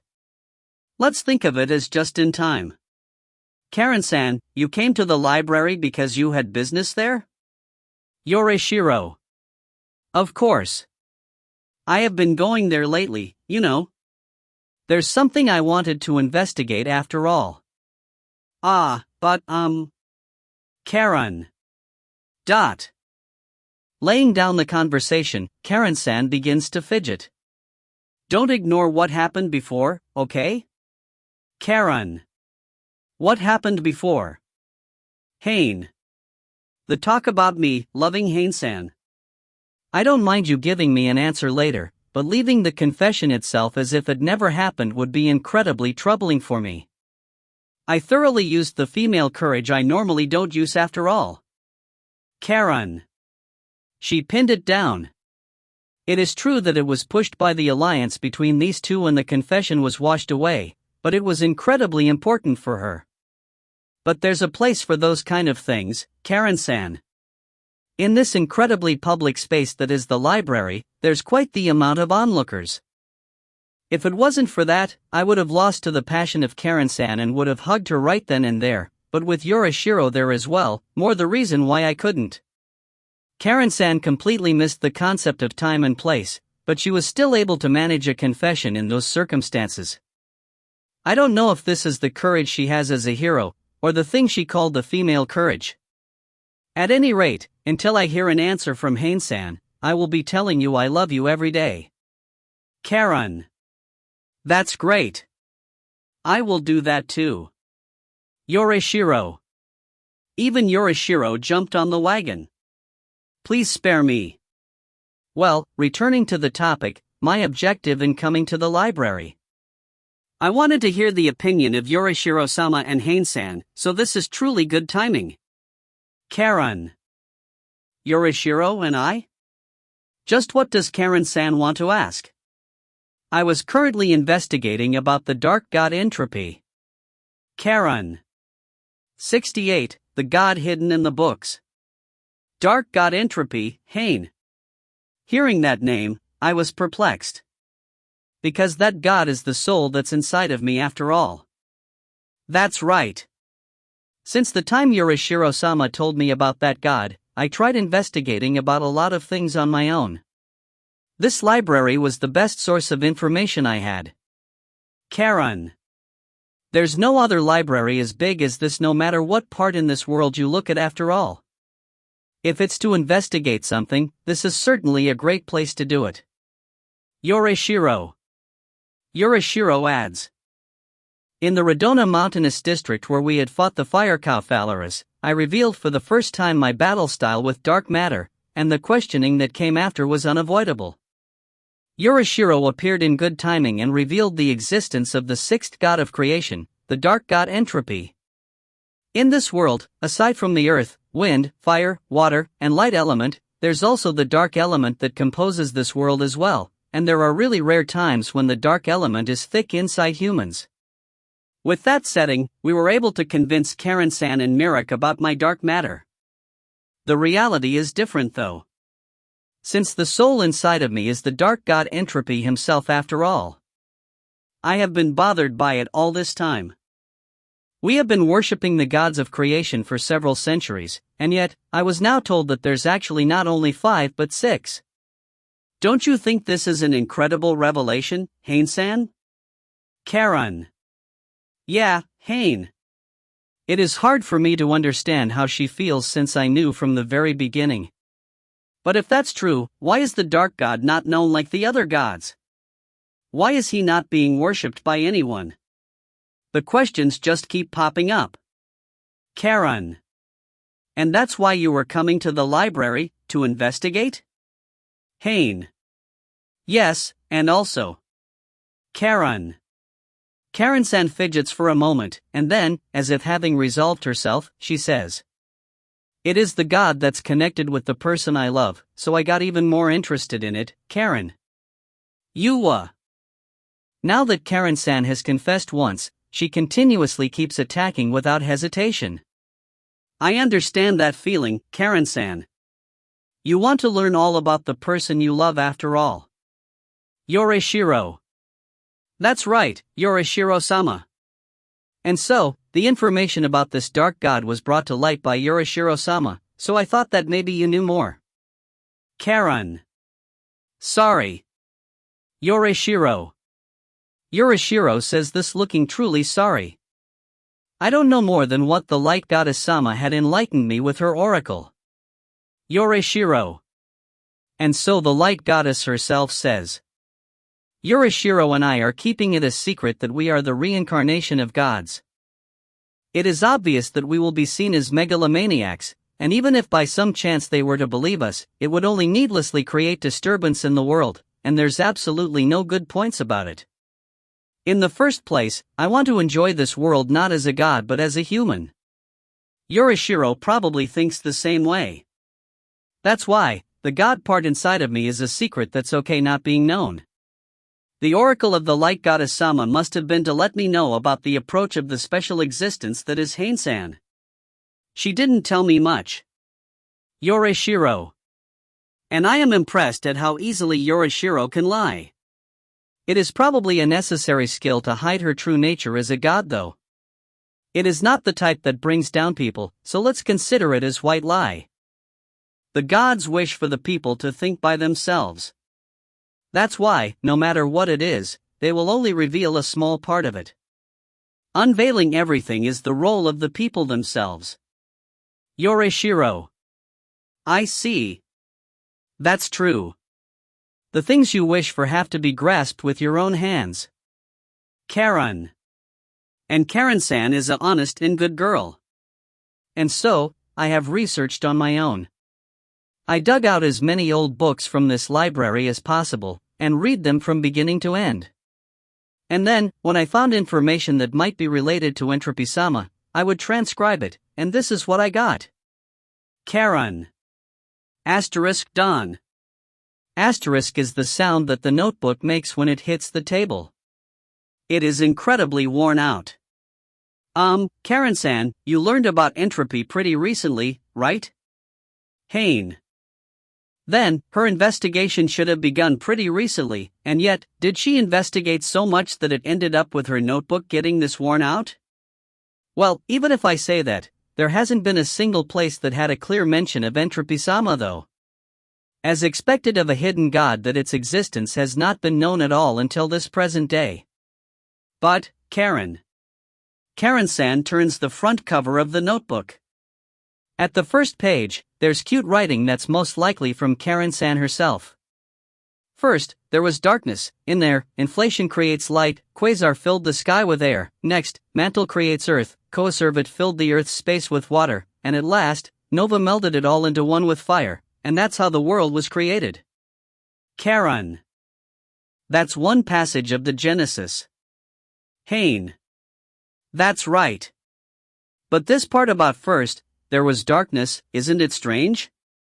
There's light, wind, earth, water, and wind, everything that the gods made was clearly written there, and yet, darkness was empty right from the beginning. I didn't find it strange before, but now that I read it, I do feel something's off. Charon. That's true, Haine. This passage was probably rewritten, and before it was rewritten, this is what was there. First, entropy created darkness. Charon. Well, that's actually how it is. There were also other descriptions that were of interest. In the especially old books of this library, there's phrases like these appearing. 2 poles, 4 base elements. Charon. Must be referring to the 6 gods. Haine. That's right. As expected of Haine-san. Charon. Oops, should I have waited a bit more to give out that opinion? Based on the context throughout the book, these words should certainly be referring to the gods of creation, but there's 5 gods of creation, and yet, it is written 2 poles, 4 base elements. In that case, 2 plus 4 makes 6. The numbers don't match. But, if we count Entropy-sama in the math, it makes sense. Charon. Charon-san really investigated well.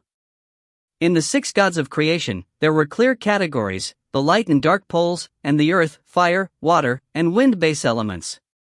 These 2 categories had a strong difference in high and low, but I, who was one of the poles, was defeated and sealed, so it became hazy. At any rate, I am impressed that Charon-san was able to investigate this much. I was sealed at the genesis of the world, so it is natural that no one knows about me from the very beginning. That's why, rather than saying the books have been rewritten, it is more like, it shouldn't even exist to begin with. There's no way there would be details of the dark god written anywhere. The most that can be achieved is to catch the scent of my possible existence. And so, I have one big reveal left for the last part. Charon. Ha?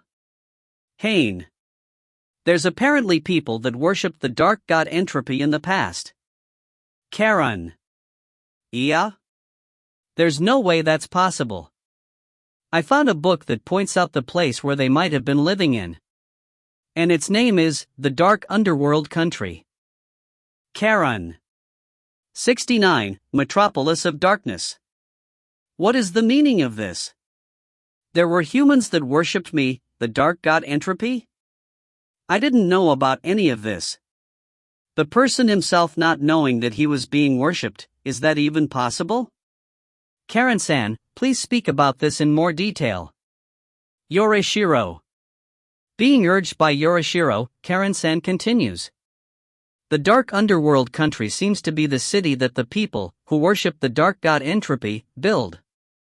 It wasn't mentioned in any of the history or geography textbooks, but there was a poetry anthology of the long past that had mentioned this name. Charon. Charon-san turns the pages of the notebook, and a page filled with what's most definitely the writing of her was shown to us. Summarizing that poem, the evil people that worshipped the dark god had been destroyed together with their city. The poem described it as the victory of justice and the defeat of evil, and sung it highly, but it could be described as being childishly written. It was on the level that I would understand why it would be buried at the very corners of the library. A poem, huh? Compared to a book, this has a low level of credibility. Haine. That's true. As long as there's not something backing it, there's the possibility that this author wrote it based on its own fantasy. Also, I am a bit scared of this poem. Charon. Scared? Haine. This poem describes the dark god as some sort of evil being that taints humans. If Entropy-sama really is such a bad god, I really wouldn't like it. Charon. Charon-san was making a truly sad face. It was hard for me to say anything. As the person himself, I can't say if Entropy is truly good or evil. And I don't remember I did anything for this dark land that was mentioned by this author. There's no way I would have been able to do anything, since I was sealed in that period of time. In the text of the poem, the only thing that's stated clearly is the name of the land, Underworld Country. I can't see a single part that mentions the name of the dark god Entropy. Ruler of darkness, the avatar of wickedness, those were the only vague mentions there. As expected, this is the portrayal of the author's fantasy that matched with me by coincidence. It would be the most natural to accept this as just that, a coincidence. Then, let's go confirm it. Is the conclusion I reached to, but there was one person who said something outrageous. Yorishiro? Yorishiro-sama? I was wondering why she had been silent, but she actually came and threw in an explosive statement again. Confirm it, where? Karen. Of course, at the dark underworld country. The many questions you have will most likely have an answer when you go there. Yorishiro. But Yorishiro-sama. Karen. I stand on Karen-san's side in this. The underworld country is a mysterious city that we don't even know if it existed or not. Even if it actually does, it would be just like the poem has written it to be, destroyed and in ruins already. In the first place, we don't know where it is. Even if we tried to look for it, there's no clues, Karen. If it's about that, there's no need to worry. Yorishiro. Yorishiro takes out something from her pocket. A small magnetic needle, something like a compass. This is one of the secret treasures that have been passed down to the founders of the Light Church, that needle of guidance. Yorishiro. Needle of guidance? Karen. This needle is made from the same material as the holy sword St. George that was granted to you, Karen-san. If you pour light divine power into it with the image of what you are looking for in your mind, it will point at a certain direction.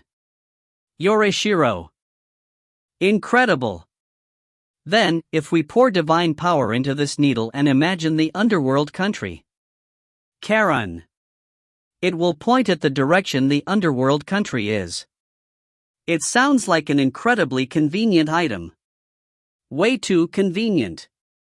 But, if what you are looking for is way too far, or your image is way too vague, it won't point well at your destination. In order to search for it better, you would need to pour even more light divine power. To search for a place that you don't know where in the whole world it is and have never seen before, Karen-san, even if you place all your divine power into it, it still wouldn't be enough. Yorishiro. Ah.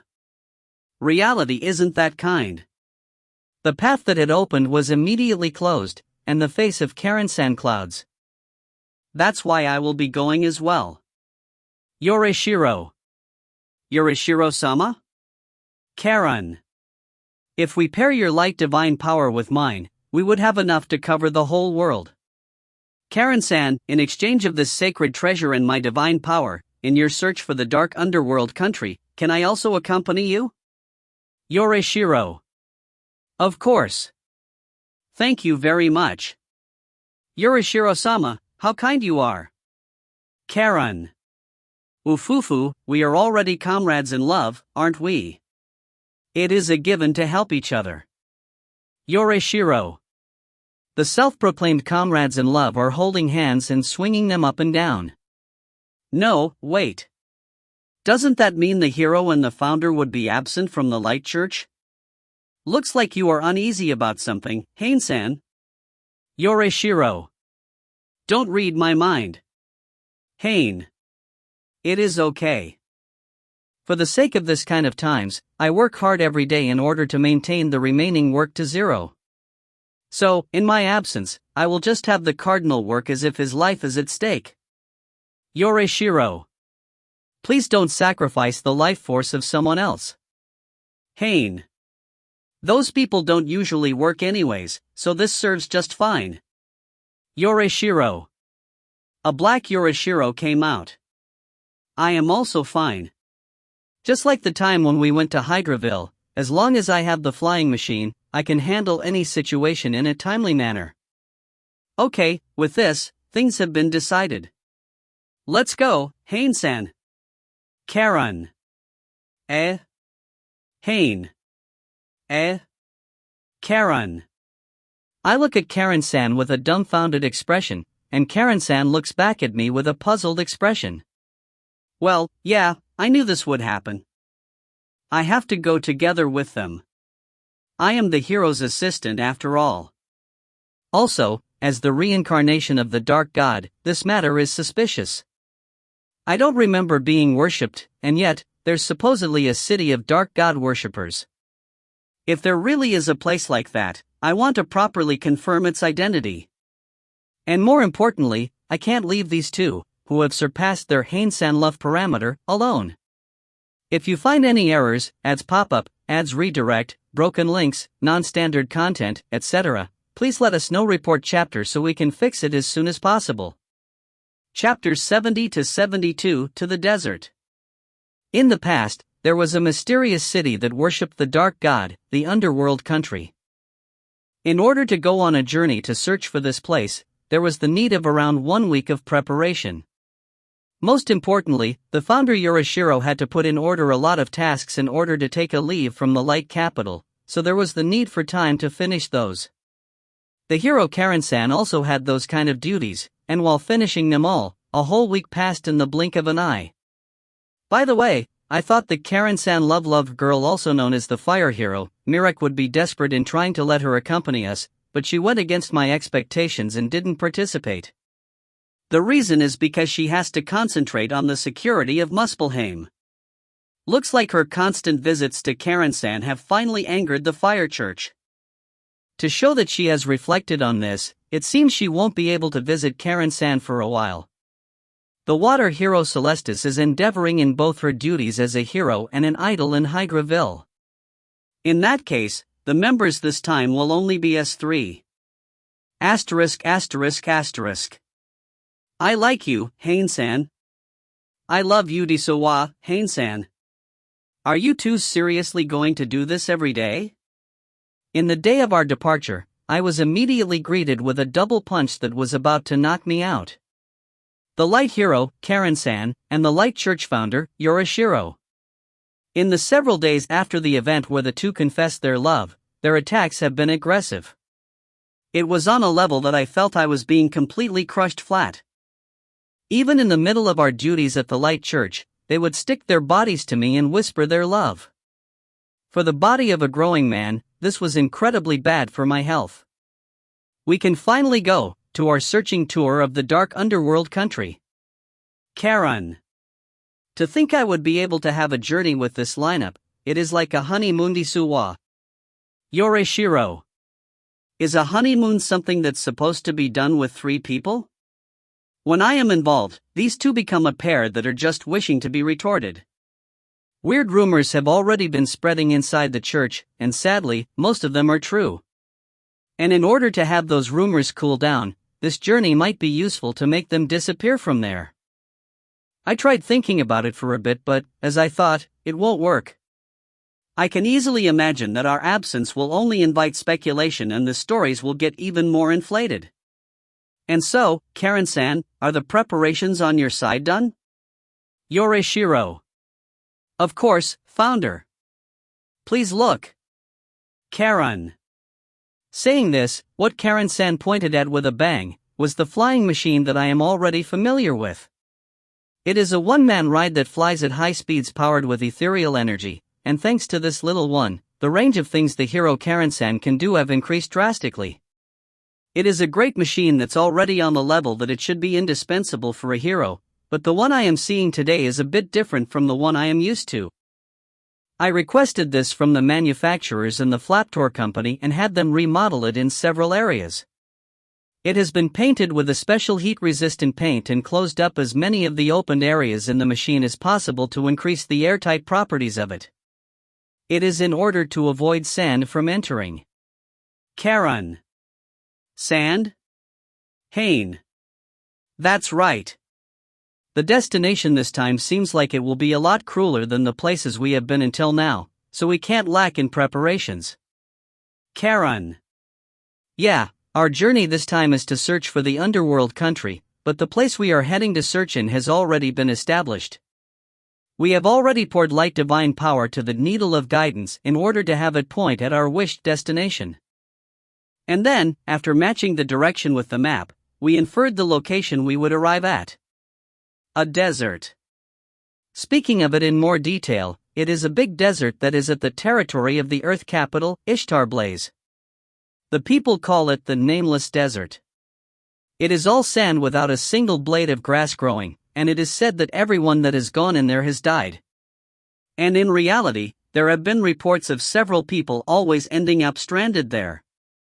It is a pretty dangerous place.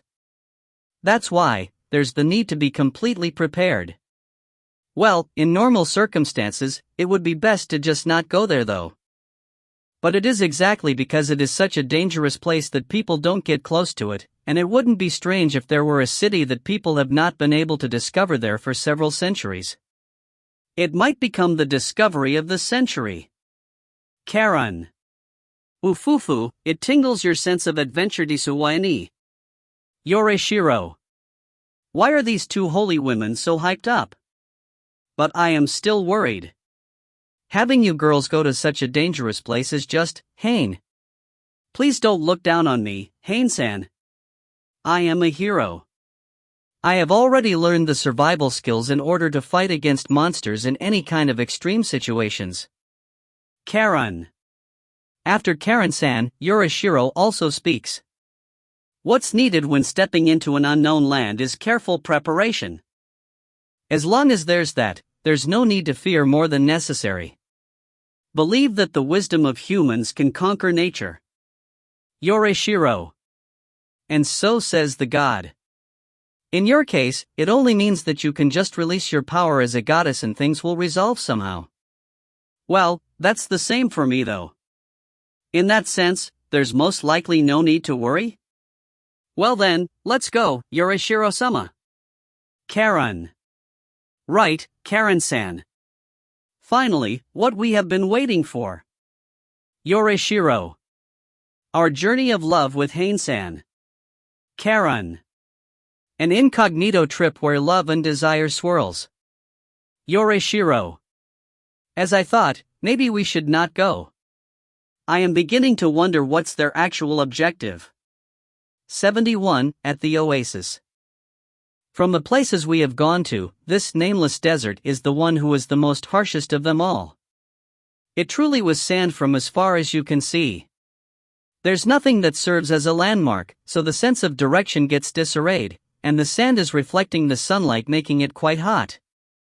It is exactly because of the flying machine that we were able to reach all the way here and allowed us to move fast even in a place like this, but if that wasn't the case, we would have it quite rough. Haine-san, Haine-san. Karan. Karan-san calls to me as she drives through the desert with her flying machine. Yoreshiro-sama is in a dire state. Karan. There was one girl that was having it hard. When I look, the person that is clinging onto the back of Karan-san at the rear seat of the flying machine, Yoreshiro, was having her life force shaved off by the heat and the sunlight's radiance. She had her tongue out and going huff-huff like a summertime dog. Ah, good grief. It is because you are normally at the grand church and rarely go out, and now you have suddenly gone to a rough place like this, Haine. At this rate, the life force of Yoreshiro will run out. This is problematic. Even if we want to let her rest, there's only sand all around us with no place to take it easy. Yoreshiro stayed silent with only her compass in hand. The needle was going in circles like crazy, and then points at a set direction. Oasis. Yoreshiro. Looks like she doesn't have any more strength to say anything more. What she has in her hands is the needle of guidance that can point at the things you search for if you pour light divine power in it. This thing that we have been using in order to search for the underworld country has now changed its target to an oasis. In other words, a water source inside the desert. What a crafty woman. And also, what a convenient item. Haine-san, let's head to the oasis. At this rate, Yoreshiro-sama will dry up. Karan. Yeah. Having the light founder dying from heatstroke would not be funny. Haine. And so, Karan-san and I turn our flying machines to the oasis and drive our way there. By the way, there's currently 2 flying machines here, the one that Karan-san and Yoreshiro are riding, and the one I am riding. In this journey, I managed to ride on my own personal flying machine. When we were about to depart for this journey, Yoreshiro prepared this with her own pocket money. She nonchalantly said, "I am giving this to you," but I refused. After all, when I was going to buy this flying machine myself, I learned that it was being sold at a terrifying price. Since I become the hero's assistant, I now have quite a decent wage, but I would have to throw a whole half a year worth of my pay in order to afford one. Moreover, the cheapest one. With less than half of that price, I would be able to buy a pretty decent house at Apollon City. I was thinking of sending part of my pay to my parents at the village, so it made the price even more shocking.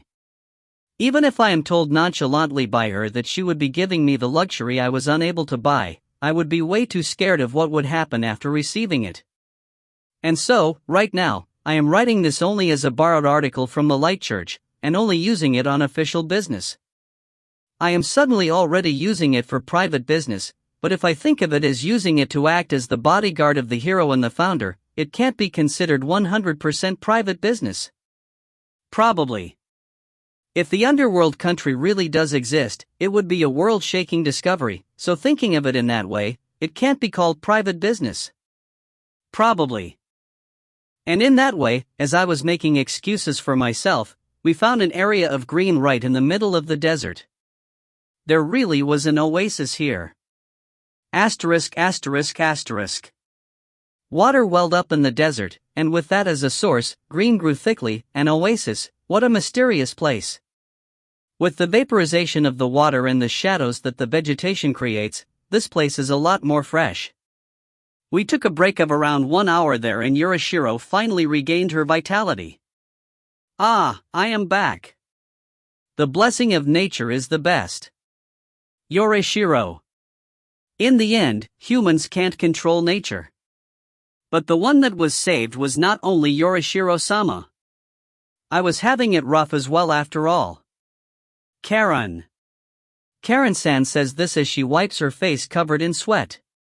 True, that applies to me as well. We are tougher as fighters compared to Yorishiro, but that doesn't mean we are completely fine in a harsh environment. There's plenty chance that we would get heatstroke as well if we were to wander too long in the sunlight of the desert. As I thought, it is way too reckless to move around the desert in the morning. Let's rest in this oasis and wait for night to come. Haine.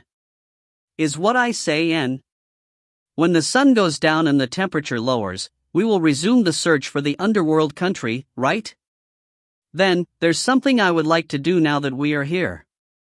Karen. What? Karen-san suddenly began fidgeting. Bath. Karen. I understand that feeling. Yorishiro. Yorishiro, who was groggy, jumped at that proposal. It is so hot and my whole body is covered in sweat, and even my underwear is soaking wet. On top of that, there's sand inside my clothes, and if I don't wash it, I will feel completely uncomfortable. Karen. And so, there's an oasis here in good timing, and a spring, but you see, if we are going to take a bath, we would need to take off our clothes and get naked, right? Yorishiro. Hearing until that point, I understood what they wanted to say. It is true that they would be worried about the gaze of a man. Haine-san. Karen. Yes? Haine. Please peek, okay? Karen. Understood, eh? Haine. I almost agreed. Wait, Karen-san. Isn't that the part where you say please don't peek? Haine. In normal cases, yeah. But I love Haine-san. That's why, it would trouble me if you don't peek. Karen. Since the time she confessed, her aggressiveness has been escalating. I understand that feeling, Karen-san. They would think, is that gentleman seeing me as a woman? This is a life or death problem for a lady. And that's how it is, Haine-san. I will be taking a bath as well, so don't hesitate to peek. Yorishiro. I will hesitate. Haine. I am the human, Koramiya Haine. And the boundary that separates humans from animals is reasoning. That's why I value reason. No matter the time and place. Are you not going to peek no matter what? Yorishiro. I won't. There's a code of conduct even in intimate relationships after all. Haine. I assert this. I hope that these two will give up with this. Can't be helped Isowa, Karen-san. Haine-san is not the cowardly type that would hide and peek on someone after all. Yorishiro. That's right, Yorishiro-sama. Haine-san is not the kind of coward who would hide and do things sneakily. In other words, we bath together unreservedly. Karen. Oh, why? Haine. Why is it getting deeper? Haine-san. I will wring out all of my courage to accompany you, so please. Karen. There's no need for that courage. Please use that courage to fight against monsters. Haine. When I tried to convince Karen-san, Yorishiro joins in. Haine-san, the courage of a hero and the courage of a woman are two different things. And to prove that, see? My legs are shaking. But, in order to become the woman of Haine-san officially, I will win against my fear. Yorishiro. Win against your fear for the sake of guiding your believers. Haine. Convincing these two utilized more energy than when we were wandering in the desert. 72, beautiful spring. Era, Karen-san, your skin is truly white. Moreover, it is so clear, it looks like polished white porcelain. Yorishiro. Oh come on, Yorishiro-sama, please don't look so intently at my naked body. Yorishiro-sama, you yourself have a pretty well-developed body and, it is incredibly big. Karen. They really went to take a bath. The sounds of water splashing and the laughs that were like the chirping of birds. All of those were entering my ears and stimulating the male part of Koramiya Haine. And at the same time, the human part of Koramiya Haine was cautioning, this is not the time yet, don't hurry things. A fierce struggle between reason and desire. Of course, this is what those girls were aiming for. Eek. Yorishiro-sama, please don't poke at weird places. Karen. Isn't it fine? My body and your body are the personal feast of Haine-san. Sampling each other's body will help in understanding what needs to be corrected desu wa. Yorishiro. Then, is it okay for me to poke Yorishiro-sama as well? Karen. Of course. Go ahead and do it anywhere you want. Yorishiro. Awa. That was the scream of my instincts. They are saying those things while knowing. Purposely having me hear it, they are aiming to destroy my sense of reason with their kia fufu. It is true that I said I won't peek, and I also said I won't bathe with them.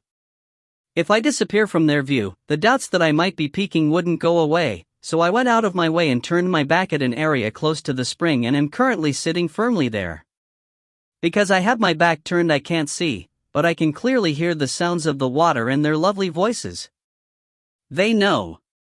If they continuously make me hear those voices, they can crack my reason and I would turn into an animal. The tag team of these two is way too scary. Both of them are extreme in their behavior, but whether it is Karen-san or Yorishiro, when they are on their own, they are girls that have a bit more reservation than this. There's also the eyes of the surroundings and they are intelligent girls to begin with, so they know that if they lose their sense of shame, it would be terrible. But the break that they place when they are on their own suddenly gets destroyed when there's the two of them. When one takes one step, the other will go, so it's okay to go that far, and does one step further than that. And then, the other side, seeing this, will go, so it's okay to go that far, and it will be a repeat of that as they dig themselves into a deeper hole. By the time they notice, they are already at a far line that they shouldn't have crossed. Those are the kind of mistakes you end up regretting later. Karen-san and Yorishiro, the two are actually quite similar, and that's exactly why they are a dangerous type to mix together. Being in between these two, the three of us are alone at an oasis in the middle of the desert that's basically a deserted island.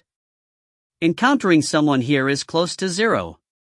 Because of various reasons, I have been unable to move for almost half of the day. What's with this impasse that had no opening? There's no escape. If this seduction continues until sunset, even I wouldn't be able to protect my steel resolve.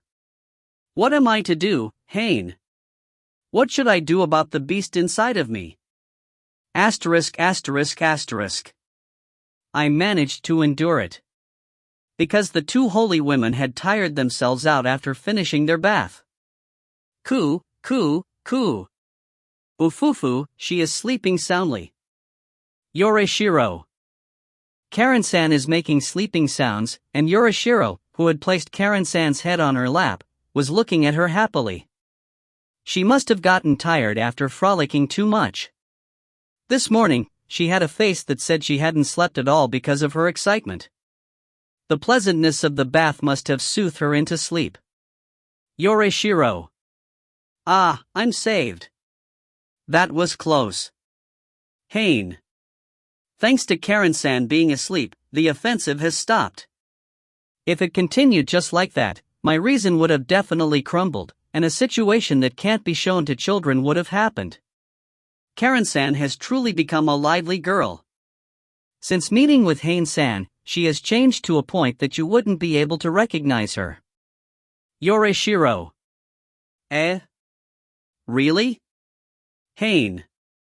That's right. Her core as a zealous person has not changed, but in her inauguration as a hero, that zealousness was showing openly. By meeting Haine-san, she has become able to play around quite a lot. Yorishiro. Well, sorry for being an evil man that corrupts the hero. Haine. It is the contrary. The Karen-san before meeting you was, how to say it, overeager, or more like, stiffen up. At any rate, she didn't have any flexibility. Her intentions were good, but she was sacrificing herself for that sake. Haine-san, you were the one who allowed her to loosen that unnecessary strength. Yorishiro. Is that a good thing? Haine.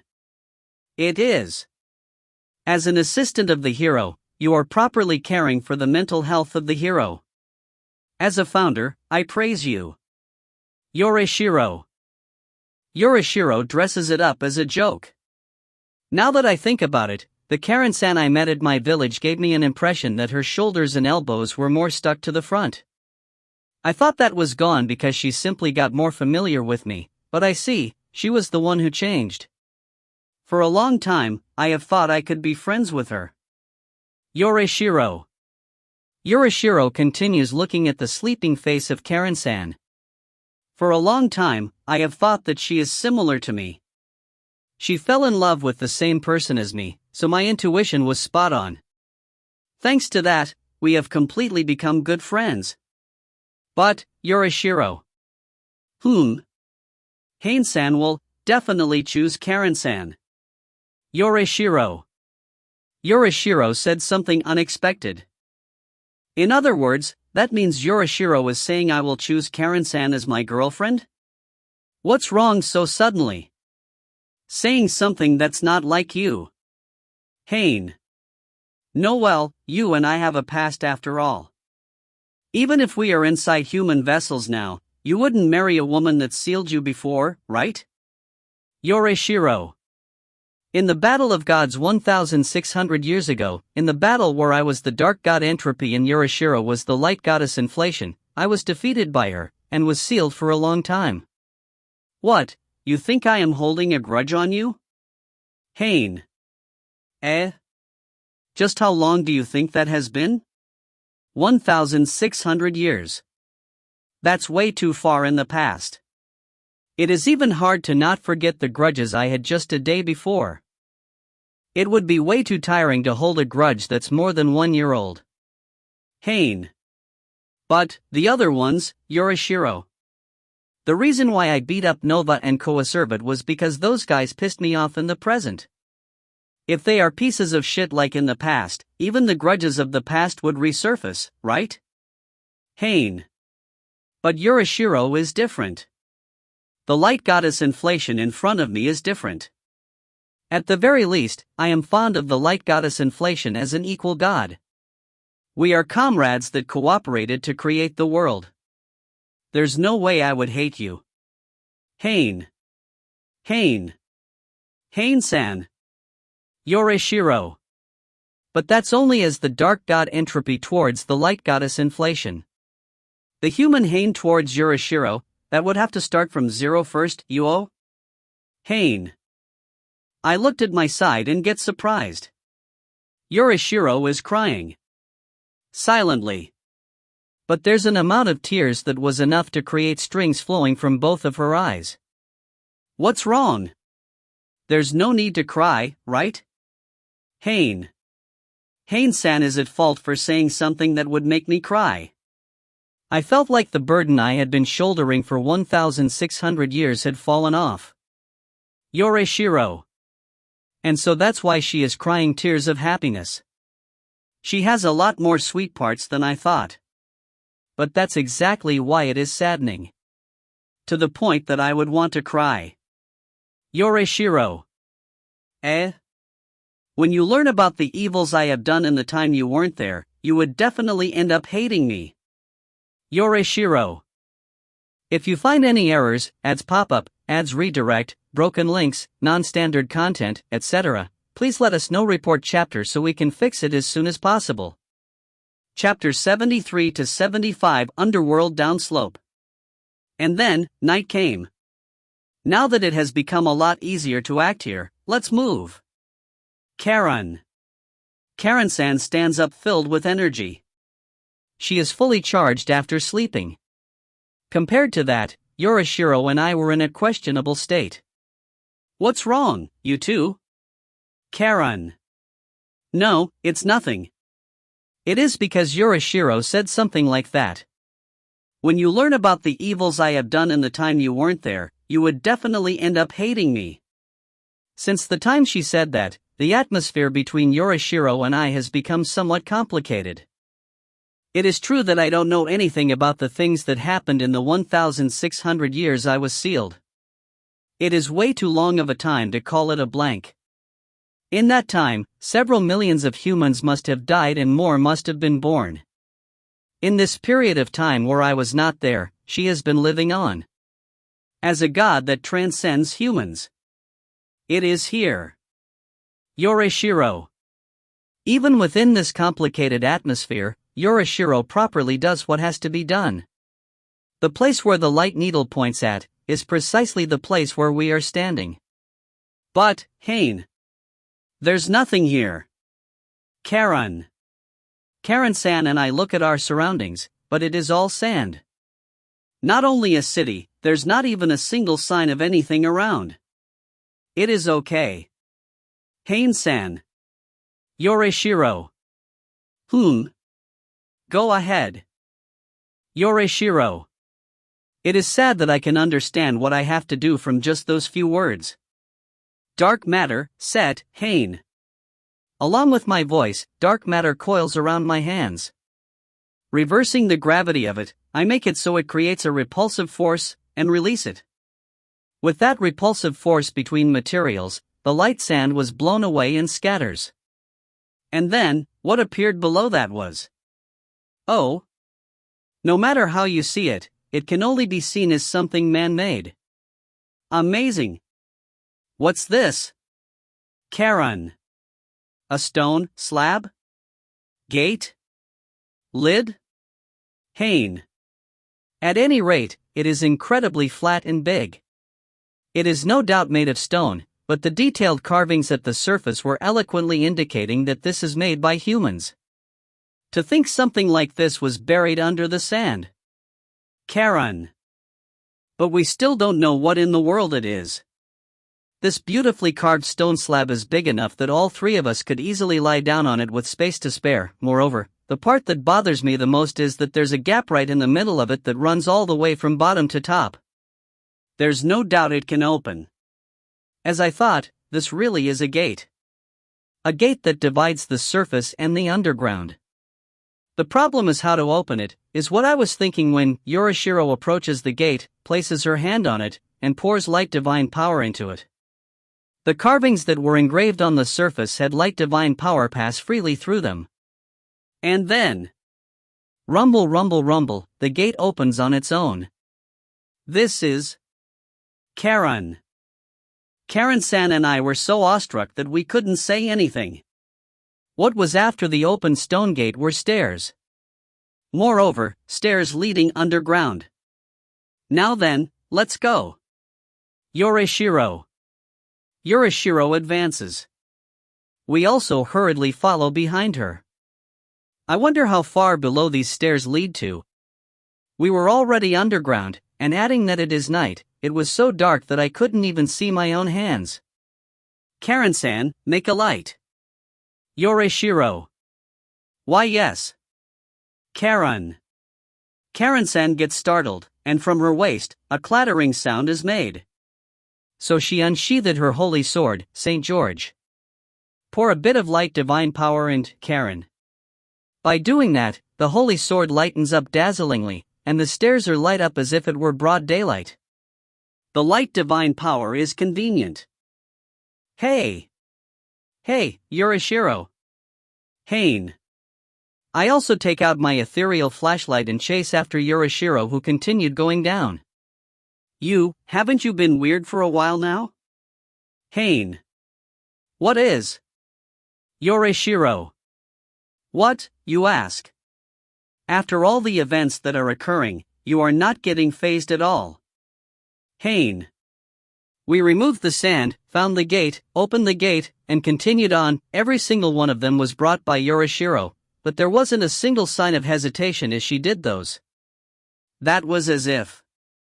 It is as if I knew everything from the beginning? Yorishiro. As I have said before, don't read my mind. Haine. That might be the case wa. The location of the underworld country, where to enter, how to open the door. If I knew everything from the beginning, it would be a given that I would know about those things, wouldn't I, and what will be happening after as well. Yorishiro. At some point in time, there were no more stairs. And then, the place we arrived at was a big space like that of a hall. Moreover, at that place. There's someone? Haine. A black shadow is standing right at the center of the hall. It wasn't some sort of metaphor, it really was black, and its outline was so blurred that I could only call it a shadow. It was barely maintaining the shape of a human. But it was by no means human. Monster? Karen. Karen-san also noticed the abnormality and takes a battle stance. But that's not right. That's not a monster. Monsters are pseudo-living beings that were created by hardening divine power. You can't sense the oscillation of the soul inside a hollow existence like them. But that shadow, I can certainly feel it. It is traveling through the space here and reaching clearly to me, the cadence of a soul. I am. The shadow speaks. With only that part alone you can tell that it differs from monsters. But the thing that truly surprised me was not there, it is what it said next. I am the dark god, Entropy. 74, Shadow. I am the dark god, Entropy. The shadow repeats the same thing. But, what's the meaning of this? There's no way that thing is the dark god Entropy. The real dark god Entropy is right here after all. Dark god. Is it saying that this one is the dark god Entropy-sama? Karen. Karen-san had also fallen into confusion. The objective of this journey, moreover, the target that we shouldn't have been able to find, has appeared right in front of our eyes after all. I have never seen a god with my own eyes though. But it is certainly not a human, and now that I look carefully, it is different from a monster as well. Then, is it really a god? Karen. No, it isn't. Karen-san's judgment is wrong. It is true that this isn't a human or a monster. But even so, it is rash to call it a god. Especially the dark god Entropy, there's no way. The reincarnation of the dark god is right here after all. As long as I am the dark god, there's no way that this one is the real one. Then, what is this thing that's calling itself with my name? At the very least, it knows the name Entropy. With only that, it turns into a hard-to-ignore mystery. I am supposed to be a hidden god that was sealed 1,600 years ago and no one knows of. Karen-san and I were confused, but when I take a sidelong glance at Yurishiro, I could see that only she was calm. What should we do in this situation? Unable to read the situation, we couldn't make a careless move. The one who moved the situation was the dark shadow. I am the dark god, Entropy. The figure, that was barely maintaining the human silhouette, crumbled, and moves quickly in a form like that of a thick line. And the place that it was moving to was Karen-san. Watch out. Haine. Right before it was about to hit her, the holy sword repels the lunging shadow. Good, she properly guarded from that. But, as I thought, it really is an enemy. Haine. That's what it must mean if that thing attacked us. It still is an existence that's filled of enigma, but there's no choice but to fight back. Dark matter, set. Haine. Several thousands, several millions of jet black particles spring forth from both of my arms, become a mass, and create a black swirl. This is a brutal swirl formed of dark matter that erases earth, water, fire, and wind the moment it makes contact with them. Moreover, it also possesses a second property that is gravity control.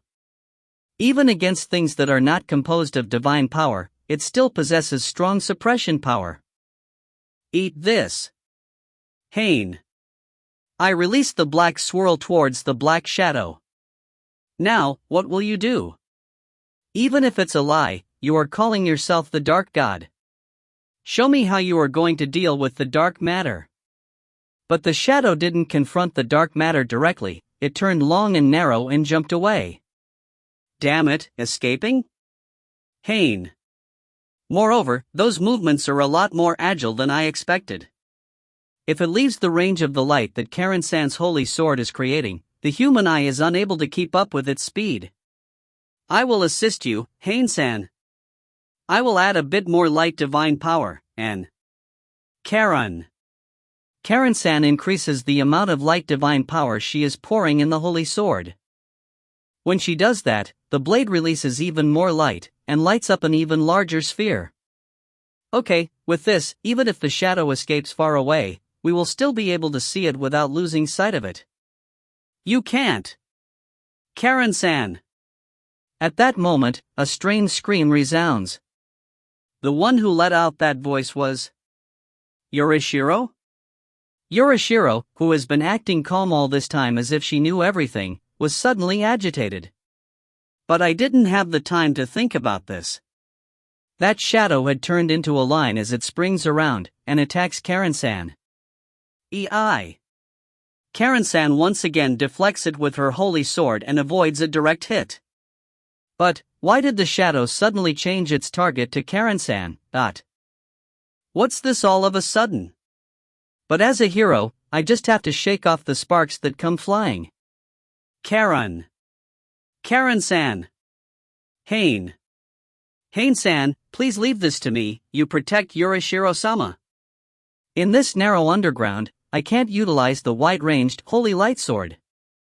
In that case, I will concentrate the light divine power into one spot and Karen. She adjusts the aim with the tip of her holy sword, and shoots. Holy light line. Karen. The blade of the holy sword turns into light and stretches. Accurately speaking, it is a line-shaped divine power that was shot out from the holy sword, and it looked as if the blade itself had stretched. That light thorn pierces through the shadow that was moving around at high speed. Yay!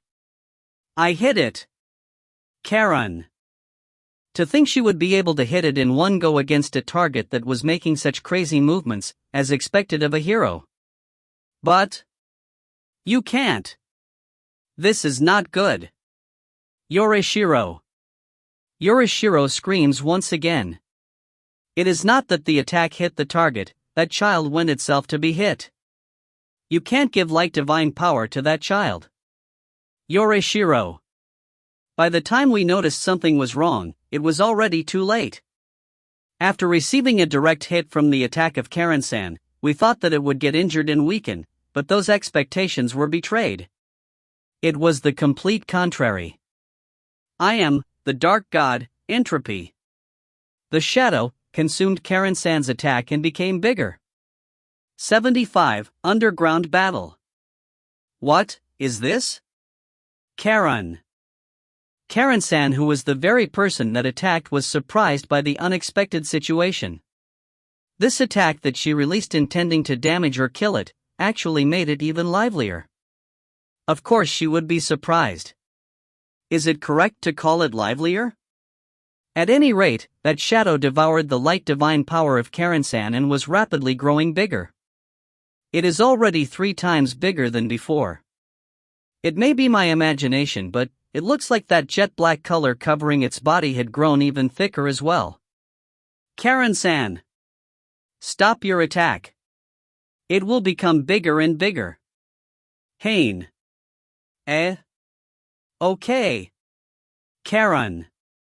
With all that surprise, Karen-san had forgotten to stop her holy light line, but after being shouted by me, she stops pouring divine power. But by the time she did that, the shadow had already grown big enough to look down on us. It ate the light divine power, is how I should take this sight as, right? Haine. I infer this from the occurrence in front of me.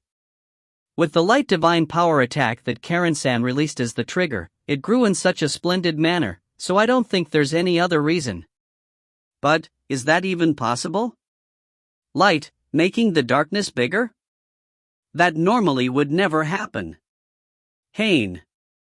Is that so? Karen. Preparing ourselves for the attack of the shadow that would be resuming, we gather at one location. Karen-san probably thinks that her mistake worsened the situation. She looks like she is sorry. I answer that question of hers with the intention of lessening that feeling of hers as well. The dark element, the dark matter, is a substance that can erase any element unconditionally. Earth, water, fire, wind, in the face of the dark element, they are all powerless. But there's an exception. Haine. The light divine power. Yorishiro. Yorishiro takes over and speaks. Haine-san looks like he is invincible at a glance, but the only weakness of the dark matter is the light divine power. The only element that the dark matter can't erase is light, and on the contrary, the darkness is the one that gets erased. Yorishiro. Yorishiro sends me a gaze, and I understood what she was trying to say. I let out a small amount of dark matter. When Yorishiro hits this dark matter with her own light divine power, the dark swirl scatters and disappears like bubbles. There was not a single sign of resistance. Wah! Seeing this, Karen-san was honestly surprised. The 4 base elements have a rotation of weak points within their own group. Darkness is the natural enemy of all of them, and darkness can't win against light. Moreover, light is slightly stronger than all the 4 base elements, which is an unreliable advantage. Yorishiro. In other words, it creates a bigger cycle of affinities. Haine. Since I have not been fighting against light, I had completely forgotten about it. If it's the holy light bullet of Captain Visage that's on the level of a small grain, I can still manage, but when it comes to a certain level of skill, darkness absolutely can't defeat light. This is the biggest reason as to why I lost in the Battle of Gods 1,600 years ago. But that's exactly the reason why that shadow is abnormal. Haine. The shadow was courteously waiting as we were in the middle of explaining. It looks like it is adapting to its sudden gigantification, and it is taking its time to do it. I am the dark god, Entropy. While at it, it repeated the same thing. Does it like introducing itself that much? The light divine power is supposed to be a deadly poison, and yet, it instead got bigger. It is the very definition of an existence outside of common sense. But if that shadow is truly a god, common sense wouldn't apply in the first PL, Karen. No, that can't be. Haine. I am the actual dark god, and yet, common sense still applies to me. In the first place, that guy is not a god. Probably. At any rate, as long as light doesn't work on it, Karen-san, please step back. Haine. And then, I step forward. If it's the same element, the one with the stronger power wins. This is the natural rule. I wonder if it will see my dark matter as delicious food as well. Let's have it relish plenty. Haine. Dark matter, set. With a fist clad with dark matter, I try hitting the giant shadow but it ran away again. Haine. Does that thing not have any intentions of fighting me? Even when it has become bigger, it is still agile. While evading my attacks, it circumvents me and yet, not even giving me an eye, it rushes forward. Its destination was Karen-san. Yurishiro. Haine. That bastard, just how much does it aim for women? No, that's not it. Its objective is the light divine power that Karen-san and Yurishiro release. Now that I think about it, that thing has been aiming for Karen-san persistently from the very beginning. Karen-san, who has been lighting up the pitch-black underground with her holy sword. That thing probably aims for the light users in order to eat their divine power and make itself bigger. Run, you two. Haine. I hurriedly tried to chase after it, but I can't make it in time. Kook. Karen-san also takes a stance with her holy sword, but she can't do any more than that. If she attacks with her light divine power, she already knows that it will only make it livelier, and she has no other method of attacking. Even if she runs away with Yurishiro, it wouldn't go as she wants. As I thought, it would be better to get away once Disuwane. Yurishiro. Is what Yurishiro says. What is she going to do, the moment I thought this? Holy light destruction formation, Yurishiro. The floor at the foot of Yurishiro had several cracks appearing, and from those cracks, light leaked out. The next moment, the floor crumbled along with a thunderous sound and turned into small pieces. Yuwa, dot. Kaya ah. In other words, our footing had been lost suddenly, and while Karen-san and I raised screams, we had no choice but to continue falling.